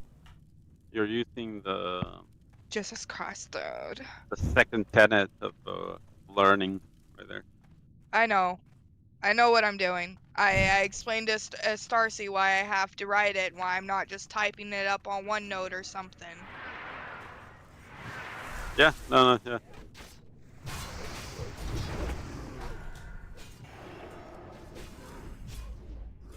Sucks. But I'm doing it. Just in case.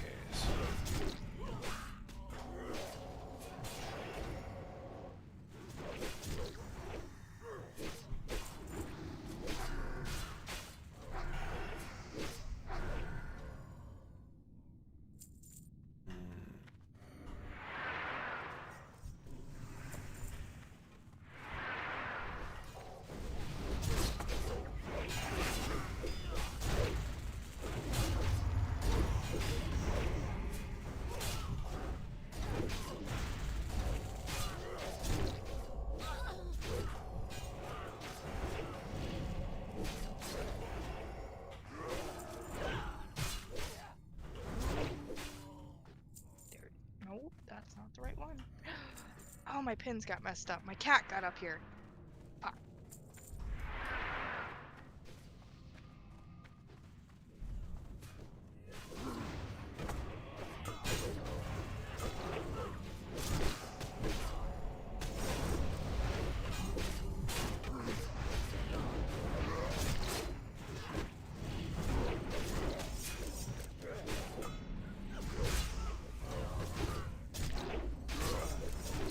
Disarm. Disarm sucks.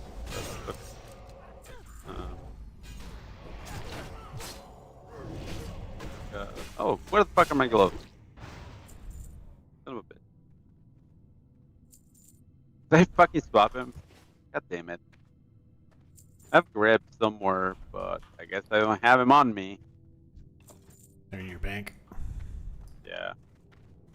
Fucking hell. I need to put a chain on one of these fucking weapons. Needs to happen.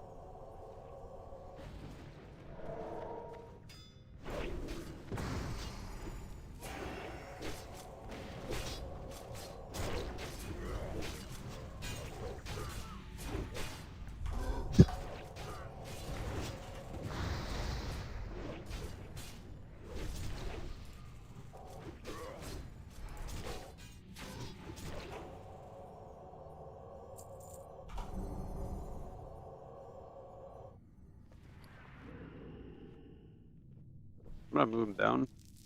Can you move down with me? Yep. Okay. Making sure that you don't aggro. And if you do,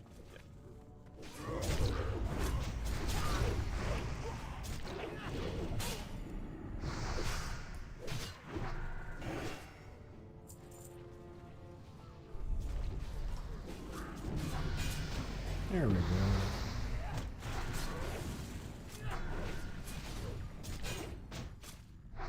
There's some cats outside.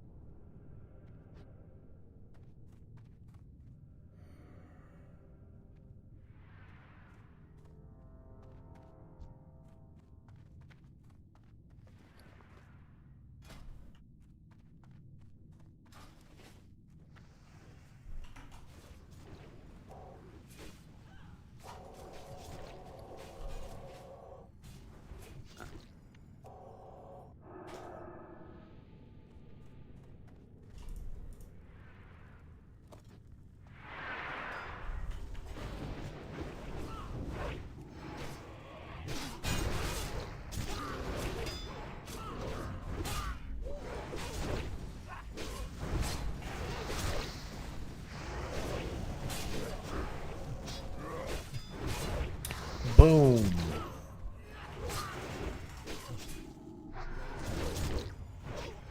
Three K crit heal. Oh,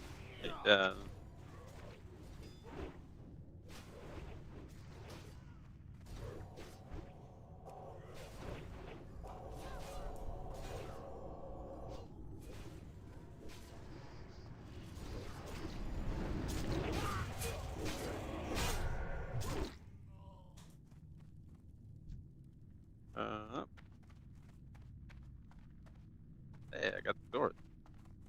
There you go. That's 4 gold. Hang on. Get rid of it now. Dude, I have so many weapons that I have to. 1, 2, 3, 4, 5, 6, 7, 8. 8 main hands. Or 1 hand, or like used for my main hand, basically.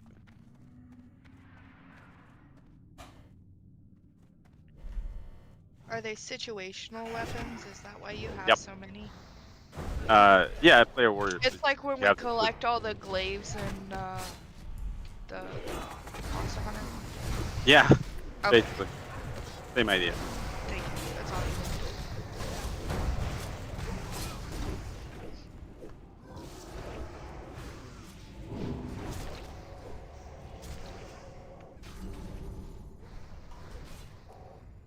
Yep. Wait.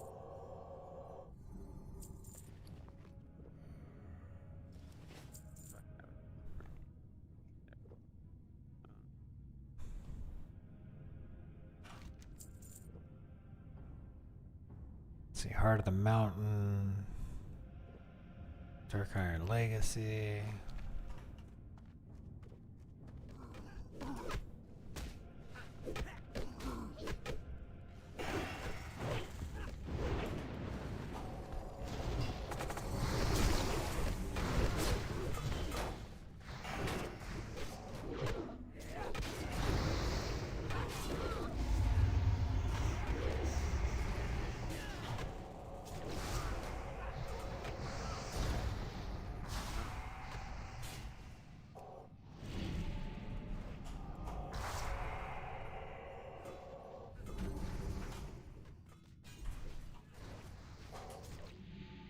Huh?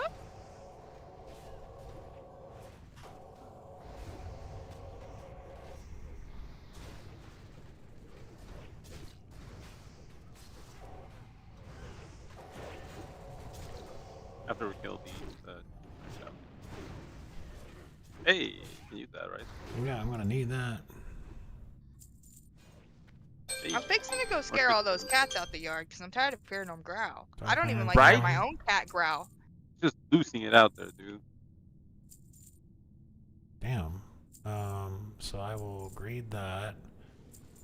They're in heat. That's what that is. Yeah. No, 100%. Like, yeah, just fucking loosing it though. I get it, but you can't do that here.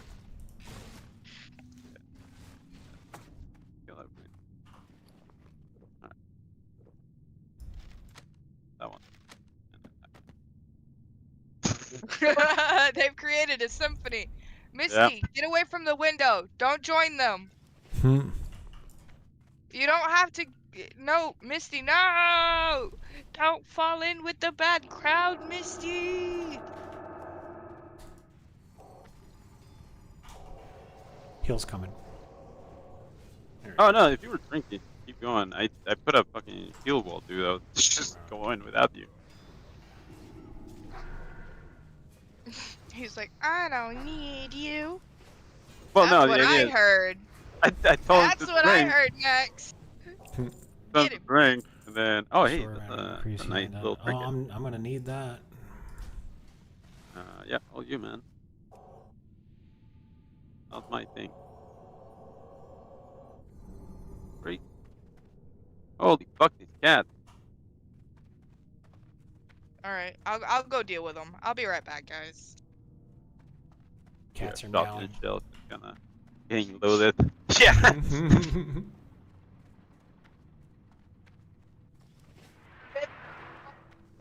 Oh, it's gone. It's been deleted, remember? Oh, yeah.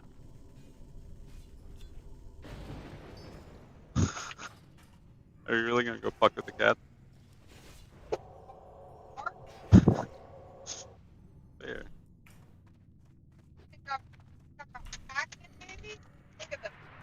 Oh, yeah.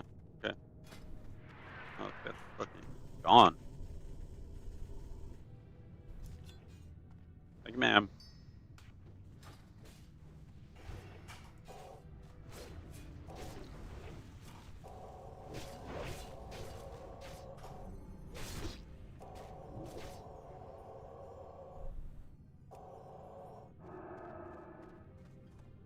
All right. So Do you need any other questions? I've got Dark Iron Legacy, so Slay, Phineas, Darkfire. That's not here. Okay. It will be for Ribley or for the Bears, the Thunder Brew keg. Heart of the Mountain. Get in here, get in here. Run in here. Yeah. For these guys to aggro, they're breaking the barrel. Okay. Yeah, there we go. Well, if we aggro now, it's fine. That chick has a quest that you can go to Ancora. Do I need to go grab that quest right now? You can in a second. They're gonna run in here. Get away from them, heck! Thank you, ma'am. That's appreciated. Okay, that was pretty good there. Decided to aggro them, so now they're yours. Enjoy. Then you're salmon. That was stupid. I shouldn't have done that, but you want to attack? Okay, we got the boss. That's the part that matters. Nice agility.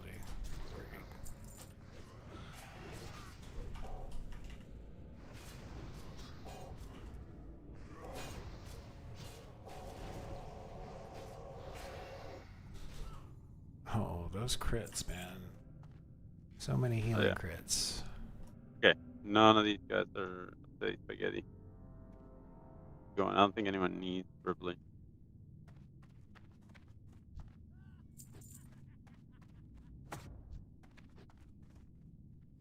You can grab the quest from. Okay, I'm gonna go with the succubus. Let me see, where is she? It's fine. The dogs will shut up. Where'd she go? There she is.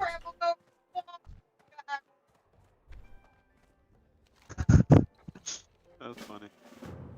Got it. Sorry, brother. Let's see. I think I can buy some shit with these guys. You got my attention. Very good. Yeah, I can buy some shit from these guys. What? Oh, no, you're fine. Yeah, I can buy some shit from that dude. Tailoring. stand by that guy, by the skull. Okay.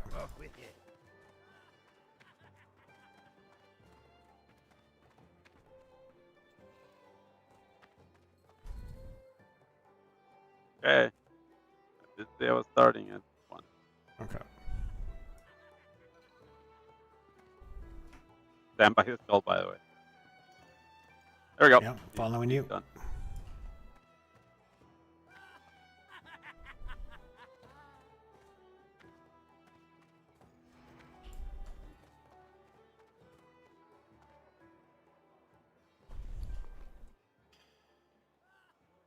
The mighty warrior has returned, if anyone was wondering. Yeah. They've shut up there. There's nothing out there. I don't hear anything. Think of that, you know. There we go. Prayer of fortitude learned. Okay, yeah, I can sort of just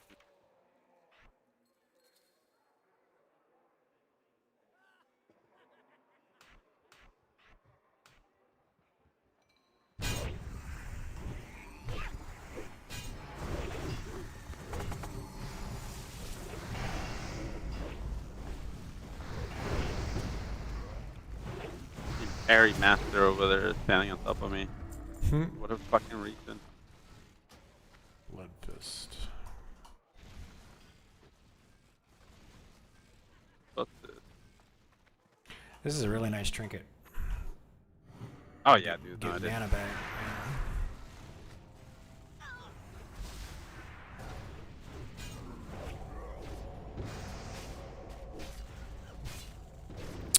Vor gave me some of the tips where it was like, yeah, don't shield the warrior right away because they need to get hit to build rage. And I was like, that makes sense, Vor. He does that. He'll tell you things that make sense, and it's crazy. No money. No extra money. Bad. No, he's honestly a great resource. Yeah. Ooh. Oh. Or the infinite knowledge. I'm getting mana. I'll be right there. There's only one elite really, and I just toss it. Fucking damage, right? Sorry. What the? God damn. Stop. Oh, Chow's backpack. Need. Yeah. Everyone rolls need on those, by the way. Yeah? Okay, I'll have to roll need on them. On the backpack? Yeah, Yep. pretty much. I'll start rolling need on the backpack. I didn't Yeah, know. you see. Yeah. You see how everyone rolled need on Good it? for you. Good for you. Okay. If you don't need it for that character, your next character Need will it for need one. another character, right? Yeah. Or you need the money out of the auction house. Right. That's what people do.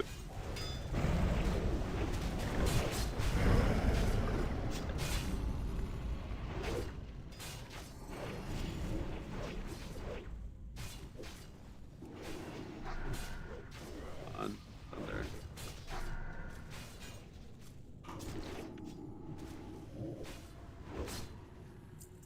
Burst of knowledge. That's another good trinket for you.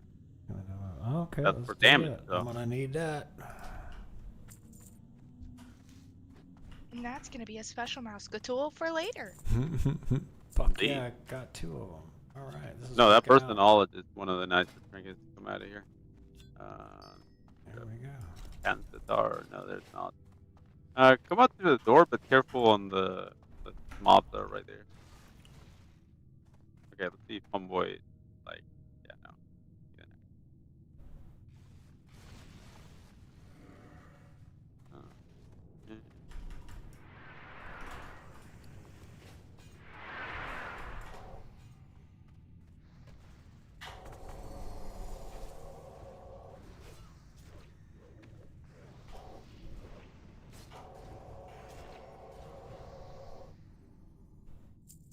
Fucking cat.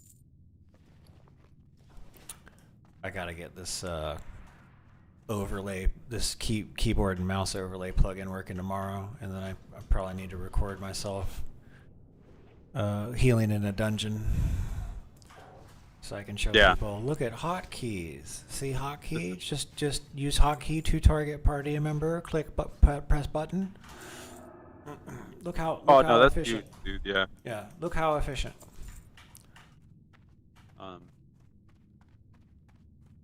But then do another one and do it in a raid.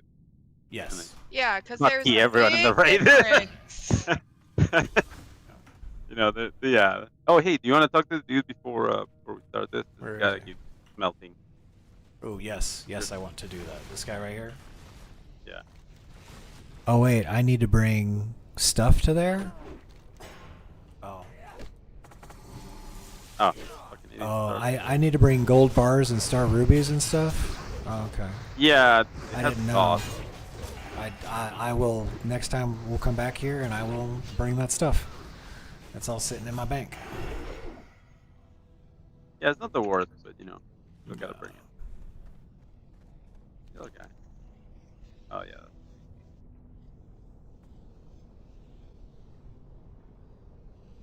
Oh.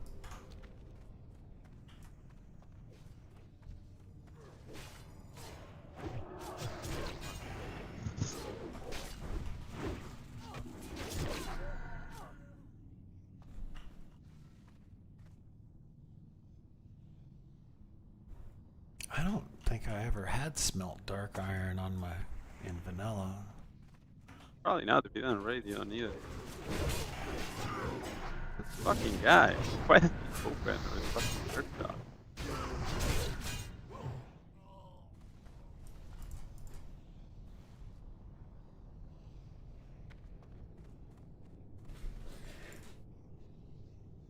You know what? I'm not gonna bother.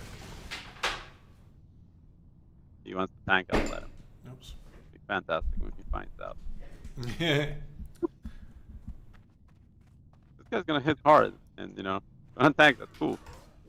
If only there was somebody who was made for this role, who could have signed up for this role. I don't mind. Like, it's not my armor that's getting damaged, so I'm good with that. It's like, I ain't gotta pay to repair it. That's right. I think it's one of these two that gets aggro.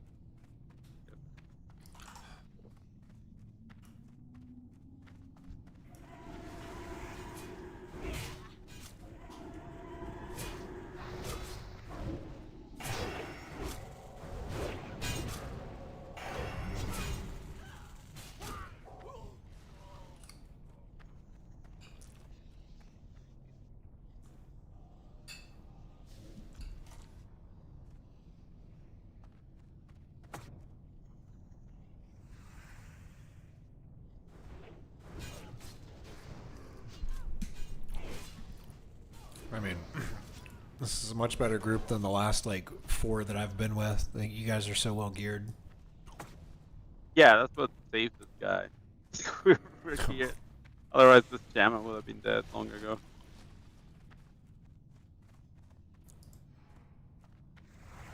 Hey, pal. Kill you. Come on, aggro right.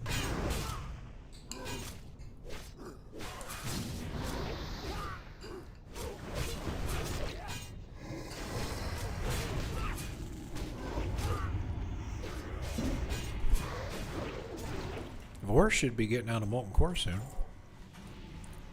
Okay. 7. I said he was going to be done by 11:30. Oh, nice. 8. The hammer drop and ghost shroud.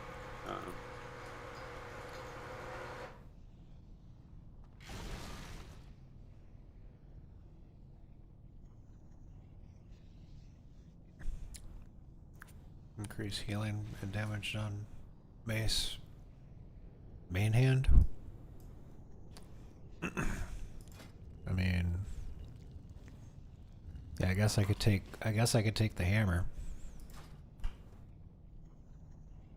Yeah.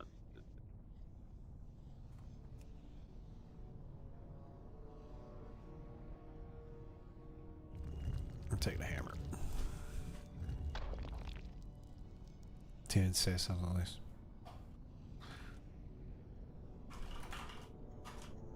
I'm on don't take the hammer.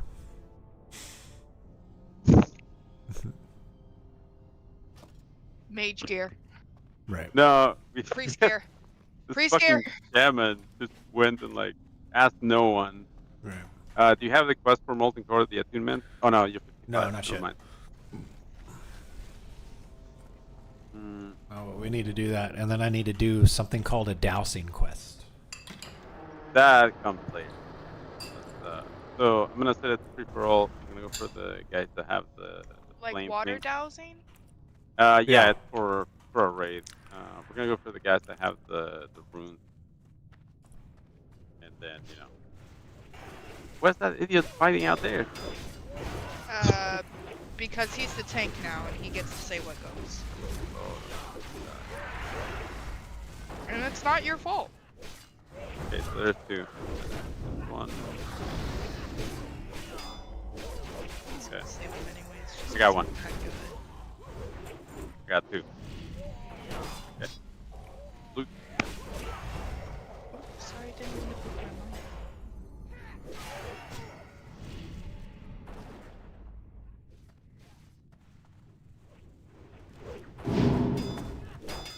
Whoa. Fuck. I fat fingered a key. I'll be right back. Okay, hang on. I'm gonna try to use Oh. the jumper cables. Well, yeah, you're good. You can release. I'm gonna try. Okay. Or actually, you know, the paladin can rescue. Oh, okay. Fuck, I forgot. Yeah, I got. That's fine. All those ranged guys turned around and got me.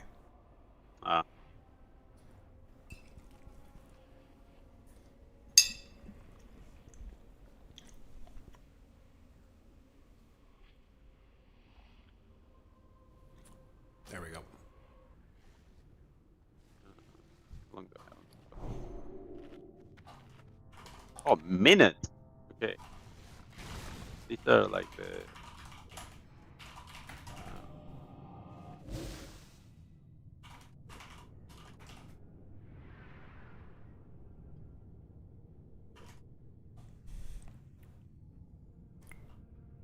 All right, now where are you? There you are, over there.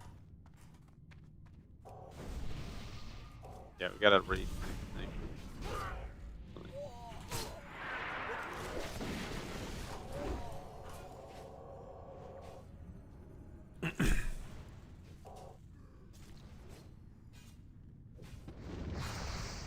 Oh. Yeah, I got one. Okay, one down. Okay. I'm just gonna stay on top of you. Healing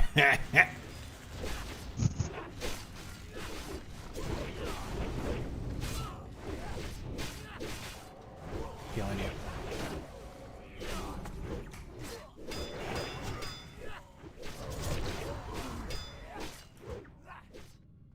These dudes are pulling extra shit. That's why you're getting killed. Do it right now. Now I have control over it.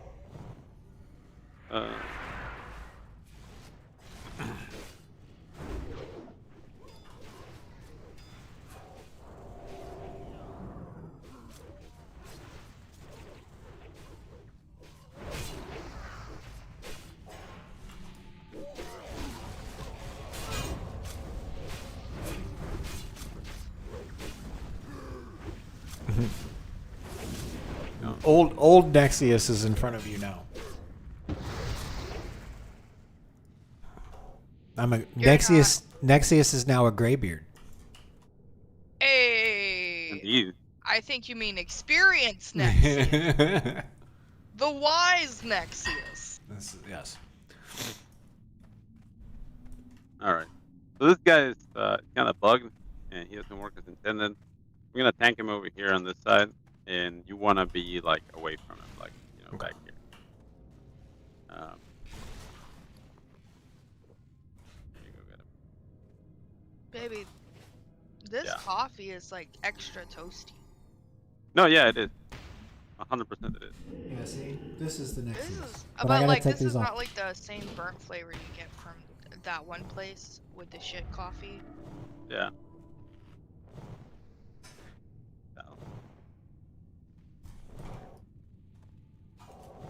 I'd put the shades on, but I'm healing.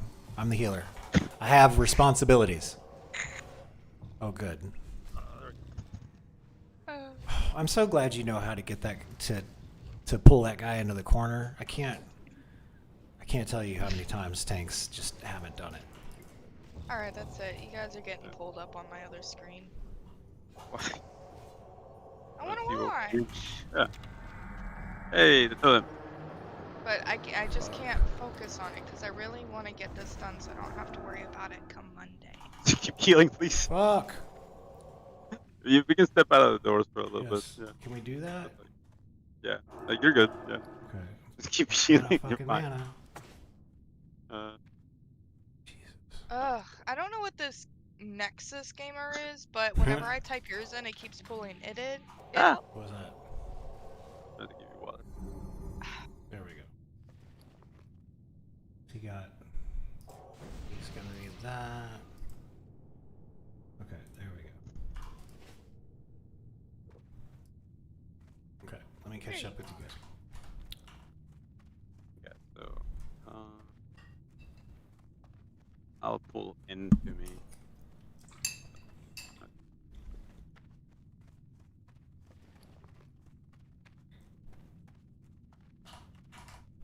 Cool. Okay, get mana. Well, that's a 15-minute cooldown on that trinket. Oh well. Oh, burst of knowledge? Yep. No, well, yeah. I don't think that's burst of knowledge. It's second wind. Oh, second wind? Yeah. Damn, really? Yeah, I need to put burst of knowledge on my hotbar is what I need to do.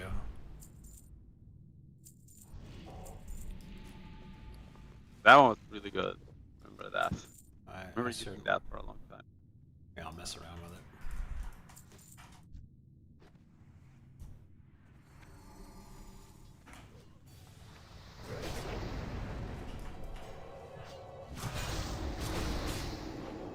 Come and there it goes.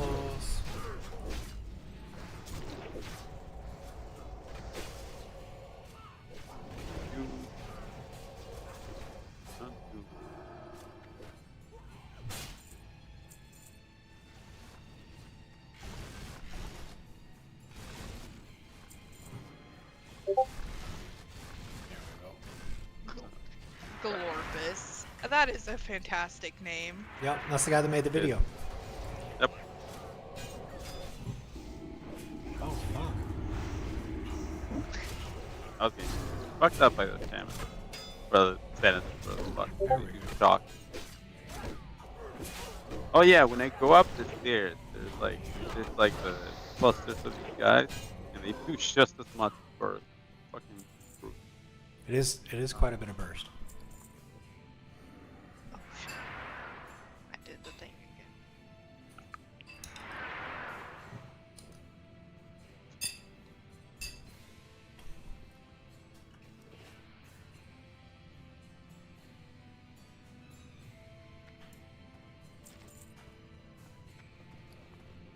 Oh, there I go. Don't die. Here comes the hill. Yeah, nice crit.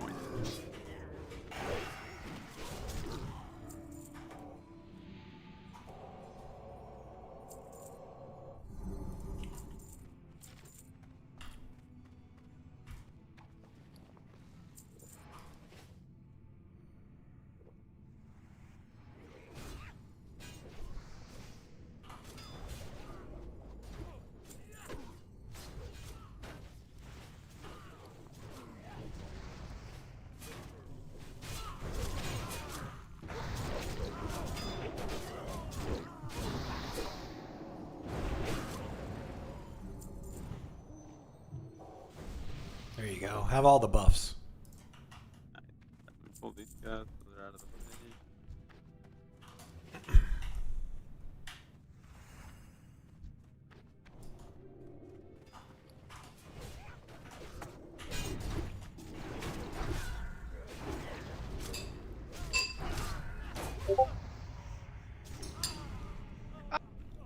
Well, I'll just have to highlight it blue. I forgot to write it in blue. Go up. Captain. When I go up, I'm gonna get bursted. Okay. I'll shield you. There we go. Shielded. Healed.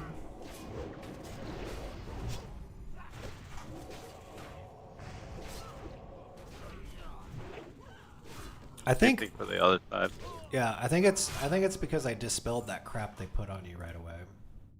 That could be it. It's like it does make you pretty fucking weak to elements.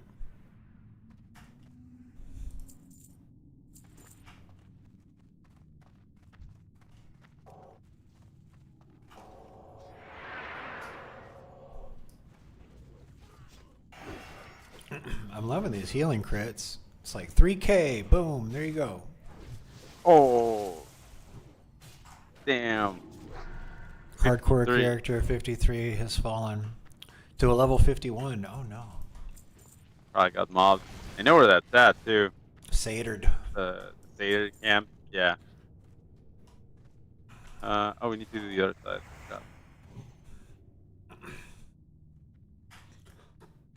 Oh man.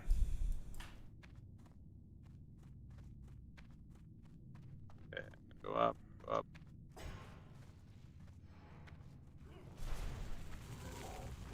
Yep, definitely ate it. Oh shit. Go. Yeah.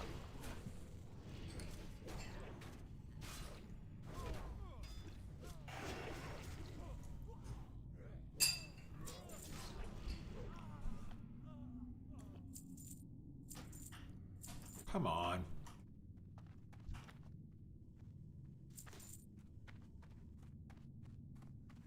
Oh, let me get that off of you. There it goes. Me. There we go.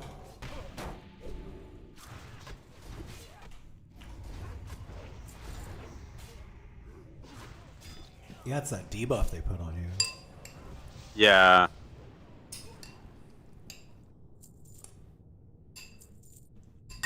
Still, there we go. Alright, so we're gonna kill both. You need gear, right? You don't need the quest?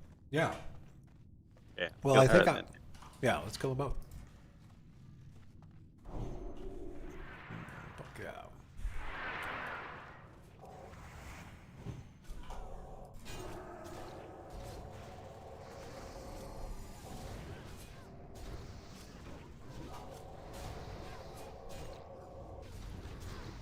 Damn, that's a huge crit.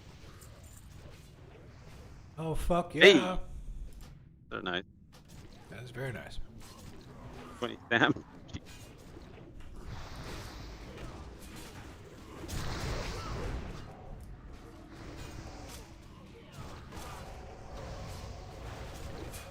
Wabam.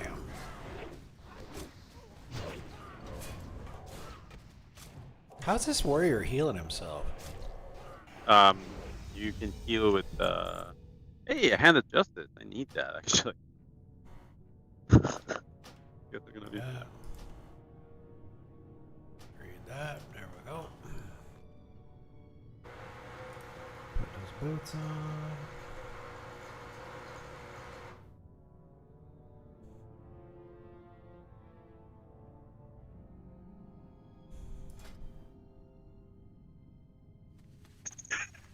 So I'm debating whether they fucking good. There we go. You look pimp. But You do. That trinket would be really, really nice for DPS. Can't believe that shaman didn't take it, dude. I totally would have. Or the warrior. Shit. Right. Okay. I wonder if I can queue for something else now that I'm 55. Yeah, we can do Lower Blackrock Spire.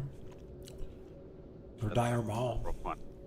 If you want to do Lower Blackrock, I'm 100% down for that. Yeah, let's do it. Like, short of fucking getting, what's it called? The epic hammer out of fucking, the dude. Yep, getting Hand of Justice is nice. Very nice, as a matter of fact. Oh, it's one of the items I really needed for a DPS set. Let me Let me talk you up in guild real quick. Hold on. Let me pull up my thing. Thanks for the run, Crod got, and bam, and bam, and bam, bam, bam.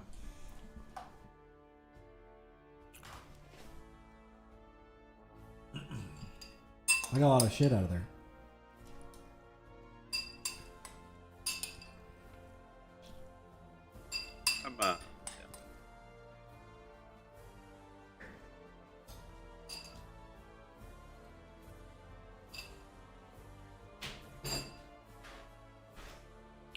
See, that person's asking, I don't know how somebody with fresh blue gear is going to do MC. That's why I'm trying to get geared, bro. I'm not trying to walk in there with blues. How are ya?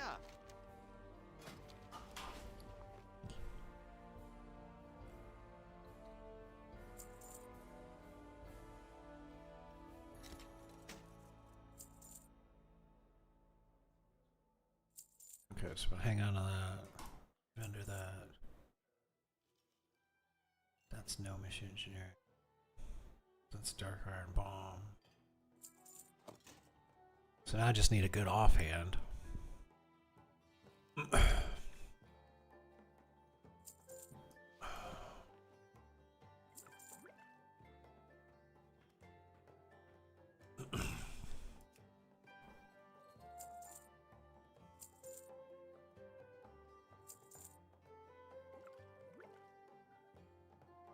Okay. See you soon.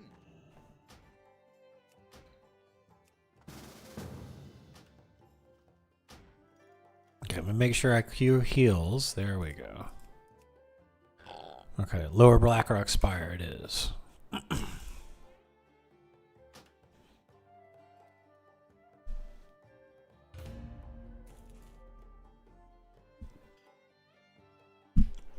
Asking Gil if anyone wants to go actually.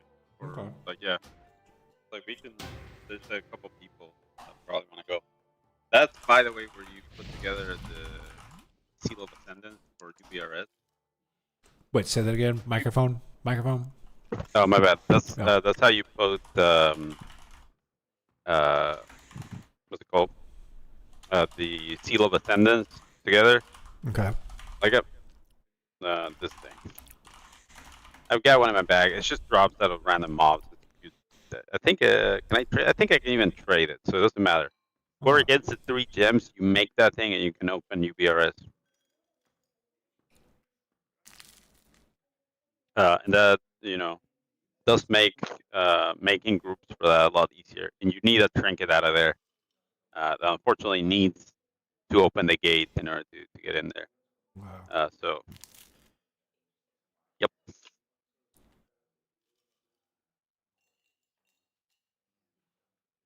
Wow. Well, nobody responded, so here we go. Yeah.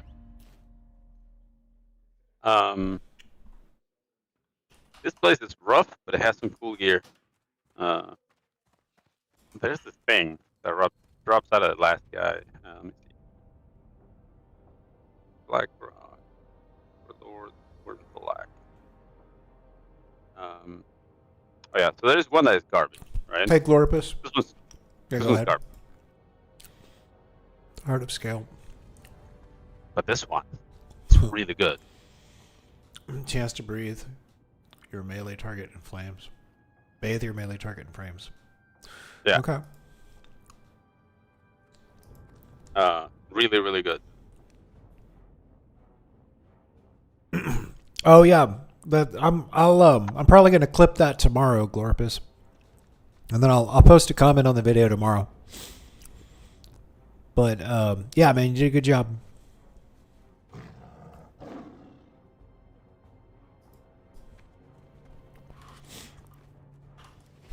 Yeah, I think gotta like if you are so inclined to do a part 2, might have a couple of suggestions. Take it back take it way back, like Zach, what's that guy's name again? Nobuo Uematsu. Yeah. Yeah. Yeah, check out you Nobuo can't, you can't Uematsu. skip that guy.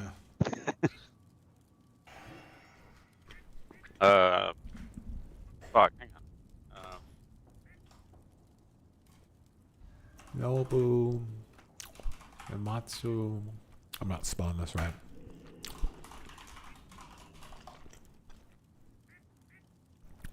Oh, there it is. Nobu Uematsu. There we go. Yeah. This motherfucker made such amazing music. You gotta check. Yeah. Like I'll post the comment, and then like I'll post a couple of things on Discord if you're so inclined. Okay. Well. If you want to go deeper, dude, look up who Wendy Carlos is. How are you? Well met. You must go deeper. Must go deeper. Let me put. That's what she said. Ha!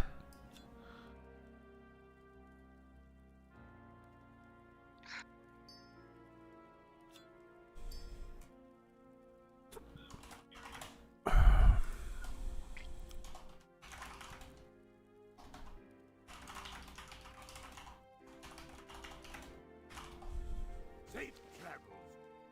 We can't hear you, baby. Mic is off. Sorry. Yes. The short and sweet for Wendy Carlos is basically that's the kind of like the mother of EDM. She did the scores for a lot of really famous films. You should know some of them actually. Trainspotting. Tron. Oh, A Clockwork Orange. Yeah. Yeah. I mean, this person is like this is the person that's kind of credited with like creating EDM, like modern EDM, if you will, Right. modern composing for electronic. Just huge influence on everything, but no one knows this person very much. You know what the very first electronic generated song was? It's the theme song to the OG Doctor Who television series. That totally makes sense. Well, that totally makes sense. Exactly. And then if you check out the Wikipedia article and the shit that they had to do to make that song, it's even more impressive. Yeah, because they had to. Let's go talk about Doctor Who. I'm here for it. I'm not gonna lie. Okay, so there's Rick and Morty, right? Yep. And the intro for that is very much like the Doctor Who theme song. Yeah. And it always gets my hopes up when I hear it for like a split second. And then I get really sad. It's not. You just don't like gross stuff. I couldn't find the original season, but I watched a bunch of like season 5 and season 6 of the original Doctor Who. Like it was still black and white and everything. Yeah. Oh yeah, that's some great stuff. I Yeah. tried to go from all the way at the beginning. My parents had this one streaming channel. Yeah. Right, that they were paying for, and I was trying to start watching it all the way from the beginning. Right. Like they were in the temple kind of beginning. Right. And I think I only got maybe like 2 or 3 episodes into it, and then my parents had come in and they wanted to watch something on the TV, and I just never got back around to being able to watch it because somebody always wanted to use the TV instead. Right. And it's not like we had like a phone or a tablet. I could just go watch it in my room or anything. No, it was the stream was set up to whatever device, whatever play device we had. Yeah. Right, and we had to swap out the cables for that.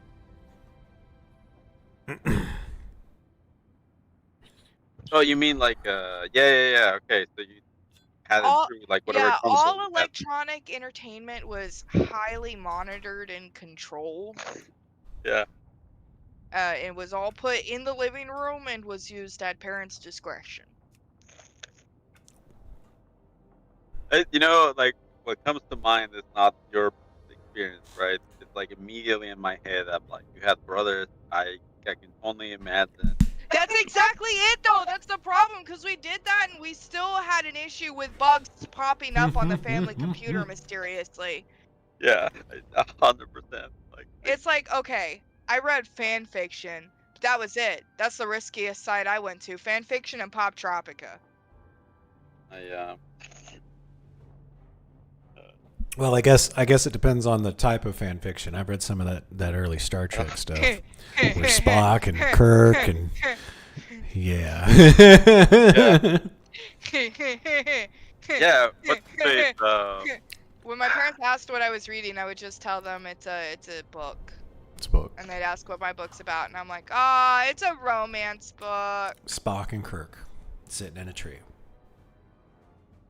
I was the Phantom of the Opera nerd, right? So Mhm. mine was all like poor Eric hiding away in his little cave, and then pretty Christine comes to save him, and then they go sing pretty songs together, and they cry together, and it's so sweet. And then he dies. Raoul should have died. Raoul never deserved Christine, and Christine never deserved Eric, but that's a different conversation. How do you abbreviate Lower Blackrock Spire? LBS? LBRS. LBRS. So I'm just gonna put looking for 3 more DPS for LBRS. So, not gonna lie, the fact that you're 55 might scare some people away because aggro is tough in that place.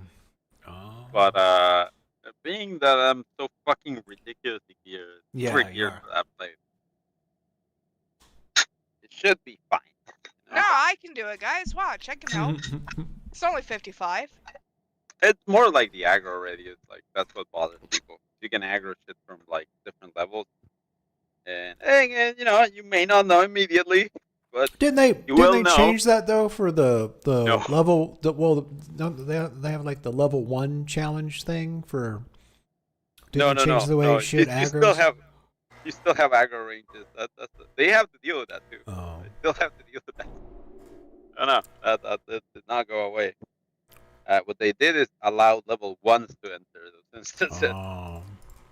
Which is, ooh. We are rep. Oh, I'm applying remedy at the moment. No worries. We're in queue. Well, I'm applying them. Nugget first. So where's my? Oh, Kot. Madam. Monsieur?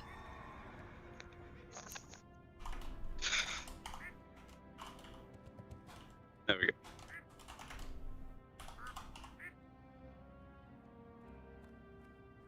It's like a trumpet.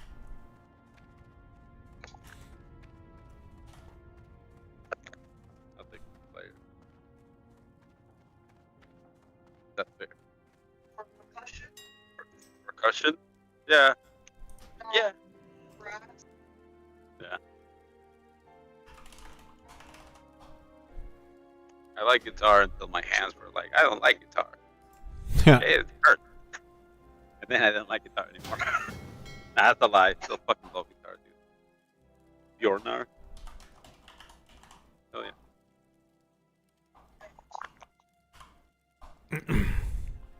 Your mic muted still. Oh, okay. Nobody wants me to sit here and complain about how I want to learn everything, but not put in the effort to learn things.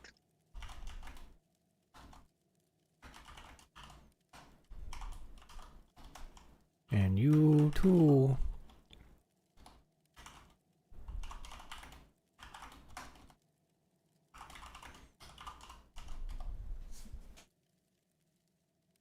Yeah, it shouldn't be hard to find 3 DPS.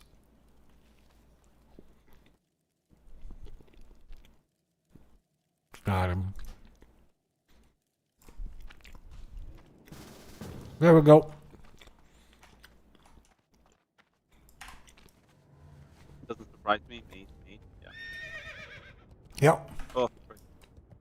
fine.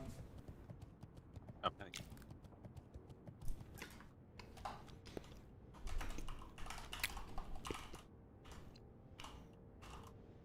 I'm so glad I got the fucking Panther. Like, I would never get another fucking mount.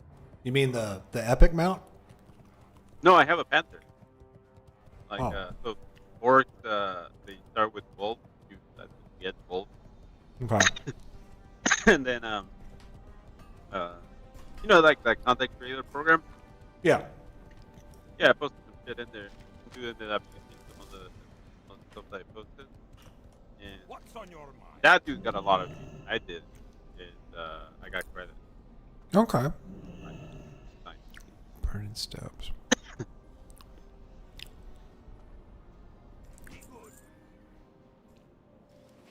Okay. I will meet you. Where are you? You're right. You can track. I'm flying to Thorium Point right now, so I can meet you. Yeah, if you're going to Burning Steps. Oh no, you're already there. Yeah, I'm already. Okay. I'm already near the end. Well, you just might have to look at my screen and tell me where to go. I think I remember. Oh, you know what? They should do a story point. I think there's some quest for this like grab. Yeah, I've got one or two. Yeah. There's not gonna lie. There's a couple we're not gonna be able to do. No, I get it. Well, so why the fuck are you not equipped with gloves? Why? Don't.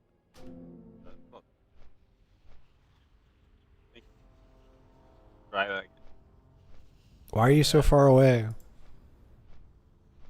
Sorry. Yeah. There we go. Okay. No tanking. We're gonna use that.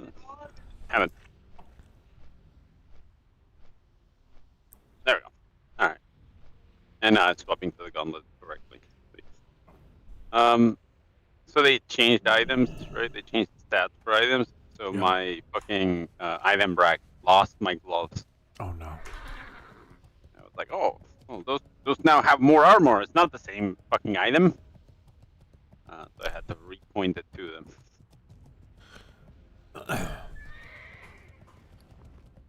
Oh man, these fucking lookouts are not. Oh no, those guys are elite. Okay. Never mind. It is. It should be.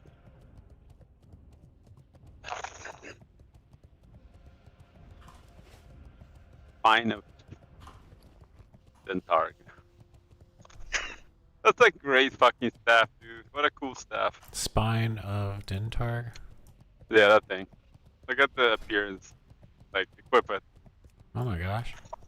That's a cool fucking staff, dude. Like, It's the head, and then Yeah. the staff is where the spine would be. Okay, that looks great. It fucking it reminds me of you remember Shadow Warrior, the original, like Shadow 1997 sprite heavy game. Shadow Warrior. Yeah.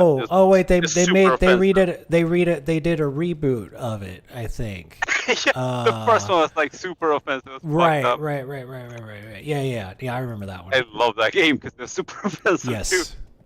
But it was like super offensive in like a weird, respectful way. To where like they show you a bunch of things about like Japanese culture that you wouldn't know about. Right. But it was still fucked up. It was like the Duke Nukem humor applied to it. So Yes, yeah, that's the best Yeah. way to put it. It had Duke Nukem humor. yeah.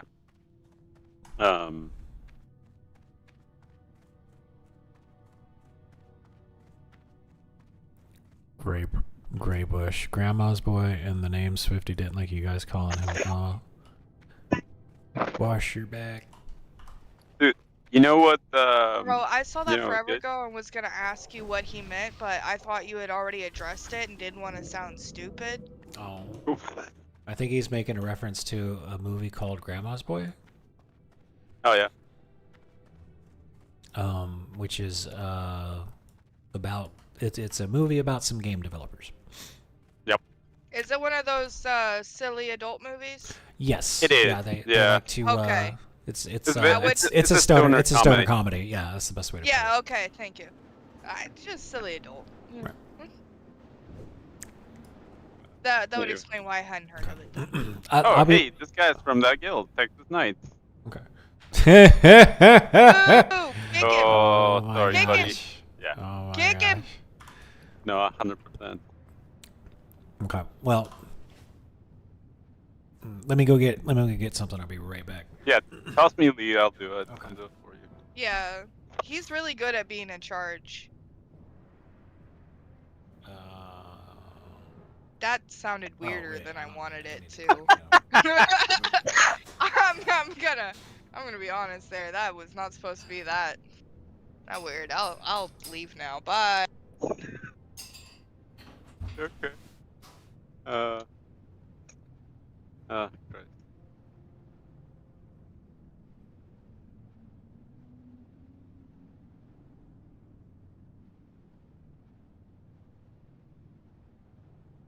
Yo, I'm looking at the guard background for my character, possibly. My origin feed is initiative proficiency. When you roll initiative, you can add your proficiency bonus to the roll. Huh. Initiative swap. Immediately after you roll initiative, you can swap your initiative with the initiative of one willing ally in the same combat. You can't make this swap if you or the ally has the incapacitated condition, which makes sense. You know, they're not willing if they're incapacitated. Yeah. That's how that works. Yeah. Just saying it for the people in the back.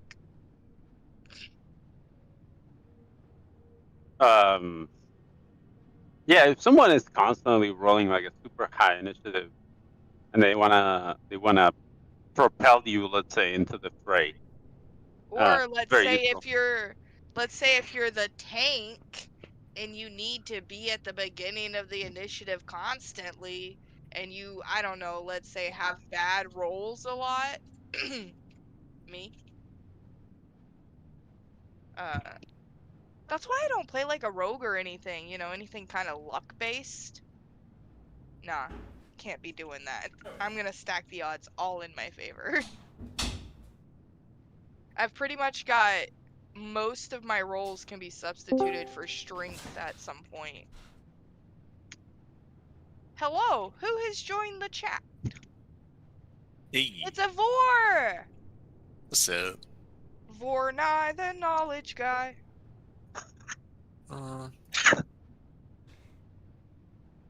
Bunch of like,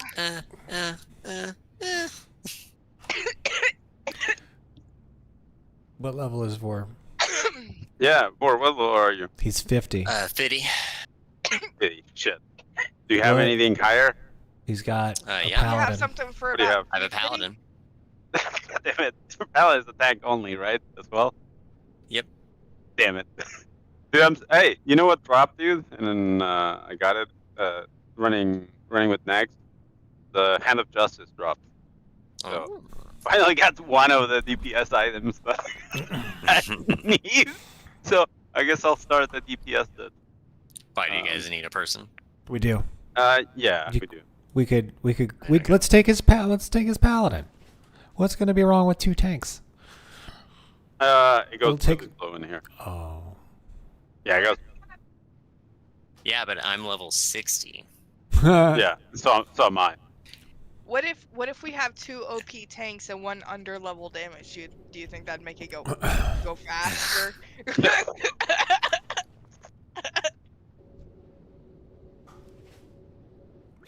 Man, I got a few whispers to do this, but like, what the dude's like at 52? I don't think it should be in here.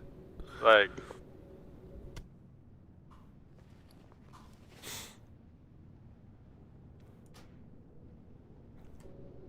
Where's Flame Mage?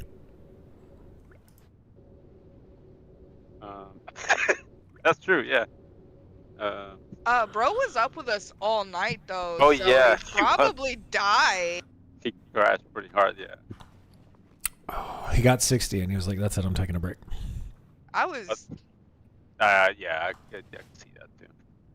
Man, I was impressed. I didn't think anybody could stay up with us.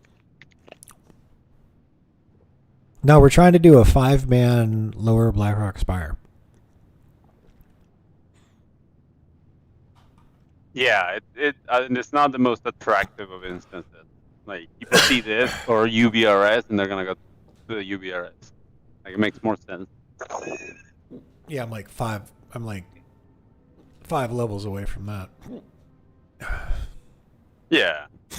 I mean, we could potentially just keep going to BRD.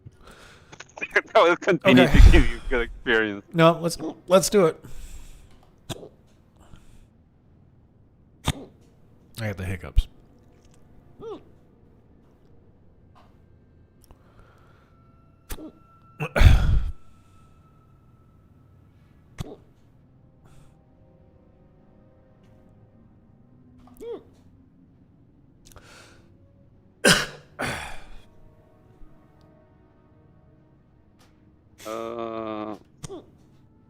Sorry, I have hiccups, everybody. How dare you have a bodily function you can't control? I guess we can run Lobers.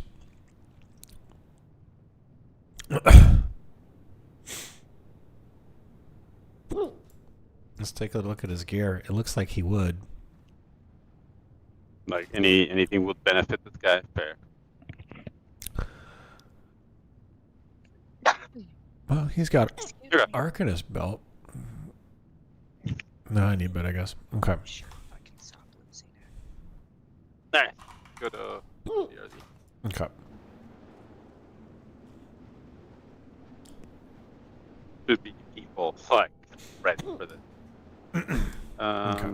Yep. Oh shit! Oh, you almost went all the way down. I almost did. Oh shit! We're far from the side.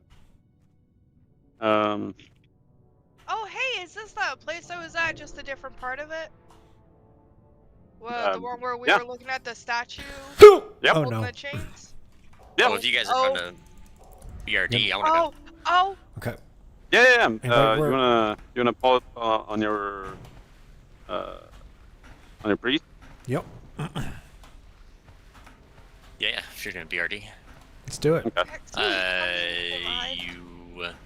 I know, did Nex actually respec for healing? I did. So we can both heal. For this, it doesn't really matter that much. It doesn't. He's like one solid start doing DPS. damage. Yeah, he did it. Here, we're just gonna advertise the arena rounds. Like this should net us a DPS.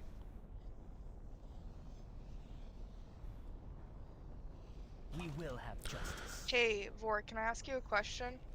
What's that? An orc who carries around a playing card set, but the only game she knows is Go Fish. That's fine.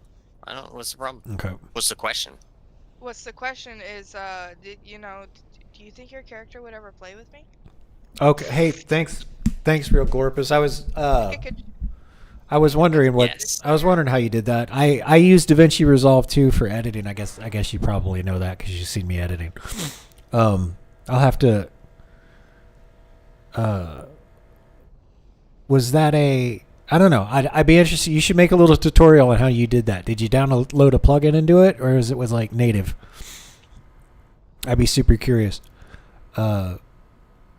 Ooh, I can finally pick up the Molten Core Attunement quest. Oh, nice. Okay, I got it. And remember, this guild does run Molten Core. If you see him running, Oh, I see them. Yeah, they did it. They will They did it invite today. you. They did it today. Yeah, I was sad because they did it without me. Invite 4. Well, they run like 3 or 4 runs, dude. Invite 4. Like invite him. Yeah, there's a lot more. For beer. Wait, I don't see 4 on yet. Invite him. Oh my god. Fucking hell! Do I not have you on friends on this? Oh my god. Probably not. Yeah, I don't have you on friends on my warrior. That's okay. There we go. We're friends. We're friends in our tanks. Our tanks are friends, and that makes more sense. You know. Yeah, I got your paladin on friends list for sure. Everyone keeps fucking linking the spine. Is I it keep new? misspelling the word garden. Now I'm starting to get concerned. Well, it's got some good stats on it.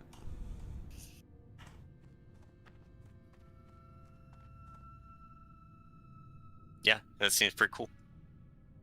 Yeah, it's just a really cool graphic for it, dude. I love it. I wish the caster classes, you know. Oh. That does look really cool. Your harmful spells. So that means even like Shadow Word Pain could do that. Yeah, I wonder if it procs off your ticks. Yeah, that'd be great. That'd be really stupid good for Warlock, I bet. It would be. It'd be And good it for fits their Warlock or aesthetic, Shadow so- Priest. Yeah. Yeah.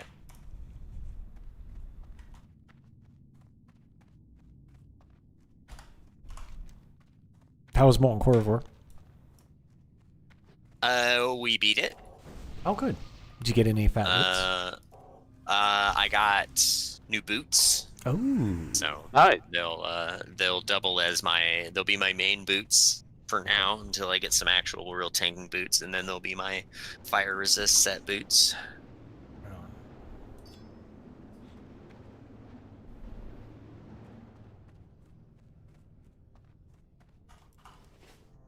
Hopefully, we can get your priest some of the stuff mine just got. We had a very very fortuitous run last run. Oh yeah. We did. We got. I'll put it in party chat. We got that, and we got that, and then. Dude. We got that, and then we got. What was the other thing? 300 mana, huh? That's awesome.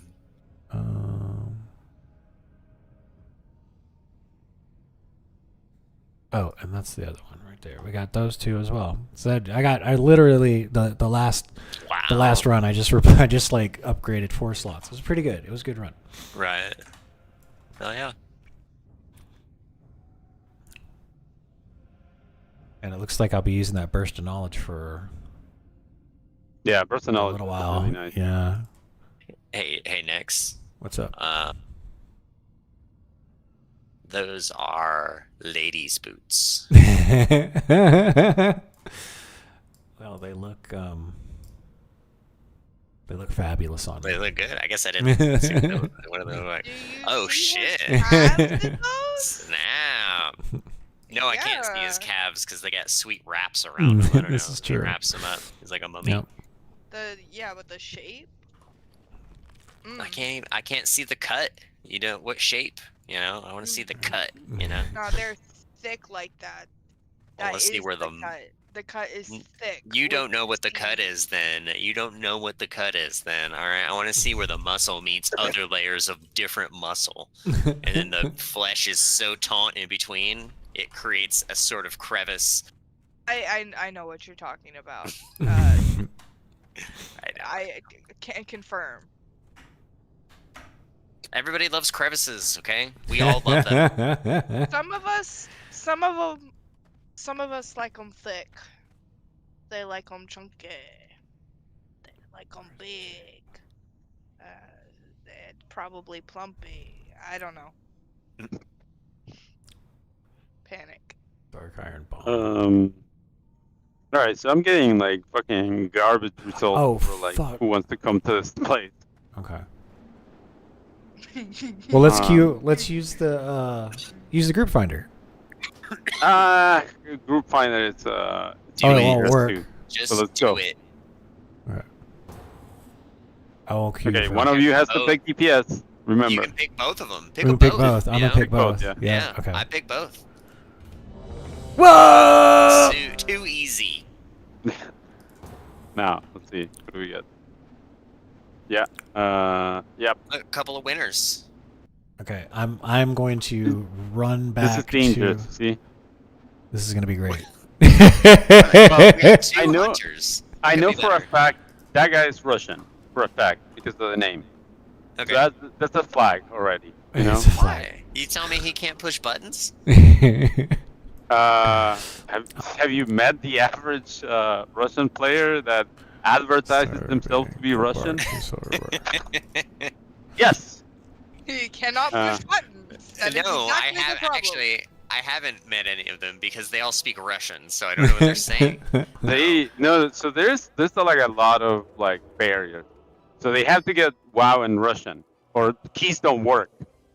By the way, if you don't have WoW in Russian, it's fucking terrible. That's why you see a lot of those guys clicking. By the way, if they play the English version, sometimes the keyword doesn't You work. can click classic WoW. I understand that Nex is doing a video, but this is classic WoW, and you can fucking click the buttons. This All is right, true. the game is not that fast.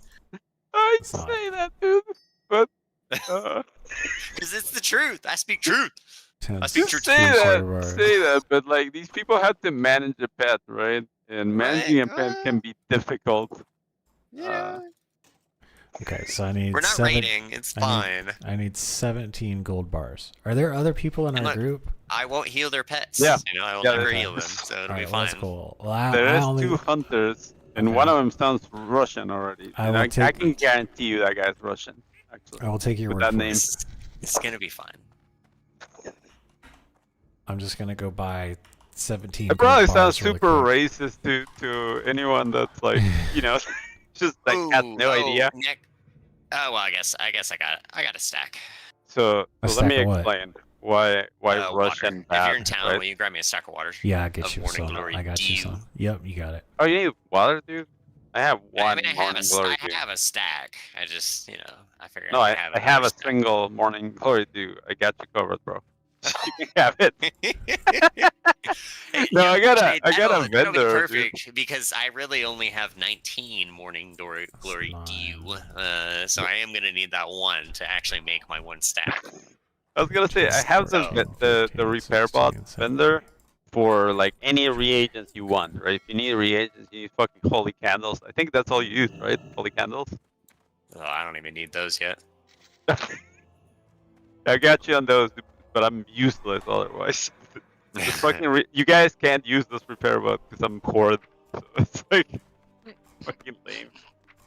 Spoopy horde. Okay, I'm just grabbing my gold bars so I can learn the dark iron smelting, and I'll be right there. Oh yeah, good call. I'm grabbing all that stuff. You want to right push now. into the? Where are these fucking sold bound? Why do I have these? Why? I have some fucking soul bound cloth boots for some reason. I've been carrying them around. Good for you. What the fuck? Let me get a stack of Morning Glory D. My inventory is constricted enough, you know. Shouldn't be doing this. There we go. Okay.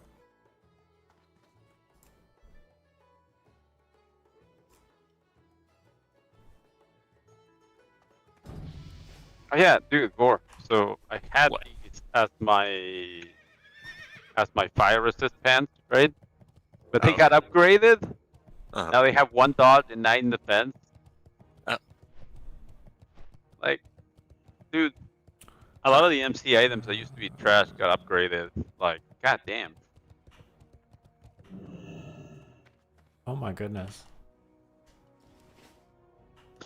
Oh. We I guess we only beat 2 it's of a the optional bunny. bosses when we did our MC. Optional. We didn't go for the 3rd one. There's Oh, a the bunny new on my bosses? screen. Yeah. How are they, dude? I thought they were cool. I thought some of the changes they did to the current bosses were a little wild. Like, so how wild, you know? there's the one. Is it a giant? I don't remember if it's a giant dog. Not the giant dog you fight, but the one who has the 2 giant dogs with him also. That you're supposed to lead. I haven't been to MC since the changes. Yeah. Yeah. No. I don't remember the guy's name. Okay. So I could just describe him too, and you. Yeah, fair. How it is. Fuck. I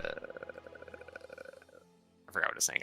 But the 2 guys that you lead the 2. Normally, you just fucking tank the boss, and everybody hits the boss, and you lead the 2 dogs away, and you just sit him by the spire, like really far away from him, and you just hit him, and that's the entire fight. Like, it's super boring. Well, now the dogs have a threat drop.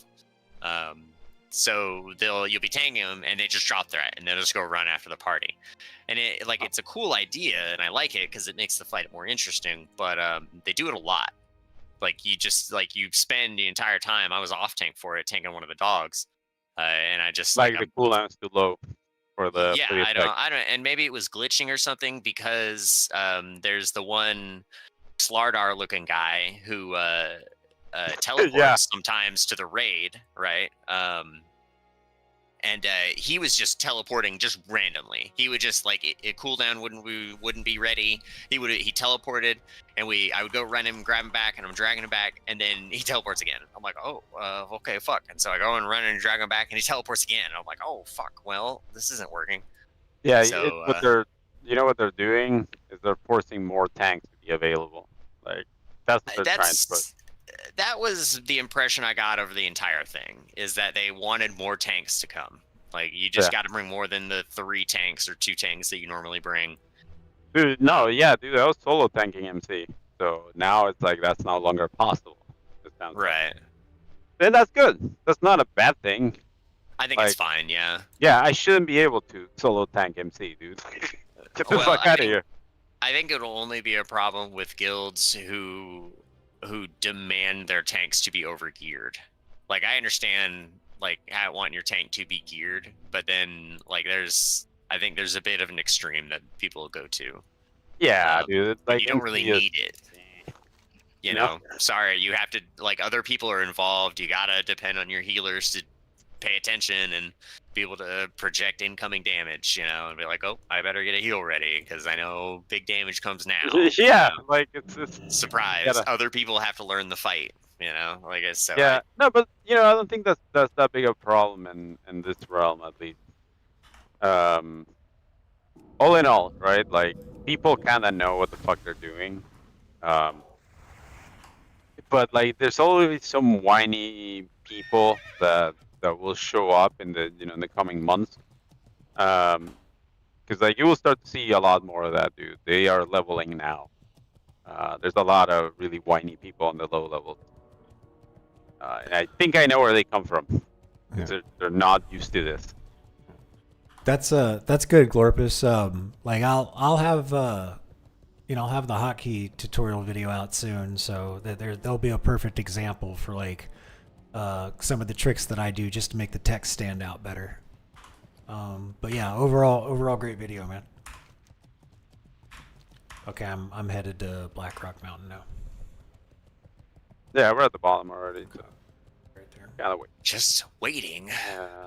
No, like I'm not in a hurry. I'm just kidding. Or are you guys waiting on those hunters? Because I don't see the hunters in the party. So I just see. There's only one here. Okay. So that guy is a Spanish speaker, so probably okay. We're gonna get okay gameplay out of that hunter, the 53 hunter. Because like there's no hardware, fucking limitation entanglement here. Right. Yeah, or like language barrier that is like so foreign that it fucks you up. No sukableat? None of it. Like what stops a Russian person from getting an English, computer, one that uses an English keyboard or something like that, and getting. Well, imagine you don't speak the language at all. Sit in front of a computer, use it. Well, yeah, all right, like I get that, but there's like some big barriers for them to overcome. Yeah, and I'm sure there's some people who refuse to learn, but like I've seen enough videos of Russians harassing people walking down the street to know that they know lots of English, so I feel like they can learn. If that's your average Russian, then the ones who play computer games are usually a little smarter, right? Yeah, no, but like there's also the culture, right? There's a lot of Russians that don't speak on the mic because they don't want to get their ass kicked. I'm serious, dude. They don't want to speak English on the mic because they don't want to get their ass kicked by their fucking, their father, their fucking friends, whoever can hear them, neighbors and shit. There's a very anti-American fucking sentiment over there, dude. You gotta. Wild. Yeah, it's rough. Well, it's wild because it's not really an American language, so it's like. Right. English isn't even American. It's from England, right. Bro. We should speak it. We basically took it. and then we've made it our own. So the English don't even like it when we do it. So there, how Well, about that? those crazy son of We a don't even bitches. like it when we do it. What are you talking about? I enjoy it actually. I we like had- it when we make up shit. We had to take it from them. Those motherfuckers, those motherfuckers use a U They were to gonna do spell it color. like they do their pork chops and boil it without Ugh. seasoning. And they were gonna tax our tea, and we were like, "Fuck that shit." Fuck that shit, I'm out. Yeah, and now we're taking all these unjust taxes, like sometimes like over 100% tax from our current government, and somehow we're not doing that. Yeah, but we're making it up in the 1,000% discounts we're receiving on everything else. All right, dude, come on. That's fair. Get with That's it. fair. I wrote off 100% of my private jet I just purchased. They had to pay you to take the jet. They were like, "Please." It's a jet for a small company that has to reach very remote places, right? So this is 100% a necessity if I want to continue to grow my company. Sales are low now, but that's because I haven't been able to reach my ideal client base. Uh-oh. There we go. What you have to do is when you get into the lava, you just have to hop before you take the burn. Yeah, you gotta hop at the just gotta hop at the right time. Yeah, you just... Get your rhythm right, and you'll never take damage. You can hop across the entire thing.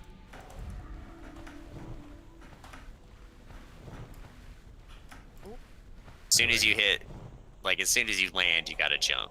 Yeah. But it's like once you start taking damage, then you have to reset your timing if you keep taking damage when you're hopping. Okay, I made it. I'm alive. I got my attunement quest. We're good.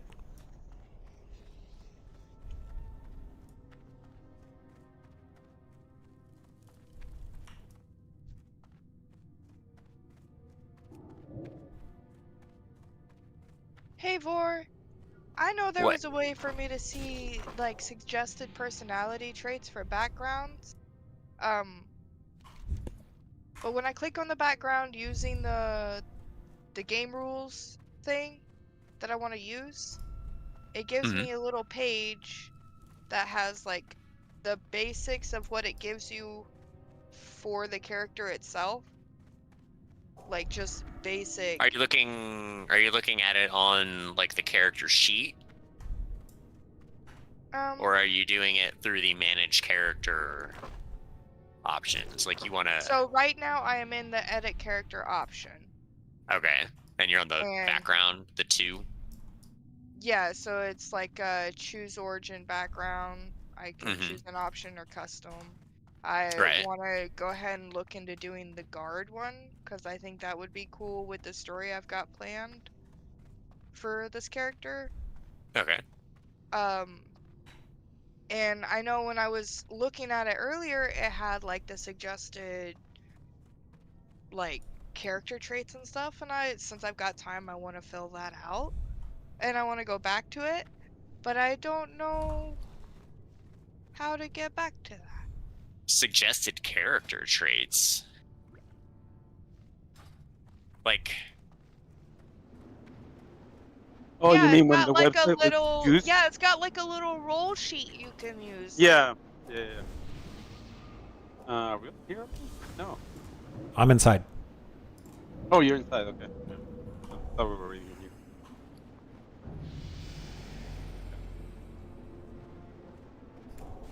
Yeah, I'm not sure what you're talking about. If I can find them again, I'll show you what.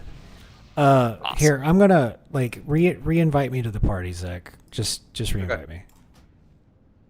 Okay, go for it. Re-invite me, quick. Before the timer. There we go. There we go. Okay, they weren't in the party for some reason. Now they are. Okay. Okay. Here, let me make you my champion.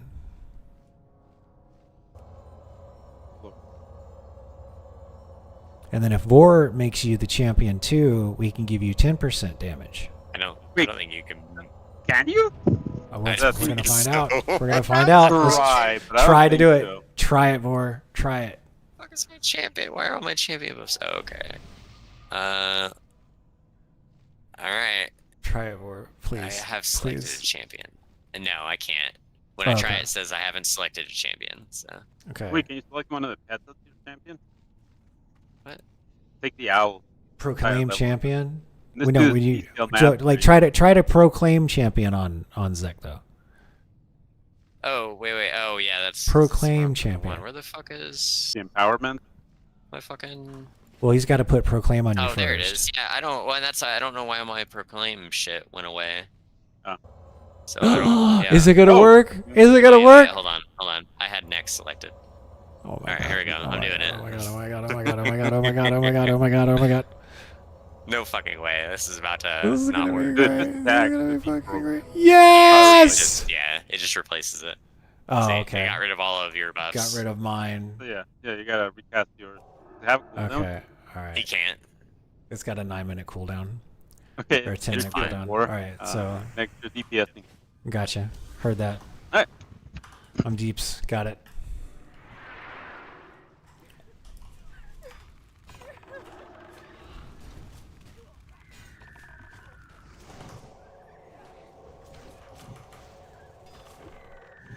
And this is Max. He's our DPS.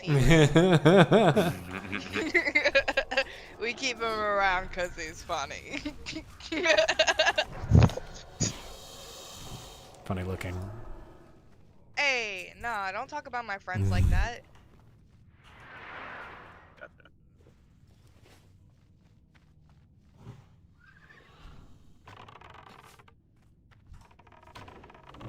I will find this. Oh, I thought it was on me, but... Nope.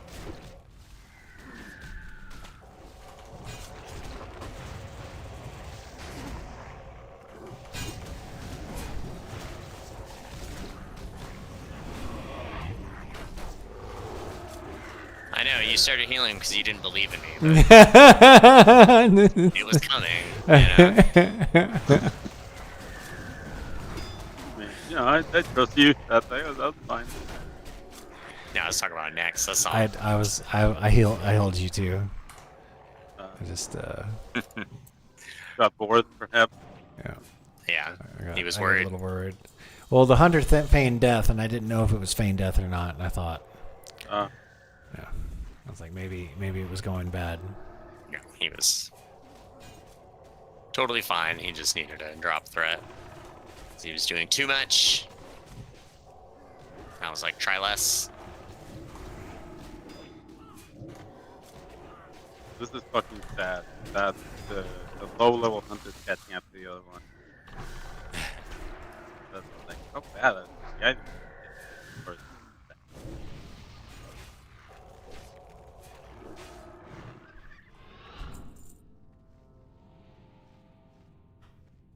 Oh, those are green. Sure. Like, just looking at him. I see the beak mask. Stalker. Yeah. I guess I'll put my healing gear on too. That's probably it.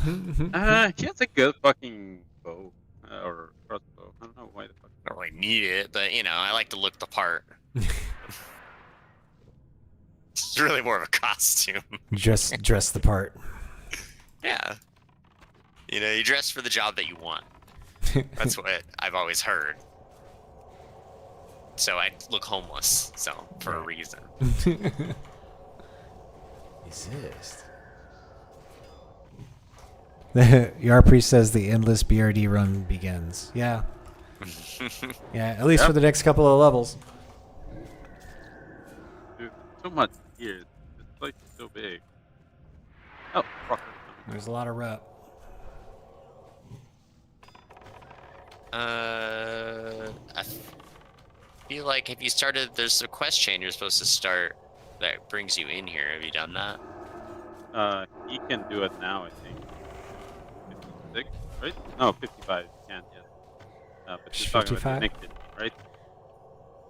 Well, I mean, he's got the Anixia quest line. Maybe that's what it is. I guess that's what it is. Yeah. Yeah, you'll be back to this like a couple times. Yeah, the one where you come in and save the dude.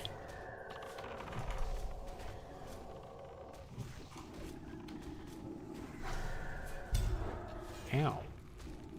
Yeah, rude. Why does he don't do that, jerk?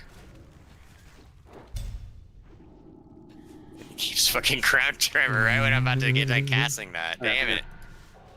There's like 3 times in a damn row. That's why I even backed up, because I was like, I'm just too close, and he's just doing it. And Yeah, no, it's my fault, but... barely in range, I think. There we go. I have a ferocity. Fortunate. Hunter weapon. Can you roll? Yeah, can you roll needs? Disenchanted. Oh, he rolled greed on it. Why, did someone need on it? No, he was saying you should roll because it's an idol, and at least it wouldn't go to waste if you guys could disenchant it. Yeah. Yeah. Oh, right. Oh.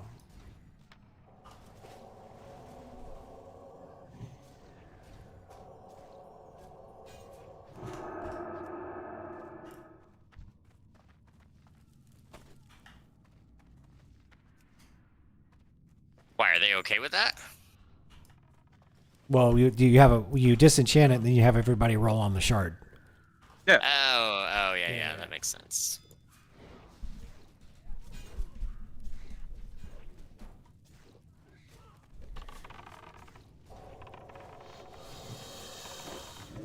Okay. And I realized I use this fucking thing like a standing desk a lot. Yeah. Like I'm doing it now. Yeah, but it's too low for that. That's why your wrist hurts so bad. Is it? Yeah, because having your arm down like that puts a lot of strain on Well, I mean, I can hover. You know? Yeah, the old hover hand. Yeah, it's not, You can it's not straighten terrible. it out.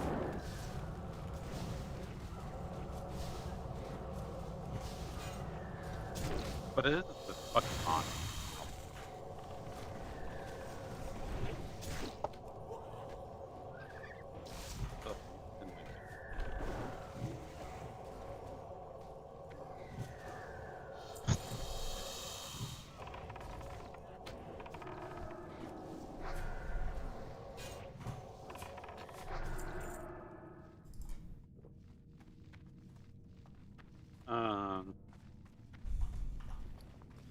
Get in. Walk inside. I'm before taking a one of these- drink. Yeah, before one of these guys runs to the middle bit. Yep. One of them is running. Oh. Oh yeah. Alright. You should be able to pull. There's some RP shit, right? Yeah, there's.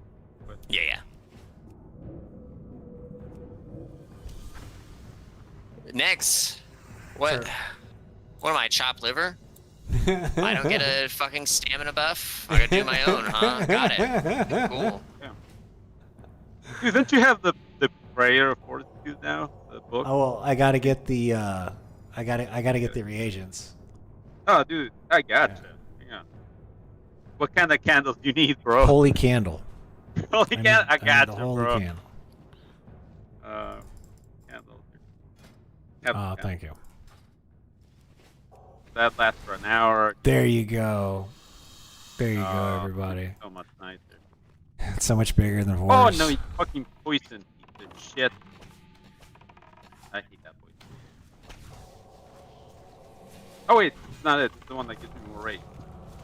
You gotta kill it a little more.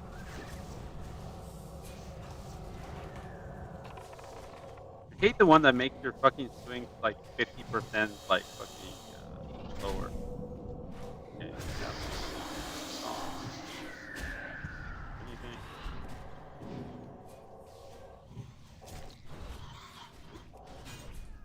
Hello? Alright, I guess I can't dispel it. Yeah. It was magic, but I couldn't dispel it, so I don't know, whatever.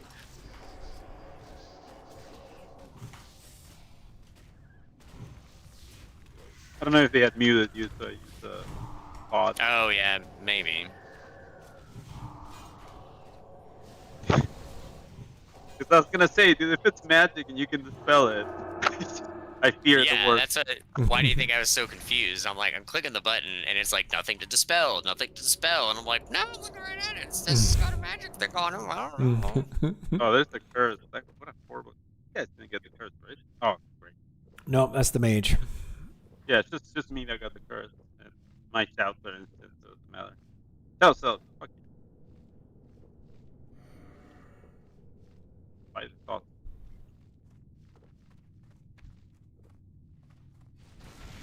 Okay, watch the fucking dervish be here and like one of these hunters both knee on the chest piece.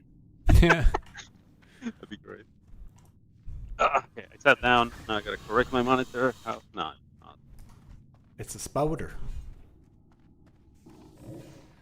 Damn. It would have been funny to look at.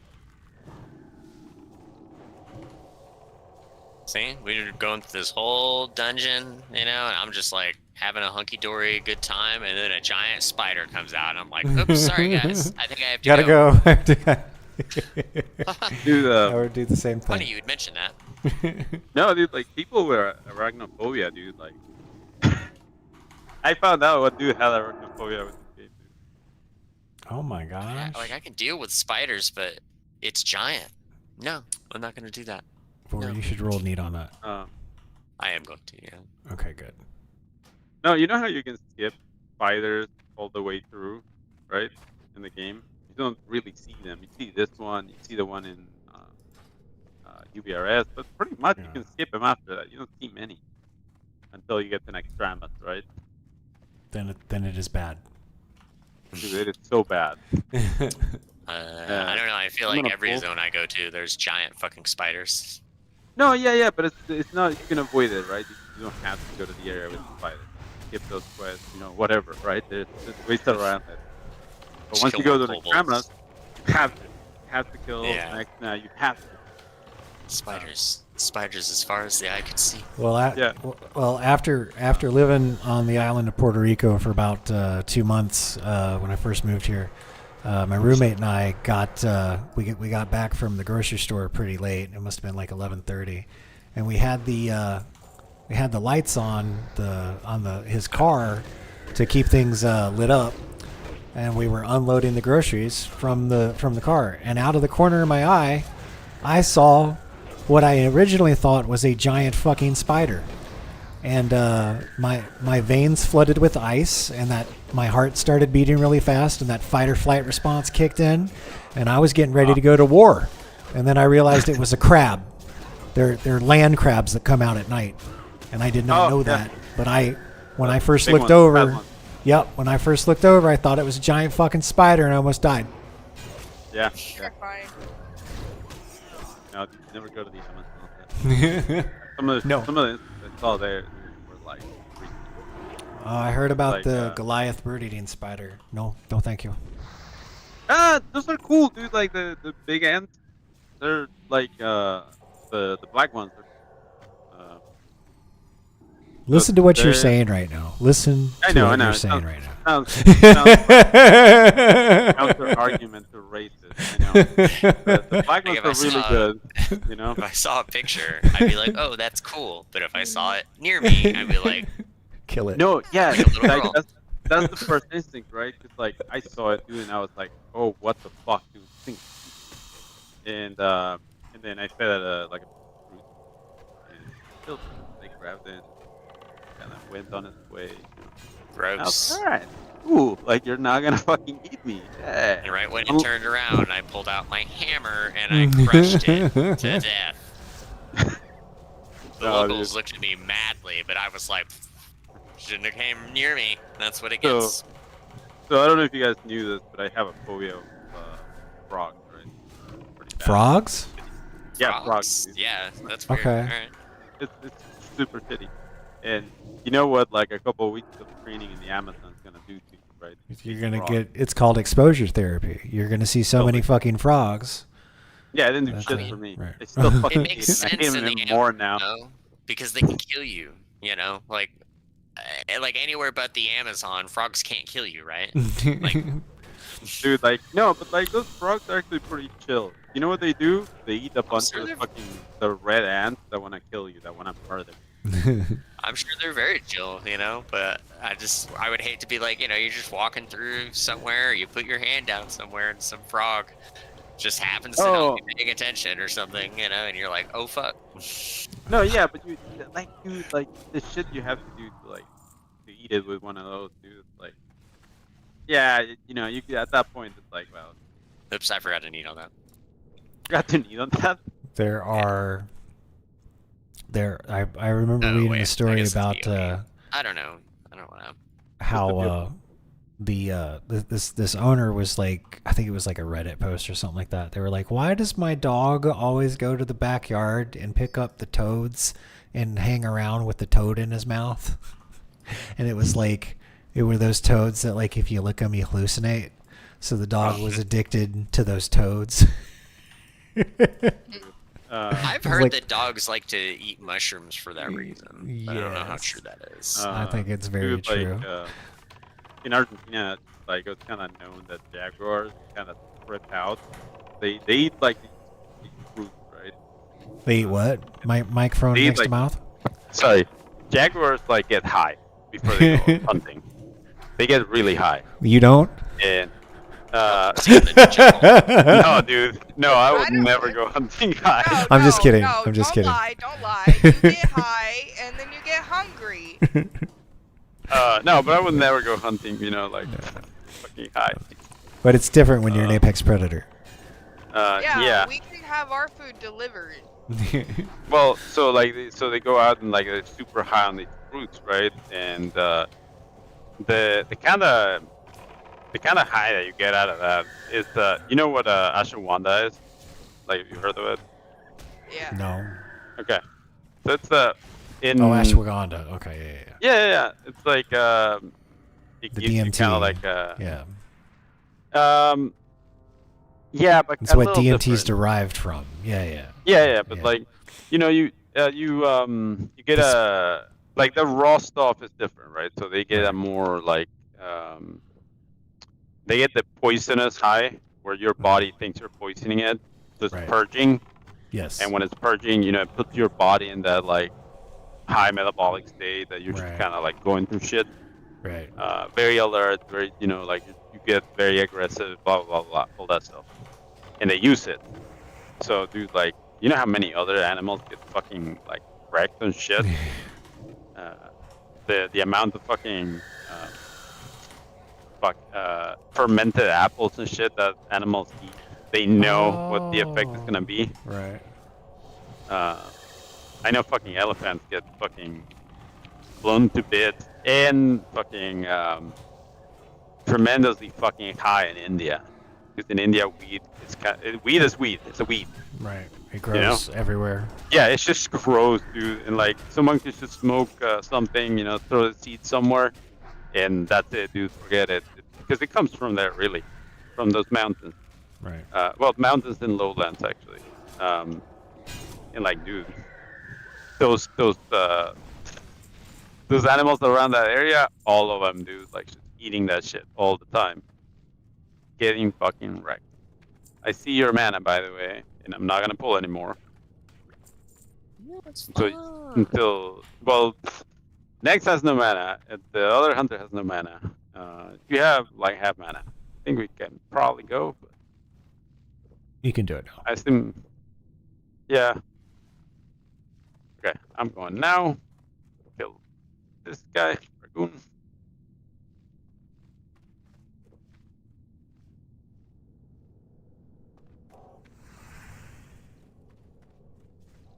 I don't know how far we'll go, by the way, with two hunters here. Not doing a whole lot of damage. Well, one of them's doing. Oh, I guess yeah, you're doing about the same amount of damage as one. But you're a warrior. I expect you, as a warrior tank, to do like the same amount of damage as a hunter. Like that shit's a bit broken. Well, what's weird is that I am definitely doing do more damage. damage than the hunter. How is it that the whole No, no, they shouldn't be under me. Like at dude, like 50, you can out DPS me. Well, the other one, according to mine, like Vizar is just about up with you. He's beating you a little bit. A little bit, yeah. The other guy is below like half of Nex. Right. And Nex is expect heal, so that's bad. This is Like, bad. Bad, yeah. Right. No, yeah, I expected this to be as bad. But well, look, he's well, you know, like we thought, one of them is bad, but it'll be fine. he's not great at pushing buttons. Maybe he's clicking. You know. He's clicking. Yeah, that's fine, dude. That's fine. But like, no, dude. Like, yeah. It's okay for him to click. Anybody can click. I've never said it's not okay. Oh, This is not WoW you. Classic. Not you. This is WoW Classic. You can click. You can click, yeah, but like, these are the results of clicking. No, he's bad at it. Like seriously, he doesn't know his rotation or something. Like if you playing the game and you're clicking, you know what you're going. You're like, yep. You can still do good. Yeah. See what the difference is. Okay. So it's a difference between legacy and not. That gives you the recommended character traits, like personality, ideals, and all that good stuff. So the legacy has it, and that's what I was looking for. Oh yeah, because in new D&D, they're really all about you doing whatever the hell you want. So it used to be orcs had a like an automatic debuff to their intelligence and stuff like that. I want to say they had stuff for like elves would have a higher intelligence or something. They would get some kind of buff, or they would get something like a, you know, the little people had a thing like gnomes and halflings. They had a thing. Kenders. I just don't. But that was all like 3rd edition or something like that. So they stopped doing that. Man. Yeah, by like 5th edition, that shit was gone already. Yeah. Maybe they had it in 4th still, but Well, it was nice for recommendations. Well, so there's also to note that the website, you know, like D&D Beyond, they fucking changed that website so many times. I remember when you could choose a background in it, and it would just pick a bunch of shit for you. And you could pick like, you know, whatever, like, you know, you were a thief or some shit, and it would give you a bunch of skills for like that background, and kind of give you like the automated shit. Nugget, will you share that so I can see what you're talking about? Yeah, let me open up the thing that actually kind of shows. So there's 2 for Acolyte. I mean, I get what you're talking about with the legacy and all that, but I don't. Where do you want me to send it? No, just share your screen. He meant share it in just Discord. Share your screen in Discord. So those are the other items, the core of elements. I couldn't remember. Watch. So here is the one for right now. And when I go to its detail page for Acolyte, the non-legacy, that's this the is one. all it gives me. This is what I'm seeing right now. Yeah. But, oh, sorry, that's the wrong one. When I go to the legacy one, it's got all of these. Yeah. Oh, It's like a I question. Listen. I know I don't just have look to. Look, here's what you do. Here's what you do. So you see, you got the page that you're using, the non-legacy one. Yeah. And then you look at that legacy page. If you take your mouse and you click and drag, right? You can highlight words on the page, right? And then you press Control V and you copy that, right? And then you go to your regular thing where it wants that trait, and then you click inside of that box, and then you press Control C. All right, well, it'd be the other way around. Control V. But you know what I mean. Yeah. And it will just put that thing that you want right there, and then you don't have to worry about it. Great if there was a legacy one that I could find. Yeah, that's the whole point, dude. That it shouldn't be like restricted or back. So well, here's a hot tip. Those things don't change. Like those are all basically the same for each one of the things. Like when you go like they're all those. I those. could go look at a soldier one and that would be close, which is what I was fixing to go do. But they are not the same. Hold on, let me see if I can. Yeah, I'm telling you, if you read them and think about what they fucking say, they're basically the same. They all go from good to bad, and I don't know, it's Like if you really want to roll your character, like that's what that's for. And I mean, roll your character. Yeah, Like, because really like you that's roll. why they're numbered, is because you're supposed to roll and that's what you get, and then you play Yeah. that character. You know, or you could just pick what you want, and then in that essence, just write down whatever you feel like. You know, what do you think your character is? Yeah, so there's a purpose for that. If you really want to play the game as a game, yeah, you roll it. But not a lot of Where did people we do get all that. these fuckers from behind? Where did we get all these guys from behind? Oh, oh wait, they're supposed to be here. Yeah, never mind. Yeah. This is the boss. Yeah.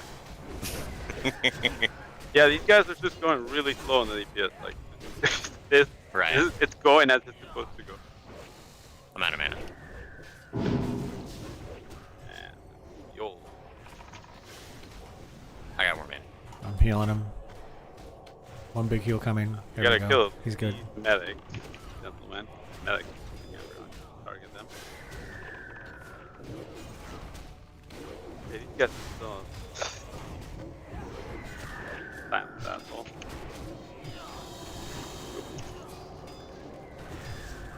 Silence you now.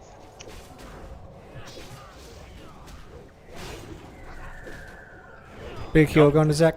There we go. Yeah, I'm out of mana again. Yeah, Wanding and lesser healing as best I can, but. Yeah, no. Big heal going to Zek. Oh, we got no it. good. We got this. This is fine. Past this point, we cannot go. Yeah, this guy's already giving him trouble. We did it. Yeah, Force of Will dropped. I don't need it. That's cool. Hey, grab that. Disenchant up, damn it. You don't, oh yeah, I Yeah, I forgot. need it. You don't fucking need it. I didn't fucking need on it. No, I'm an idiot. It's okay. It's okay. I'm used to having like a tank that actually needs shit. So.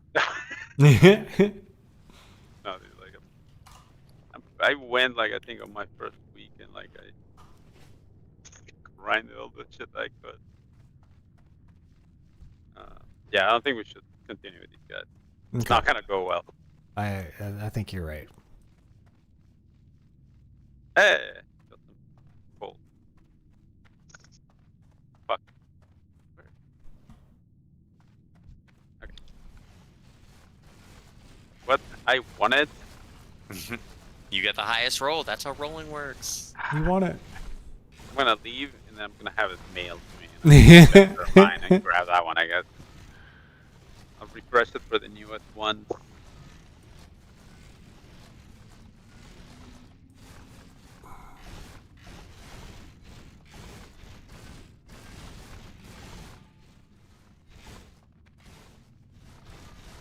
Man, I missed that when Blizzard was just starting and they would fuck up a lot. So they would keep the old items and you had a chance to keep your old bugged item or old fucked up item. They stopped doing that at some point.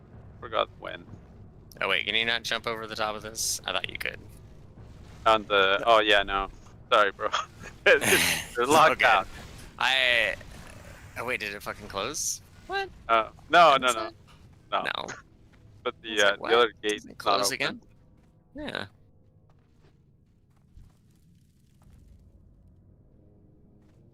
All right, so these guys are not that good. So we're gonna look for different DPS. Try this again. Don't go too far. Okay. I don't know. The way I see it, the one of them was fine, considering he's keeping up with your highly geared warrior tank. hmm But the other one that I'm out, the one that I'm The out other one was DPS hot in garbage. is pretty Yes. bad. Yeah. He was when not I'm, good. I think when he he's was only doing half the setting his pen damage. into attack. Yeah, when he's doing only half the damage I'm doing, that's bad. Yeah, he was just sending his pet into attack and then not doing anything. Like, probably. Like that's how you used to be able to do Molten Core. Yeah. You know, at the same time, I think we got better damage out of Nugget. She's like what 46, 47. Yes. That's bad, dude. There's no excuse for these guys. I'm hearing that I had a great idea this whole time. What idea? Yeah, just me waltz up in there, 2 OP tanks and one And I underpowered thought we were gonna go to Old Man. damage. Oh, we did that already I was. without you. What? I'm just kidding. No, I did. stop that. We were No. gonna do I that with did. Flame Mage. No, I No. did to get the enchant. Yeah. But no one else. We did not pressure Nex into going without you because you guys did say you wanted to go together. That's right. Actually, do you want to do it now? You should do it before you're out of range. And you gotta go with some materials on you. Well, I mean, do you know why we want to go to Oldham? We just want to go into the back door. We do The- not have yeah, to the do the whole enchanter. goddamn thing. We're just Yeah, trying that's to what I'm get to the enchanter. Yeah, that's what I'm saying. We're nearby. So why does it matter about out of range? Like, what range? We don't need the range. What does it matter? I just need a tank to For drag me in enchanting. there. You gotta grab your materials. Do you have them on you? No, of course not. Oh, Why would I okay, carry then all yes. this around? Then yes, it's hard. But what are you talking right about back. range? Do you have him on you, or do you have to go back and fetch him? Like, I'm in What range does to that go have to do with? right good. I thought you were Like, talking about what, levels. What is so difficult Yeah, about that? no, I thought- because I you thought don't you- say. Because that's what I'm asking you. What did you mean about range? And then you just keep going on about something else. Will you listen? Fuck, man. Yeah, it doesn't matter what I have to say about that. I'm leaving the place. Because I didn't understand what you meant about that. But instead of answering, you just kept going on about something else. Ask me if I got my fucking materials. Shit, dude. Yeah. I gotta put my leaving head the into a place. brick wall because I'm that's going to the super place. useful. I'm going to the place. I don't need it on my paladin. You have to So go you don't back need for it? your materials, right? It's gonna right there. I'm in range of the place. Hey Nex, is this the part where you put in the hang in there kitten poster and the cute elevator music? I can try. I can try. Oh, I'm sorry. Sorry, I That don't was mean to not ruin funny. things. No, it's you're fine. good. I just, It's but not I good. just, honestly. We have to cover it up. No, that 100% No, but needs to go on the fucking because short. I just thought it would be funny because like I do that too sometimes. Like I'll blow up, and sometimes I really wish someone could just hide my blow up because I don't. Relax. I No. No. I'm gonna go. You don't have to worry about it. Take me. What? Really?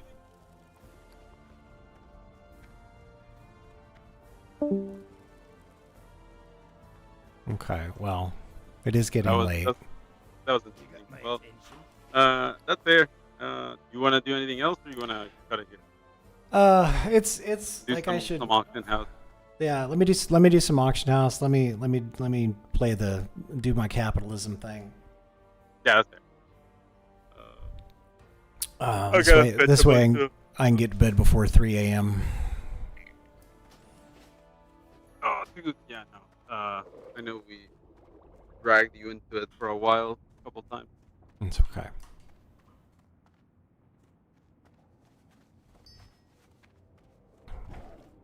I got lots of gear. I'm happy. No, yeah, dude, we came out of. You got my attention.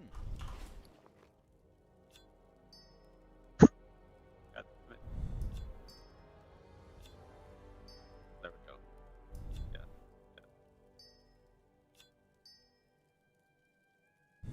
Someone keeps outbidding me on this one item, dude. That's when I just buy. When I just do buyout. You Out of spite. motherfucker, are you the? I just buy it out of spite. Okay. You're gonna outbid me twice? Fuck you. Buyout. No, so I can't do that. That might be the same person trying to sell it, right? Oh. So like, all right. So for anything like anything that's like within range, right? But if it's Well, like I guess it's a BOE epic. That might be a thing. I would only do. I was only thinking of like the consumable stuff that I get to make materials. Oh, like surely somebody's not outbidding me on this solid stone when there's 200 other entries of it on the auction house. That's fair, yeah. What I'm doing is I'm playing around with healing supply consumables, for raid consumables. You know, like I'm killing whatever effort anyone has of putting stuff up for cheap, I'm kind of raising the price a little bit.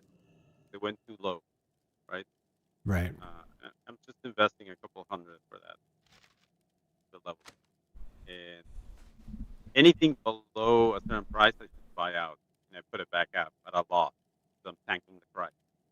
Still have a bunch of shit in my. Oh, I wish I had that much. I wish I had that much gold. I would reset the price on the Goblin Sapper charges. Oh, where are they at? We were at the one. You could usually. Well, they're at 143. Yeah, they keep dropping. They're slowly dropping a little bit by a little bit every single day. It goes down like 2 or 3 silver. But it's like somebody's just gonna have to put 100 of them up there at a loss. That's that's what's happening. Like, Well, look at that guy, Maria, 48 auctions, stack Yep. size 1 at the super low price. That dude is tanking that. Yep. That's artificial. Someone unloading that mod. Yeah. Or someone just made a bunch of. I don't know who made 50 of those things. Well, considering how complex they are to make, it's like somebody's intention, because it's you have to make an unstable trigger, so that's a solid blasting powder, so it's 2 solid stone, and those things aren't cheap, and then that's mage weave cloth, and a mithril bar. That's just for the unstable trigger. Then it's 3 more solid blasting powder, so that's 6 solid stone. And then what is it? Mage weave, right? And devices. Yeah, you need more. You need more mage weave even. Yeah, so it's the unstable. Yeah, it's the unstable trigger. Yeah, and then it's more solid blasting powder. So, like, either somebody was just sitting on a mountain of solid blasting powder, or like they're tanking the price intentionally. It seems a little too involved. Yeah, I could see that, dude. Like, I 100% could see it. Man, the landmines are actually kind of cheap to make.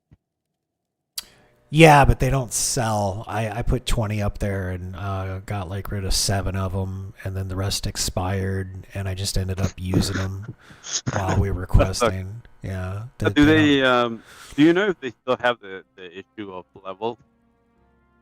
Of what? Level. What do you mean? So when you spawn certain things, like the dummy, right? It has a level attached to it, and it can only reach certain level. And if I remember correctly, these had a level, and they were like level 35 or 45 or something like that, and you couldn't use them against 60s because like the resist rate was like too high. Is that the case or no? I haven't messed around with it that much. I know there's two classes of there's advanced target dummy and target dummy. So the target dummy. It was more for the goblin landmine, because that's deployable as well. So I didn't know if that had a level. I thought it did, but I may be wrong here.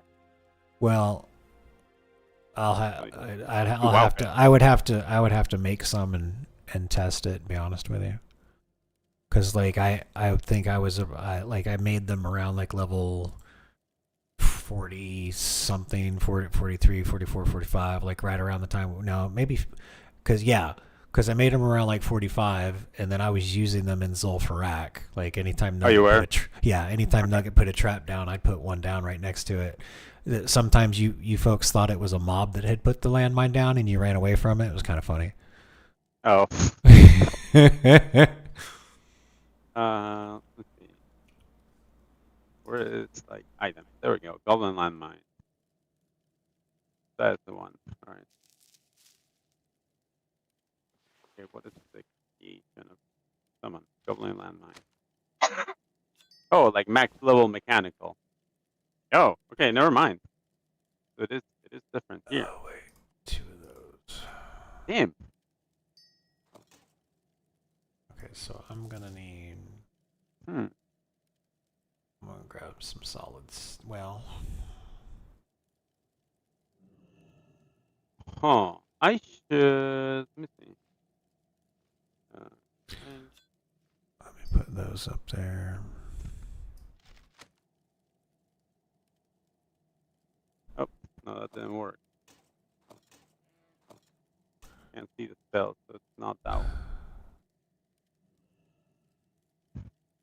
I need to make one, I guess.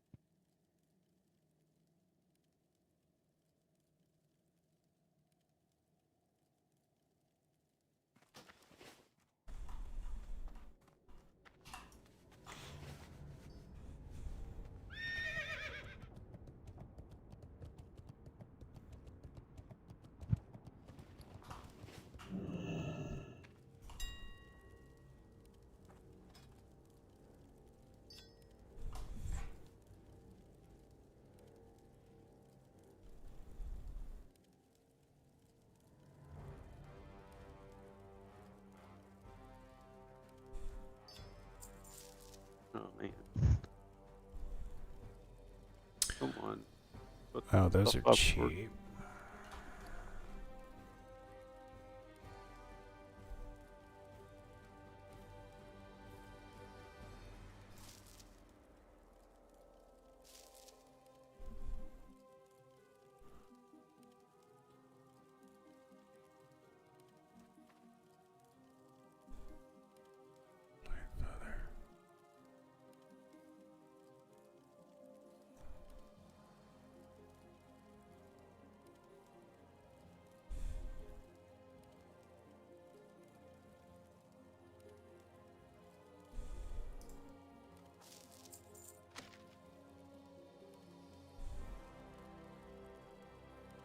We'll just vendor that. The whirling larger? Yeah, dude. Well, I could buy this one and then sell it and make 1 copper, but I won't do that. Like, why would you put items that are lost? I don't know. I don't think people pay attention. I honestly don't. I made like 10 silver the other day. I forgot what it was exactly that I was looking at. Yeah, But I it mean, was some fair. sort of item, but people like there were like 4 entries up there that were under only by a couple silver, but there were a couple entries that were under vendor price, and I was just like, okay. Post. I'm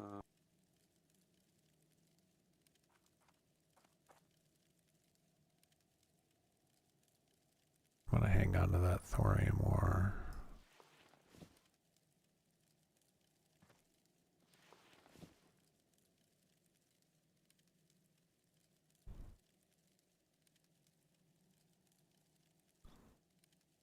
Man, some of the stuff.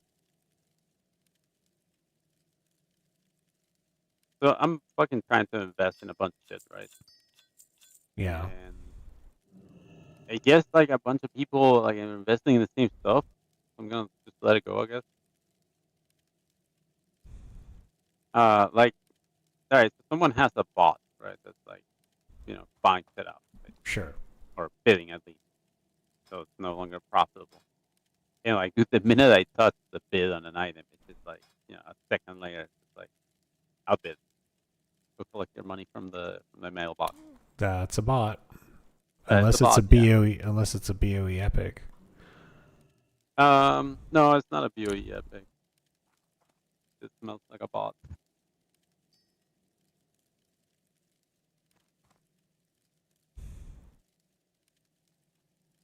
Also, Make keep buying. make a GM ticket about it.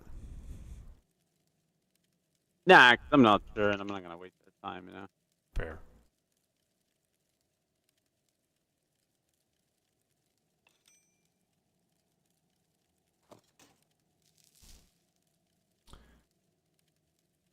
Okay, goblin supercharger.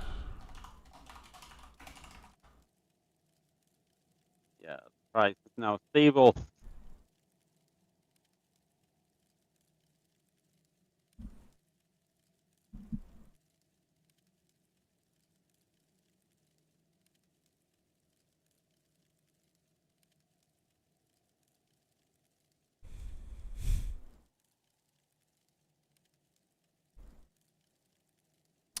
Well, it was good. It was fun while it lasted. Goblin Sapper Charge. I'll just have to check back in a week.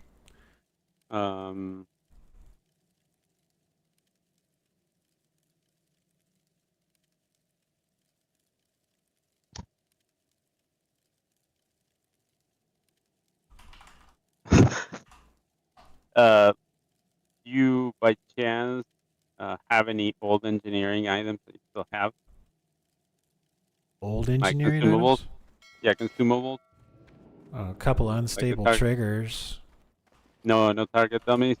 No, I can make them. I would say if you're looking for a way to make money, the advanced, target dummies are pretty cheap. And if you put them down, you know where they drop, right? Fused On the wiring, yeah. Right. And that's always around 3 gold. So if it's lower than 3 gold to make one of those, you can make money.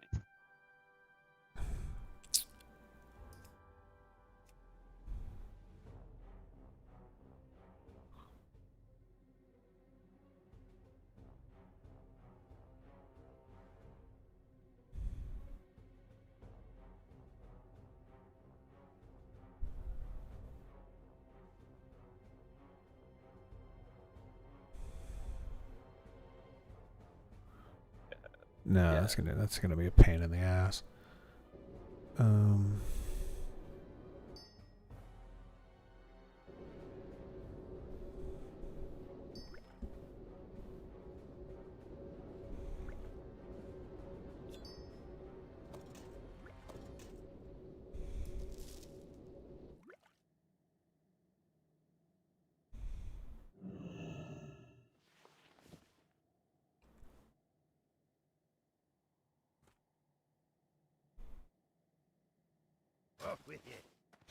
Okay.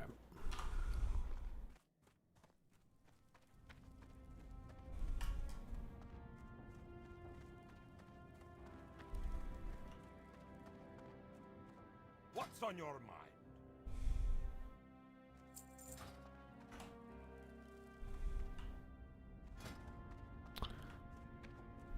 Okay, and I think I've positioned myself a little stealthily in the stone scale eel game now. I'm there. I'm not at the bottom, but I'm still pushing it down a little bit.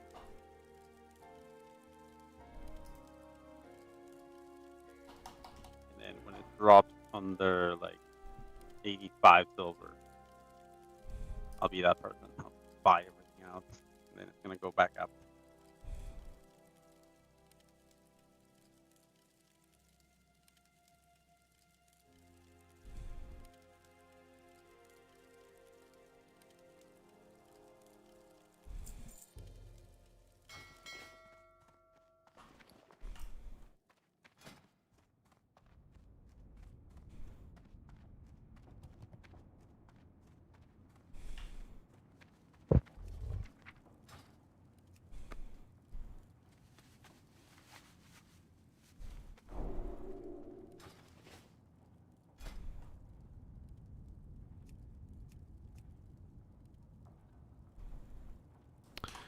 True silver transformers. Okay.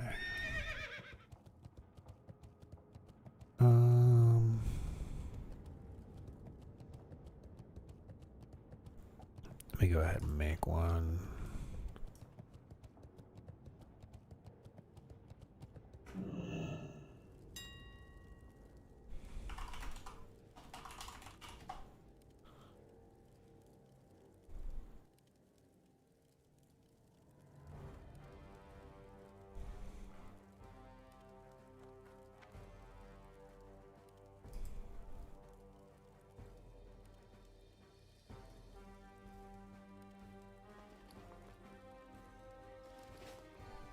Okay, I'll make one of those later.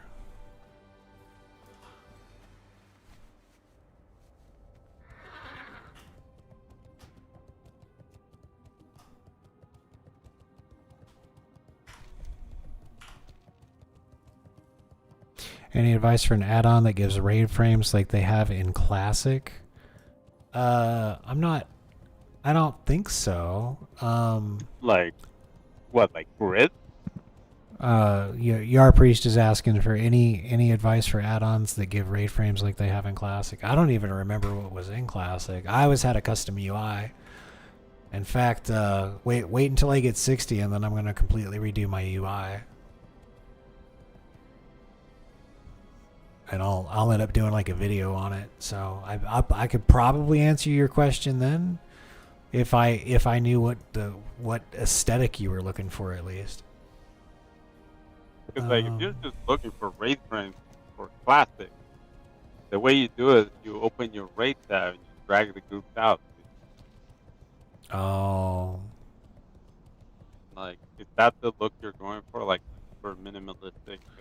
Well, it's what the Yar Priest is asking in chat. I don't. Yeah, like you'd have to show me what you want, like, you know, because like I use like, you know, very little of my rate.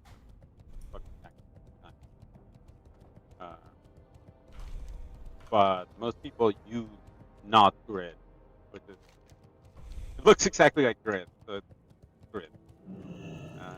But for, you know, for thorough WoW.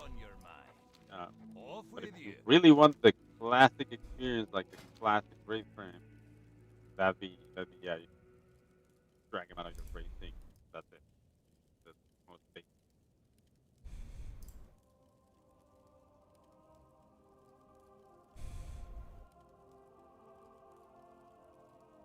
Oh man, I don't like how mail works now.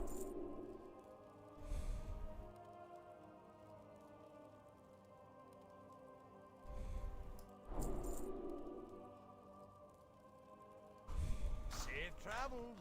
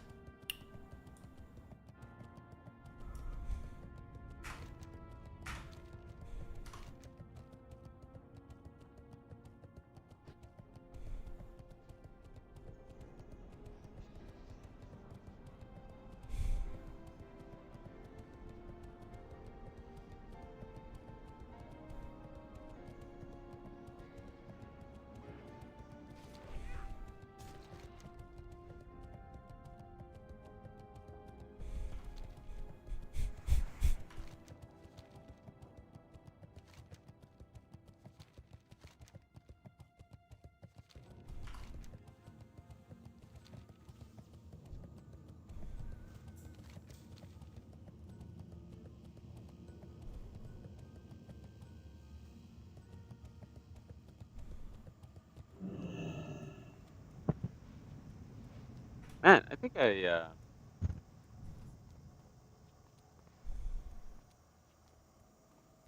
you don't need iron or silver anymore, right? No, I can get some when I need it. I got a couple stacks of each in the bank when I do. Yeah, I don't know what you regularly make on Iron grenades, but I've got Oh, everything yeah. everything I need is in the bank. I can make, you know, 50 iron grenades with all the stuff I have in the bank right now. That's fair.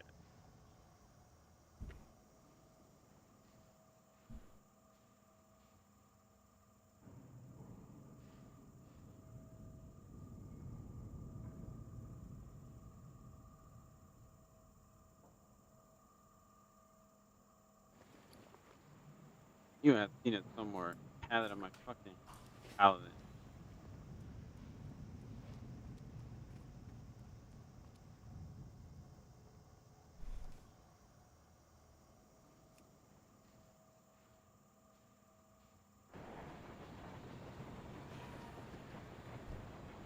He got that blue rose in his mouth. Oh, he signed up. Oh yeah, they're.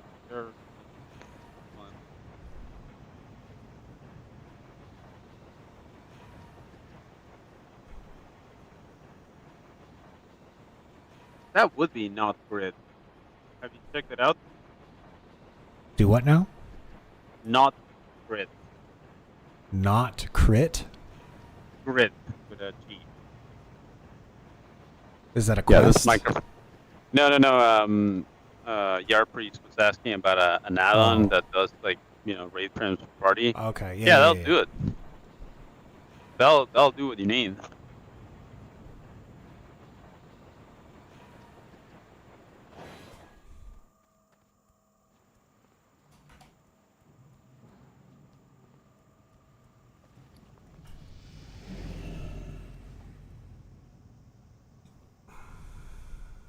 What's a shadow priest that got that staff? Dude.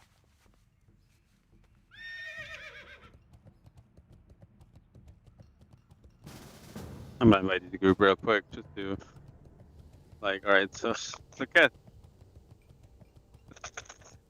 holy fuck, dude. So that dude got the staff and used it as a skin for that. He's got this. The shadow. The legendary staff. The one legendary staff in the game. He did it. Yeah. And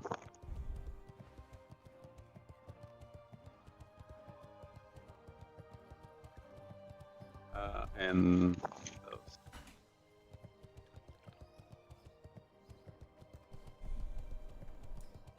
Like, dude, holy fuck, it's this dude's deck.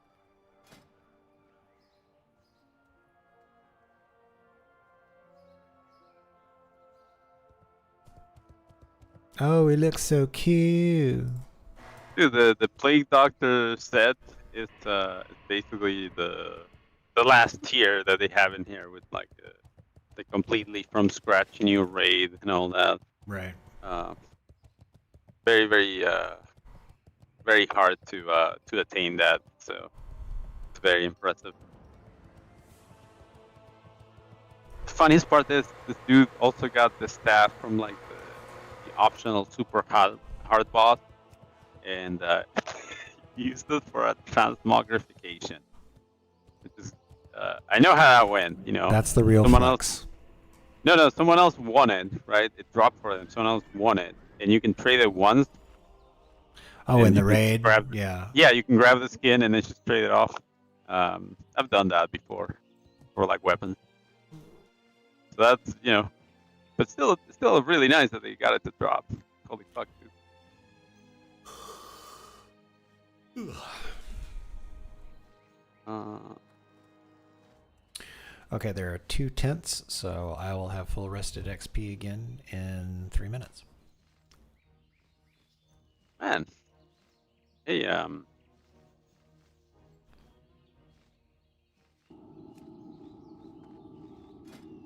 forgot what rank you had to be to get like some of the gear out of the honor stuff. Yeah, I That's think really good.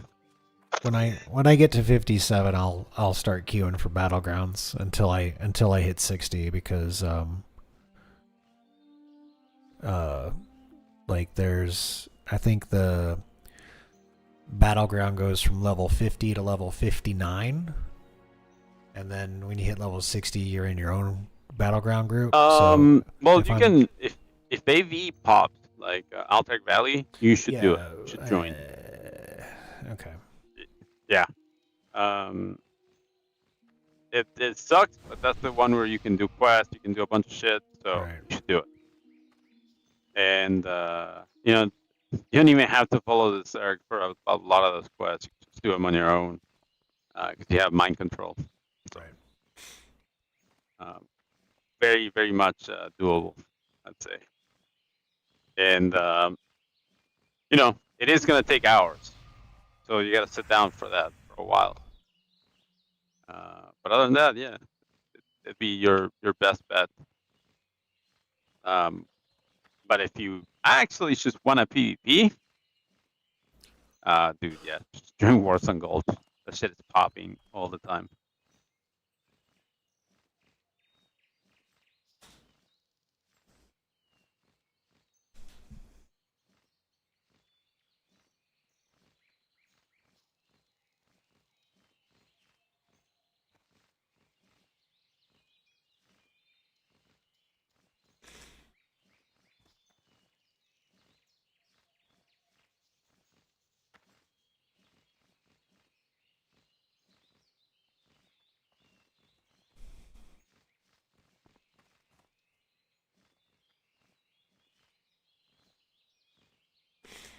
Oh.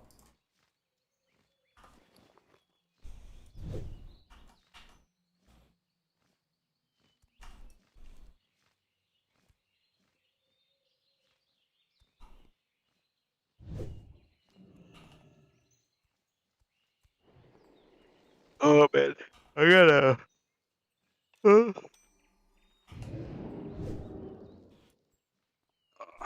I gotta wake up. Shit, I'm out of coffee.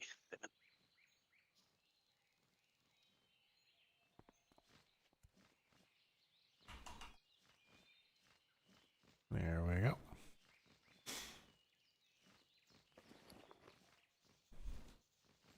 Oh, you found it, dude? No, I just put another tent down. Oh no, sorry. 'Cause the- Yar Priest on chat. Oh, yeah. What'd you find? What was the name of the island?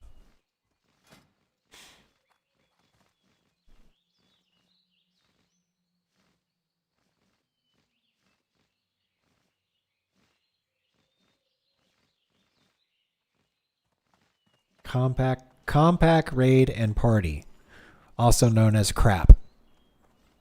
What a name.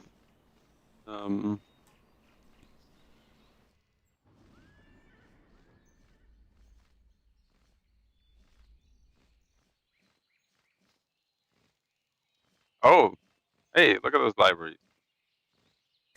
That's yeah, this is hooking up to Shaggy. So yeah, this would probably be pretty good. And it is so nice that you can just fucking look at the code here and click on the Lua and just go read it.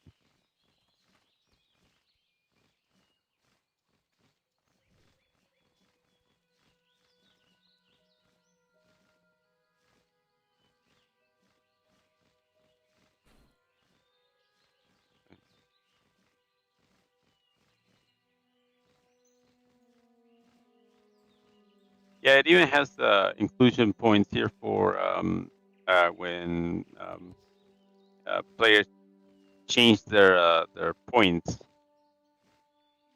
You know, like for an update of spec, if you will. So that's pretty good, dude. Yeah.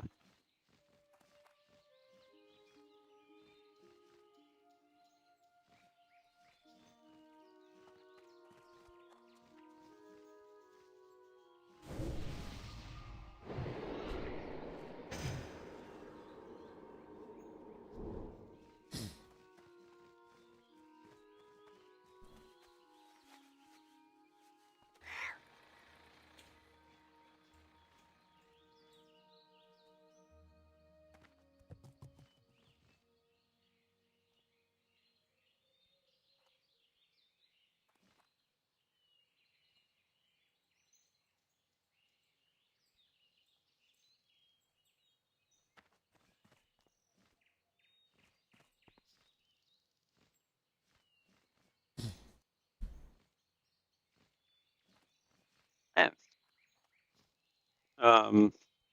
I keep playing this kind of broken and unfinished game, even though it's broken and unfinished. The game is a lot of fun still. What's it Rogue called? Genesia or something like that. Hmm.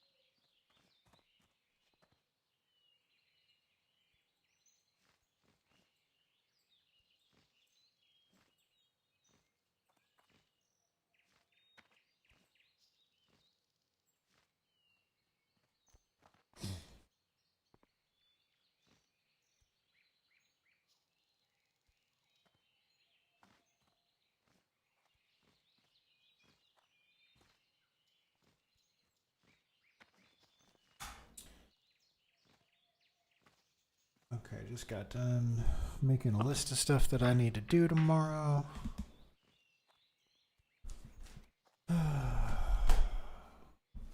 Trying to keep busy.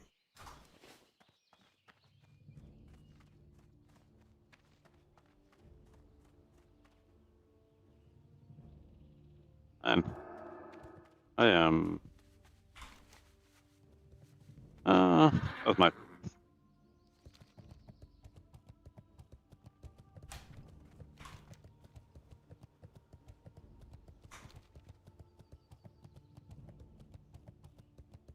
I should download and install Deadlock.